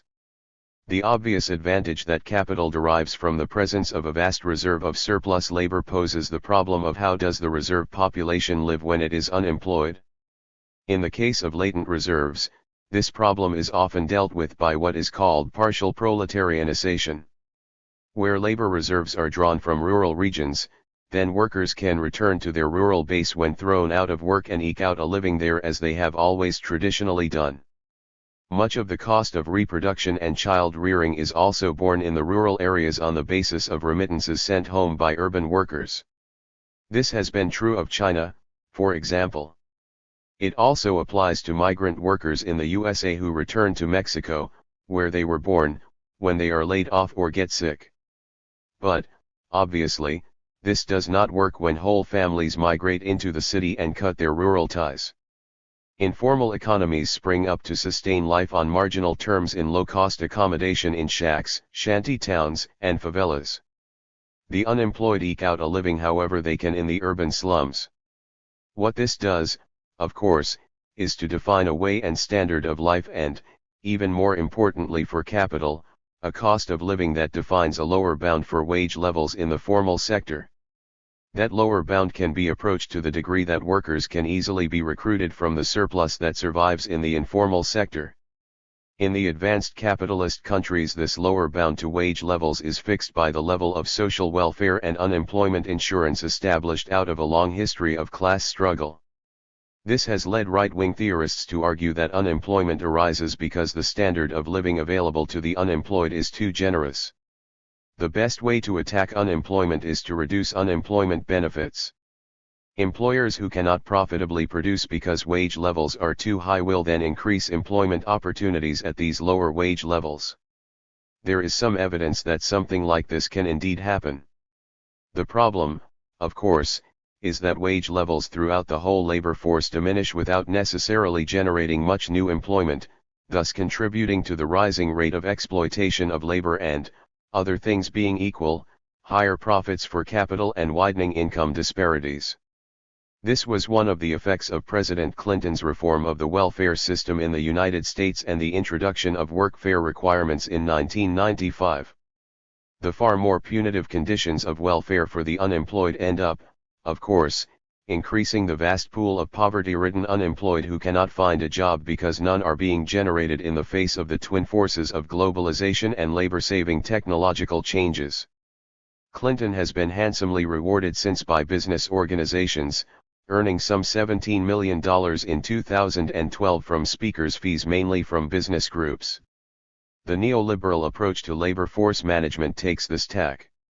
It comprises a broad offensive against all those institutions, such as trade unions and socialist political parties, that had for long struggled to protect labor from the worst impacts of periodic bouts of widespread unemployment. The conditions prevailing within the labor reserve have, as a consequence, deteriorated markedly since the 1980s for political and strategic reasons. Capital in effect has been deepening income inequalities and poverty in order to sustain itself. This story is a gross oversimplification, but it provides a neat illustration of how the contradictory unity of production and realization has been manifest historically through the cyclical movement in income disparities from relatively narrow to explosively expansive. It was also paralleled by shifts in economic orthodoxy. Keynesian demand management dominated economic thinking in the 1960s, as we earlier remarked, whereas monetarist supply-side theories came to dominate after 1980 or so. This brings us back to the question of what level of social inequality is acceptable and desirable within capitalism. Complete economic egalitarianism is plainly impossible, in contrast to liberal political theory, which advocates for equality in political, legal and citizenship rights. The separation between economic and political rights is palpable. But at what point does the contradiction between the production of wealth and poverty here identified as foundational for capital sharpen and become the locus of crisis formation? There are two ways in which crises might be produced. Chronic inequalities produce imbalances between production and realization. The lack of effective demand among the masses slows down or blocks the easy circulation of capital.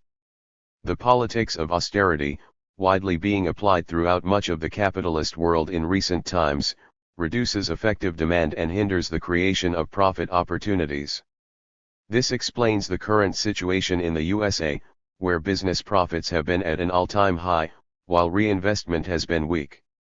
The second way is for unacceptable levels of inequality to fuel social discontent and revolutionary movements. This threat is not confined to situations of absolute deprivation. It can arise out of relative deprivation, particularly when that deprivation is tied to the inferior economic condition of some specific religious, ethnic, gendered or racial group. The labor unrest and the urban uprisings of the 1960s in the United States were of this sort. The social unrest in Brazil in 2013 arose at a time of modest reductions in inequality and could partially be attributed to rising expectations among hitherto marginalized populations and the failure of public services and facilities to keep up with their demands. None of this explains the astonishing concentrations of wealth among an emergent global plutocracy at the top of the income distribution. But there is a structural explanation for this, and it pivots around the rising role of merchant, media, and financial capital.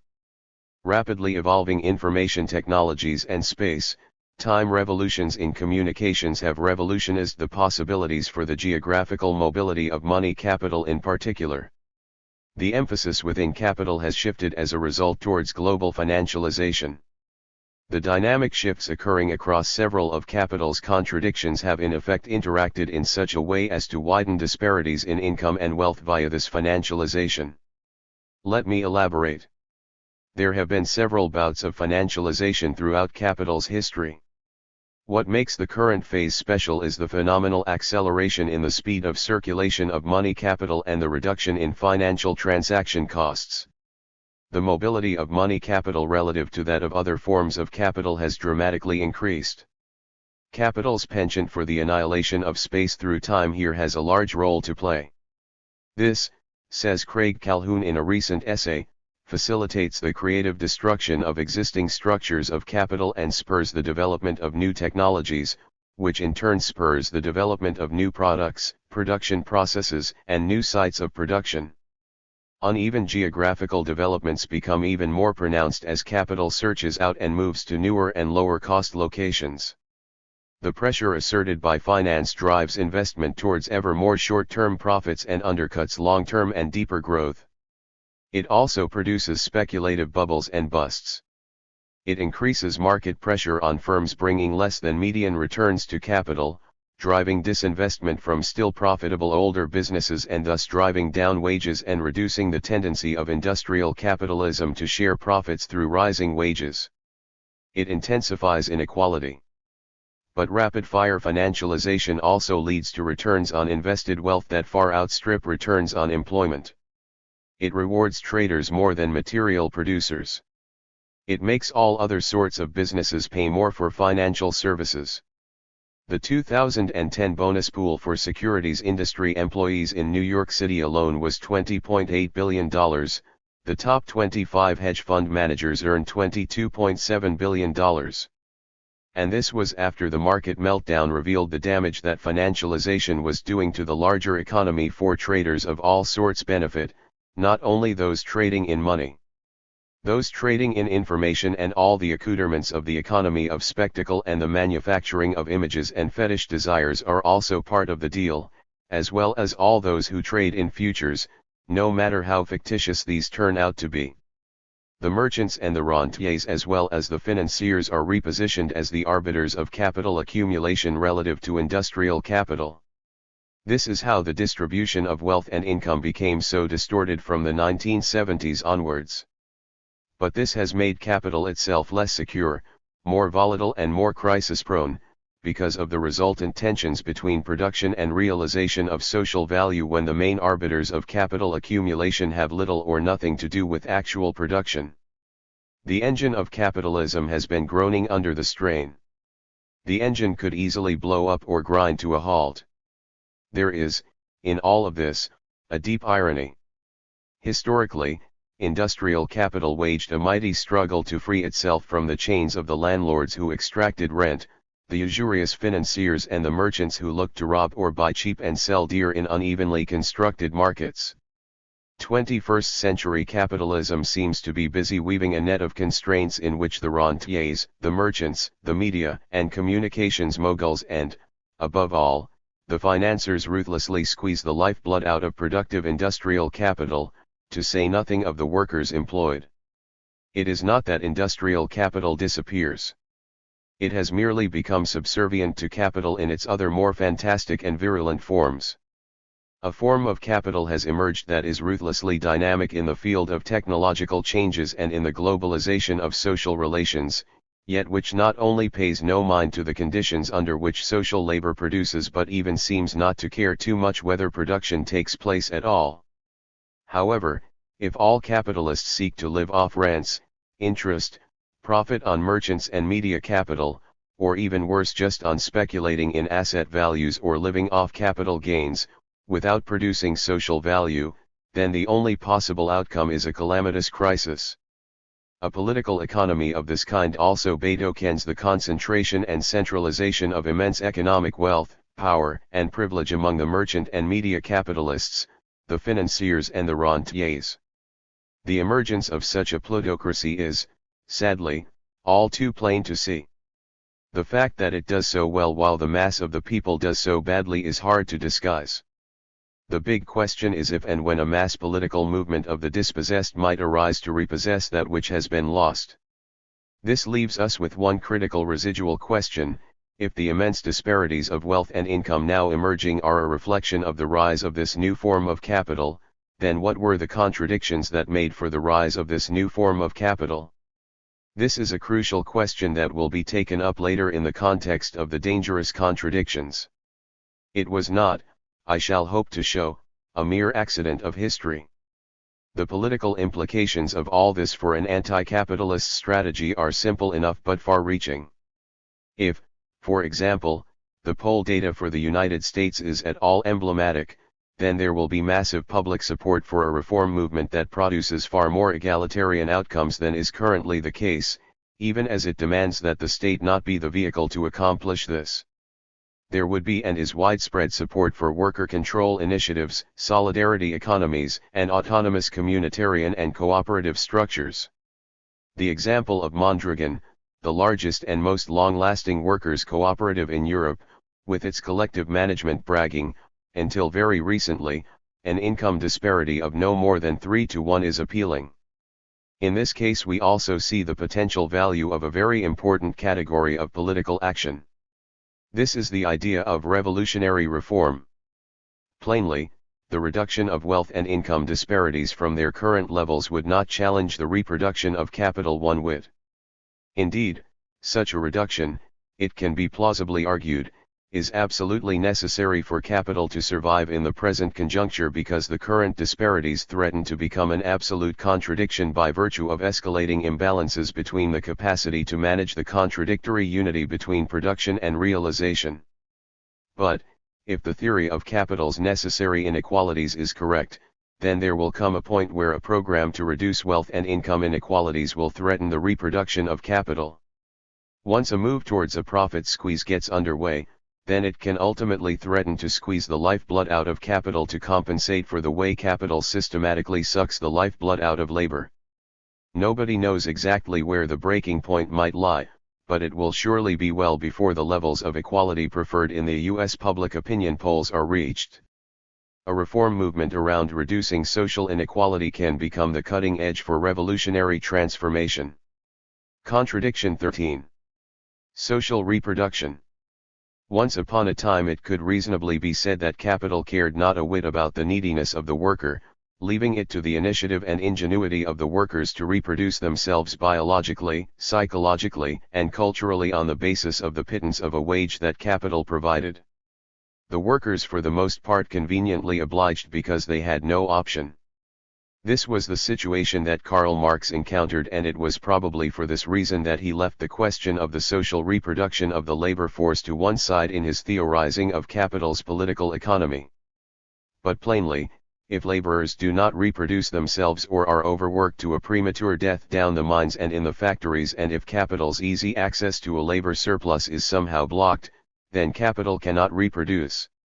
Marx recognized this danger when he clearly saw that limits had to be put upon the exorbitant length of the working day and murderous rates of exploitation, and that state legislation on this point was just as important to protect the reproduction of capital as it was to protect the lives of the laborers. The contradiction between the conditions required to ensure the social reproduction of the labor force and those needed to reproduce capital has always been latently present. But over the last 2 centuries it has evolved to become a far more prominent and complex contradiction, loaded with dangerous possibilities and full of far-reaching but uneven geographical manifestations and consequences. This contradiction became more prominent with the rise of the factory system and the increasing complexity and roundaboutness of capital's production systems. While traditional artisanal skills were of diminishing importance, capital became much more interested in the procurement of a modestly educated workforce, one that was literate, flexible, disciplined and complicitous enough to fulfill the variety of tasks demanded of it in the machine age. The insertion of education clauses in the English Factory Act of 1864 was a sign of this increasing interest of capital in the workers' capacities and powers, and this entailed limited interventions in the life of workers outside of the factory. Within capitalism as a whole, this concern for the reproduction of labor power of adequate qualities coincided in many parts of the world with a political project on the part of a reformist bourgeoisie to create a respectable working class that would refrain from riot and revolution and succumb to the blandishments that capital could offer. The growth of public education, along with the gas and water socialism that prevailed politically in many parts of the capitalist world, certainly eased the lot of the regularly employed worker, and did so in such a way as to permit the extension of political representation to the point of universal suffrage. The increasing interest in the education of the workforce and the mobilization of financial resources to accomplish this task has been a major feature in capital's history. But it has not been a disinterested history, nor has it evolved without complications deriving from the dynamics of class struggle between capital and labor. For what has been at stake here, as earlier noted, is what it is that capital wishes the working classes to be educated in, and what it is that the working classes themselves want and desire to know. In early English and French history, for example, the autodidact, the self-educated laborer, was a permanent thorn in capital's side, given to often wildly divergent socialist utopian ideas about alternatives to the form of life that capital offered, and prepared to take political if not revolutionary action to bring some anti-capitalist alternative into existence.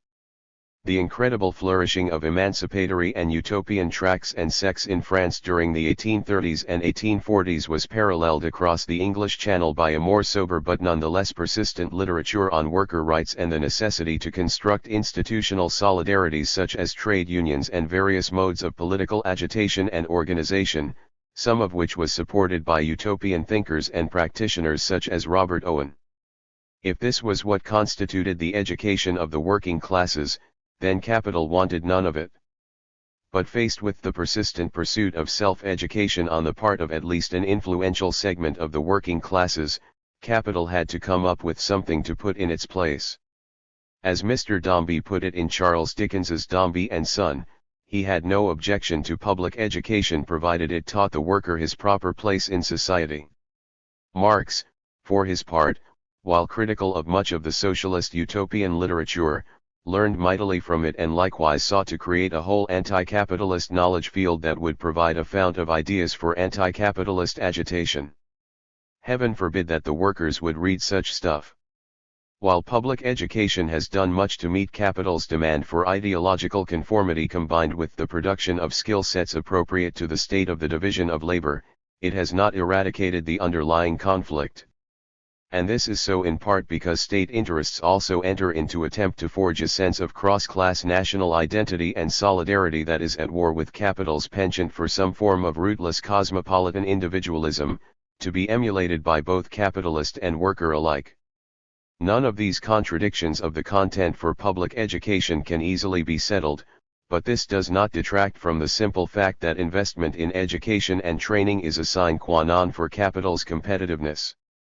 Massive investment in education has, for example, been a striking feature of China's recent development, as it was earlier in Singapore and other East Asian states. This was so because the profitability of capital rested more and more on the increasing productivity of increasingly skilled labor.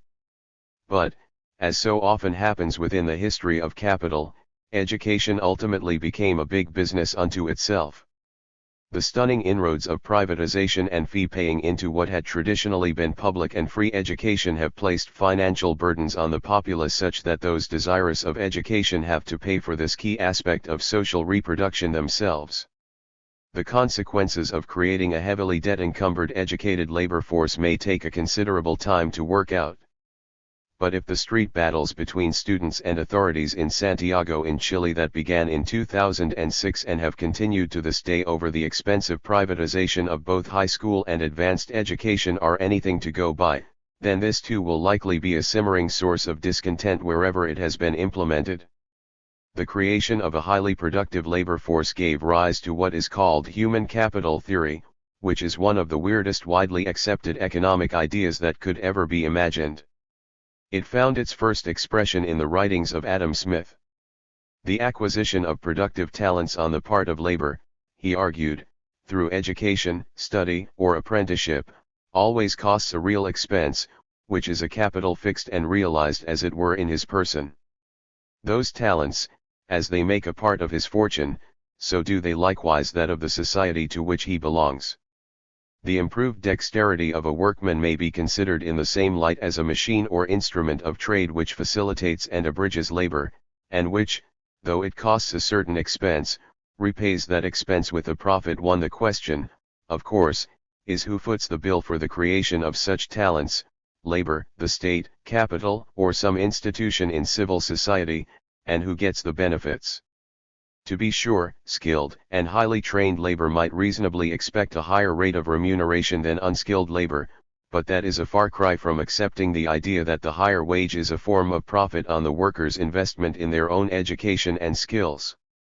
The problem, as Marx pointed out in his acerbic criticism of Adam Smith, is that the worker can only realize the higher value of those skills by working for capital under conditions of exploitation such that it is, in the end, capital and not the worker that reaps the benefit from the higher productivity of labor. 2 In recent times, for example, worker productivity has surged but the share of output going to labor has declined, not increased. In any case, if what the worker truly possessed in bodily form was capital, Marx pointed out, then he or she would be entitled to sit back and just live off the interest of his or her capital without doing a single day's work. As far as I can tell, the main point of the revival of human capital theory, at the hands of Gary Becker in the 1960s, for example, was to bury the significance of the class relation between capital and labor and make it seem as if we are all just capitalists earning different rates of return on our capital. Point 3. If labor was getting very low wages, it could then be argued that this was simply a reflection of the fact that workers had not invested enough effort in building up their human capital. It was, in short, their fault if they were low paid. Hardly surprisingly, all the major institutions of capital, from economics departments to the World Bank and the IMF, wholeheartedly embraced this theoretical fiction for ideological and certainly not for sound intellectual reasons. These same institutions have more recently similarly embraced the wondrous fiction that the informal sector of social reproduction which dominates in many cities of the developing world is in fact a seething mass of micro-enterprises that need only a dose of microfinance in order to become fully fledged card-carrying members of the capitalist class. For exactly the same reasons, I have profound objections to Bourdieu's characterization of personal endowments as a form of capital called cultural capital. Point 4. While it is perfectly fine to emphasize the role of such endowments in confirming status position in our society and thereby contributing to the replication of class distinctions in the course of social reproduction, to treat this as a form of capital in the sense we are using this term here is confusing if not perverse. It would propose that there is some way of accumulating monetary wealth and income by learning to appreciate Scarlatti and Snoop Dogg if you are American. Where the idea of cultural capital does enter in is in the branding and marketing of goods and places in such a way as to command a monopoly rent. But what we are dealing with here is the manufacture of symbols of distinction which, if they stick, can be a source of permanent monopoly rents and monetary gain. Product differentiation. To emphasize that my brand of toothpaste is unique and special has always been a way to avoid the leveling effect of market exchange. Who invents the symbolic world that lies behind the branding of goods and places, a manipulative work that lies at the heart of contemporary advertising and the tourism industry, then becomes critical to the manipulation of human desires for monetary gain. It is, of course, the capitalists who take the monetary gain and who pay for the branding of their products. And in some instances they certainly do not hesitate to attach signs of class and even more emphatically seductive gender images to the qualities of their products. Capital undoubtedly uses such signs of distinction in its sales practices and pitches, but that does not mean that distinction is a form of capital, as Bourdieu proposes, though it does often give rise to monopoly rents if the distinction is unique and original. Capital and the capitalist state have in recent times taken a deep interest in aspects of social reproduction that affect the competitive qualities of the labor force.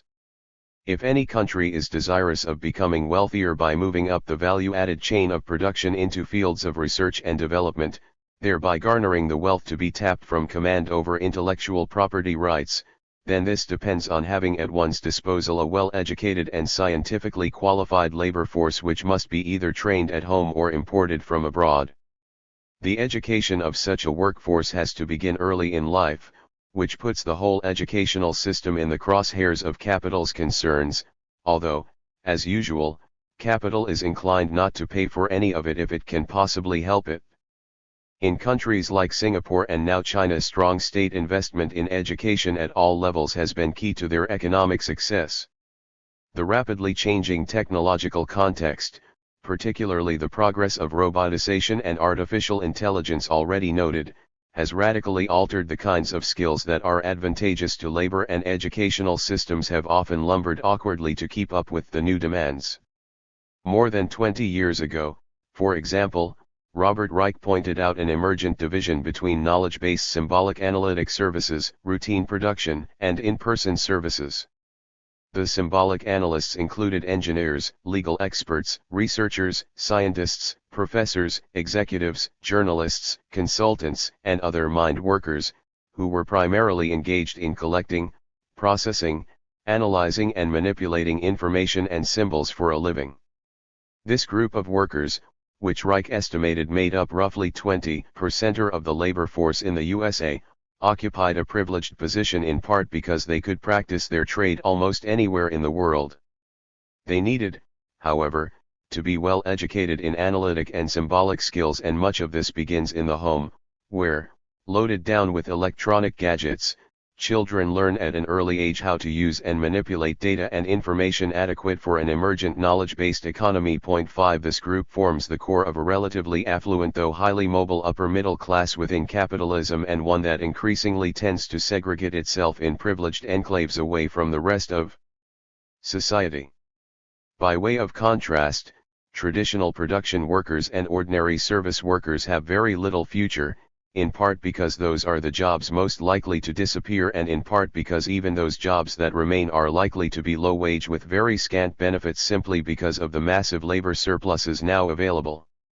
The long-standing interest in increasing labor productivity among at least a certain segment of the workforce did not initially encompass all of the workers' cultural and affective life.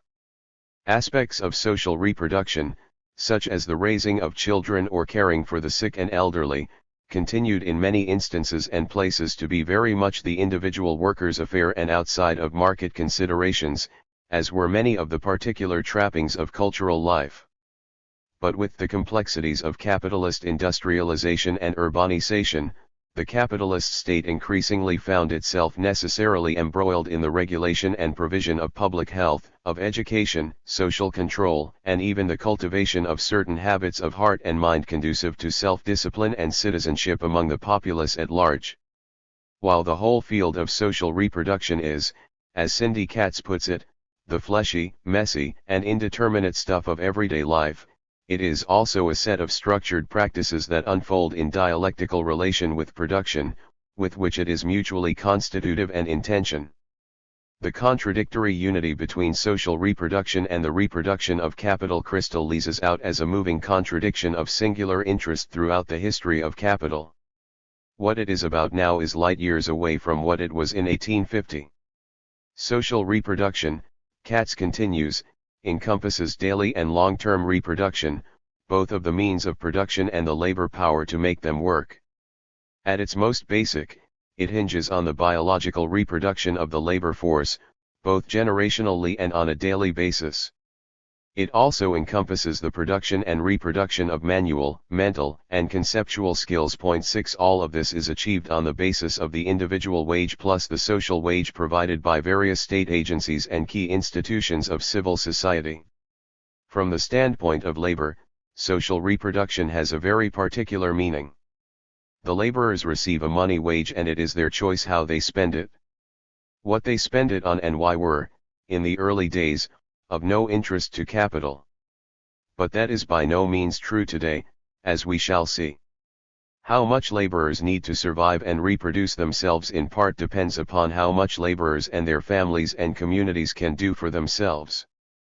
There is a vast amount of unpaid labor absorbed in social reproduction, most of it, as feminists have repeatedly and quite correctly pointed out, traditionally and even to this day being done by women.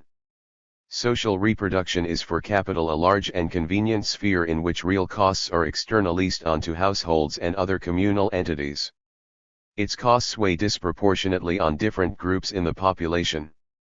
In the case of partial proletarianization, as discussed earlier, for example, almost all the costs of child rearing and caring for the sick and the aged are left to the household labors of peasant or rural societies. Under conditions of social democracy, however, political movements drove capital to internalize some of these costs either directly or indirectly.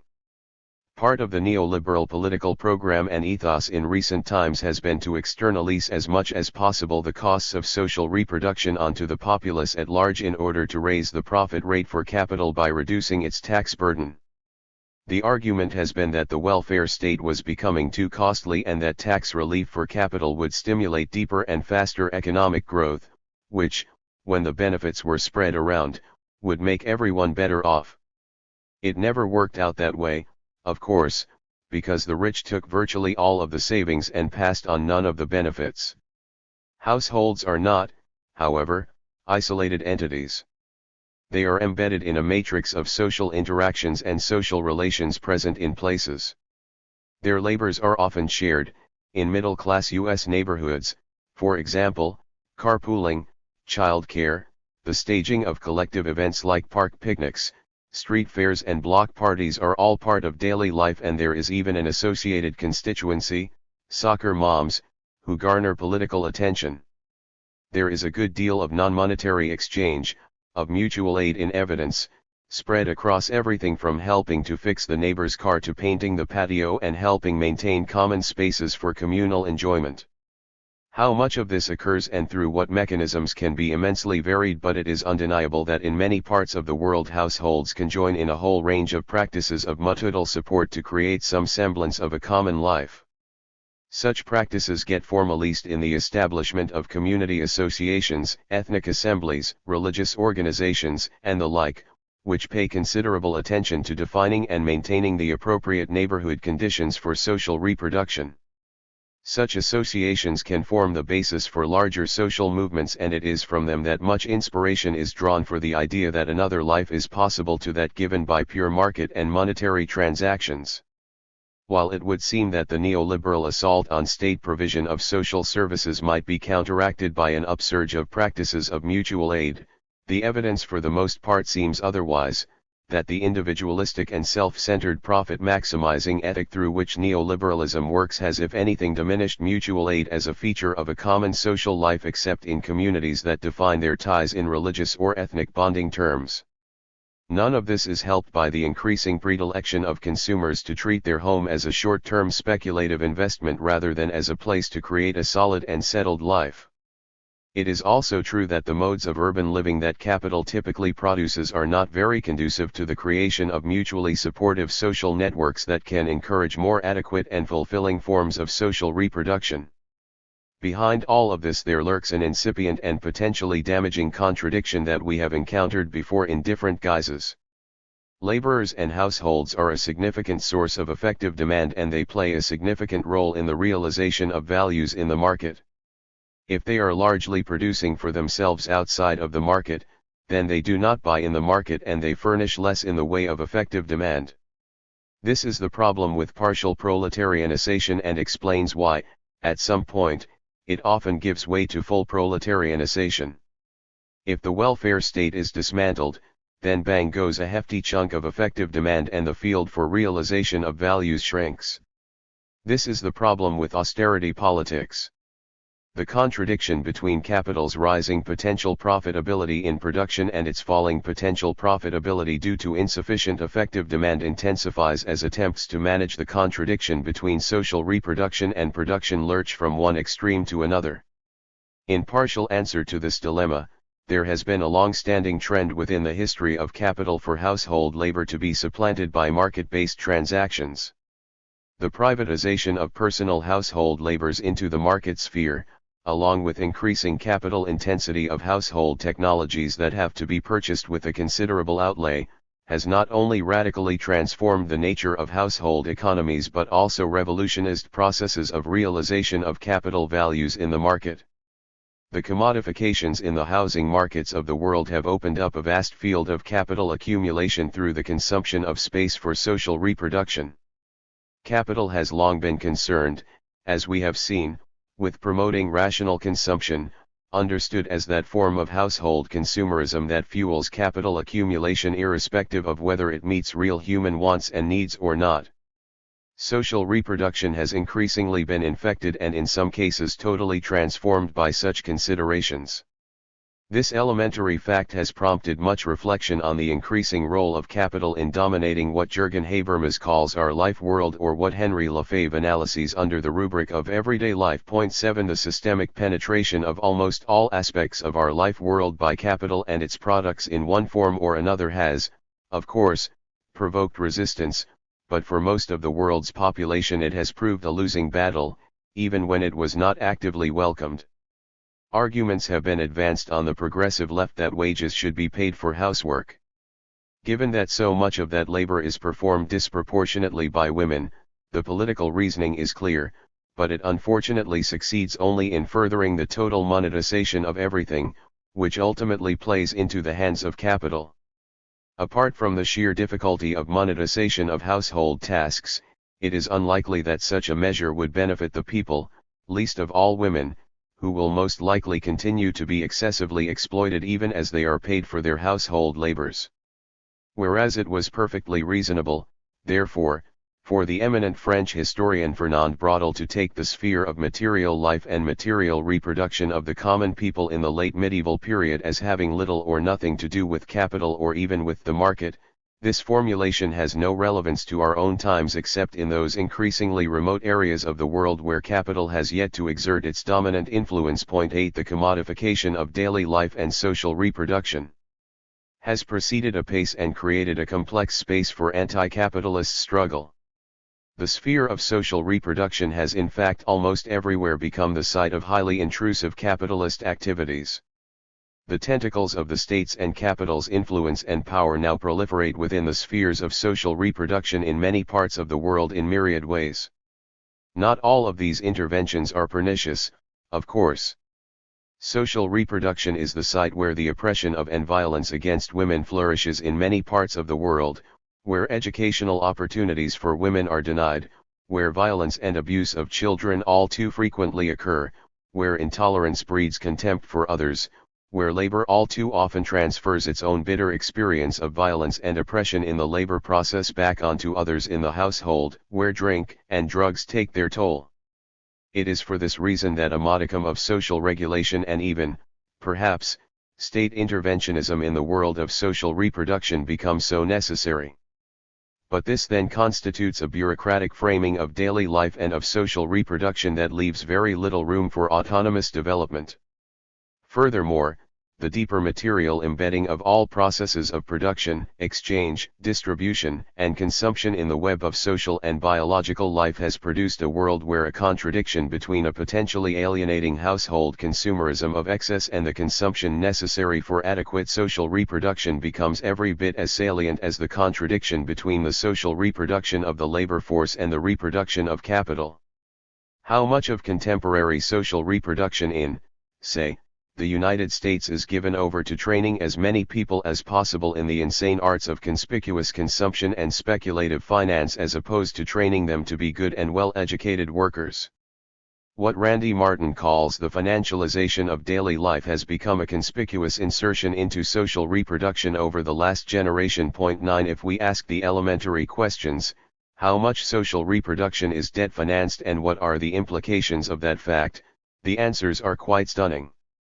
In many parts of the world the usurious money lender has always been a significant figure and continues to be so up to this day. Social reproduction takes place in much of India under the shadow of the looming power of the usurer. This is not relieved by the arrival of the institutions of microcredit and microfinance. But personal indebtedness associated with social reproduction has now become a calamitous problem in one form or another almost everywhere. The huge indebtedness of students in the United States is now being mimicked in Britain, Chile, and China, while borrowings to finance the conduct of everyday life have been mounting at astonishing rates. In just a few years, personal debt in China has soared way beyond incomes from a base of close to zero in, say, 1980. This generalization is cut across, however, by the uneven geographical development of these contradictions. Some parts of the world seem to be more about furnishing the effective demand through an alien consumerism that corrupts reasonable forms of social reproduction, while others are focused more on the social reproduction of a labor force that can churn out value without cease. In divided cities like Lagos, Sao Paulo and, yes, even New York, one part of the city is given over to conspicuous consumption and the other to the reproduction of an easily exploited but largely redundant because surplus labor force. The study of social reproduction in these different environments reveals a huge gap in both the qualities and meaning of household activities, with hardly any commonalities between them. These divisions produce some curious manifestations in the realm of bourgeois morality. While moral opprobrium is cast upon the practices first in Pakistan and later in India of having young children working for pennies on a 10 or 12-hour day schedule to produce footballs to be kicked around by players who earn millions, these very same moralists are totally blind to the exploitation by capital of their own children as consumers in the marketplace, even as those children are also being inculcated into the dark arts of the deal, as well as stock market manipulations by pushing buttons on their keyboards. Google the case of Jonathan Labed to see what I mean.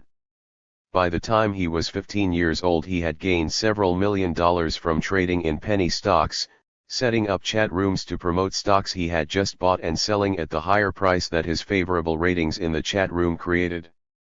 Prosecuted by the Securities and Exchange Commission, he simply maintained that this was all that Wall Street did anyway. The SEC fined him a small amount and dropped the whole project of prosecution like a hot potato because Labed was quite right. The contradictions of social reproduction cannot be understood outside of these geographically differentiated circumstances, even as they have also dramatically changed their general character over time. The contingencies of material activity, of cultural forms and local ways of living, are of great import in many parts of the world. As Katz notes, social reproduction necessarily remains mainly place-bound in a context where capital is highly mobile. The result is that all sorts of disjunctures occur across space, across boundaries, and across scale, which are as likely to draw upon sediment inequalities in social relations as to provoke new ones.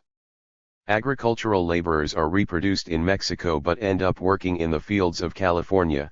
Women workers raised in the Philippines play a large part in furnishing domestic labor in New York City. Mathematical engineers trained under communism in what was once the Soviet Union end up in Cape Canaveral, while software engineers educated in India go to Seattle. Social reproduction is not only about labor skills and the organization of consumer habits. The reproduction of the labor force calls forth a range of cultural forms and practices that are also geographically and historically specific, says Katz, and this includes all those associated with knowledge and learning, mental conceptions of the world, ethical and aesthetic judgments, relations to nature, cultural mores and values, as well as the sense of belonging that underpins loyalties to place, region and nation. Social reproduction also inculcates the practices that maintain and reinforce class and other categories of difference and a set of cultural forms and practices that works to reinforce and naturalize the dominant social relations of production and reproduction. Through these social practices, social actors become members of a culture they simultaneously help to create and construct their identities within and against. The questions of social reproduction are, concludes Katz, vexed and slippery, but the arena of social reproduction is where much of the toll of globalized capitalist production can be witnessed. 10. It is the field where the creative destruction of capital is at its most insidious, promoting, as it does, an alien consumerism and individualistic ways of life conducive to what amounts to little more than crass and competitive selfish greed, while pinning responsibility on its victims for their own plight when they fail to build up their own supposedly human capital. It is the sphere where the reproduction of inequality begins and, lacking any powerful subsequent counterforce, ends. In the United States, for example, social mobility is almost at a standstill, so everything rests on a social reproduction process that is highly unequal and tightly channeled, if not outright discriminatory. Where once upon a time the populace at large fended for itself to reproduce itself without one iota of assistance from capital or the state, the populace now has to reproduce itself in the midst of massive corruptions and interventions of both state and capital in the construction of a daily life oriented not only to fill the highly differentiated slots in a particular kind of labor force but also to being a sink for a wide range of unnecessary and unwanted products that capital produces and markets with such flair. There are those, of course, who see the contradiction and seek ways around it. Some long for a return to indigenous ways of thinking and of living, or at least see some hope of mounting a challenge to the crass forms of contemporary social reproduction under fully organized consumerist capitalism by building alternative communities on the basis of networked households and workers' associations. But capital's strategy to infect social reproduction with consumerism has been both persistent and long-standing, as well as generously financed by an advertising and promotional industry that will stop at nothing to get products sold. Get the women was the slogan of the new department store owners in Second Empire Paris as they sought to acquire more market power. More recently it has been get the kids and the younger the better that has dominated much consumerist advertising. If children are raised sitting in front of a TV or playing computer games or with an iPad, then this has far-reaching implications for their psychological and cultural attitudes. their mental conceptions of the world and their possible future political subjectivities. Reproduction is a vexed problem, says Katz, in part because it is so highly focused on the reproduction of the very social relations and material forms that are so problematic. For this reason, social reproduction is unlikely to be a source of revolutionary sentiments. Yet so much rests upon it, including oppositional politics. The ubiquity of social reproduction makes it a central standpoint from which to construct a critique of capital in one of its most insidious forms. This was precisely Henry Lefebvre's project in writing his multi-volume Critique of Everyday Life. 11 He here set out to provide a critique of individuality, a critique of money, a critique of needs, a critique of work, and, last but not least, a critique of the concept and ideology of freedom. This points us towards a political form of anti-capitalist responses to what has happened to daily life under capitalism and what has so transformed social reproduction. The negation of multiple alienations must be the cutting edge in any collective political response to the degradations of daily life and the loss of autonomy in social reproduction at the hands of capital and the capitalist state. This does not imply that the only response to this situation is the isolated individual household doing whatever it will. The alternative is the embedding of households in a social network for purposes of managing and advancing a common life replete with civilized values. We will take up this alternative in the conclusion. Meanwhile, Lefebvre's last point, the critique of freedom, also calls for careful attention, for it lies at the crux of yet another of capital's major contradictions, as we shall see in the study of Contradiction 14. But there is one thing that is certain. Any so-called radical strategy that seeks to empower the disempowered in the realm of social reproduction by opening up that realm to monetization and market forces is headed in exactly the wrong direction.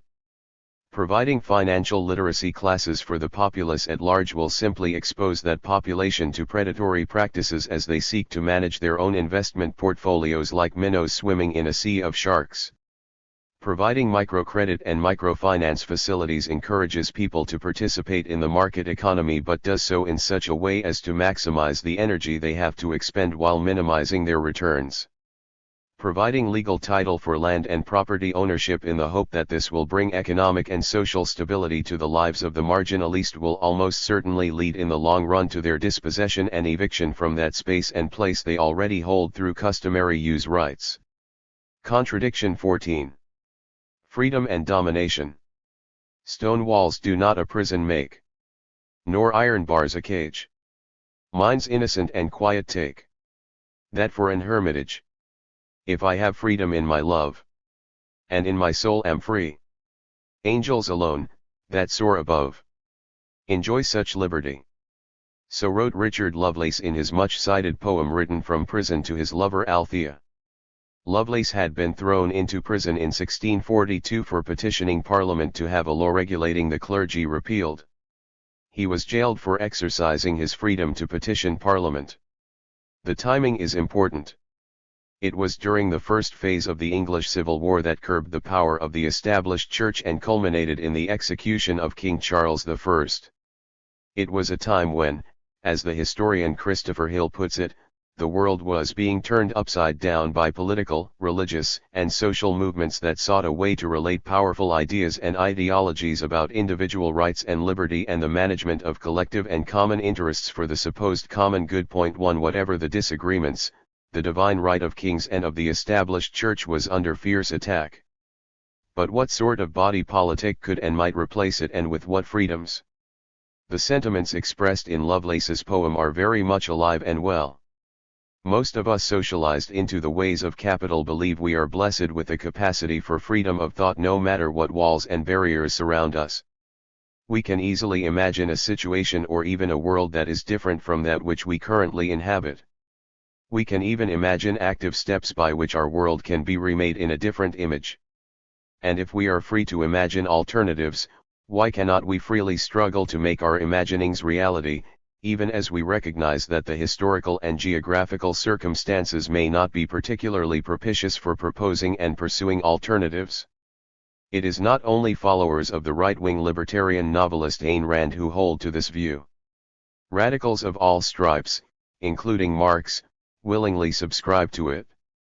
After all, says Terry Eagleton in Why Marx Was Right, the free flourishing of individuals is the whole aim of his politics, as long as we remember that these individuals must find some way of flourishing in common. Point 2. What separates Rand from Marx is that the latter saw the true flourishing of individual creativity as best accomplished through collaboration and association with others in a collective drive to abolish the barriers of scarcity and material necessity beyond which, Marx held, the true realm of individual freedom could begin. But behind all this there lurks an awkward question: is there something about the contemporary meaning and definition of freedom that stops short of embracing anti-capitalist alternatives? Will I, like Lovelace, end up in jail for freely pursuing such alternatives? Do we operate, almost without knowing it, with some partial, debased and in the end imprisoning concepts of liberty and freedom that merely support the status quo and more deeply instantiate capital's warped vision of human rights and social justice? Is the economic engine of capital so powerfully committed to certain foundational but partial concepts of liberty and freedom as to preclude anything other than at worst an entrepreneurial and at best a liberal humanist approach to the crucial political question of freedom versus domination? In almost every presidential inaugural address I have ever read, a dominant theme has been that the United States stands for liberty and freedom and will not only make any sacrifice and go to any lengths to counter threats to those freedoms, but also use its power and influence to promote the spread of liberty and freedom around the world.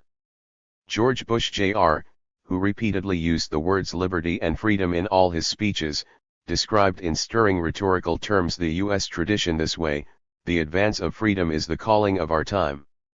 It is the calling of our country.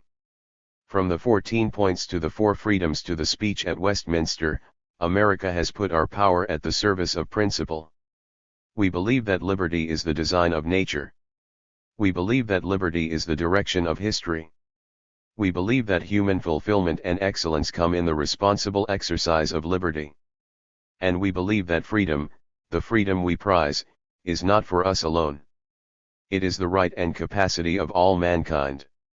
In a speech to British parliamentarians at the Mansion House in London, he located the roots of his thinking as follows: we're sometimes faulted for a naive faith that liberty can change the world. If that's an error, it came from reading too much John Locke and Adam Smith. 3. While the idea of Bush actually reading these authors is mind-boggling, the rooting of his arguments in the propositions of early political economy is, as we shall see, of critical importance. This concern on the part of the United States to protect liberty and freedom has, unfortunately, been used systematically to justify the imperial and neocolonial domination of much of the world. There has been and is no reluctance on the part of the United States to resort to coercion and violence in the pursuit of the absolute values of liberty and freedom. There is a long history of covert operations mounted by the USA to support coups against democratically elected leaders. Closer to home, we now live in a world of extensive government surveillance of the private communications of citizens, the cracking of all encrypted codes by government authorities, all in the name of keeping us free and secure from the threat of terror. The quest for liberty and freedom provides a license, it seems, to engage in a wide range of repressive practices. The U.S. public at large is either totally oblivious to or so deeply familiar with this contradiction that it scarcely notices how the inspiring rhetoric about liberty and freedom which it so readily embraces is so often paired with some shabby operation of domination, often for narrow venal gain, to say nothing of chronic abuses of human rights, from Abu Ghraib in Iraq to Guantanamo Bay in Cuba, as well as on the ground in Afghanistan. Even Amnesty International has openly condemned the United States for atrocious violations of human rights on Guantanamo, a criticism that the U.S. government blithely ignores. There is, alas, nothing new in reversals of this kind. War is peace. Freedom is slavery. Ignorance is strength, wrote George Orwell in 1984, with the then Soviet Union obviously in mind. It is tempting in the face of all this to conclude that the political rhetoric concerning the pursuit of liberty and freedom is a sham, a mask for hypocrites like Bush to pursue more venal aims of profit, dispossession, and domination. But this would deny the force of that other history which, from peasant revolts to revolutionary movements, to the struggle to abolish slavery and the fight to liberate whole populations from their chains of colonial rule, has in the name of freedom wrought a seismic reworking of the contours of how our world society works. All of this has been going on while social forces have been extending the field of freedom and liberty through struggles against apartheid, for civil rights, workers' rights, women's rights, and the rights of many other minorities. All of these struggles have worked their way through the history of capitalism in myriad ways to transform our social world. When protesters against tyrannical rule planted liberty trees, the gesture was more than empty. When the cry demanding freedom now echoes in the streets, then the ruling social order has to tremble or concede something, even if what it offers turns out to be of little more than symbolic value. The popular desire for liberty and freedom has been a powerful motive force throughout capital's history. That quest will not easily die no matter how much it may get banalized and degraded in the rhetoric of the ruling classes and their political representatives. But there is a dark side to this coin. At some point in their trajectory, all these progressive movements have to decide who or what has to be dominated to secure the liberty and freedom that they seek. In revolutionary situations, somebody's ox gets gored, and the question then is whose and why. Poor Lovelace ends up in jail, and that seems unfair. The terror was launched in the French Revolution in the cause of consolidating liberty, equality, fraternity. The hopes and dreams of generations of communist insurgents have crashed on the rocks of this contradiction as the promise of human emancipation crumbles into the dust of bureaucratized and sclerotic state management backed by an apparatus of police state repression. Similarly, the denizens of post-colonial societies who truly believed that a struggle for national self-liberation and freedom would lead to an immense growth in the domain of freedom now live in a state of disillusionment, if not fear, for the future of their freedoms. South Africa, after years of fierce struggle against apartheid, is no better off now than it ever was in achieving basic freedoms from want and need. In some parts of the world, like Singapore, individual freedoms are strictly limited, traded away, as it were, for rapidly increasing material well-being. There is, plainly, a whale of a contradiction here. Freedom and domination go hand in hand. There is no such thing as freedom that does not in some way have to deal in the dark arts of domination.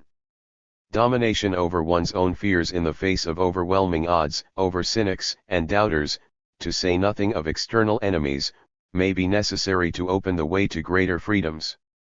This unity of freedom and domination is, as always, a contradictory unity. Unjust means may be required to prosecute a just cause. The two polar terms of freedom and domination lie at the extremes of a contradiction that takes many subtle and nuanced, to say nothing of disguised, forms. But I prefer to stick with the flagrant and most disturbing language precisely because to ignore its potential consequences lies at the root of the disillusionment of millions who have faithfully struggled for freedom, sometimes at the cost of their lives, only to find their descendants swimming in the dark waters of yet another form of domination. Any struggle for freedom and liberty must be prepared to confront at the very outset that which it is prepared to dominate. It also has to recognize that the price of maintaining its freedoms is eternal vigilance against the return of either old or new forms of domination. This is where the references to John Locke and Adam Smith are relevant. For what classical liberal political economy proposed was not only some sort of utopian model for a universalist capitalism but a certain vision of individual liberty and freedom that ultimately came to underpin, as the French philosopher Michel Foucault acutely notes, a self-regulatory structure of governance that placed limits on the arbitrariness of state power at the same time as it led and enabled individuals to regulate their own conduct according to the rules of a market society. 4. The domination and disciplining of self were internalized within the individual. This meant that the dominant conceptions of freedom and liberty were and still are deeply embedded in the social relations and codes characteristic of market exchange based on private property and individual rights. These exclusively defined the realm of freedom, and any challenge to them had to be ruthlessly put down. The social order was constituted by what Herbert Marcuse called repressive tolerance. There were strict boundaries beyond which one was never supposed to venture, no matter how pressing the cause of furthering liberty and freedom, at the same time as the rhetoric of tolerance was deployed to get us to tolerate the intolerable. 5. The only surprising thing about all this is that we get surprised when we notice and think about it. After all, is it not obvious that the violence and domination of the state necessarily have to stand behind the freedoms of the market? In the theory and practices of the liberal state that gradually emerged from the 18th century onwards, the guiding idea was that the state should be self-limiting in its interventions, that it should practice laissez-faire with respect to individual and particularly entrepreneurial practices in the marketplace, not out of paternalistic benevolence but out of self-interest in maximizing the accumulation of monetary wealth and power within its sovereign jurisdiction.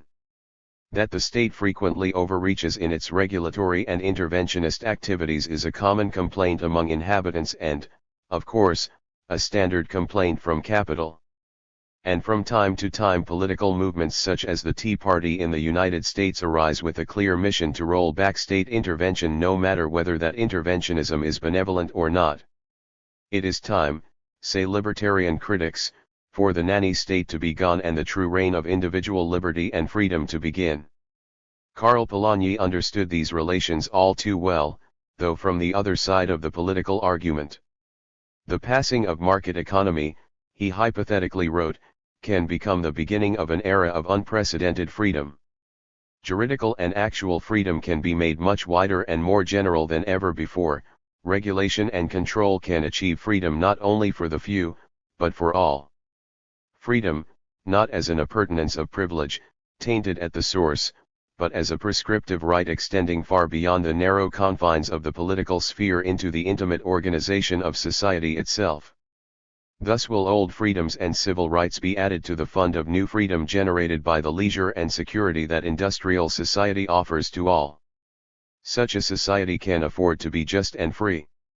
The difficulty of achieving this extension of the realm of freedom lay in the class interests and the entrenched privileges that attach to great concentrations of wealth. The affluent classes, secure in their own freedoms, resist any restrictions on their actions, claim they are being reduced to the status of a slave to socialist totalitarianism and ceaselessly agitate for the extension of their own particular freedoms at the expense of others. Free enterprise and private ownership are declared to be essentials of freedom. No society built on other foundations is said to deserve to be called free. The freedom that regulation creates is denounced as unfreedom. The justice, liberty, and welfare it offers are decried as a camouflage of slavery.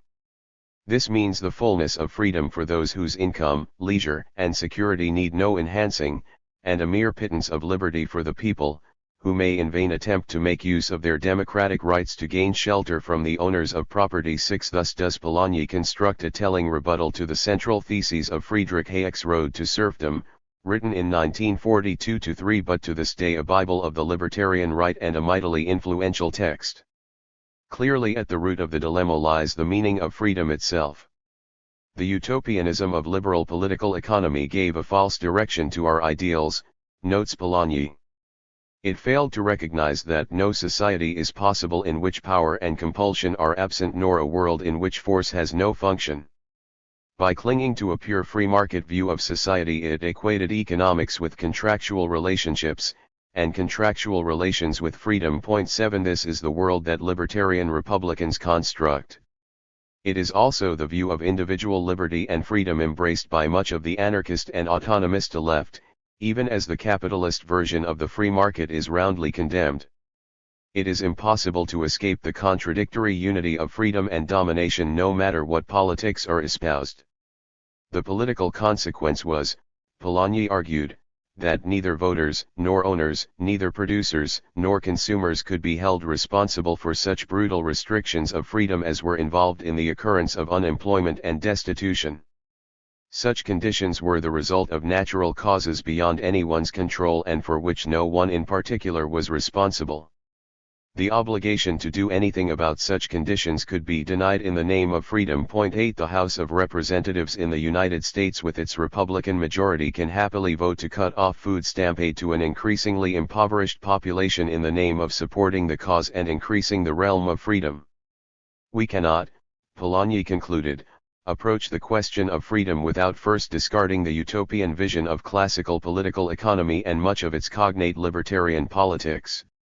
Only then could we come face to face with the reality of society and its contradictions. Otherwise, as is today most spectacularly the case, our freedoms are contingent on the denial of social reality. This denial of reality is what most right-wing discourses, such as that of President Bush, accomplish so precisely. The interconnection between conceptions of liberty and freedom and capital, mediated through the utopian writings of the political economists, should not be surprising. After all, the extraction of surpluses from labor presupposes the domination and the relative unfreedom of labor under the rule of capital. As Marx ironically noted, laborers are free in the double sense: they are free to sell their labor power to whomsoever they like, at the same time as they have been freed from control over those means of production which would permit them to make a livelihood other than that defined by wage labor. The historical divorce of labor from access to the means of production entailed a long and continuing history of violence and coercion in the name of capital's freedom of access to wage labor. Capital also required a freedom to roam the world in search of profitable possibilities, and this required, as we earlier saw, the eradication or reduction of physical, social, and political barriers to its mobility. Laissez-faire and laissez-passer became the watchwords of the capitalist order. This applies not only to mobility but also to freedom from regulatory interference, except under those circumstances where external damages to other capitalists or to the economy as a whole became so totally unacceptable or so dangerous as to mandate state interventions. The freedom to pillage resources from under the feet of local and indigenous populations, to displace and despoil whole landscapes where necessary, to stretch the use of ecosystems up to and in some instances well beyond their capacity to reproduce, all became a key part of capital's necessary freedoms.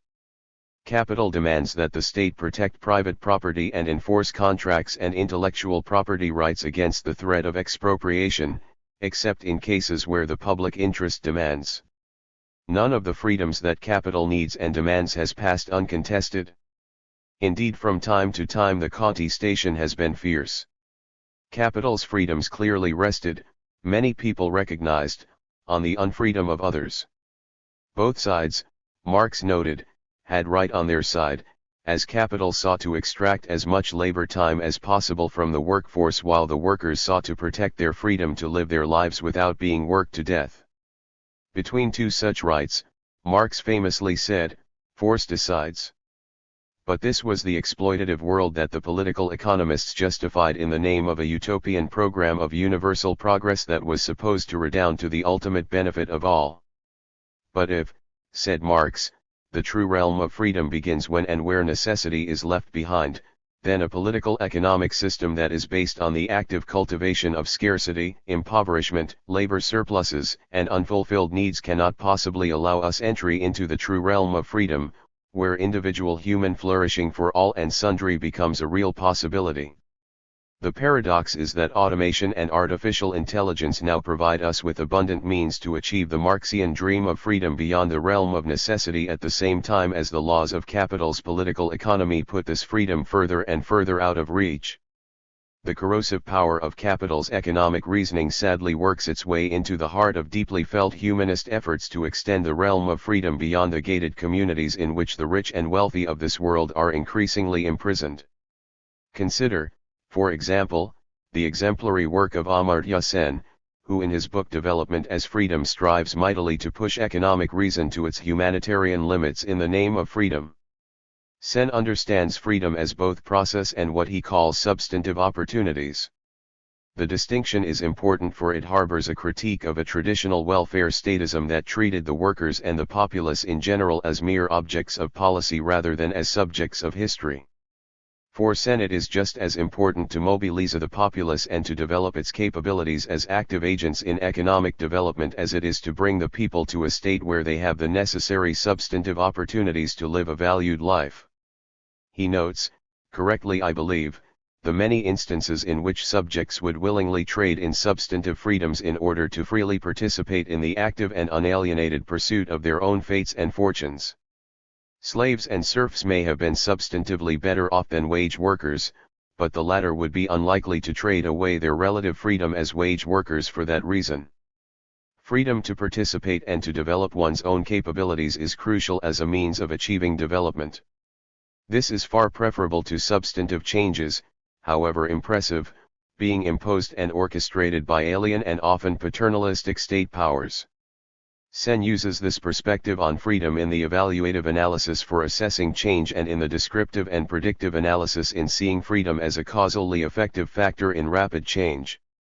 These processes of development work through a variety of social institutions, related to the operation of markets, administrations, legislatures, political parties, non-governmental institutions, the judiciary, the media, and the community in general. All of these, Sen argues, can contribute to the process of development precisely through their effects on enhancing and sustaining individual freedoms. Sen seeks an integrated understanding of the perspective roles of these different institutions and their interactions, along with an appreciation of the formation of values and the emergence of evolution of social ethics. The result is a diverse field of freedoms attaching to a variety of institutions and activities that cannot be reduced to some simple formula of accumulation of capital, or opening up of markets, or having efficient economic planning. The unifying factor here is the process of enhancing individual freedoms and the social commitment to bring that about. Development is indeed a momentous engagement with freedom's possibilities. 9. The problem, of course, is that Sen's vision, however attractive, is in the end yet another version of the utopianism of liberal political economy. Freedom becomes not an end but a means of what Michel Foucault calls governmentality. It is through freedom that the self-discipline of whole populations is managed by state power, and it is that self-discipline that assures conformity and compliance with bourgeois institutions and ways of life, including, of course, capitalist class domination in terms of its cumulative wealth and power. In other words, the end is not in question and does not have to be challenged in the name of freedom because freedom is incorporated in the process. This is what development as freedom means. Sen depicts a contradiction-free world. He does not recognize the overwhelming force of the class antagonisms, the tense dialectical relation between freedom and domination, the power of private persons to appropriate social wealth, the contradictions of use and exchange value, of private property and the state. To be sure, the oppositions get mentioned, but all of them, in Sen's universe, are manageable. That any of them might become absolute contradictions and the locus of crisis is ruled out by assumption or merely put down to bad management. Sen's laudable and deeply attractive attempt to ground an unalienated approach to freedom through process presumes a non-contradictory version of capital's universe. This is the utopian universe that Polanyi clearly sees we have to abandon if we are to bring society into a world where real substantive freedoms can be achieved instead of an idea of freedom that denies social reality. I do not pick on Sen for arbitrary reasons. Of all the economists he has gone as far as possible, it seems to me, in exploring the possibilities for the extension of freedom by way of a regulated and socially responsible form of market capitalist development evaluated against noble humanist ideals as opposed to crass measures of development. But his core belief, for which he can provide no definitive evidence, lies in the idea that the market system, properly regulated and managed, is a just and efficient way of fulfilling human wants and needs, and that it can produce freedom from want in a free way.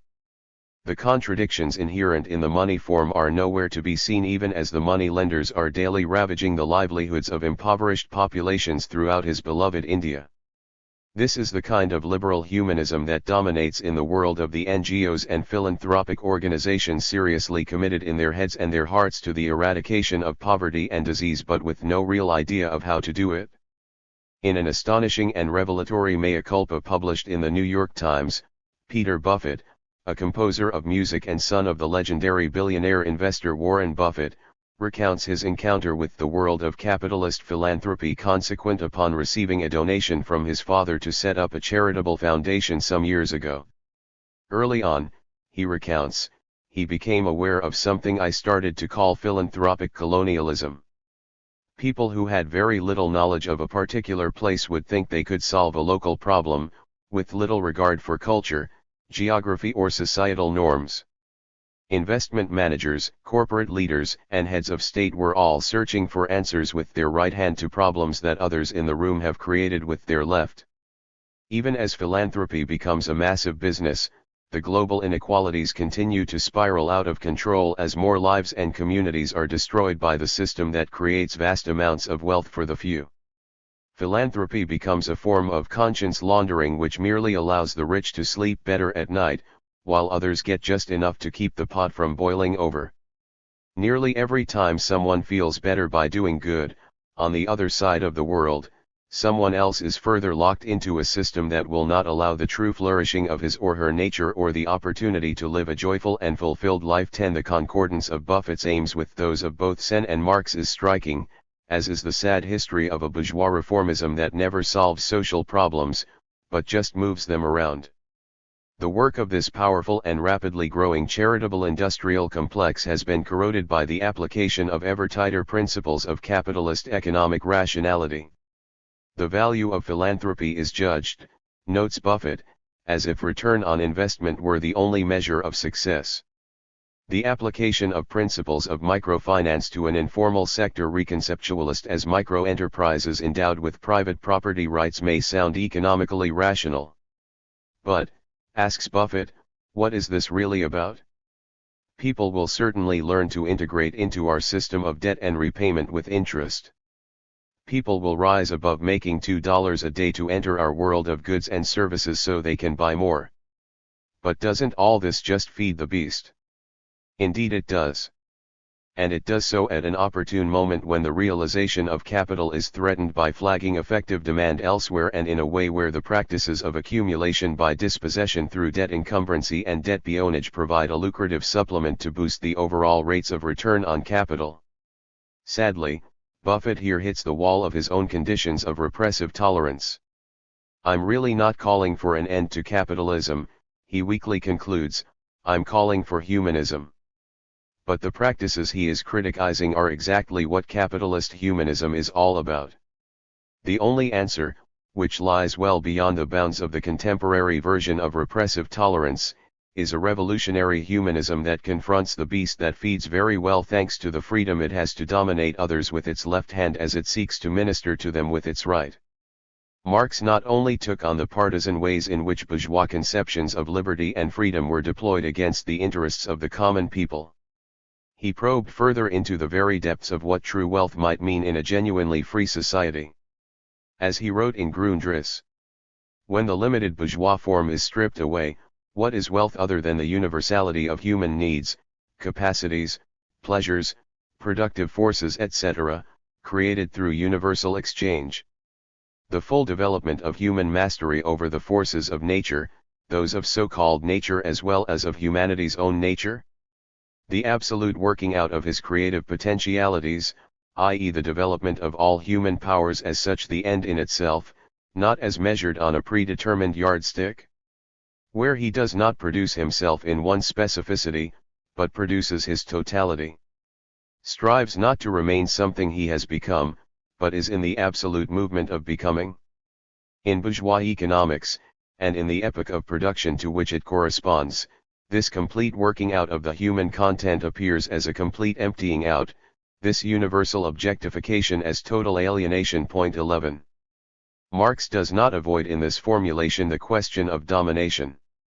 He recognized the force of the contradiction between freedom and domination in revolutionary situations. Why is it, he asks in On the Jewish Question, that the right of man to freedom ceases to be a right as soon as it comes into conflict with political life, whereas according to the theory, political life is only the guarantee of the rights of man, the right of individual man, and so must be given up as soon as it contradicts its end, these rights of man? The example that Marx had in mind was the curbing of press freedoms in the French Revolution. This posed the riddle that still remains to be solved of why, in the minds of the political emancipators, the relationship is turned upside down and the end appears as the means and the means as the end. 12. Marx got to the heart of the riddle of how freedom became slavery well before George Orwell. Marx thought he found the answer in the writings of Rousseau. He who dares to undertake the making of a people's institutions ought to feel capable, so to speak, of changing human nature, of transforming each individual, who is by himself a complete and solitary whole, into part of a great whole from which in a manner he receives his life and being, of altering man's constitution for the purpose of strengthening it, and of substituting a partial and moral existence for the physical existence nature has conferred on us all. He must, in a word, take away from man his own resources and give him instead new ones alien to him, and incapable of being made use of without the help of other men. 13. In other words, a fully socialized individual acquires a different political subjectivity, a different conception of what freedom means, from that of the isolated individual. While this answer in itself is far too glib to bear the historical weight that it would have to bear, it does point to a fertile direction for inquiry. Is human freedom for all better defended by a regime of exclusionary individual private property rights or by common rights collectively managed by associated individuals?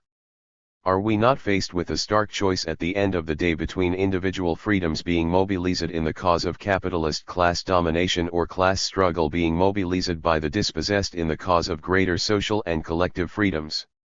Notice also something important about Rousseau's formulation that does double duty in Marx's thought. Revolutionary transformations involve creative destruction. Something is lost but something is gained. What was lost for Rousseau was isolated individualism. Isolated individualism had to give way in the face of new but alien resources.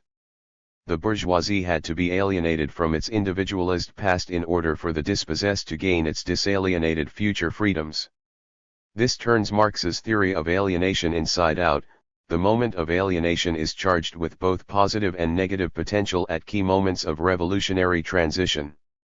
There is no such thing as a contradiction that does not generate potentially contradictory responses.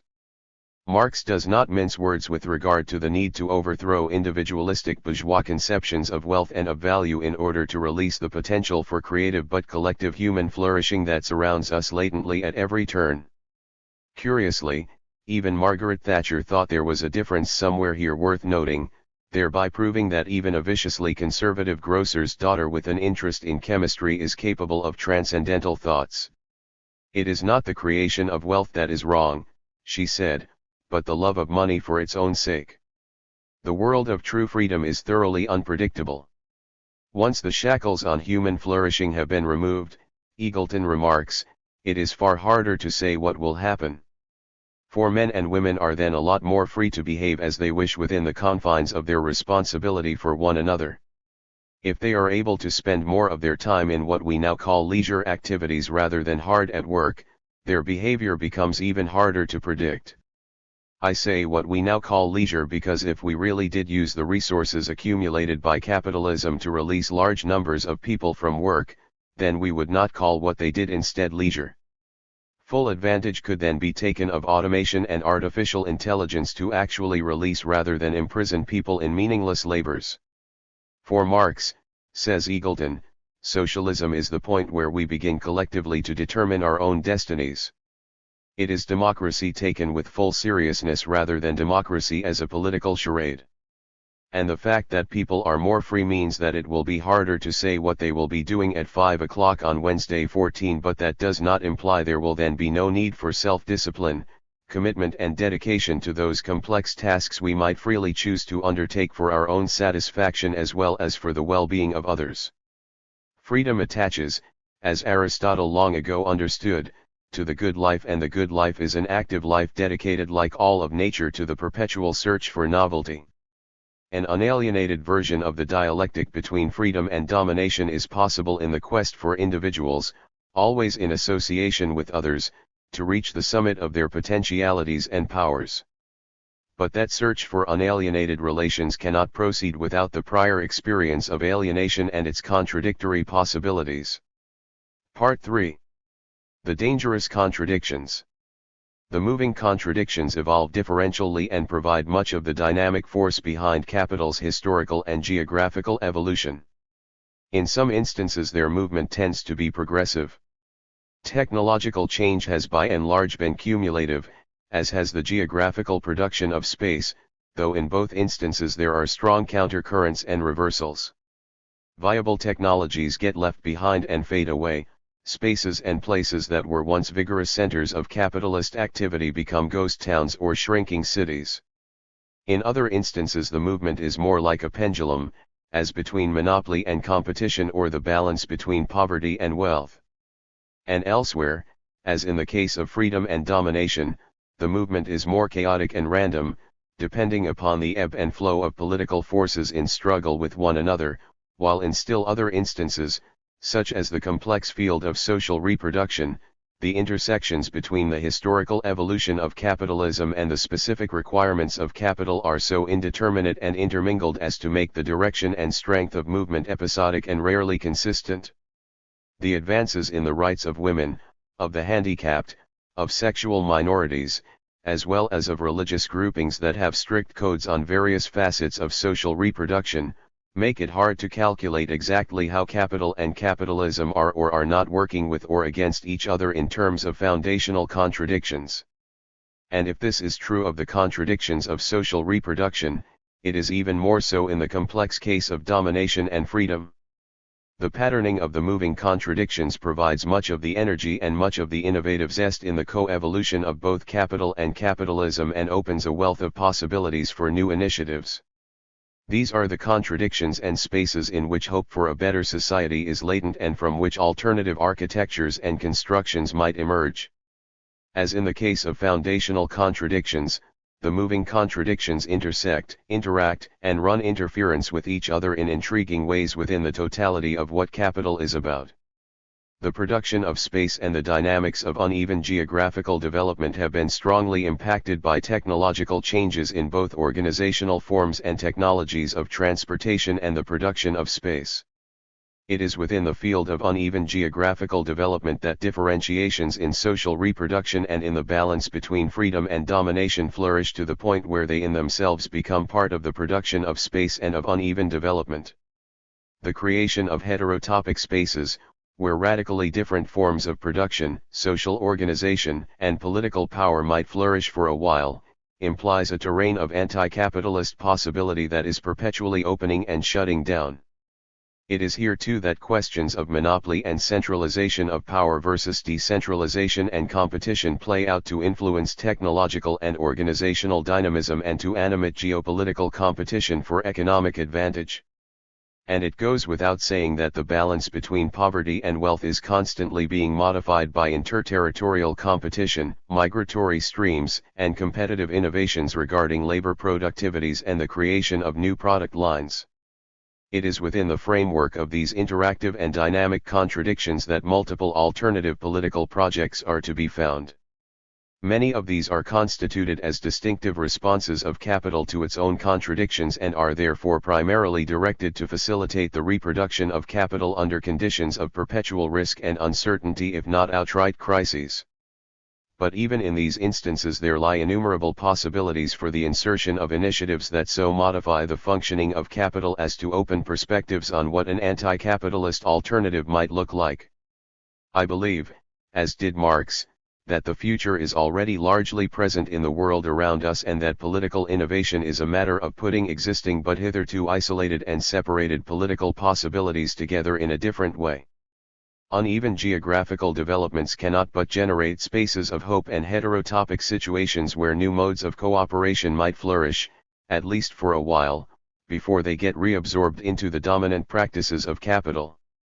New technologies open up new spaces of potential freedom from domination that can advance the cause of democratic governance. Initiatives in the field of social reproduction can produce new political subjects desirous of revolutionizing and humanizing social relations more generally and cultivating a more aesthetically satisfying and sensitive approach to our metabolic relation to nature. To point to all these possibilities is not to say they will all bear fruit, but it does suggest that any anti-capitalist politics has to be assiduous in hunting through the contradictions and ferreting out its own path towards the construction of an alternative universe using the resources and ideas already to hand. This then brings us to the dangerous, if not potentially fatal, contradictions. Marx is famously supposed to have said that capital would ultimately collapse under the weight of its own internal contradictions. I cannot actually find where Marx said this, and from my own reading of him I think it extremely unlikely that he would ever have said such a thing. It presupposes a mechanical breakdown of the economic engine of capitalism that will occur without any human agent throwing sand in the machine or militantly setting about halting its progress and replacing it. Marx's position, and I broadly follow him in this, is that capital can probably continue to function indefinitely but in a manner that will provoke progressive degradation on the land and mass impoverishment, dramatically increasing social class inequality, along with dehumanization of most of humanity, which will be held down by an increasingly repressive and autocratic denial of the potential for individual human flourishing. The resultant unbearable denial of the free development of human creative capacities and powers amounts to throwing away the cornucopia of possibilities that capital had bequeathed us and squandering the real wealth of human possibilities in the name of perpetual augmentation of monetary wealth and the satiation of narrow economic class interests. Faced with such a prospect, the only sensible politics is to seek to transcend capital and the restraints of an increasingly autocratic and oligarchical structure of capitalist class power and to rebuild the economy's imaginative possibilities into a new and far more egalitarian and democratic configuration. The Marx I favor is, in short, a revolutionary humanist and not a teleological determinist. Statements can be found in his works that support the latter position, but I believe the bulk of his writings, both historical and political economic, support the former interpretation. It is for this reason that I reject the idea of fatal in favor of dangerous contradictions, for to call them fatal would convey a false air of inevitability and cancerous decay, if not of apocalyptic mechanical endings. Certain contradictions are, however, more dangerous both to capital and to humanity than others. These vary from place to place and from time to time.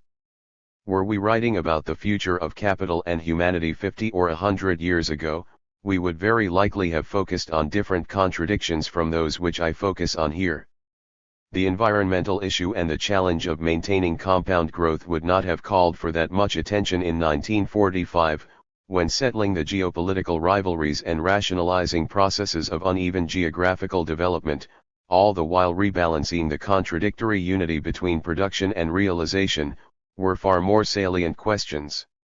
The three contradictions I focus on here are most dangerous in the immediate present, not only for the ability of the economic engine of capitalism to continue to function but also for the reproduction of human life under even minimally reasonable conditions. One of them, but just one of them, is potentially fatal.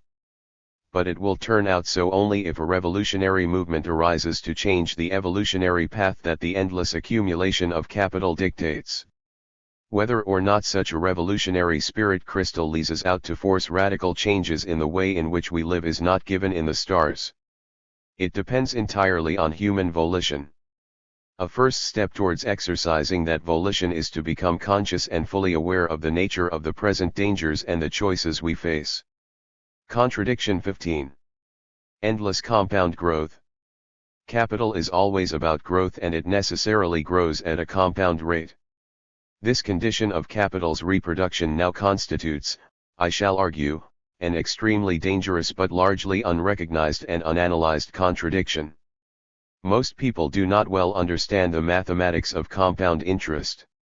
Nor do they understand the phenomenon of compounding growth and the potential dangers it can pose. Even the dismal science of conventional economics, as Michael Hudson shows in a recent trenchant commentary, has failed to recognize the significance of compounding interest on rising indebtedness. 1 The result has been to obscure a key part of the explanation for the financial disruptions that shook the world in 2008. So is perpetual compounding growth possible? In recent times there has been a flurry of worry among some economists that faith in the long-held supposition of perpetual growth might be misplaced. Robert Gordon, for example, has suggested in a recent paper that the economic growth experienced over the last 250 years could well be a unique episode in human history rather than a guarantee of endless future advance at the same rate. His case rests largely on an overview of the path and effects of innovations in the productivity of labor which have underpinned the growth of per capita incomes. Gordon joins with several other economists in thinking that the innovation waves of the past have been much stronger than the most recent wave, resting on electronics and computerization, that began around the 1960s. This last wave has been weaker in its effects than generally supposed, he argues, and is in any case now largely exhausted.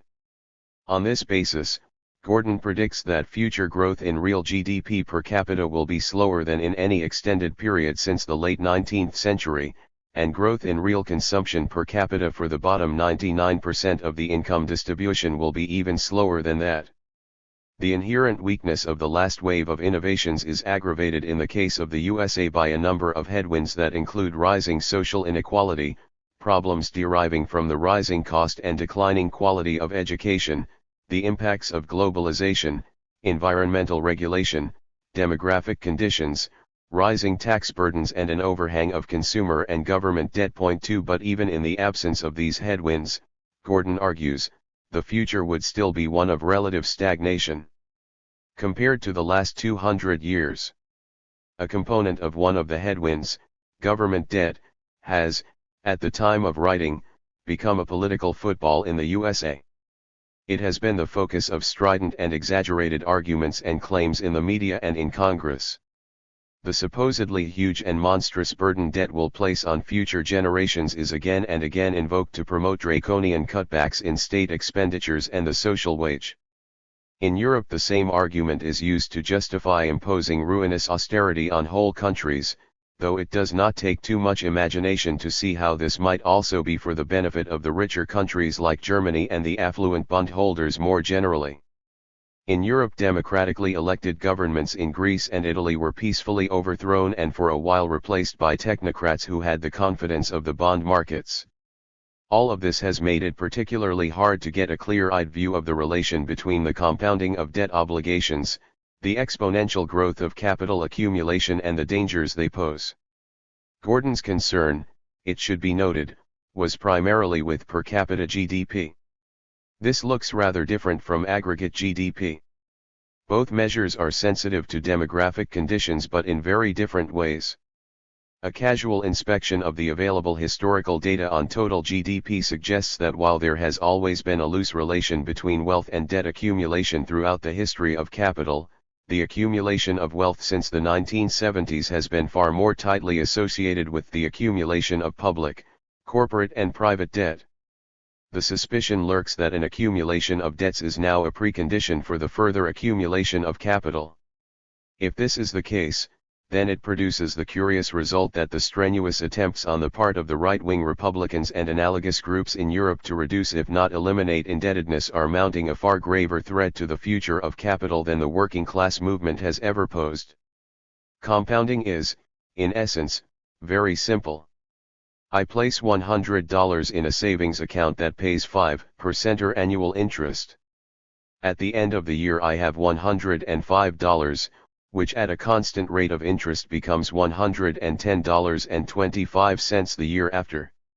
The difference between the sum at the end of the second year and an arithmetic rate of interest without compounding is very small.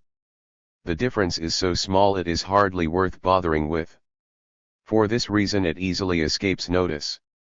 But after 30 years of compounding at 5% I have $432.19 as opposed to the $250 I would have if I was accumulating at a 5% arithmetic rate. After 60 years I have $1,867 as compared to $400 and after 100 years I have $13,150 instead of $600. Notice something about these figures. The compound interest curve rises very slowly for quite a while and then starts to accelerate, and by the end of the curve it becomes what mathematicians refer to as a singularity, it sails off into infinity. Anyone with a mortgage experiences this in reverse. For the first 20 years of a 30-year mortgage the principal still owed declines very slowly. The decline then accelerates and over the last 2 or 3 years the principal diminishes very rapidly. There are a number of classic anecdotes to illustrate this quality of compounding interest and exponential growth. An Indian king wished to reward the inventor of the game of chess. The inventor asked for 1 grain of rice on the first square of the chessboard and that the amount be doubled from one square to the next until all the squares were covered. The king readily agreed, since it seemed a small price to pay. The trouble was that by the time it came to the 21st square more than 1 million grains were required, and after the 41st square there simply was not enough rice in the world to cover the remaining squares. One version of the story has the king so angry at being tricked that he had the inventor beheaded. This version of the story is salutary. It illustrates the tricky character of compounding interest and shows how easy it is to underestimate its hidden power. In the later stages of compounding, the acceleration takes one by surprise. Figure 1: Compound interest versus simple interest. Figure 2: A typical S-curve. An example of the dangers of compound interest is illustrated by the case of Peter Theluzone, a wealthy Swiss merchant banker living in London, who set up a trust fund of £600,000 that could not be touched for 100 years after he died in 1797. Yielding 7.5% at a compound rate, the fund would have been worth £19 million by 1897, when the money could be distributed to his fortunate descendants. Even at 4%, the government of the time calculated that the legacy would be equivalent to the entire public debt by 1897. The compounding of interest would produce immense financial power in private hands. To prevent this, a bill was passed in 1800 limiting trusts to 21 years. Theluzone's will was contested by his immediate heirs. When the case was finally decided in 1859, after many years of active litigation, it turned out that the entire legacy had been absorbed by legal costs. This was the basis for the celebrated case of Yarndus versus Yarndus in Charles Dickens's novel Bleak House. 3. The end of the 18th century saw a flurry of excited commentary about the power of compound interest. In 1772, the mathematician Richard Price, in a tract that later drew Marx's amused attention, wrote, "Money-bearing compound interest increases at first slowly.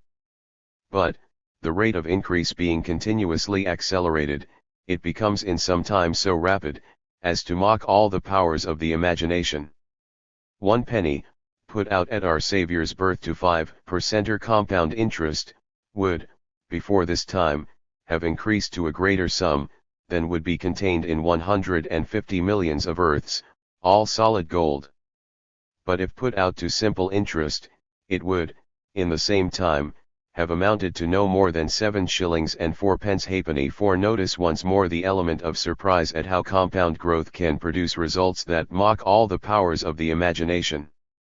Are we too about to be shocked at what compounding growth can lead to? Interestingly, Price's main point was how easy it would be to retire the existing national debt by putting the powers of compound interest to work. Angus Maddison has painstakingly attempted to calculate the rate of growth in total global economic output over several centuries. Obviously, the further back he goes, the shakier the data. Significantly, the data before 1700 increasingly relies on using population estimates as a surrogate for total economic output. But even in our own times there are good reasons to challenge the raw data, because it includes a number of gross national bads. There has been significant agitation by some economists to change the basis of national accounting on the grounds that many of the measures are misleading. But if we stick with Maddison's findings, then capital has been growing at a compound rate since 1820 or so of 2.25%. This is the global average figure. 5 Clearly there have been times when and places where the growth rate has been negligible or negative, while at other times and in other places the growth has been much higher. This average is slightly below what seems to be a generally accepted consensus figure in the financial press and elsewhere of 3% as a minimum acceptable rate of growth. When growth falls below that norm, the economy is described as sluggish, and when it goes below zero, this is taken as an indicator of recession or, if prolonged, of depression conditions. Growth that goes much above 5%, on the other hand, is typically taken in mature economies as a sign of overheating, which always comes with the threat of runaway inflation. In recent times, even across the crash years of 2007 to 9, global growth kept fairly steady, close to 3% or so, though most of it was in emerging markets. The advanced capitalist economies fell to 1% growth, Oregon below, from 2008 to 2012.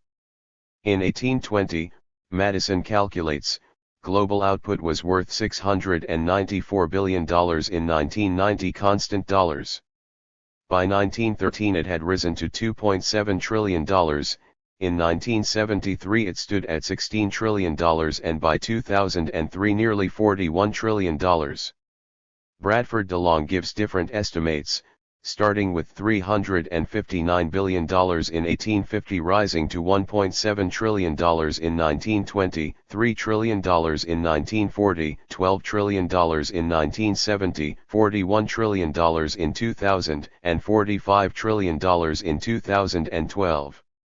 DeLong's figures suggest a lower initial base and a somewhat higher rate of compound growth. While the figures are quite different, in both cases the effect of compounding growth is clearly visible. 6. So let us take a 3% compound rate of growth American Samoa the norm. This is the growth rate that permits most if not all capitalists to gain a positive rate of return on their capital. To keep to a satisfactory growth rate right now would mean finding profitable investment opportunities for an extra nearly $2 trillion compared to the mere $6 billion that was needed in 1970. By the time 2030 rolls around, when estimates suggest the global economy should be more than $96 trillion, profitable investment opportunities of close to $3 trillion will be needed. Thereafter the numbers become astronomical. It is as if we are on the 21st square of the chessboard and cannot get off. It just does not look a feasible growth trajectory, at least from where we sit now. Imagined physically, the enormous expansions in physical infrastructures, in urbanization, in workforces, in consumption, and in production capacities that have occurred since the 1970s until now will have to be dwarfed into insignificance over the coming generation if the compound rate of capital accumulation is to be maintained.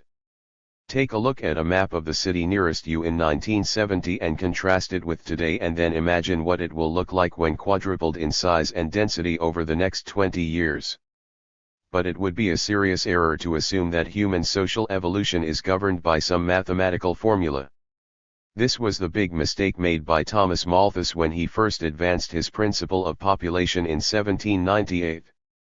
Malthus's arguments are directly relevant to the issue at hand, while they also provide a cautionary tale. He argued that human populations, like all other species, had the tendency to increase at an exponential rate, while food output could at best increase only arithmetically given the conditions of agricultural productivity then prevailing. Diminishing returns on the application of labor in agriculture were likely to make the gap between rates of population expansion and food supply even greater over time. The widening gap between the two curves was taken as a measure of the increasing pressure of population on resources. As the gap increased, the inevitable result would be, Malthus argued, famine, poverty, epidemics, war and increasing pathologies of all kinds for the mass of humankind. These would act as brutal checks to keep population growth within the bounds dictated by supposedly natural carrying capacities. Malthus's dystopian predictions did not come to pass. In recognition of this, Malthus later broadened his principles to include changes in human demographic behavior, the so-called moral restraints, such as later age of marriage, sexual abstinence and other techniques for population limitation. These would dampen if not reverse any tendency towards exponential population growth. 7 Malthus likewise failed miserably to anticipate the industrialization of agriculture and the rapid expansion of global food production through colonization of hitherto unproductive lands. By invoking the tendency towards the exponential growth of capital accumulation, are we in danger of repeating Malthus's mistake of assuming human evolution conforms to a mathematical formula, rather than reflecting fluid and adaptable human behaviors? If so, are there ways in which capital has been and is adapting to accommodate disparities between an accumulation process that is necessarily exponential and the conditions that might limit the capacity for exponential growth? There is, however, a prior consideration that needs to be addressed. If population is growing exponentially, then the economy has to grow at a parallel rate for living standards to be sustained. So what, then, is the relation between demographic trajectories and the dynamics of capital accumulation? Currently, The only countries that are increasing their populations at a 3% compound rate of growth or again more are in Africa, South Asia, and the Middle East. Negative population growth rates are found in Eastern Europe, while Japan and much of Europe have such low growth rates that they are not reproducing themselves. In these last cases, economic problems are arising because of lack of domestic labor supply and because of the increasing burden of supporting aging populations.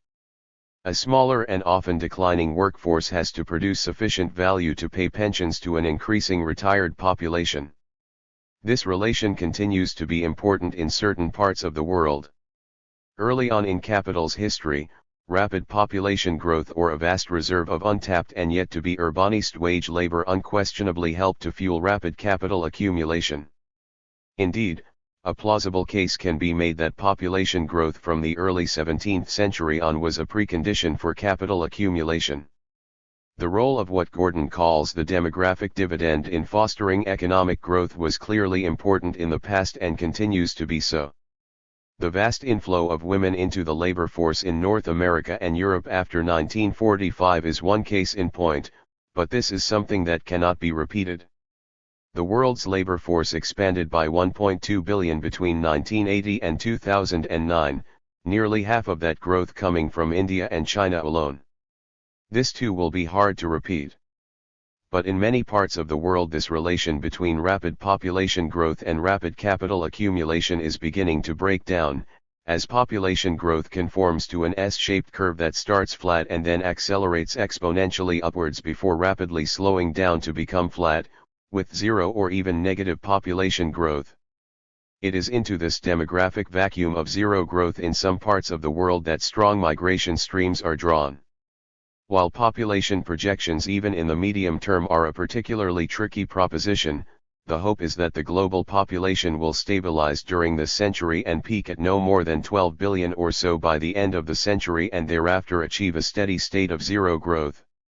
Clearly this is an important issue in relation to the dynamics of capital accumulation. In the United States, for example, job creation since 2008 has not kept pace with the expansion of the labor force. The falling unemployment rate reflects a shrinkage in the proportion of the working-age population seeking to participate in the labor force. But whatever happens, it is pretty clear that capital accumulation in the long-term future can rely less and less upon demographic growth to sustain or impel its compound growth, and that the dynamics of production, consumption, and realization of capital will have to adjust to these new demographic circumstances. When this might happen is hard to say, but most estimates suggest that the vast increase in the global wage labor force that occurred after 1980 or so will be hard to replicate once it exhausts itself after 2030 or so.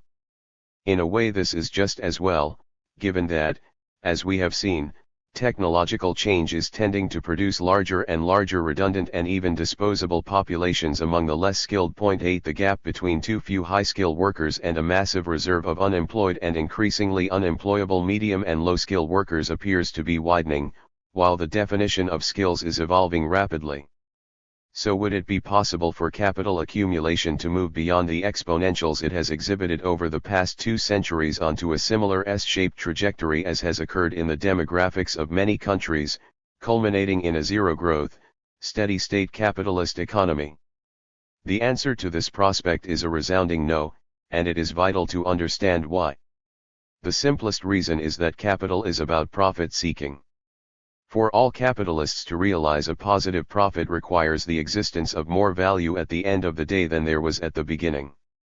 That means an expansion of the total output of social labor. Without that expansion there can be no capital.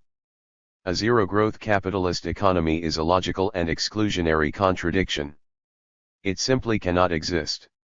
This is why zero growth defines a condition of crisis for capital. If prolonged, zero growth of the sort that prevailed in much of the world in the 1930s spells the death knell of capitalism. How, then, can capital continue to accumulate and expand in perpetuity at a compound rate? How can it do so when it seems to entail a doubling if not tripling in the size of the astonishing physical transformations that have been wrought across planet Earth over the last 40 years? The dramatic industrialization and urbanization of China over those years is a foretaste of what would have to be accomplished to keep capital accumulation going in the future. For much of the last century, large parts of the world were attempting to mimic the growth path of the United States. In the coming century, most of the world would have to mimic the growth path of China, which would be impossible for the United States and Europe and unthinkable almost everywhere else. Throughout these last 40 years, it is worth remembering also that there have been multiple traumatic crises, usually localized, cascading around the world, from Southeast Asia and Russia in 1998 through Argentina in 2001 to the almighty global financial crash of 2008 that shook the world of capital to its very roots. But it is here that the cautionary tale of Malthus's mistaken dystopian vision ought to give us pause. We need to ask, in what ways can capital accumulation change its spots to adapt to what appears a critical situation in order to reproduce itself? There are, in fact, a number of key adaptations that are already occurring. Can the difficulties be staved off, and if so, can they do so indefinitely? What behavioral adaptations, akin to Malthus's moral restraints, might reshape the accumulation dynamic while preserving its necessary essence of compounding growth? There is one form that capital takes which permits accumulation without limit, and that is the money form. This is so only because the money form is now unchained from any physical limitations such as those imposed by the money commodities. State-issued fiat monies can be created without limit. The expansion of the contemporary money supply is now accomplished by some mix of private activity and state action. When the U.S. Federal Reserve engages in quantitative easing, it simply creates as much liquidity and money as it wants at the drop of a hat. Adding a few zeros to the quantity of money in circulation is no problem. The danger, of course, is that the result will be a crisis of inflation. This is not occurring because the Federal Reserve is largely refilling a hole left in the banking system when trust between the private banks broke down and interbank lending, which was leveraged into massive money creation within the banking system, broke down in 2008. The second reason why inflation is not on the horizon is because organized labor has almost zero power in these times to raise wages and thereby influence the price level. But, plainly, the perpetual accumulation of capital at an exponential rate by way of an exponential creation of money is almost certain to end in disaster unless accompanied by other adaptations. Let's go through a number of these before deciding whether they add up to what a sustainable future for the reproduction of capital might look like under conditions of perpetual compound growth. Capital is not only about the production and circulation of value. It is also about the destruction or devaluation of capital. A certain proportion of capital is destroyed in the normal course of capital circulation as new and cheaper machinery and fixed capital become available. Major crises are often characterized by creative destruction, which means mass devaluations of commodities, of hitherto productive plant and equipment, of money, and of labor. There is always a certain amount of devaluation going on as new plants drive out old before their lifetime is over, as more expensive items are replaced by cheaper items because of technological changes. The rapid deindustrialization of older industrial districts in the 1970s and 1980s in North America and Europe is an obvious example. In times of crisis, of war, or of natural disasters, the devaluation can be massive. In the 1930s and the Second World War, losses were considerable. Estimates from the IMF suggested that the net losses worldwide in the financial crisis year of 2008 added up to close to the value of one whole year's global output of goods and services. But large though these losses were, they did little more than generate a brief pause in the trajectory of compounding growth. In any case, as property values recovered, particularly in the USA and the UK, where they had been hit hard during the crisis, so a lot of asset values were recovered. The devaluations would have to be vastly greater and longer lasting than those experienced in 2008 to really make much of a difference. The problem of the uneven development of devaluation and of geopolitical struggles over who is to bear the cost of devaluation is significant, in part because it frequently relates to the spread of social unrest and political instability. So while devaluation does not work very well as an antidote to compounding growth worldwide, its geographical concentrations do have a significant bearing on the dynamics of anti-capitalist sentiment and struggle. The two lost decades of development throughout most of Latin America produced a political climate of opposition to neoliberalism, and this has in turn played an important role in protecting the region from the worst impacts of the global crisis of devaluation that broke out in 2008. The differential imposition of losses on, for example, Greece and Southern Europe more generally amounts to a geographical version of the redistributions of wealth occurring between rich and poor. Conversely, privatization of public assets, the creation of new markets and further enclosures of the commons have expanded the terrain upon which capital can freely operate. The privatization of water provision, social housing, education, and health care, and even war-making, the creation of carbon trading markets and the patenting of genetic materials have given capital the power of entry into many areas of economic, social, and political life that were hitherto closed to it. As an outlet for compounding growth, these additional market opportunities have been significant, but, as with devaluation, I do not believe they constitute enough potential to absorb compounding growth, particularly in the future. Besides, when everything, but everything, is commodified and monetized, then there is a limit beyond which this process of expansion cannot go. How close we are to that limit right now is hard to judge, but nearly 4 decades of neoliberal privatization strategies have already accomplished a great deal, and in many parts of the world there is not much left to enclose and privatize. There are, in addition, many signs of political resistance to the further enclosure and commodification of life forms beyond where we are now, and some of these struggles, against, for example, water privatization in Italy and genetic patenting, have been successful. Consider, thirdly, the limits that might be encountered with respect to final consumption and the realization of capital. One of the ways that capital has adapted to compound growth has been through radical transformations in the nature, form, style, and mass of final consumption.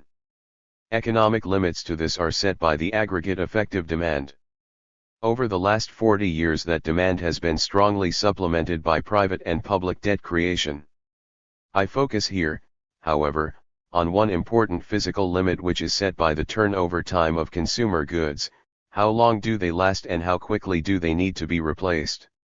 Capital has systematically shortened the turnover time of consumer goods by producing commodities that do not last, pushing hard towards planned and sometimes instantaneous obsolescence, by the rapid creation of new product lines, accelerating turnover by mobilizing fashion and the powers of advertising to emphasize the value of newness and the dowdiness of the old. It has been doing this for the last 200 years or so and concomitantly produced vast amounts of waste.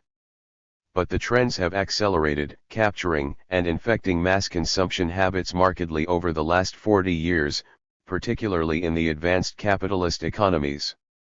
The transformations in middle-class consumerism in countries like China and India have also been remarkable. The sales and advertising industry is now one of the largest sectors of the economy in the United States, and much of its work is dedicated to the acceleration of the turnover time of consumption. But there are still physical limits to how fast the turnover of, say, cell phones and fashions can be. Even more significant, therefore, has been the move towards the production and consumption of spectacle, a commodity form that is ephemeral and instantaneously consumed.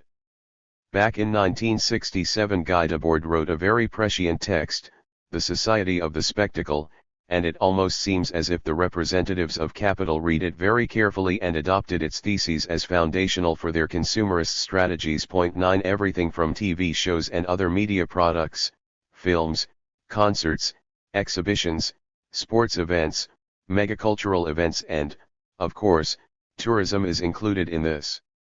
These activities now dominate the field of consumerism. Even more interesting is how capital mobilizes consumers to produce their own spectacle via YouTube, Facebook, Twitter and other forms of social media. All of these forms can be instantaneously consumed even as they absorb vast amounts of what might otherwise be free time. The consumers, furthermore, produce information, which is then appropriated by the owners of the media for their own purposes. the public is simultaneously constituted as both producers and consumers, or what Alvin Toffler once called prosumers. Point 10. There is an important corollary here, and this broaches a theme that we will encounter elsewhere. Capital profits not through investing in production in these spheres but by appropriating rents and royalties on the use of the information, the software, and the networks it constructs. This is just one of several contemporary indications that the future of capital lies more in the hands of the rentiers and the rentier class than in the hands of the industrial capitalists. These transformations in the field of consumption are what Hart and Negri seem to be after when they propose a grand shift of capital's operations from the field of material to immaterial labor. Point 11. They argue that the relation between capital and consumers is no longer mediated by things but by information, images, messaging, and the proliferation and marketing of symbolic forms that relate to and work on the political subjectivity of whole populations. This amounts to an attempt by capital and the state to engage with the biopolitical manipulation of populations and the production of new political subjects. It has always been the case, of course, that the kinds of people we are have been shaped by the commodity world we inhabit. Suburbanites are a special breed of people whose political subjectivity is shaped by their daily living experiences in the same way that the imprisoned Italian communist leader Antonio Gramsci envisaged what he called Americanism and Fordism, producing a new kind of human subject through factory labor. Point 12. The contemporary production of new political subjects through everything from subliminal advertising to direct propaganda undoubtedly forms a vast field for capital investments. To call this immaterial labor is a bit unfortunate, given the vast amount of material labor underpinning activities of this sort, even when they take place in cyberspace and produce their effect primarily in the minds and beliefs of persons. A vast amount of material social labor is involved in the production of spectacles. These ideas now circulating about an internal revolution in the dominant form of capital accumulation parallel much contemporary commentary about the rise of an information society and the development of a knowledge-based capitalism. There is, it seems, an urgent need for many commentators to demonstrate how capital has changed its spots in recent times. It is perhaps comforting to explain away the recent stresses within capital as if we are confronting the birth pangs of an entirely new capitalist order in which knowledge and culture are the primary products rather than things.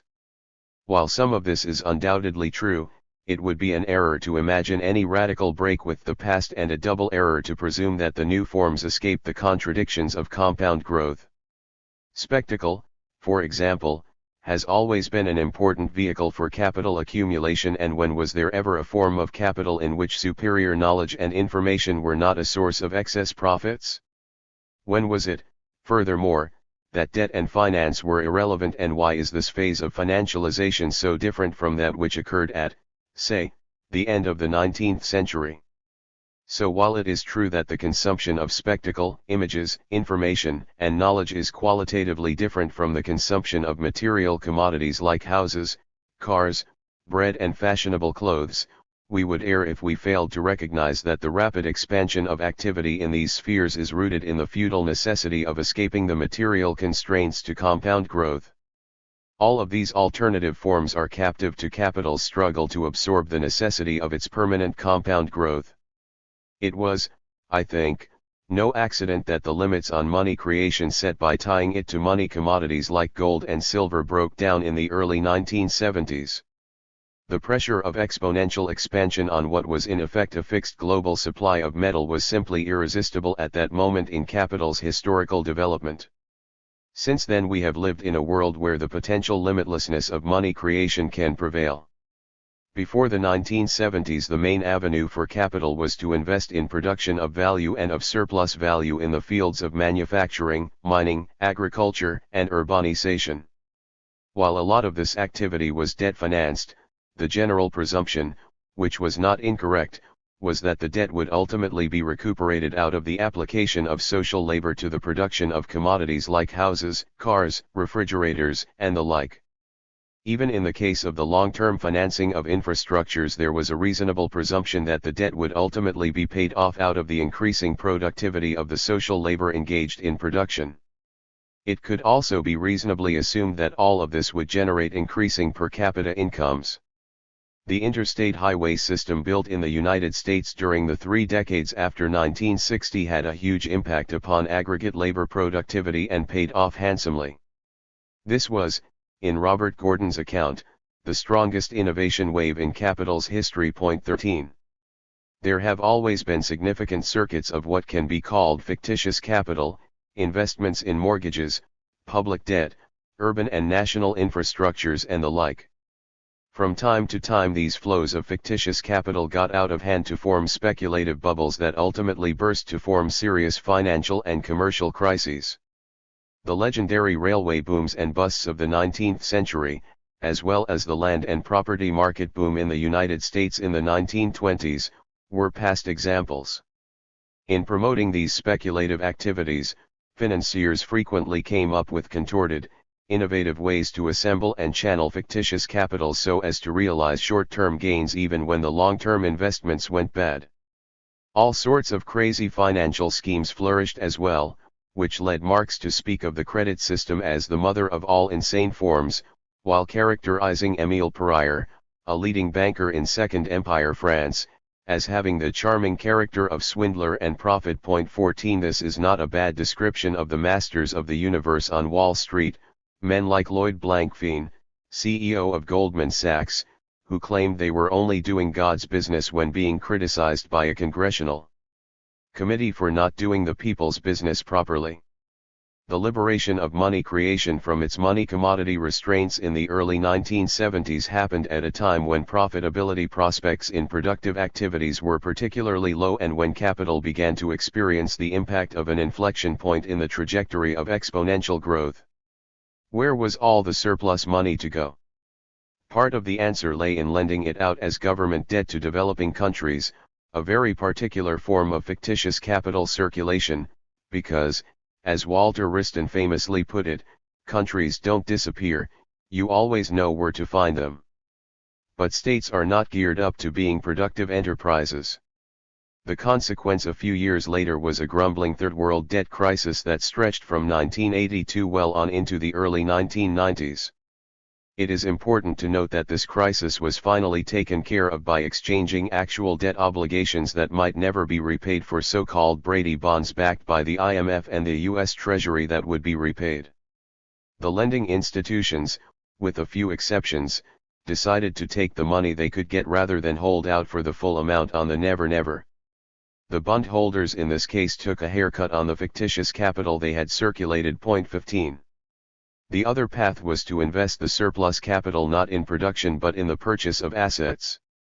An asset is simply a capitalized property title and its value is set in anticipation of either some future stream of revenue or some future state of scarcity. The result of investment flows into these fields was a general rise in asset values, everything from land and property, and natural resources to urban debt and the art market.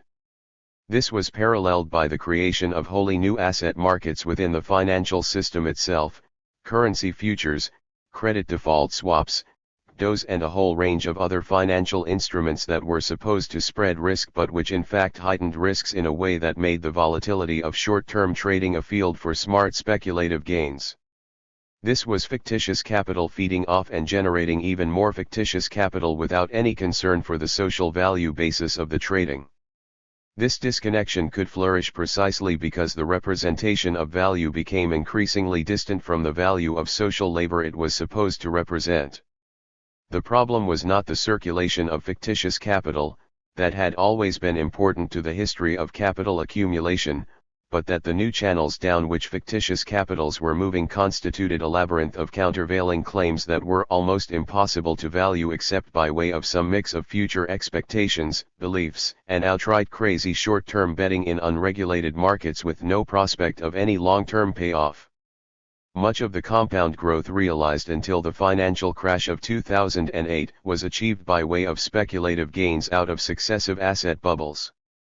This speculative froth concealed, however, some very important real transitions occurring in investment behaviors after the 1970s. Some of the assets being purchased were secure and grounded and could be held for long-term gain. This made the booms and the busts particularly helpful to long-term investors, who could purchase assets at fire sale prices in the wake of a crash with the prospects of making a long-term killing. This is what many of the banks and foreign investors did during the Southeast Asian crisis of 1997-8 and what investors are now doing as they buy up masses of cheap foreclosed housing in, for example, California to rent out until the property market revives. This is what the hedge funds do, though under very different conditions, when they short sell in fictitious capital markets. But what this means is that more and more capital is being invested in search of rents, interest and royalties rather than in productive activity. This trend towards a rentier form of capital is reinforced by the immense extractive power that increasingly attaches to rents on intellectual property rights to genetic materials, seeds, licensed practices, and the like. Small wonder that the US government has fought so fiercely through international institutions to protect and forcibly impose an intellectual property rights regime on others. But is all this really sufficient to absorb compound growth? Theories that rest on a wholesale shift to immaterial production sell a dangerous illusion that endless compound growth can be accommodated without any serious material difficulties. Increasing quantities of capital now circulate in fictitious form and the creation of electronic monies is in principle limitless. So there is no barrier to limitless growth there. The economy of spectacle and of knowledge production as a form of realization of capital plainly reduces the rate of expansion of demand for material goods and resources. But the extensive physical infrastructures required, along with the need to generate more and more energy in usable form, militate against the idea that production can ever become immaterial. If consumption is limited to this immaterial form, then money power cannot be released to low-income populations, who require basic material goods in order to live. It has to be concentrated within a relatively small fraction of the population able to consume in this fictitious way. A repressive oligarchy would likely be the only political form that capital could assume. This is where emerging markets, of the sort that flourished in the wake of the financial crash of 2008, have a distinctive advantage. The markets that form consequent upon rising output and incomes in middle-income countries focus far more on tangible wants and needs of an expanding population. The turn towards immaterial production and spectacle is, as André Gortz long ago remarked, more like a last gasp of capital rather than the opening of a new horizon for endless accumulation. So where does this leave us, faced with the necessity of compound economic growth forever without any clear material basis to support that growth? There are, as we have seen, various adjustments underway, but the more closely these are examined the more they appear as symptoms of the underlying problem rather than as signs of or paths towards long-term solutions. Of course, capital can construct an economy based on a fetish world of fantasy and imagination built upon pyramiding fictions that cannot last. One final Ponzi scheme to eclipse all others is a possible scenario. Ironically, the innovations that are available to us in these times are most easily applied to increase rather than dampen speculative activity, as the case of nano-trading on the stock exchange illustrates. Such an economy will, before any ultimate denouement, be subject to periodic volcanic eruptions and crashes. Capital will not, under this scenario, end with either a bang or a whimper but with the sound of innumerable asset bubbles popping across the uneven geographical landscape of an otherwise listless capital accumulation. Such disruptions will almost certainly merge with the outbreaks of popular discontent that bubbles just beneath the surface of capitalist society more generally. Episodic volcanic eruptions of popular anger are already much in evidence. The discontent, it must be remarked, does not simply focus on the technical failings of capital to deliver on its promises of a consumer paradise and employment for all, but increasingly objects to the degrading consequences for anyone and everyone who has to submit to the dehumanizing social rules and codes that capital and an increasingly autocratic capitalist state dictate. There is, however, one particularly dark side to this account that rests upon the contagious impact that compound growth will most likely have on many if not all the other contradictions here identified. The impact upon environmental contradictions is likely to be huge, as we shall shortly see. The ability of capital to rebalance relations between production and realization, as well as between poverty and wealth, becomes less agile, while the gap between money and the social labor it supposedly represents becomes ever wider as more and more fictitious capital has to be created at a far higher risk premium to sustain the compounding growth. It will likewise be extremely hard, if not impossible, to reverse the commodification, monetization, and marketization of all use values without severely curtailing the terrain for capital accumulation. The reckless push towards speed up and consequent devaluations through increasing volatility in uneven geographical developments will be harder to contain. And so it goes. Far from constraining each other's excesses, as has sometimes happened in the past, the contradictions are far more likely to explode contagiously with the rising pressure of a necessary compounding growth at their back. Use values are bound to become an even more trivial consideration against the background of an explosion of exchange value considerations in speculative fevers. And from this some rather surprising results may derive. There is, for example, one thread of a threat that may be a minor footnote to my argument, but which has a curious resonance with the fears expressed about the future of capital by the political economists of long ago. Capital will end, said Ricardo, when land and natural resources become so scarce that all revenues will be absorbed either by the wages needed to cover the high price of food or as rents by an all-powerful but unproductive rentier class. This unproductive class will so squeeze industrial capital as to make the latter's productive operations impossible. A parasitic class of rentiers will suck industrial capital dry, to the point where no social labor can be mobilized and no value produced. Without the production of social value, capital will come to an end. In making this prediction, Ricardo relied heavily on Malthus's erroneous assumptions of diminishing returns to labor on the land. For this reason later economists generally dismissed the idea of a falling rate of profit. Keynes, for example, living under very different circumstances, optimistically looked forward to the euthanasia of the rentier and the construction of a state-supported regime of perpetual growth. What is now so striking is the increasing power of the unproductive and parasitic rentiers, not simply the owners of land and all the resources that reside therein, but the owners of assets, the all-powerful bondholders, the owners of independent money power, and the owners of patents and property rights that are simply claims on social labor freed of any obligation to mobilize that social labor for productive uses. The parasitic forms of capital are now in the ascendant. We see their representatives gliding through the streets in limousines and populating all the upmarket restaurants and penthouses in all the major global cities of the world, New York, London, Frankfurt, Tokyo, Sao Paulo, Sydney.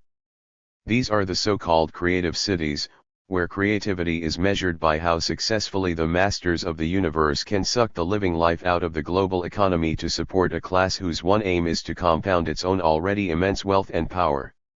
New York City has a huge concentration of creative talent, creative accountants and tax lawyers, creative financiers armed with glitteringly new financial instruments, creative manipulators of information, creative hustlers and sellers of snake oil, creative media consultants, all of which makes it a wondrous place to study every single fetish that capital can construct.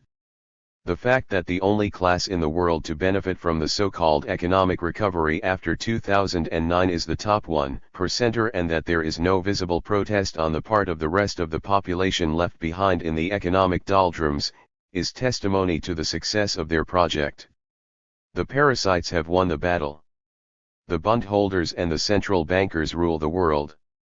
The fact that their success is bound to be illusory and that they cannot possibly win the war for capital's survival scarcely raises a sliver of doubt. After days spent conscience laundering with their philanthropic colleagues in attempts to correct, as Peter Buffett puts it, with their right hand the damage they had earlier created with their left, the oligarchs may sleep well at night. Their inability to see how close they are sailing to the edge of disaster reminds one of King Louis XV of France, who is reported to have prophetically said, "Après moi, le déluge." Capital may not end with a deluge. The World Bank is fond of reassuring us that a rising tide of economic development is bound to lift all boats.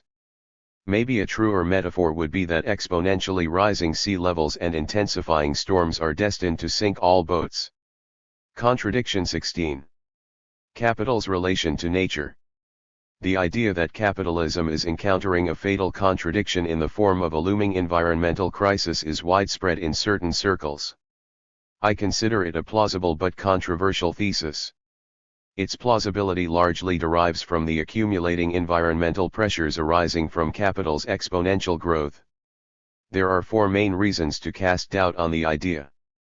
First, capital has a long history of successfully resolving its ecological difficulties, no matter whether these refer to its use of natural resources, the ability to absorb pollutants or to cope with the degradation of habitats, the loss of biodiversity, the declining qualities of air, land, and water, and the like.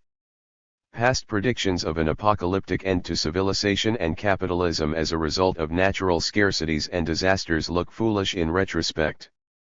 Throughout capital's history, far too many doomsayers have cried wolf too fast and too often. In 1798, Thomas Malthus, as we have seen, erroneously predicted social catastrophe as exponential population growth outran the capacity to increase food supplies. In the 1970s, Paul Ehrlich, a leading environmentalist, argued that mass starvation was imminent by the end of the decade, but it did not occur. He also bet the economist Julian Simon that the price of natural resources would soon dramatically increase because of natural scarcities. He lost the bet. 1 Because such predictions, and there have been many of them, turned out wrong in the past does not guarantee, of course, that a catastrophe is not in the making this time.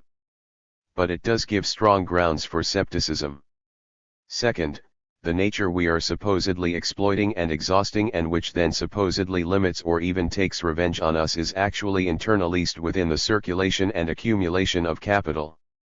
The ability of a plant to grow is incorporated, for example, into agribusiness in its pursuit of profit, and it is the reinvestment of that profit that has the plant growing again the next year. Natural features and elements are active agents at all points in the process of capital accumulation. Money flow is an ecological variable, and the transfer of nutrients through an ecosystem may also constitute a flow of value. While matter can neither be created nor destroyed, its configuration can be radically altered.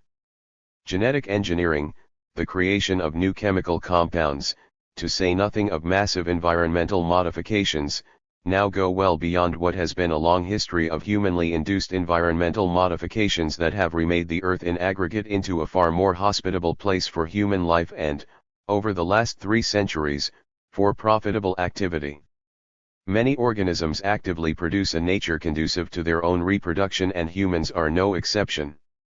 Capital, as a specific form of human activity, does the same, but increasingly in the name of capital and not of humanity.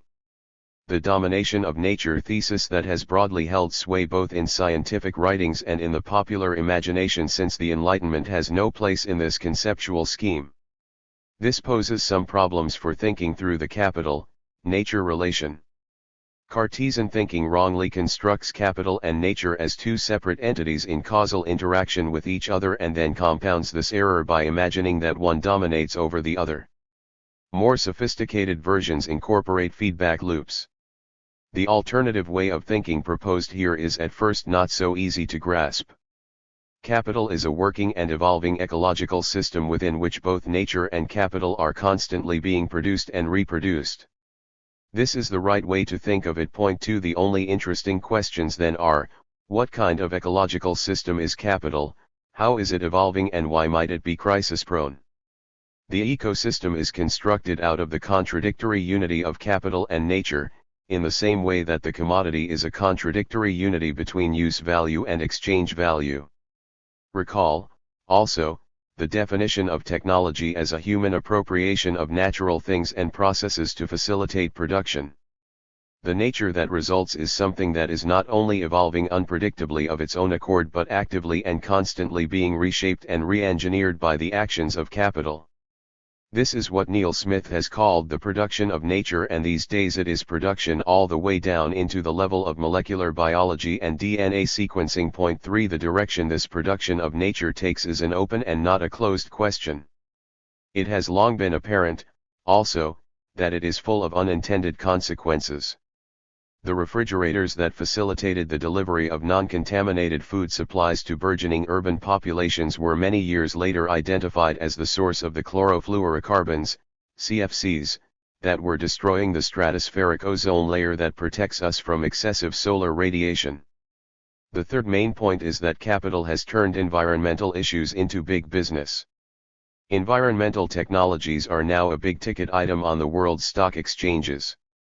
Once this happens, as with the case of technologies in general, the engineering of the metabolic relation to nature becomes an autonomous activity relative to actual existing needs. Nature becomes, again in Neil Smith's words, an accumulation strategy. When, for example, a new medicinal drug is invented or a new way to reduce carbon emissions is devised, then uses have to be found for them. This may entail need creation rather than need satisfaction. A drug like Prozac initially had no disease available for it to address, so one had to be invented, giving rise to the so-called Prozac generation. The same combinatorial evolution as prevails in the case of technological change comes into play. New drugs create side effects that require other drugs to control them, and new environmental technologies create environmental problems that call forth other technologies. For its own profit, capital seeks to capture the dialectics of how we can only change ourselves by changing the world. All ecological and environmental projects are socio-economic projects. Everything then depends on the purpose of the socio-economic and ecological projects, the well-being of people or the rate of profit. In fields like public health and clean water, this dialectic has worked for the benefit of people, sometimes at the expense of profits. Popular support for big business environmentalism has consequently been helpful both to capital and to environmental politics. Some of this politics is, unfortunately, symbolic rather than substantive. This is known as greenwashing, disguising a profit-driven project as a project to enhance human welfare. Al Gore's great gift to the environmental movement as it sought to do something about global warming was to create a new market in carbon trading that has been a grand source of speculative gain for hedge funds but done little to curb total global carbon emissions. The suspicion lurks that this was what it was designed to do all along. New organizational forms developed to conserve fish stocks entail a mode of privatization that privileges large-scale financial and corporate capital at the expense of small-scale fishing. Fourth, and this is perhaps the most uncomfortable thought of all, it may be perfectly possible for capital to continue to circulate and accumulate in the midst of environmental catastrophes. Environmental disasters create abundant opportunities for a disaster capitalism to profit handsomely. Deaths from starvation of exposed and vulnerable populations and massive habitat destruction will not necessarily trouble capital precisely because much of the world's population has become redundant and disposable anyway. And capital has never shrunk from destroying people in pursuit of profit. This was true of the recent appalling tragedies of fires and building collapses in the textile mills of Bangladesh that have claimed the lives of more than 1,000 workers. Toxic waste disposal is highly concentrated in poor and vulnerable communities or in impoverished parts of the world. Deteriorating air quality in northern China is reported to have reduced life expectancy in the population by more than 5 years since 1980. Unfair distributions of environmental damages of this sort may add fuel to an environmental justice movement. But the resultant social protests do not, as of now, constitute any major threat to the survival of capital. The big underlying question is, under what circumstances might these internal difficulties be dangerous, if not fatal, for the reproduction of capital? To answer this question we have to understand more fully how the contradictory unity between capital and nature works. It is helpful here to look at how the 7 foundational contradictions of capital affect matters. Nature is necessarily viewed by capital, and I must stress that it may be and is viewed very differently within capitalism as a whole, as nothing more than a vast store of potential use values, of processes and things, that can be used directly or indirectly in the production and realization of commodity values. Nature is one vast gasoline station and natural use values are monetized, capitalized, commercialized, and exchanged as commodities. Only then can capital's economic rationality be imposed upon the world. Nature is partitioned and divided up as private property rights guaranteed by the state. Private property entails enclosure of nature's commons. While some aspects of nature are hard to enclose, a variety of surrogate ways can be devised to monetize and make tradable all aspects of the commons of the natural world. State interventions are also often developed to correct for market failures. While these interventions may seem progressive, their effect is to further promote the penetration of market processes and market valuations into all aspects of our life world. This is the case with carbon trading and the growing market in pollution rights and ecological offsets. When the natural commons are privatized, then all things, objects, and processes therein are assigned a value no matter whether any social labor has been expended on them or not. This is how capital creates its own distinctive ecosystem. Private individuals are then free to extract social wealth from their ownership of a commodified nature.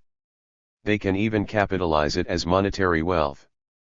This creates a basis for the formation of a potentially powerful rentier class, which regulates access to the store of use values by virtue of its class monopoly power and the rents it extracts from the land. This class owns the nature we need in order to live, and it can threaten the perpetuation of capital by monopolizing all wealth for itself. Ricardo thought that capital was doomed, as we saw earlier, because profit rates would inevitably fall as rental extractions and food prices rose. The power of rentiers is magnified by the fact that many resources, being found in geographically specific locations, are subject to monopolistic competition and therefore open for the extraction of monopoly rents. Urban land and property markets as well as the world of so-called natural resources are fecund sites for a flourishing rentier class to amass more and more wealth and power. This power of the rentier carries over to that aspect of nature which is internalized within the circulation of capital as technology. Patents and ownership rights have been established at the behest of those producing nature in the form of new technologies. Privately owned genetic materials, new methods, and even new organizational systems are privately licensed out to others in return for a monopoly rent. Intellectual property rights have become a vital field of accumulation over the last few decades.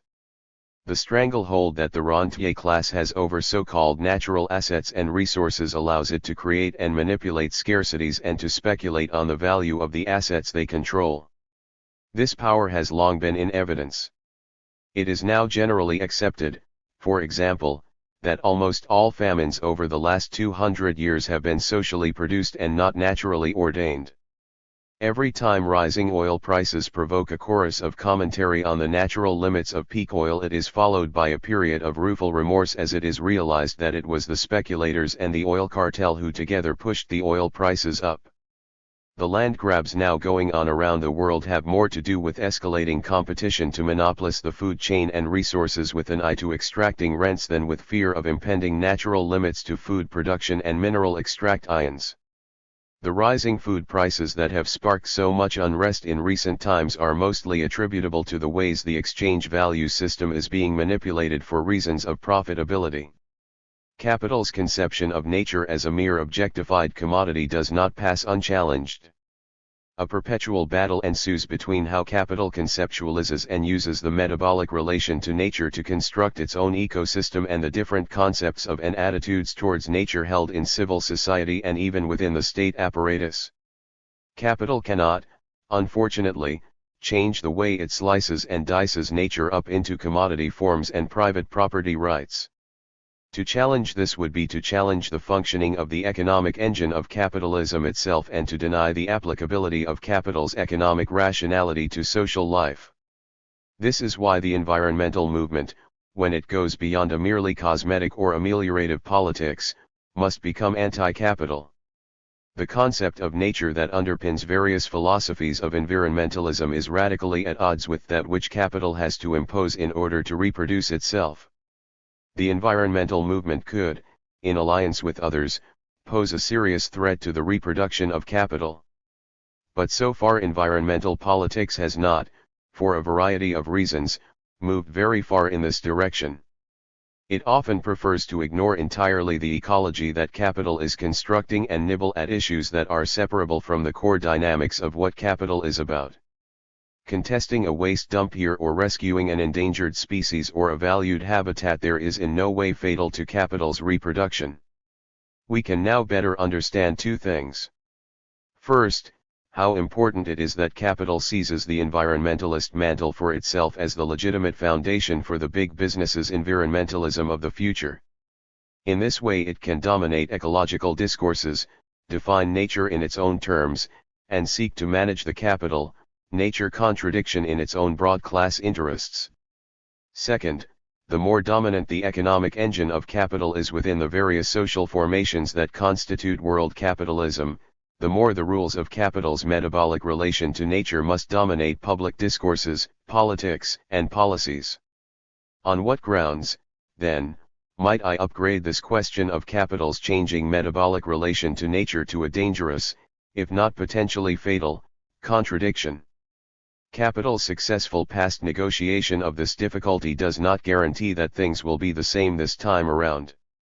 Successful is here defined, of course, in capital's terms, and those are of sustained profitability. This is an important qualification, because the cumulative negative ecological aspects of capital's past adaptations remain with us, including the legacies of damages inflicted in the past.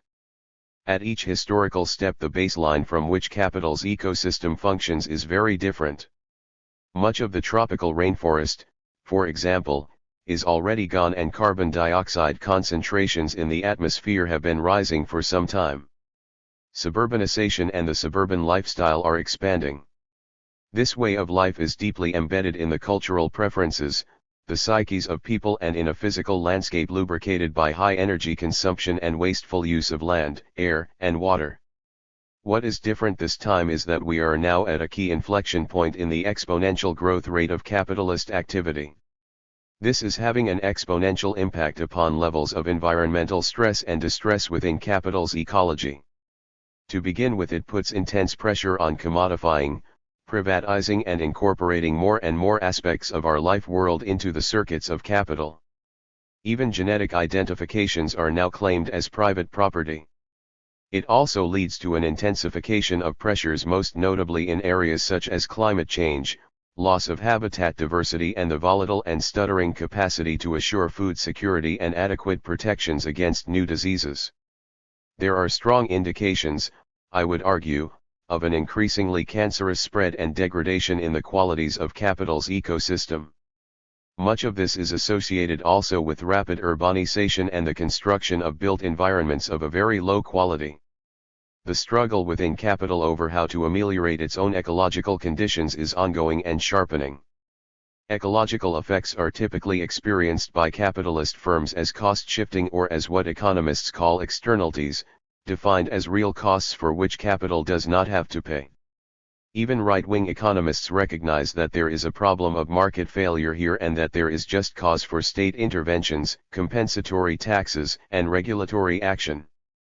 But, as always, uncertainties and unintended consequences attach to both action and inaction on such issues.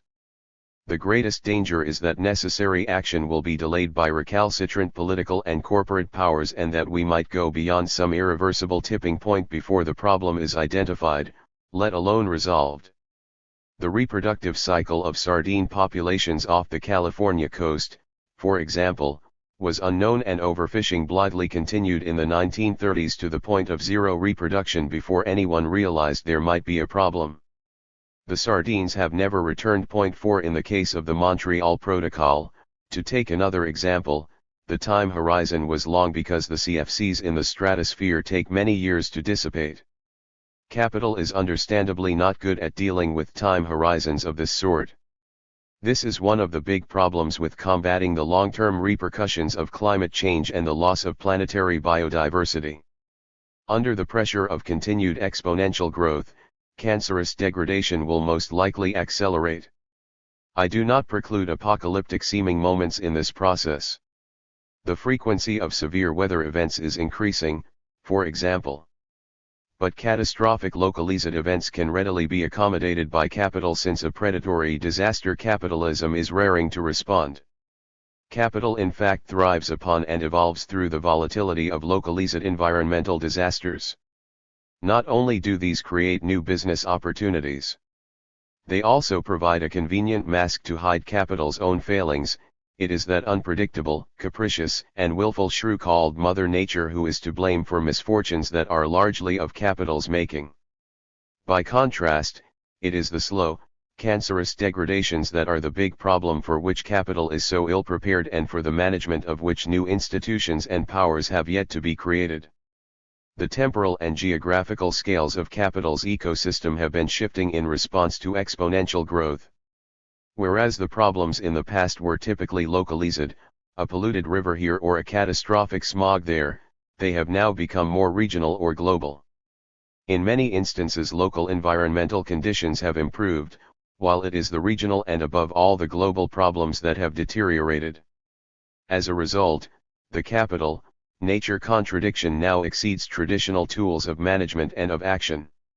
It relied in the past on some combination of market forces and state powers to deal with problems, like the catastrophic London smog of 1952, which produced remedial action in the shape of Battersea Power Station, which dispersed the sulfurous pollutants of coal burning into the upper atmosphere.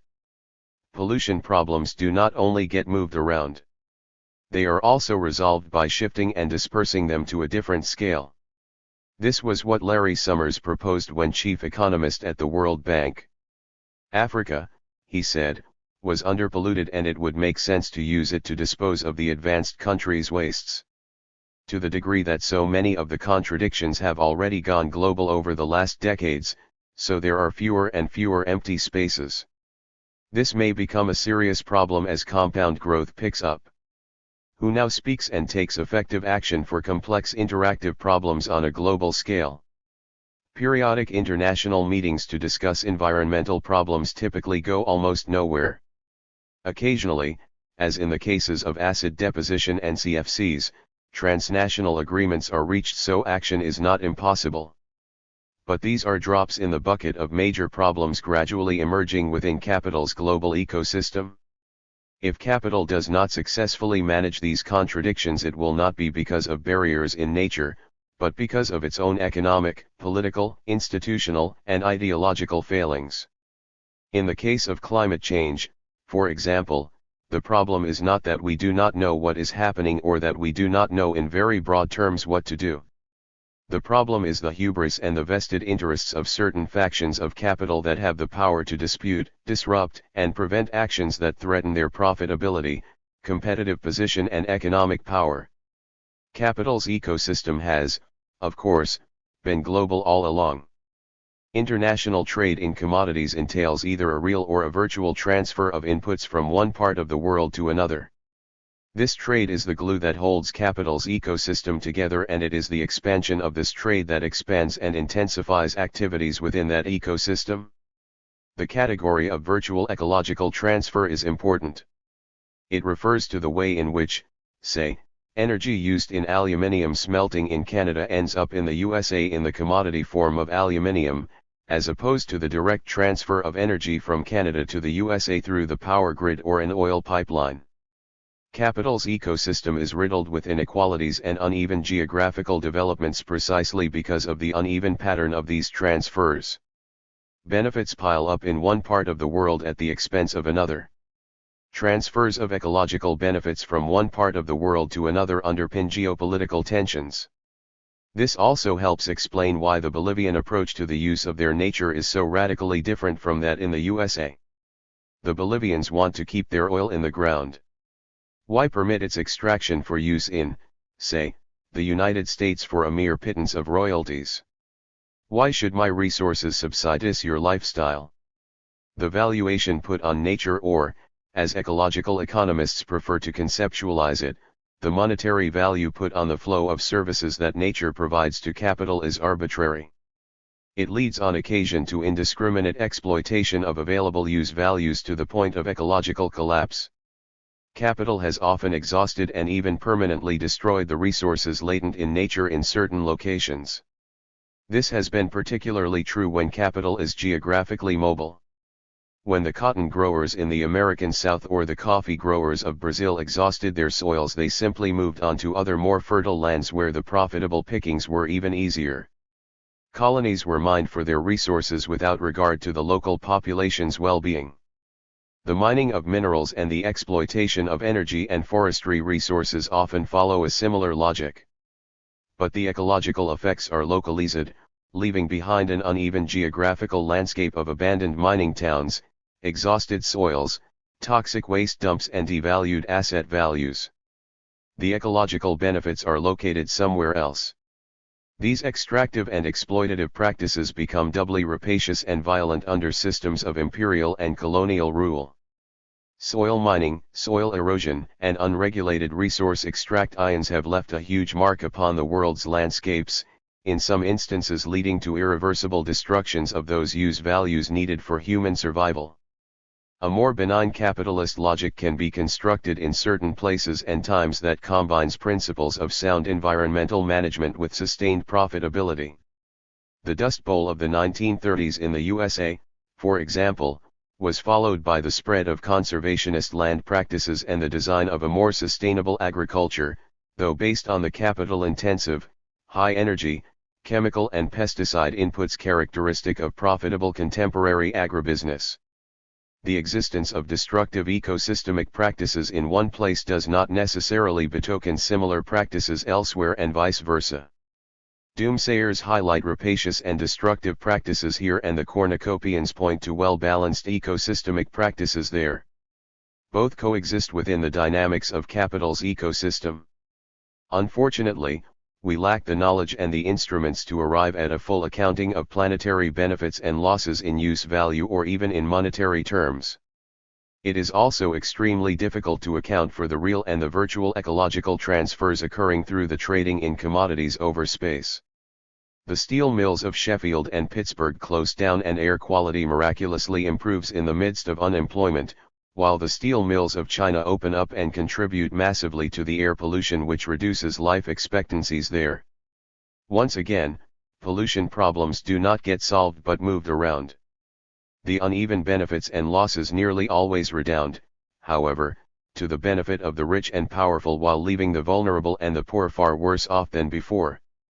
This, after all, is what an extractive imperialism has always been about. In the absence of any secure knowledge of how capital's ecosystem is actually functioning as a whole, it is difficult to make any clear judgment on how fatal environmental degradations may be for the further continuous expansion of capital. This situation in itself signals, perhaps, a pivotal danger. Not only do we lack the necessary instrumental arrangements to manage capital's ecosystem well, but we also face considerable uncertainty as to the full range of socio-ecological issues that must be addressed. We do know that both the spatial and temporal scales at which environmental issues are now being posed have shifted radically and that the institutional framework to handle management at these scales is clearly lagging.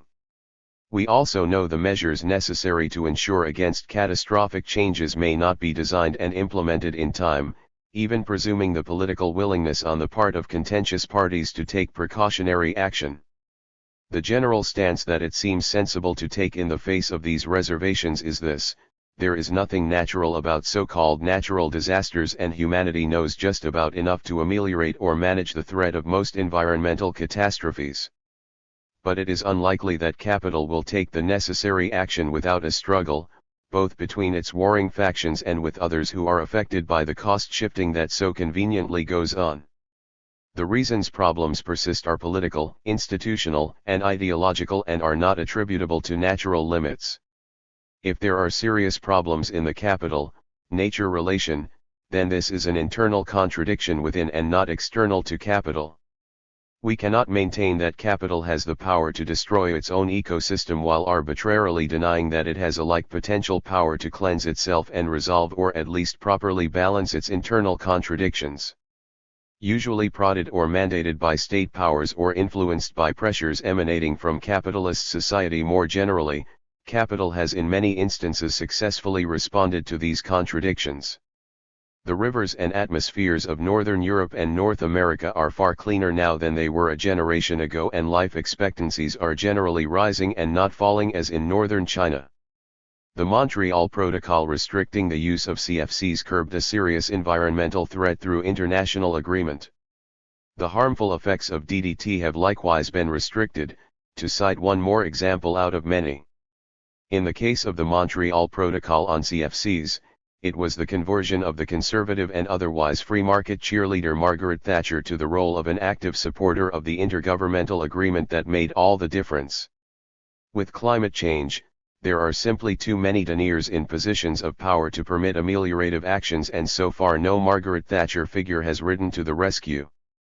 It has been left to some of the poorer and immediately threatened countries, like Bolivia and the Maldives, to plead the cause of climate justice. We are therefore not in a position to find out if capital could accomplish the massive adaptations required to deal with this problem effectively. The bulk of the evidence now available does not support the thesis of an impending collapse of capitalism in the face of the environmental dangers.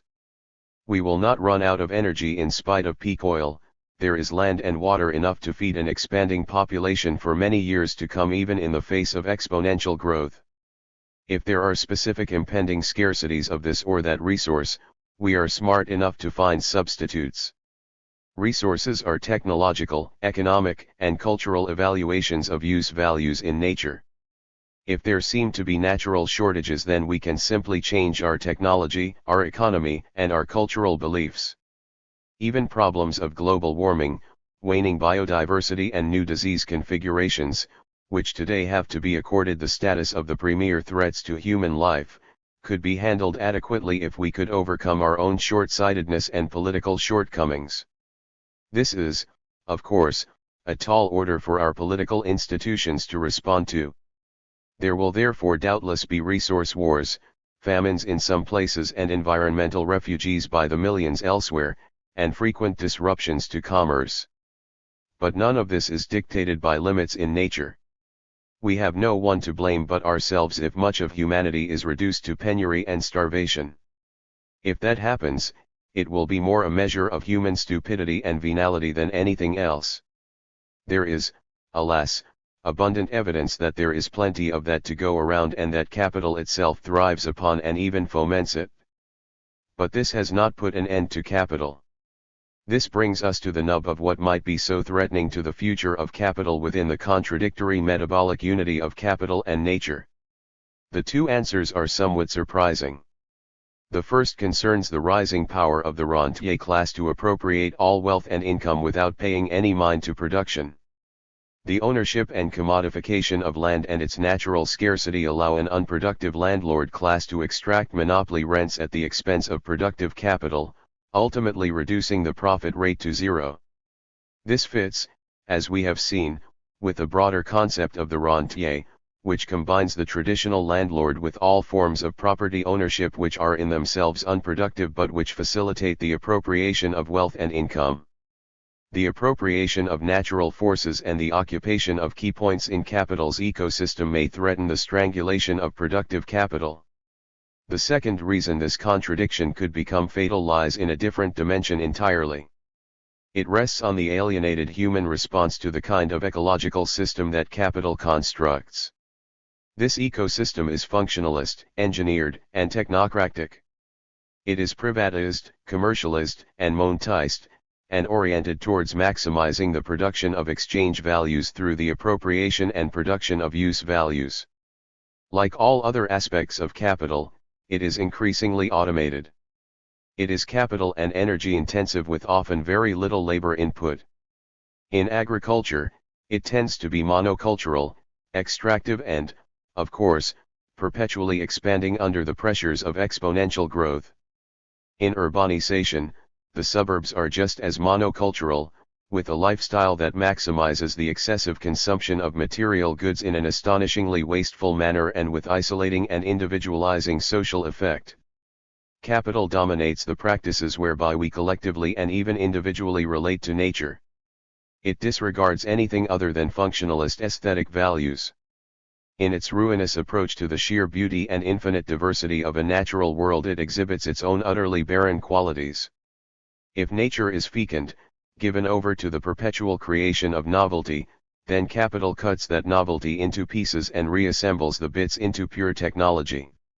Capital carries within itself a desiccating definition not only of the teeming diversity of the natural world but of the tremendous potentiality of human nature to evolve freely its own capacities and powers.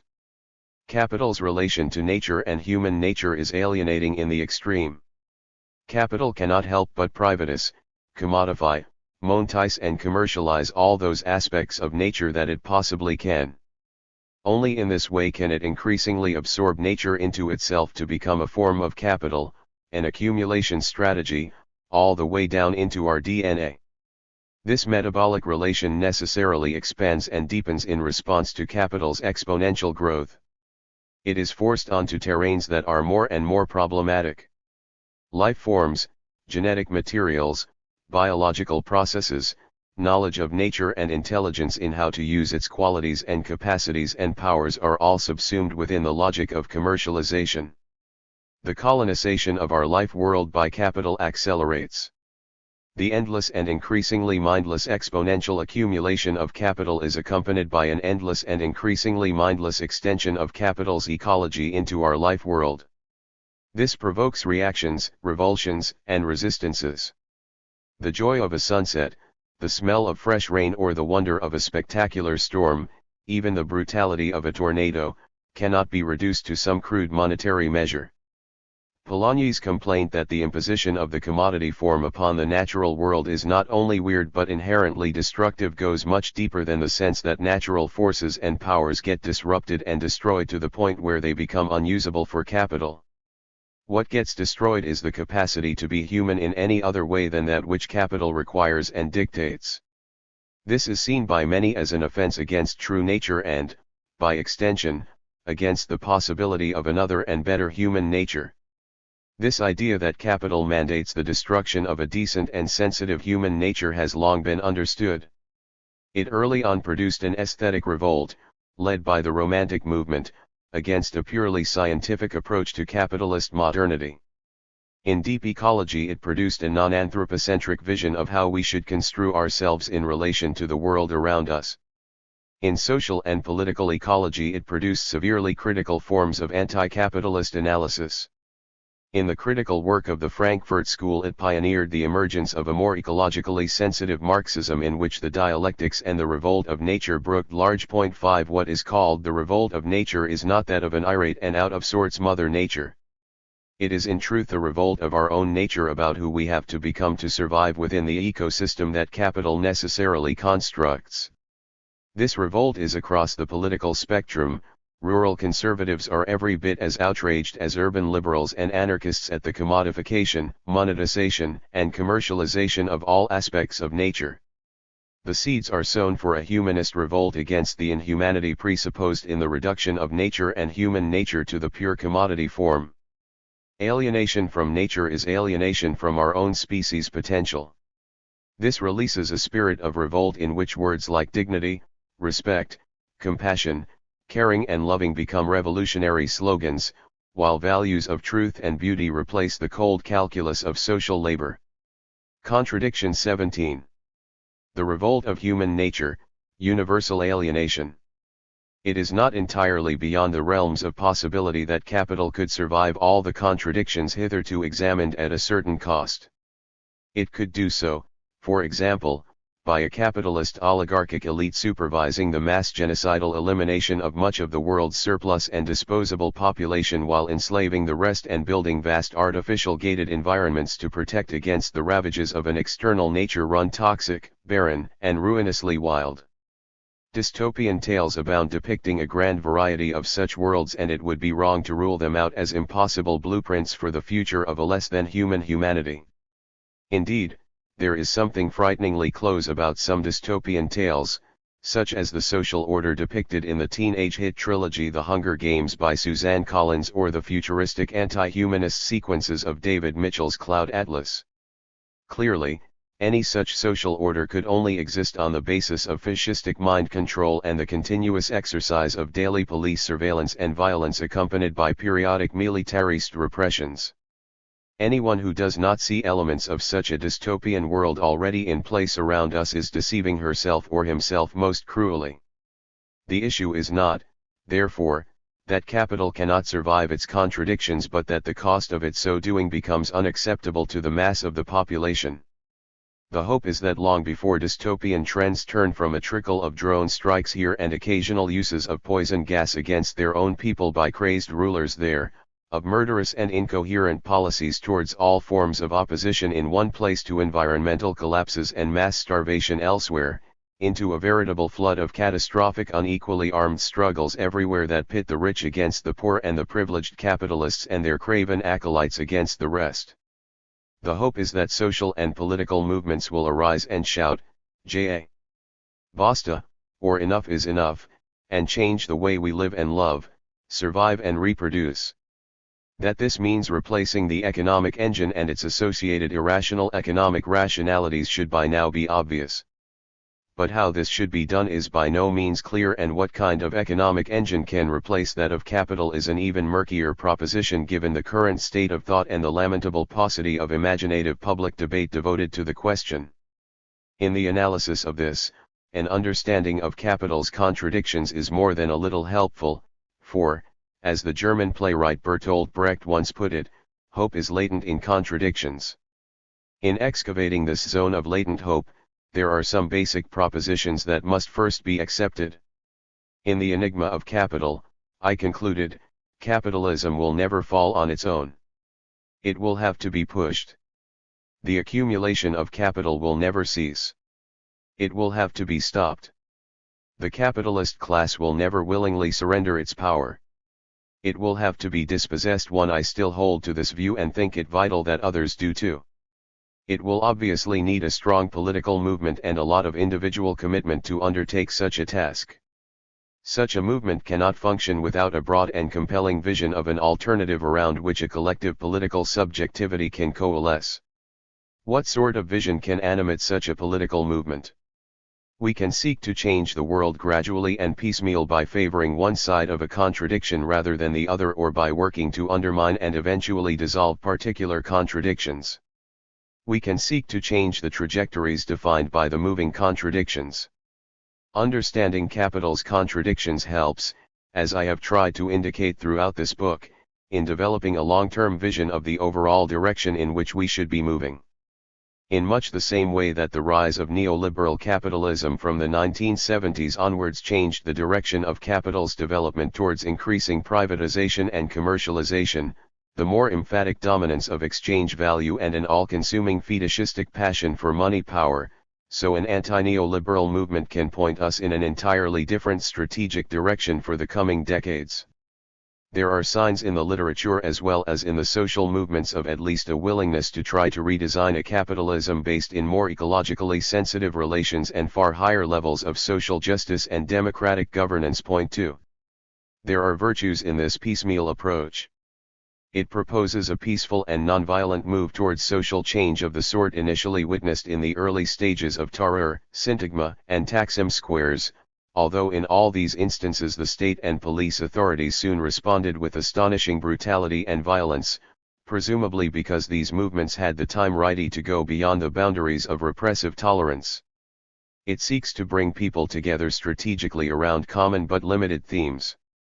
It can have, also, wide-ranging impacts if and when contagious effects cascade from one kind of contradiction to another. Imagine what the world would be like if the domination of exchange value and the alienated behaviors that attach to the pursuit of money power as Keynes described them were simultaneously reduced and the powers of private persons to profit from social wealth were radically curbed. Imagine, further, if the alienations of the contemporary work experience, of a compensatory consumption that can never satisfy, of untold levels of economic inequality and discordance in the relation to nature, were all diminished by a rising wave of popular discontent with capital's current excesses. We would then be living in a more humane world with much reduced levels of social inequality and conflict and much diminished political corruption and oppression. This does not tell us how highly fragmented though numerous oppositional movements might converge and coalesce into a more unified solidarious movement against capital's dominance. The piecemeal approach fails to register and confront how all the contradictions of capital relate to and through each other to form an organic whole. there is a crying need for some more catalytic conception to ground and animate political action. A collective political subjectivity has to coalesce around some foundational concepts as to how to constitute an alternative economic engine if the powers of capital are to be confronted and overcome.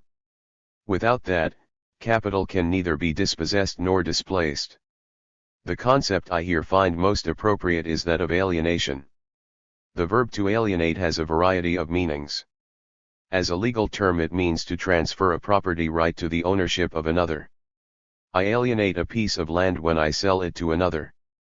As a social relation, it refers to how affections, loyalties, and trust can be alienated from one person, institution, or political cause to another. The alienation of trust can be exceedingly damaging to the social fabric. As a passive psychological term, alienation means to become isolated and estranged from some valued connectivity. It is experienced and internalized as a feeling of sorrow and grief at some undefinable loss that cannot be recuperated. As an active psychological state, it means to be angry and hostile at being or feeling oppressed, deprived, or dispossessed, and to act out that anger and hostility, lashing out sometimes without any clear definitive reason or rational target, against the world in general. Alienated behaviors can arise, for example, because people feel frustrated at the lack of life chances or because their quest for freedom ended up in domination. The diversity of meanings is useful. The worker legally alienates the use of his or her labor power for a stated period of time to the capitalist in return for a wage.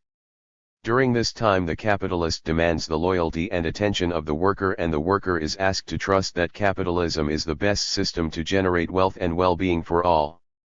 Yet the worker is estranged from his or her product as well as from other workers, from nature, and all other aspects of social life during the time of the labor contract and usually beyond. The deprivation and dispossession are experienced and internalized as a sense of loss and sorrow at the frustration of the worker's own creative instincts.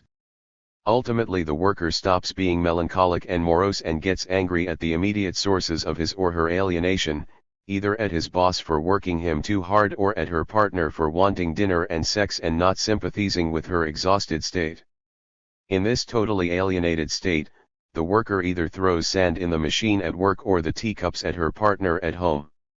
The theme of alienation is present in many of the contradictions already examined. The tactile contact with the commodity, its use value, is lost, and the sensual relation to nature is occluded by the domination of exchange value. The social value and meaning of laboring get obscured in the representational form of money. The capacity to arrive democratically at collective decisions gets lost in the perpetual battle between the conflicting rationalities of isolated private interests and of state powers. Social wealth disappears into the pockets of private persons. The direct producers of value are alienated from the value they produce. An ineradicable gulf is created between people through class formation. A proliferating division of labor makes it more and more difficult to see the whole in relation to the increasingly fragmented parts. All prospects for social equality or social justice are lost, even as the universality of equality before the law is trumpeted as the supreme bourgeois virtue. Accumulated resentments and accumulation by dispossession in the field of the realization of capital boil over. Freedom becomes domination, slavery is freedom. The catalytic political problem that derives from all this is to identify, confront, and overcome the many forms of alienation produced by the economic engine of capital, and to channel the pent-up energy, the anger and the frustration they produce into a coherent anti-capitalist opposition. Dare we hope for an unalienated relation to nature, to each other, to the work we do, and to the way we live and love? For this to be so requires that we understand the source of our alienations. And this is exactly what the study of Capital's contradictions does so much to illuminate. The traditional Marxist approach to the revolutionary transformation to socialism/communism has been to focus on the contradiction between productive forces and social relations. In the lore of traditional communist parties, the transition was seen as a scientific and technical rather than a subjective, psychological, and political question. Alienation was excluded from consideration since it was a non-scientific concept that smacked of the humanism and utopian desire articulated in the young Marx of the economic and philosophic manuscripts of 1844 rather than through the objective science of capital. This scientific stance failed to capture the political imagination of viable alternatives in spite of the passionate beliefs of adherents to the communist cause. Nor did it provide any spiritually compelling and subjective reason to mobilize arms in a sea of anti-capitalist struggle. It could not even confront the madness of the prevailing economic and political reason. It failed in fact to fully unmask the fetishisms and fictions peddled in the name of the ruling classes to protect themselves from harm. The traditional communist movement was, therefore, in perpetual danger of unwittingly replicating these fictions and fetishisms. It fell victim in addition to the static and dogmatic views of the leaders of an all-powerful vanguard party. The democratic centralism that often worked well in opposition and at dire moments of violent repression proved a disastrous burden the closer the movement came to exercising legitimate power. Its search for freedom produced domination. But there is more than a mere kernel of truth in the idea of a central contradiction between revolutions in the productive forces and their conflictual and contradictory social relations.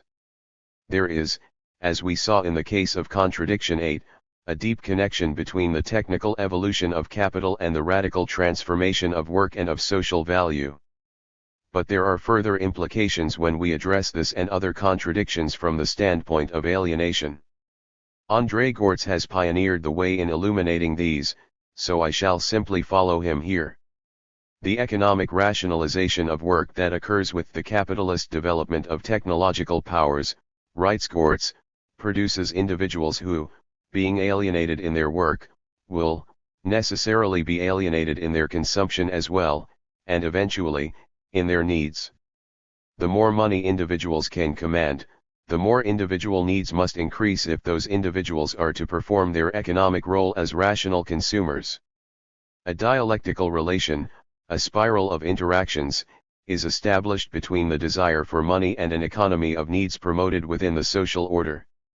The idea of a stable good life and of good living according to modest requirements is displaced by an insatiable desire for gaining more and yet more money power in order to command more and yet more consumer goods.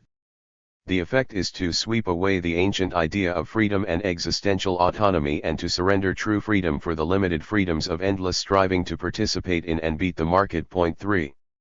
Let us unpack the details of this argument. The essential question, Gortz writes, is the extent to which the skills and faculties a job employs constitute an occupational culture and the extent to which there is a unity between occupational culture and the culture of everyday life, between work and life. The extent, in other words, to which involvement in one's work implies the enrichment or sacrificing of one's individual being. The technology of work is on the surface totally indifferent to this question, but, as we have seen, much of the dynamic of technological change has been orchestrated to disempower and diminish the worker. Such a trajectory for innovation is deeply incompatible with the enrichment of the worker's life. Technology does not and cannot give rise to a distinctive culture over and beyond what it itself commands. The violence of technology resides in the way it cuts the link between the person and sensory interaction with the world. It is, says Gortz, a form of repression that denies our own sensitivity. Tenderness and compassion are not allowed.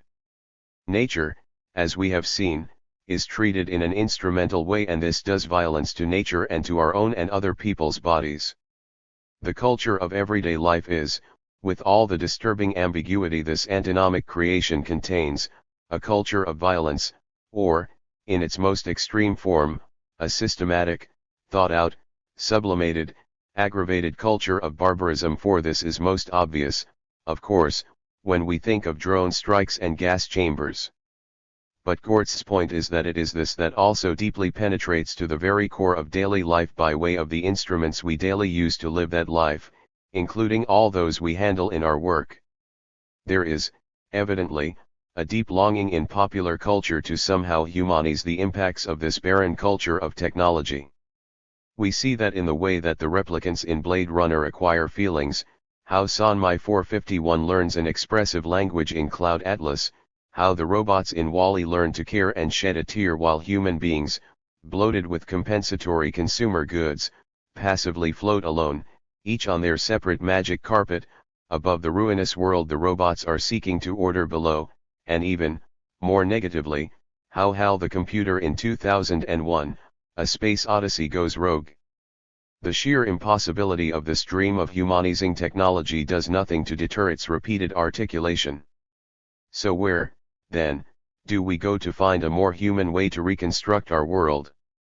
Working, Gortz insists, is not just the creation of economic wealth, it is also always a means of self-creation. Therefore we must also ask apropos the contents of our work whether the work produces the kind of men and women we wish humanity to be made of. We know that many if not most of those at work are not happy with what they do. A recent comprehensive Gallup survey in the USA showed, for example, that about 70% of full-time workers either hated going to work or had mentally checked out and become, in effect, saboteurs spreading discontent everywhere and thereby costing their employer a great deal in the form of lost efficiency. The 30% who were engaged were mainly what Gortz called reprofessionalist workers. Are these sorts of workers, asks Gortz, closer to a possible ideal of humanity than the more traditional types of workers? Can the complex tasks they are allotted fill their life and give it meaning, without simultaneously distorting it? How, in a word, is this work lived? Can the violence of technical culture be transcended? Gortz's answer is discouraging. Technology can certainly be used to increase the efficiency of labor, and reduce the toil involved and the number of working hours. But this has a price. It divorces work from life, and occupational culture from the culture of everyday life. It demands a despotic domination of oneself in exchange for an increased domination of nature. It reduces the field of lived experience and existential autonomy. It separates the producer from the product to the point where she or he no longer knows the purpose of what she or he is doing. If this is not total alienation within the labor process, then what is? The price we have to pay for technicization is only acceptable, Gortz continues, if the latter saves work and time. This is its declared aim and it can have no other. It is to allow us to produce more and better in less time and with less effort. There is no ambition here for work to fill the life of each individual and be the principal source of meaning. This defines the heart of the contradiction within the labor process. In saving time and effort at work, technology destroys all meaning for the worker. A job whose effect and aim are to save work cannot, at the same time, glorify work as the essential source of personal identity and fulfillment. The meaning of the current technological revolution cannot be to rehabilitate the work ethic and identification with one's work.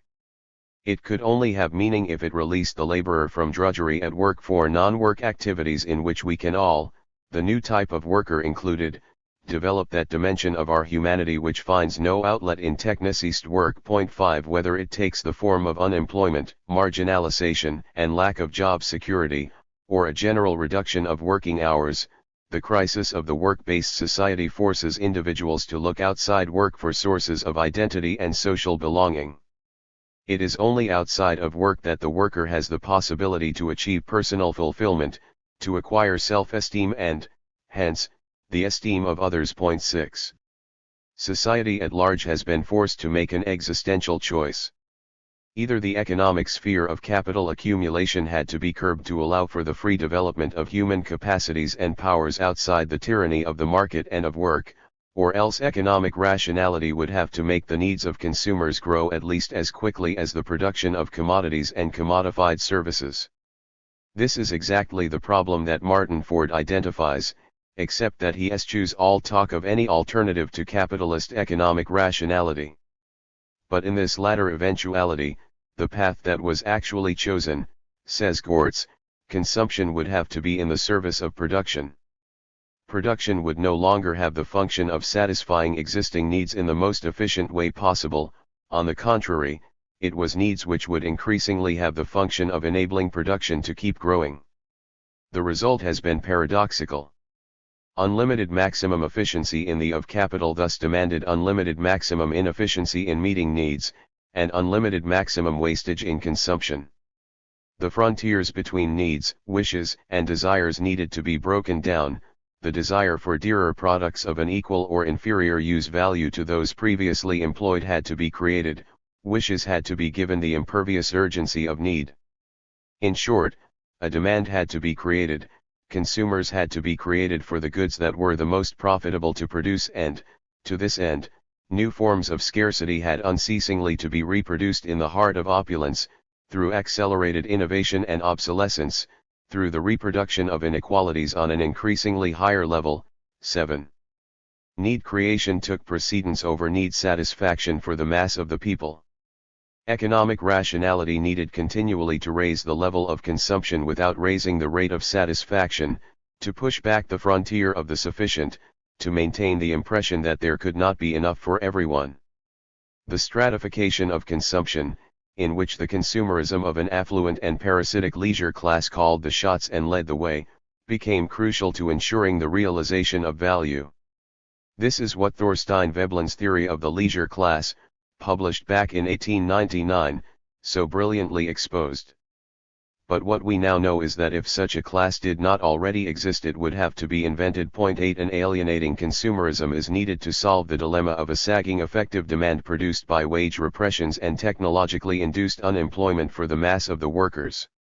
The latter, submerged and surrounded at every turn in a sea of increasingly conspicuous consumption, find themselves frantically seeking to maximize their incomes at all costs, working longer and longer hours in order to meet their artificially escalating needs as well as to keep up with the needs of the Joneses. Instead of working fewer hours, as the new technologies would allow, the mass of the people found themselves working more. But this also served a social end. Allowing free time for more and more individuals to pursue their own objectives of self-realization is terrifying for the prospects for capital's continuous and secure control over labor, both in the workplace and in the market.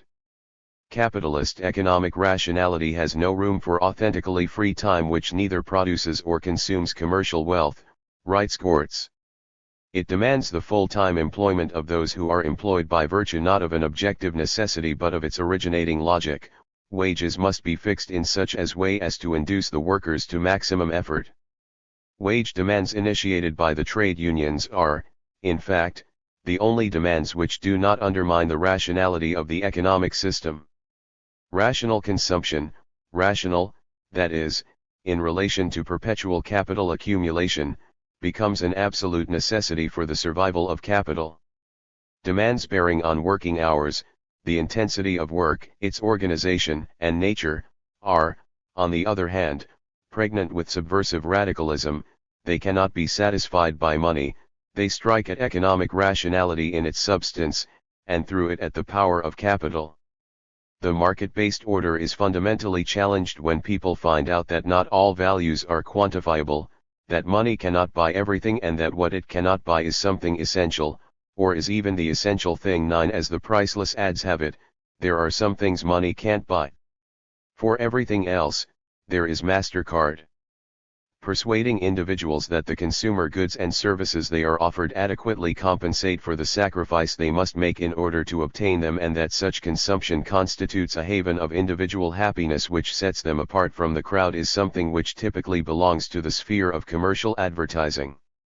Here the madmen of advertising take center stage to wreak their havoc upon the social order. Their focus is private enterprises and private individuals. Their mission is to persuade people to consume goods that are neither necessary nor even merely useful. Commodities are always presented as containing an element of luxury, of superfluity, of fantasy, which by designating the purchaser as a happy and privileged person protects him or her from the pressures of a rationalist universe and the obligation to conduct themselves in a functional manner.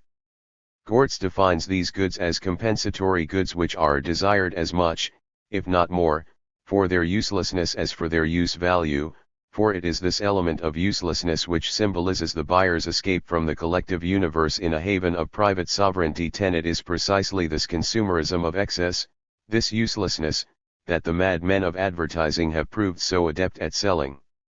Such consumerism of excess is deeply alien to the satisfaction of human wants, needs, and desires. This is a view to which even the current Pope subscribes.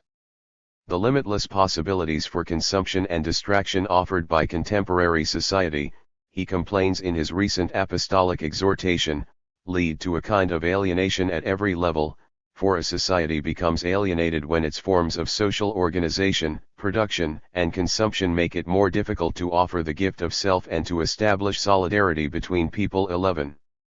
But, as Gortz notes, functional workers, who accept alienation in their work because the possibilities of consumption it offers are adequate compensation for them, can only come into being if they simultaneously become a socialized consumer.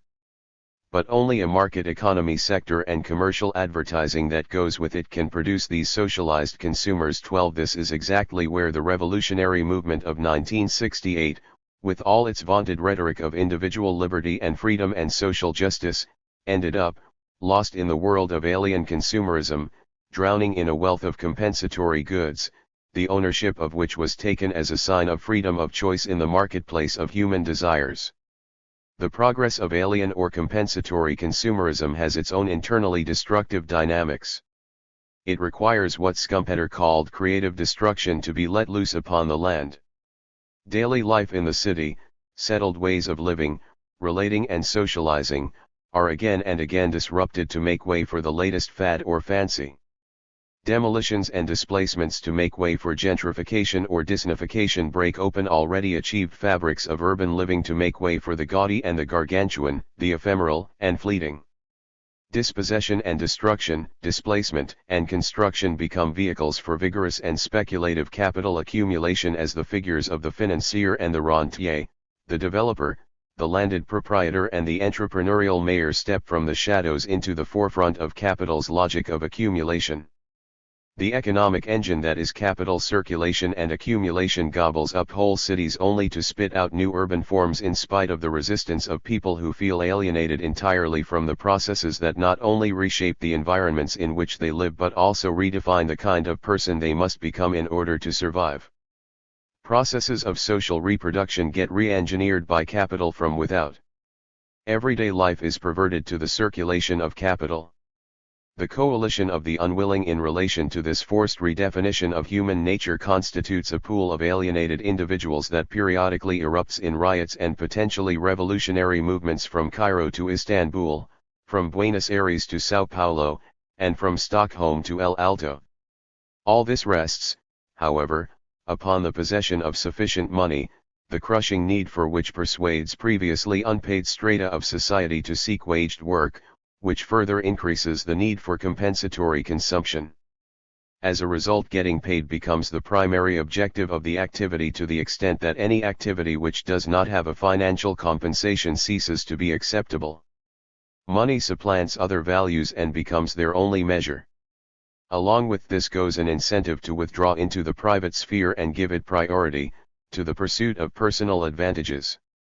This then contributes to the disintegration of networks of solidarity and mutual assistance, social and family cohesion and our sense of belonging. Individuals socialized by consumerism are no longer socially integrated individuals but individuals who are encouraged to be themselves by distinguishing themselves from others and who only resemble these others in their refusal to assume responsibility for the common condition by taking common action. 13. Affections and loyalties to particular places and cultural forms are viewed as anachronisms. Is this not what the spread of the neoliberal ethic proposed and eventually accomplished? But the more time has been released from production, the more imperative it has become to absorb that time in consumption and consumerism, given that, as was earlier argued, capitalist economic rationality has no room for authentically free time which neither produces nor consumes commercial wealth. The ever-present danger is that freely associating and self-creating individuals, liberated from the chores of production and blessed with a whole range of labor-saving and time-saving technologies to aid their consumption, might start to build an alternative non-capitalistic world. They might become inclined to reject the dominant capitalist economic rationality, for example, and start evading its overwhelming but often cruel rules of time discipline. To avoid such eventualities, capital must not only find ways to absorb more and more goods and services through realization but also somehow occupy the free time that the new technologies release. In this, it has been more than a little successful. Many people find themselves with less and less time for free creative activity in the midst of widespread time-saving technologies in both production and consumption. How does this paradox come about? It takes a lot of time, of course, to manage, run and service all the time-saving household paraphernalia with which we are surrounded, and the more paraphernalia we have, the more time it takes. The sheer complexity of the support apparatus embroils us in endless telephone calls or emails to service centers, credit card and telephone companies, insurance companies and the like. There is also no question that the cultural habits with which we have surrounded the fetish worship of technological gizmos capture the playful side of our imaginations and has us uselessly watching sitcoms, trawling the internet or playing computer games for hours on end. We are surrounded with weapons of mass distraction at every turn. But none of this explains why time flies away from us in the way it does. The deeper reason lies, I think, in the structured manner in which capital has approached the issue of consumption time as a potential barrier to accumulation. Producing and marketing goods that do not last or easily become outdated or unfashionable, along with the production of events and spectacles that are instantaneously consumed, culminates, as was earlier argued, in an astonishing categorical inversion as consumers produce their own spectacle on Facebook. While the rents that accrue to capital from these forms of social media are vital, these forms of consumption also absorb an incredible amount of time.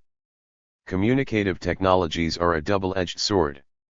They can be wielded by an educated and alienated youth for political and even revolutionary purposes. Or they can so absorb time through idle chatter, gossip, and distractive interpersonal banter. Capitalist economic rationality is difficult if not impossible to refute when people's lives, mental processes, and political orientations are taken up and totally absorbed either in the pseudo-busy work of much of contemporary production or in the pursuit of alien consumerism. Getting lost in our emails and on Facebook is not political activism. Gortz has it right. If savings in work time do not serve to liberate time, and if this liberated time is not used for the free self-realization of individuals, then these savings in working time are totally devoid of meaning, for teen society may be moving towards the programmed, staged reduction of working hours, without loss of real income, in conjunction with a set of accompanying policies which will allow this liberated time to become time for free self-realization for everyone. But such an emancipatory development is threatening in the extreme for capitalist class power, and the resistances and barriers created are strong. The development of the productive forces may of itself reduce the amount of labor that is necessary, it cannot of itself create the conditions which will make this liberation of time a liberation for all. History may place the opportunity for greater freedom within our grasp, but it cannot release us from the need to seize this opportunity for ourselves and derive benefit from it. Our liberation will not come about as the result of material determinism, behind our backs, as it were. The potential for liberation which a process contains can only be realized if human beings seize it and use it to make themselves free. Confronting collectively the multiple alienations that capital produces is a compelling way to mobilize against the stuttering economic engine that so recklessly powers capitalism from one kind of crisis to another, with potentially disastrous consequences for our relation to nature and for our relations to each other. Universal alienation calls for a full-blooded political response. So what might that response be? There is, I repeat, no such thing as a non-contradictory response to a contradiction. An examination of the range of contemporary political responses to universal alienation on the ground produces a profoundly disturbing picture. The rise of fascist parties in Europe and the organization of the Tea Party faction of the Republican Party with its singular aim to defund and shut down government in the United States are manifestations of deeply alienated factions of the population seeking political solutions. They do not shrink from violence and are convinced that the only way to preserve their threatened freedoms is to pursue a politics of total domination. This political current is supported and to some degree meshes with increasingly violent militarist responses to any and all movements that threaten to break through the walls of that repressive tolerance so crucial to the perpetuation of liberal governmentality. Consider as examples the unduly violent police repression of the Occupy movement in the United States, The even more violent response to ongoing peaceful protests in Turkey that began in Taksim Square, police actions in Syntagma Square in Athens that smack of the fascist tactics of Golden Dawn, the continuous police brutality visited on student protesters in Chile, the government-organized attack upon protesters against the unsafe labor conditions in Bangladesh, the militarization of the response to the Arab Spring movement in Egypt, the murder of union leaders in Colombia and many more. All of this is occurring in the midst of a rapidly widening net of surveillance, monitoring, and punitive legislative activism on the part of state apparatuses intent on waging a war on terror and liable to view any active and organized anti-capitalist dissent as akin to an act of terror. There is widespread agreement on both the far left and the far right of the political spectrum in the United States that the state system as currently constituted is overreaching in its power and that this has to be fought against. This signals a widespread alienation from a state system that has historically taken on the task of trying to manufacture consent and social cohesion across factional, even class lines. Foucault's analysis of governmentality is helpful here. The autocratic, absolutist and centralist state bequeathed to the world in Europe after a phase of fiscal militarism in the 16th and 17th centuries had to be adapted to bourgeois principles and practices, which meant adhesion to the utopian politics of an impossible laissez-faire. This transition was successfully accomplished in the English case by using freedom as a means to create governmentality. This meant that the capitalist state had to internalize limitations upon its autocratic powers and devolve the production of consensus to freely functioning individuals who internalized notions of social cohesion around the nation-state. Above all, they had to consent to the regulation of activity through the procedures of the market. Clear limits were placed upon centralist power. The politics of the Tea Party as well as those of the autonomistas and the anarchists in the United States converge in seeking to limit or even to destroy the state, though in the name of pure individualism on the right and some sort of individualistically anchored associationism on the left. What is particularly interesting is how the existing mode of production and its current political articulations define both the spaces and the forms of its own primary forms of opposition. The hegemonic practices of neoliberalism in both the economic and the political arenas have given rise to decentralist and networked oppositional forms. The specifically right-wing response to universal alienation is both understandable and terrifying in its implications. It is not as if, after all, right-wing responses to these kinds of problems have not had massive historical consequences in the past. Can we not learn from that history and shape anti-capitalist responses more appropriate to a progressive answer to the contradictions of our times? Conclusion. Prospects for a happy but contested future, the promise of revolutionary humanism. From time immemorial there have been human beings who have believed that they could construct, individually or collectively, a better world for themselves than that which they had inherited. Quite a lot of them also came to believe that in the course of so doing it might be possible to remake themselves as different if not better people. I count myself among those who believe in both these propositions. In Rebel Cities, for example, I argued that the question of what kind of city we want cannot be divorced from the question of what kind of people we want to be, what kinds of social relations we seek, what relations to nature we cherish, what style of life we desire, what aesthetic values we hold. The right to the city, I wrote, is far more than a right of individual or group access to the resources that the city embodies, it is a right to change and reinvent the city more after our heart's desire.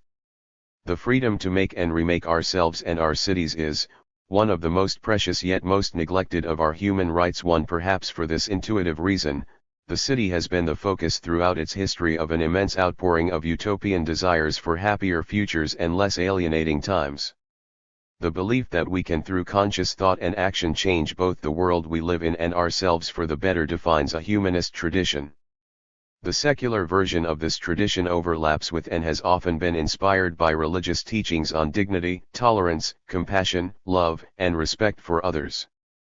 Humanism, both religious and secular, is a worldview that measures its achievements in terms of the liberation of human potentialities, capacities, and powers.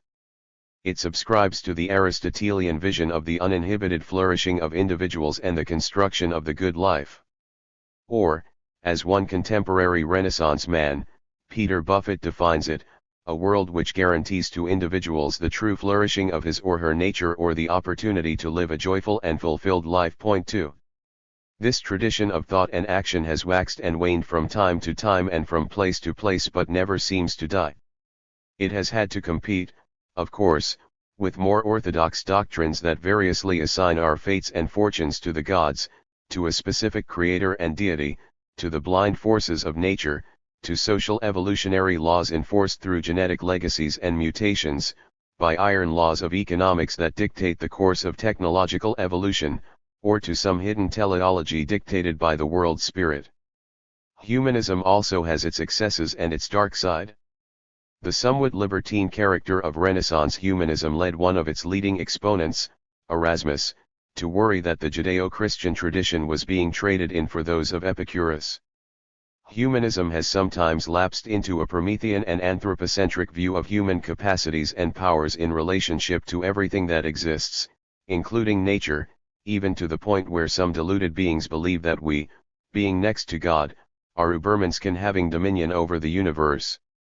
This form of humanism becomes even more pernicious when identifiable groups in a population are not considered worthy of being considered human. This was the fate of many indigenous populations in the Americas as they faced colonial settlers. Designated as savages, they were considered a part of nature and not a part of humanity. Such tendencies are alive and well in certain circles, leading the radical feminist Catherine MacKinnon to write a book on the question, Are Women Human? 3. That such exclusions have in many people's eyes a systematic and generic character in modern society is indicated by the popularity of Giorgio Agamben's formulation of the state of exception in which so many people now exist in the world. Point 4. There are plenty of contemporary signs that the enlightened humanist tradition is alive and well, perhaps even staging a comeback. This is the spirit that clearly animates the hordes of people employed around the world in NGOs and other charitable institutions whose mission is to improve the life chances and prospects of the less fortunate. There are even vain attempts to dress up capital itself in the humanist garb of what some corporate leaders like to call conscious capitalism, a species of entrepreneurial ethics that looks suspiciously like conscience laundering along with sensible proposals to improve worker efficiency by seeming to be nice to them. Point 5. All the nasty things that happen are absorbed as unintentional collateral damage in an economic system motivated by the best of ethical intentions. Humanism is, however, the spirit that inspires countless individuals to give of themselves unstintingly and often without material reward to contribute selflessly to the well-being of others. Christian, Jewish, Islamic and Buddhist humanisms have spawned widespread religious and charitable organizations, as well as iconic figures like Mahatma Gandhi, Martin Luther King, Mother Teresa, and Bishop Tutu. Within the secular tradition there are many varieties of humanist thought and practice, including explicit currents of cosmopolitan, liberal, socialist, and Marxist humanism. And, of course, moral and political philosophers have over the centuries devised a variety of conflicting ethical systems of thought based in a variety of ideals of justice, cosmopolitan reason, and emancipatory liberty that have from time to time supplied revolutionary slogans. Liberty, equality, fraternity were the watchwords of the French Revolution. The earlier U.S. Declaration of Independence, followed by the U.S. Constitution and, perhaps even more significantly, that stirring document called the Bill of Rights have all played a role in animating subsequent political movements and constitutional forms. The remarkable constitutions recently adopted in Bolivia and Ecuador show that the art of writing progressive constitutions as the basis for regulating human life is by no means dead. And the immense literature that this tradition has spawned has not been lost on those who have sought a more meaningful life. Just think of the past influence of Tom Paine's Rights of Man or Mary Wollstonecraft's A Vindication of the Rights of Woman within the English-speaking world to see what I mean. There are two well-known undersides to all of this, both of which we have already encountered. The first is that however noble the universal sentiments expressed at the outset, it has time and again proved hard to stop the universality of humanist claims being perverted for the benefit of particular interests, factions, and classes. This is what produces the philanthropic colonialism of which Peter Buffett so eloquently complains. This is what twists Kant's noble cosmopolitanism and quest for perpetual peace into a tool of imperialist and colonial cultural domination, currently represented by the Hilton Hotel cosmopolitanism of CNN and the frequent business class flyer. This is the problem that has bedeviled the doctrines of human rights enshrined in a UN declaration that privileges the individual rights and private property of liberal theory at the expense of collective relations and cultural claims. This is what turns the ideals and practices of freedom into a tool of governmentality for the reproduction and perpetuation of capitalist class affluence and power. The second problem is that the enforcement of any particular system of beliefs and rights always involves some disciplinary power, usually exercised by the state or some other institutionalist authority backed by force. The difficulty here is obvious. The UN Declaration implies state enforcement of individual human rights when the state so often is first in line violating those rights. The difficulty with the humanist tradition in short is that it does not internalize a good understanding of its own inescapable internal contradictions, most clearly captured in the contradiction between freedom and domination. The result is that humanist leanings and sentiments often get presented these days in a somewhat offhand and embarrassed way, except when their position is safely backed by religious doctrine and authority. There is, as a result, no full-blooded contemporary defense of the propositions of or prospects for a secular humanism, even though there are innumerable individual works that loosely subscribe to the tradition or even polemicize as to its obvious virtues.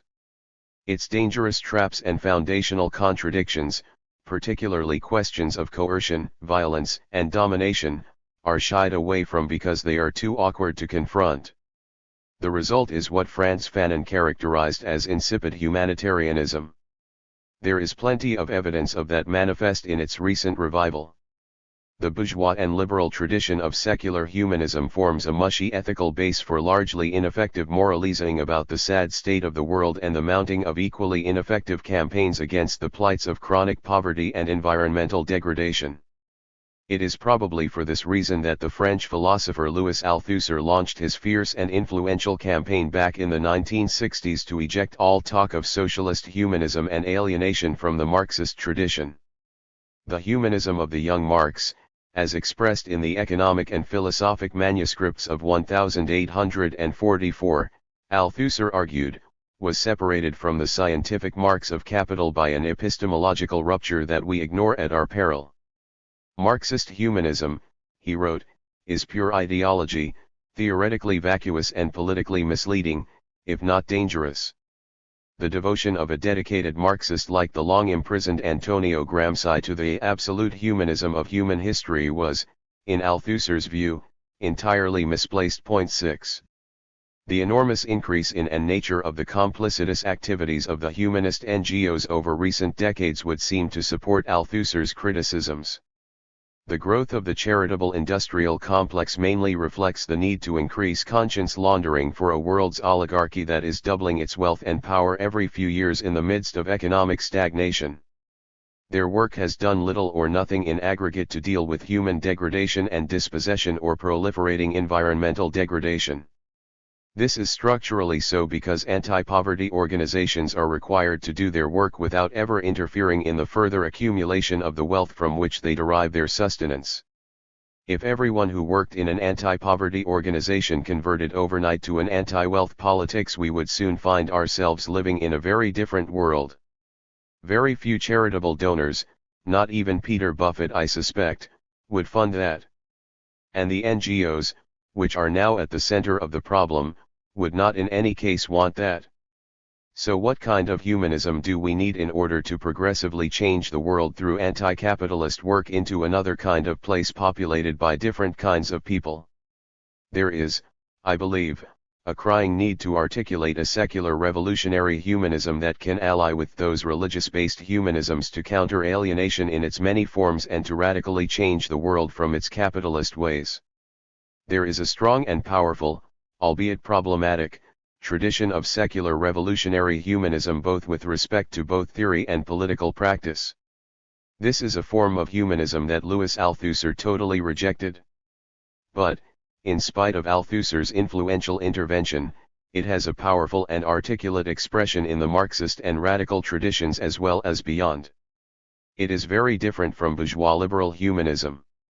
It refuses the idea that there is an unchanging or pre-given essence of what it means to be human and forces us to think hard about how to become a new kind of human.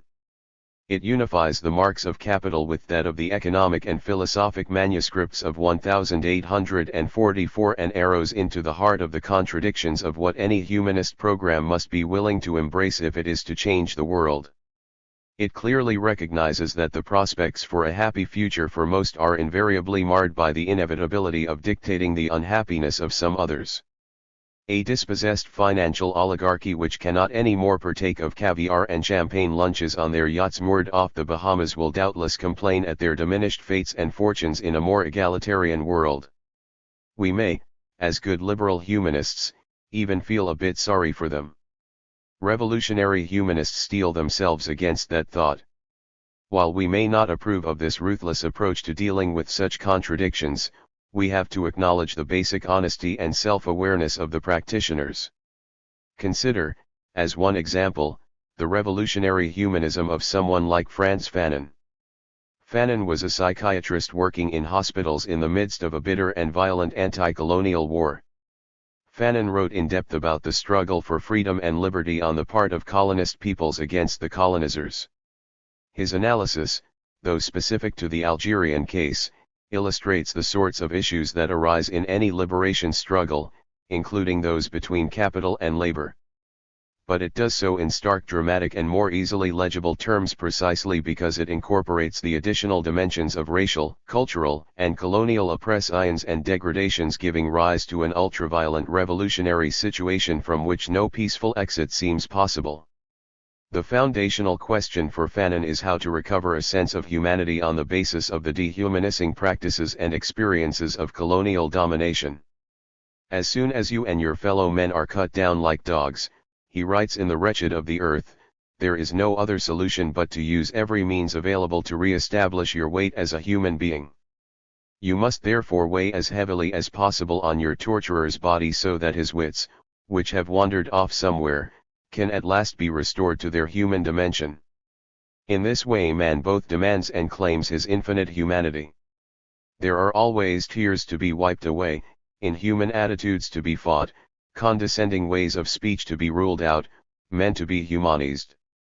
Revolution, for Fanon, was not simply about the transfer of power from one segment of society to another. It entailed the reconstruction of humanity, in Fanon's case a distinctive post-colonial humanity, and a radical shift in the meaning attached to being human. Decolonization is truly the creation of new men.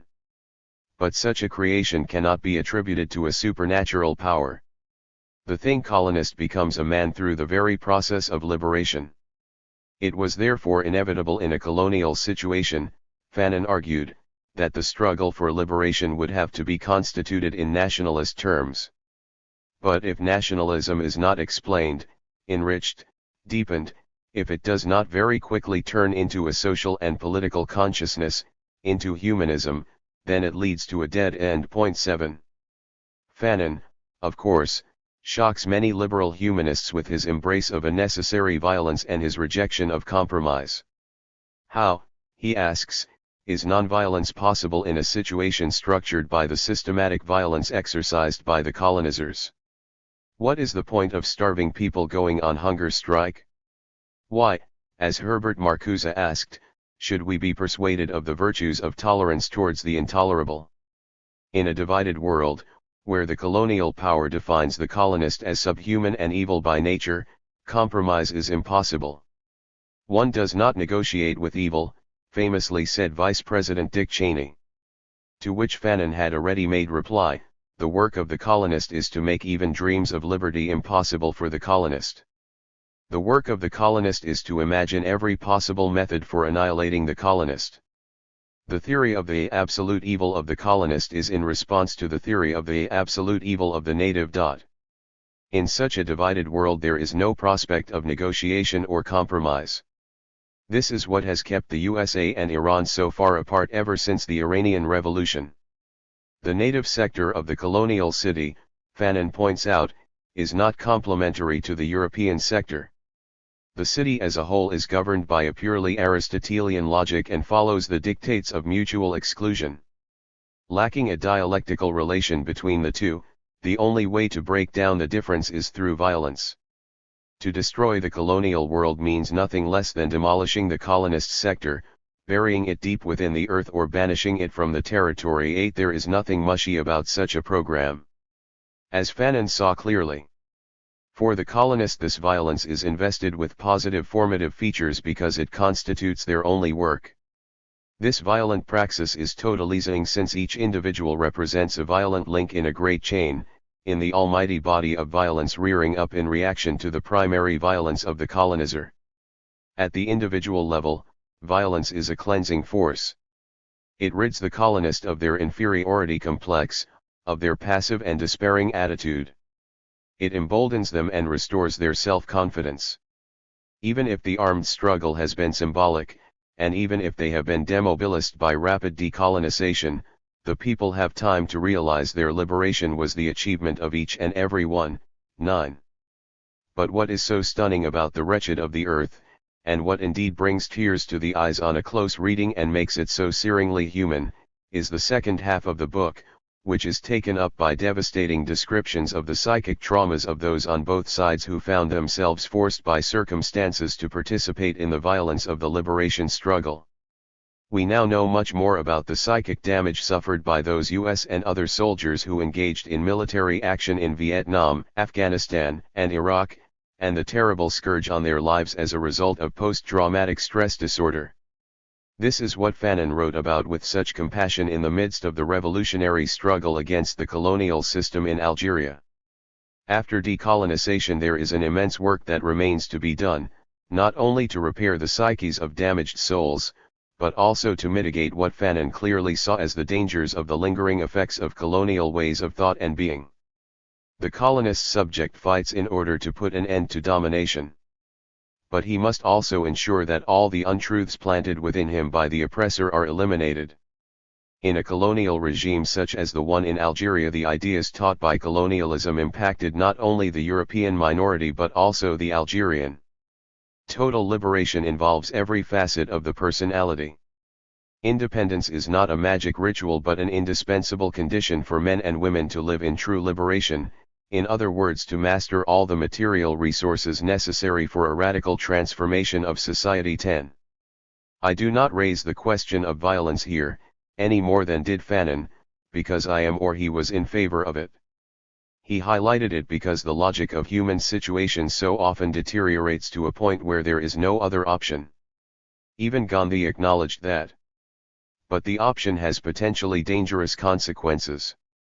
Revolutionary humanism has to offer some kind of philosophical answer to this difficulty, some solace in the face of incipient tragedies.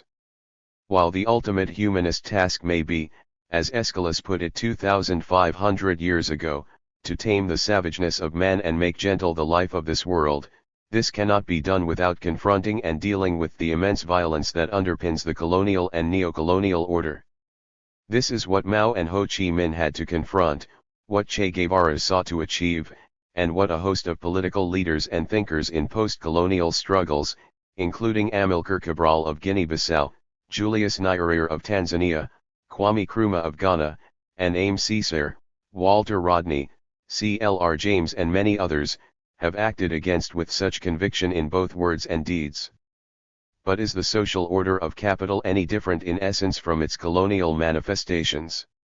That order has certainly sought to distance itself at home from the callous calculus of colonial violence. It had to disguise at home the far too blatant inhumanity it demonstrated abroad. Over there things could be put out of sight and hearing.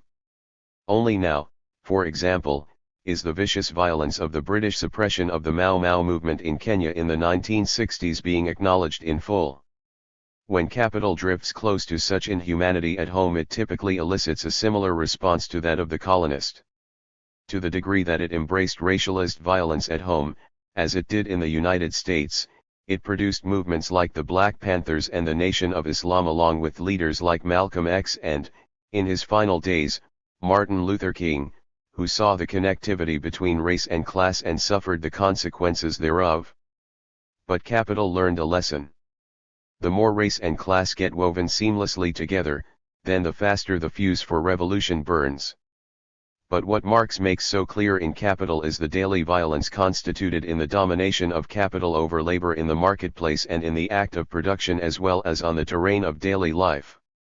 How easy it is to take descriptions of contemporary labor conditions in, for example, the electronics factories of Shenzhen, the clothing factories of Bangladesh or the sweatshops of Los Angeles and insert them into Marx's classic chapter on the working day in Capital and not notice the difference. How shockingly easy it is to take the living conditions of the working classes, the marginalist and the unemployed in Lisbon, Sao Paulo and Jakarta and put them next to Engels's classic 1844 description of the condition of the working class in England and find little substantive difference. 11.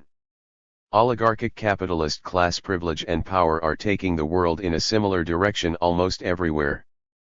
Political power backed by intensifying surveillance, policing and militarist violence is being used to attack the well-being of whole populations deemed expendable and disposable. We are daily witnessing the systematic dehumanization of disposable people. Ruthless oligarchic power is now being exercised through a totalitarian democracy directed to immediately disrupt, fragment and suppress any coherent anti-wealth political movement. The arrogance and disdain with which the affluent now view those less fortunate than themselves, even when vying with each other behind closed doors to prove who can be the most charitable of them all, are notable facts of our present condition. The empathy gap between the oligarchy and the rest is immense and increasing.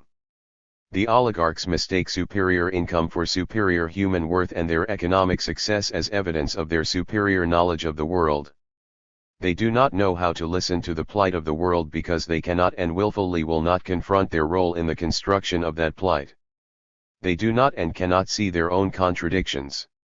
The billionaire Koch brothers give charitably to a university like MIT even to the point of building a beautiful daycare center for the deserving faculty there while simultaneously lavishing untold millions in financial support for a political movement in the U.S. Congress that cuts food stamps and denies welfare, nutritional supplements, and daycare for millions living in or close to absolute poverty.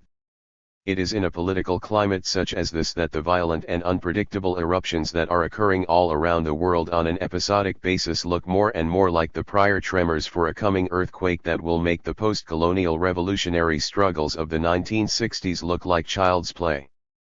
If there is an end to capital, then this is surely from where it will come and its immediate consequences are unlikely to prove happy for anyone.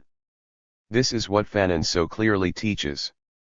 The only hope is that the mass of humanity will see the danger before the rot goes too far and the human and environmental damage becomes too great to repair. In the face of what Pope Francis rightly dubs the globalization of indifference, the global masses must, as Fanon so neatly puts it, first decide to wake up, put on their thinking caps and stop playing the irresponsible game of Sleeping Beauty. 12 If Sleeping Beauty awakes in time, then we might be in for a more fairy tale-like ending. The absolute humanism of human history, wrote Gramsci, does not aim at the peaceful resolution of existing contradictions in history and society but rather is the very theory of these contradictions. Hope is latent in them, said Bertolt Brecht.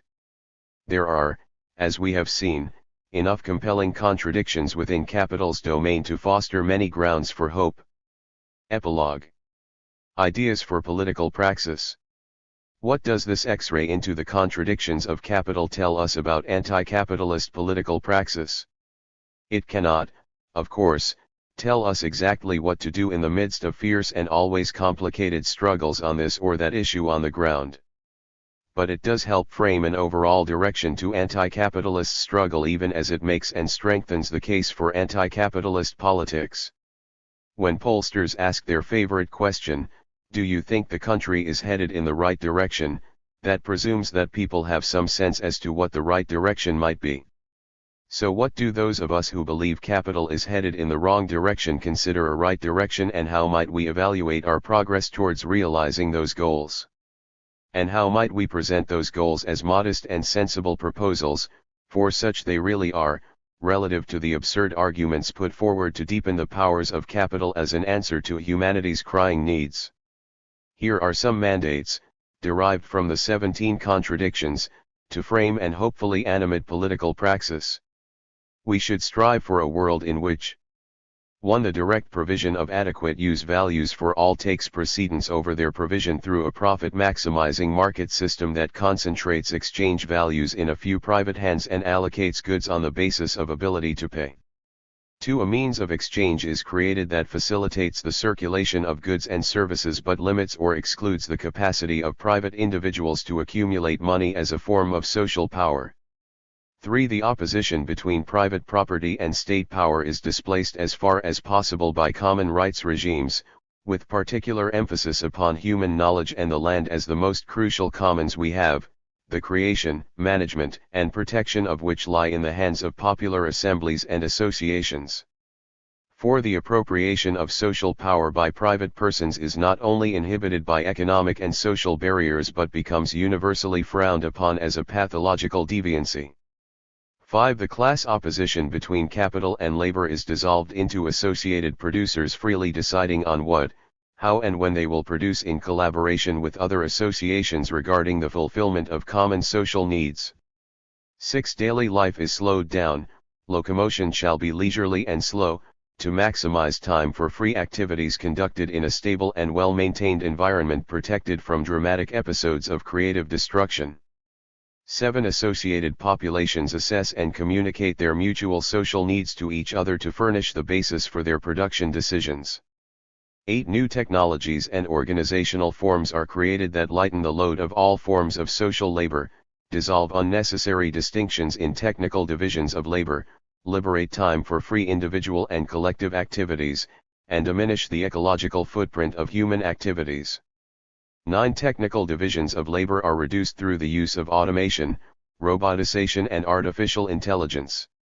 Those residual technical divisions of labor deemed essential are dissociated from social divisions of labor as far as possible. Administrative, leadership and policing functions should be rotated among individuals within the population at large. We are liberated from the rule of experts. 10. Monopoly and centralized power over the use of the means of production is vested in popular associations through which the decentralized competitive capacities of individuals and social groups are mobilized to produce differentiations in technical, social, cultural, and lifestyle innovations. 11. The greatest possible diversification exists in ways of living and being, of social relations and relations to nature, and of cultural habits and beliefs within territorial associations, communes, and collectives. Free and uninhibited but orderly geographical movement of individuals within territories and between communes is guaranteed. Representatives of the associations regularly come together to assess, plan and undertake common tasks and deal with common problems at different scales, bi-original, continental and global. 12. All inequalities in material provision are abolished other than those entailed in the principle of from each according to his, her, or their capacities and to each according to his, her, or their needs. 13. The distinction between necessary labor done for distant others and work undertaken in the reproduction of self, household, and commune is gradually erased such that social labor becomes embedded in household and communal work, and household and communal work becomes the primary form of unalienated and non-monetized social labor. 14. Everyone should have equal entitlements to education, healthcare, housing, food security, basic goods, and open access to transportation to ensure the material basis for freedom from want and for freedom of action and movement. 15. The economy converges on zero growth in a world in which the greatest possible development of both individual and collective human capacities and powers and the perpetual search for novelty prevail as social norms to displace the mania for perpetual compound growth. 16. The appropriation and production of natural forces for human needs should proceed apace but with the maximum regard for the protection of ecosystems, maximum attention paid to the recycling of nutrients, energy, and physical matter to the sites from whence they came, and an overwhelming sense of re-enchantment with the beauty of the natural world, of which we are a part and to which we can and do contribute through our works. 17. Unalienated human beings and unalienated creative personas emerge armed with a new and confident sense of self and collective being. Born out of the experience of freely contracted intimate social relations and empathy for different modes of living and producing, a world will emerge where everyone is considered equally worthy of dignity and respect, even as conflict rages over the appropriate definition of the good life. This social world will continuously evolve through permanent and ongoing revolutions in human capacities and powers. The perpetual search for novelty continues. None of these mandates, it goes without saying, transcends or supersedes the importance of waging war against all other forms of discrimination, oppression and violent repression within capitalism as a whole. By the same token, none of these other struggles should transcend or supersede that against capital and its contradictions. Alliances of interests are clearly needed.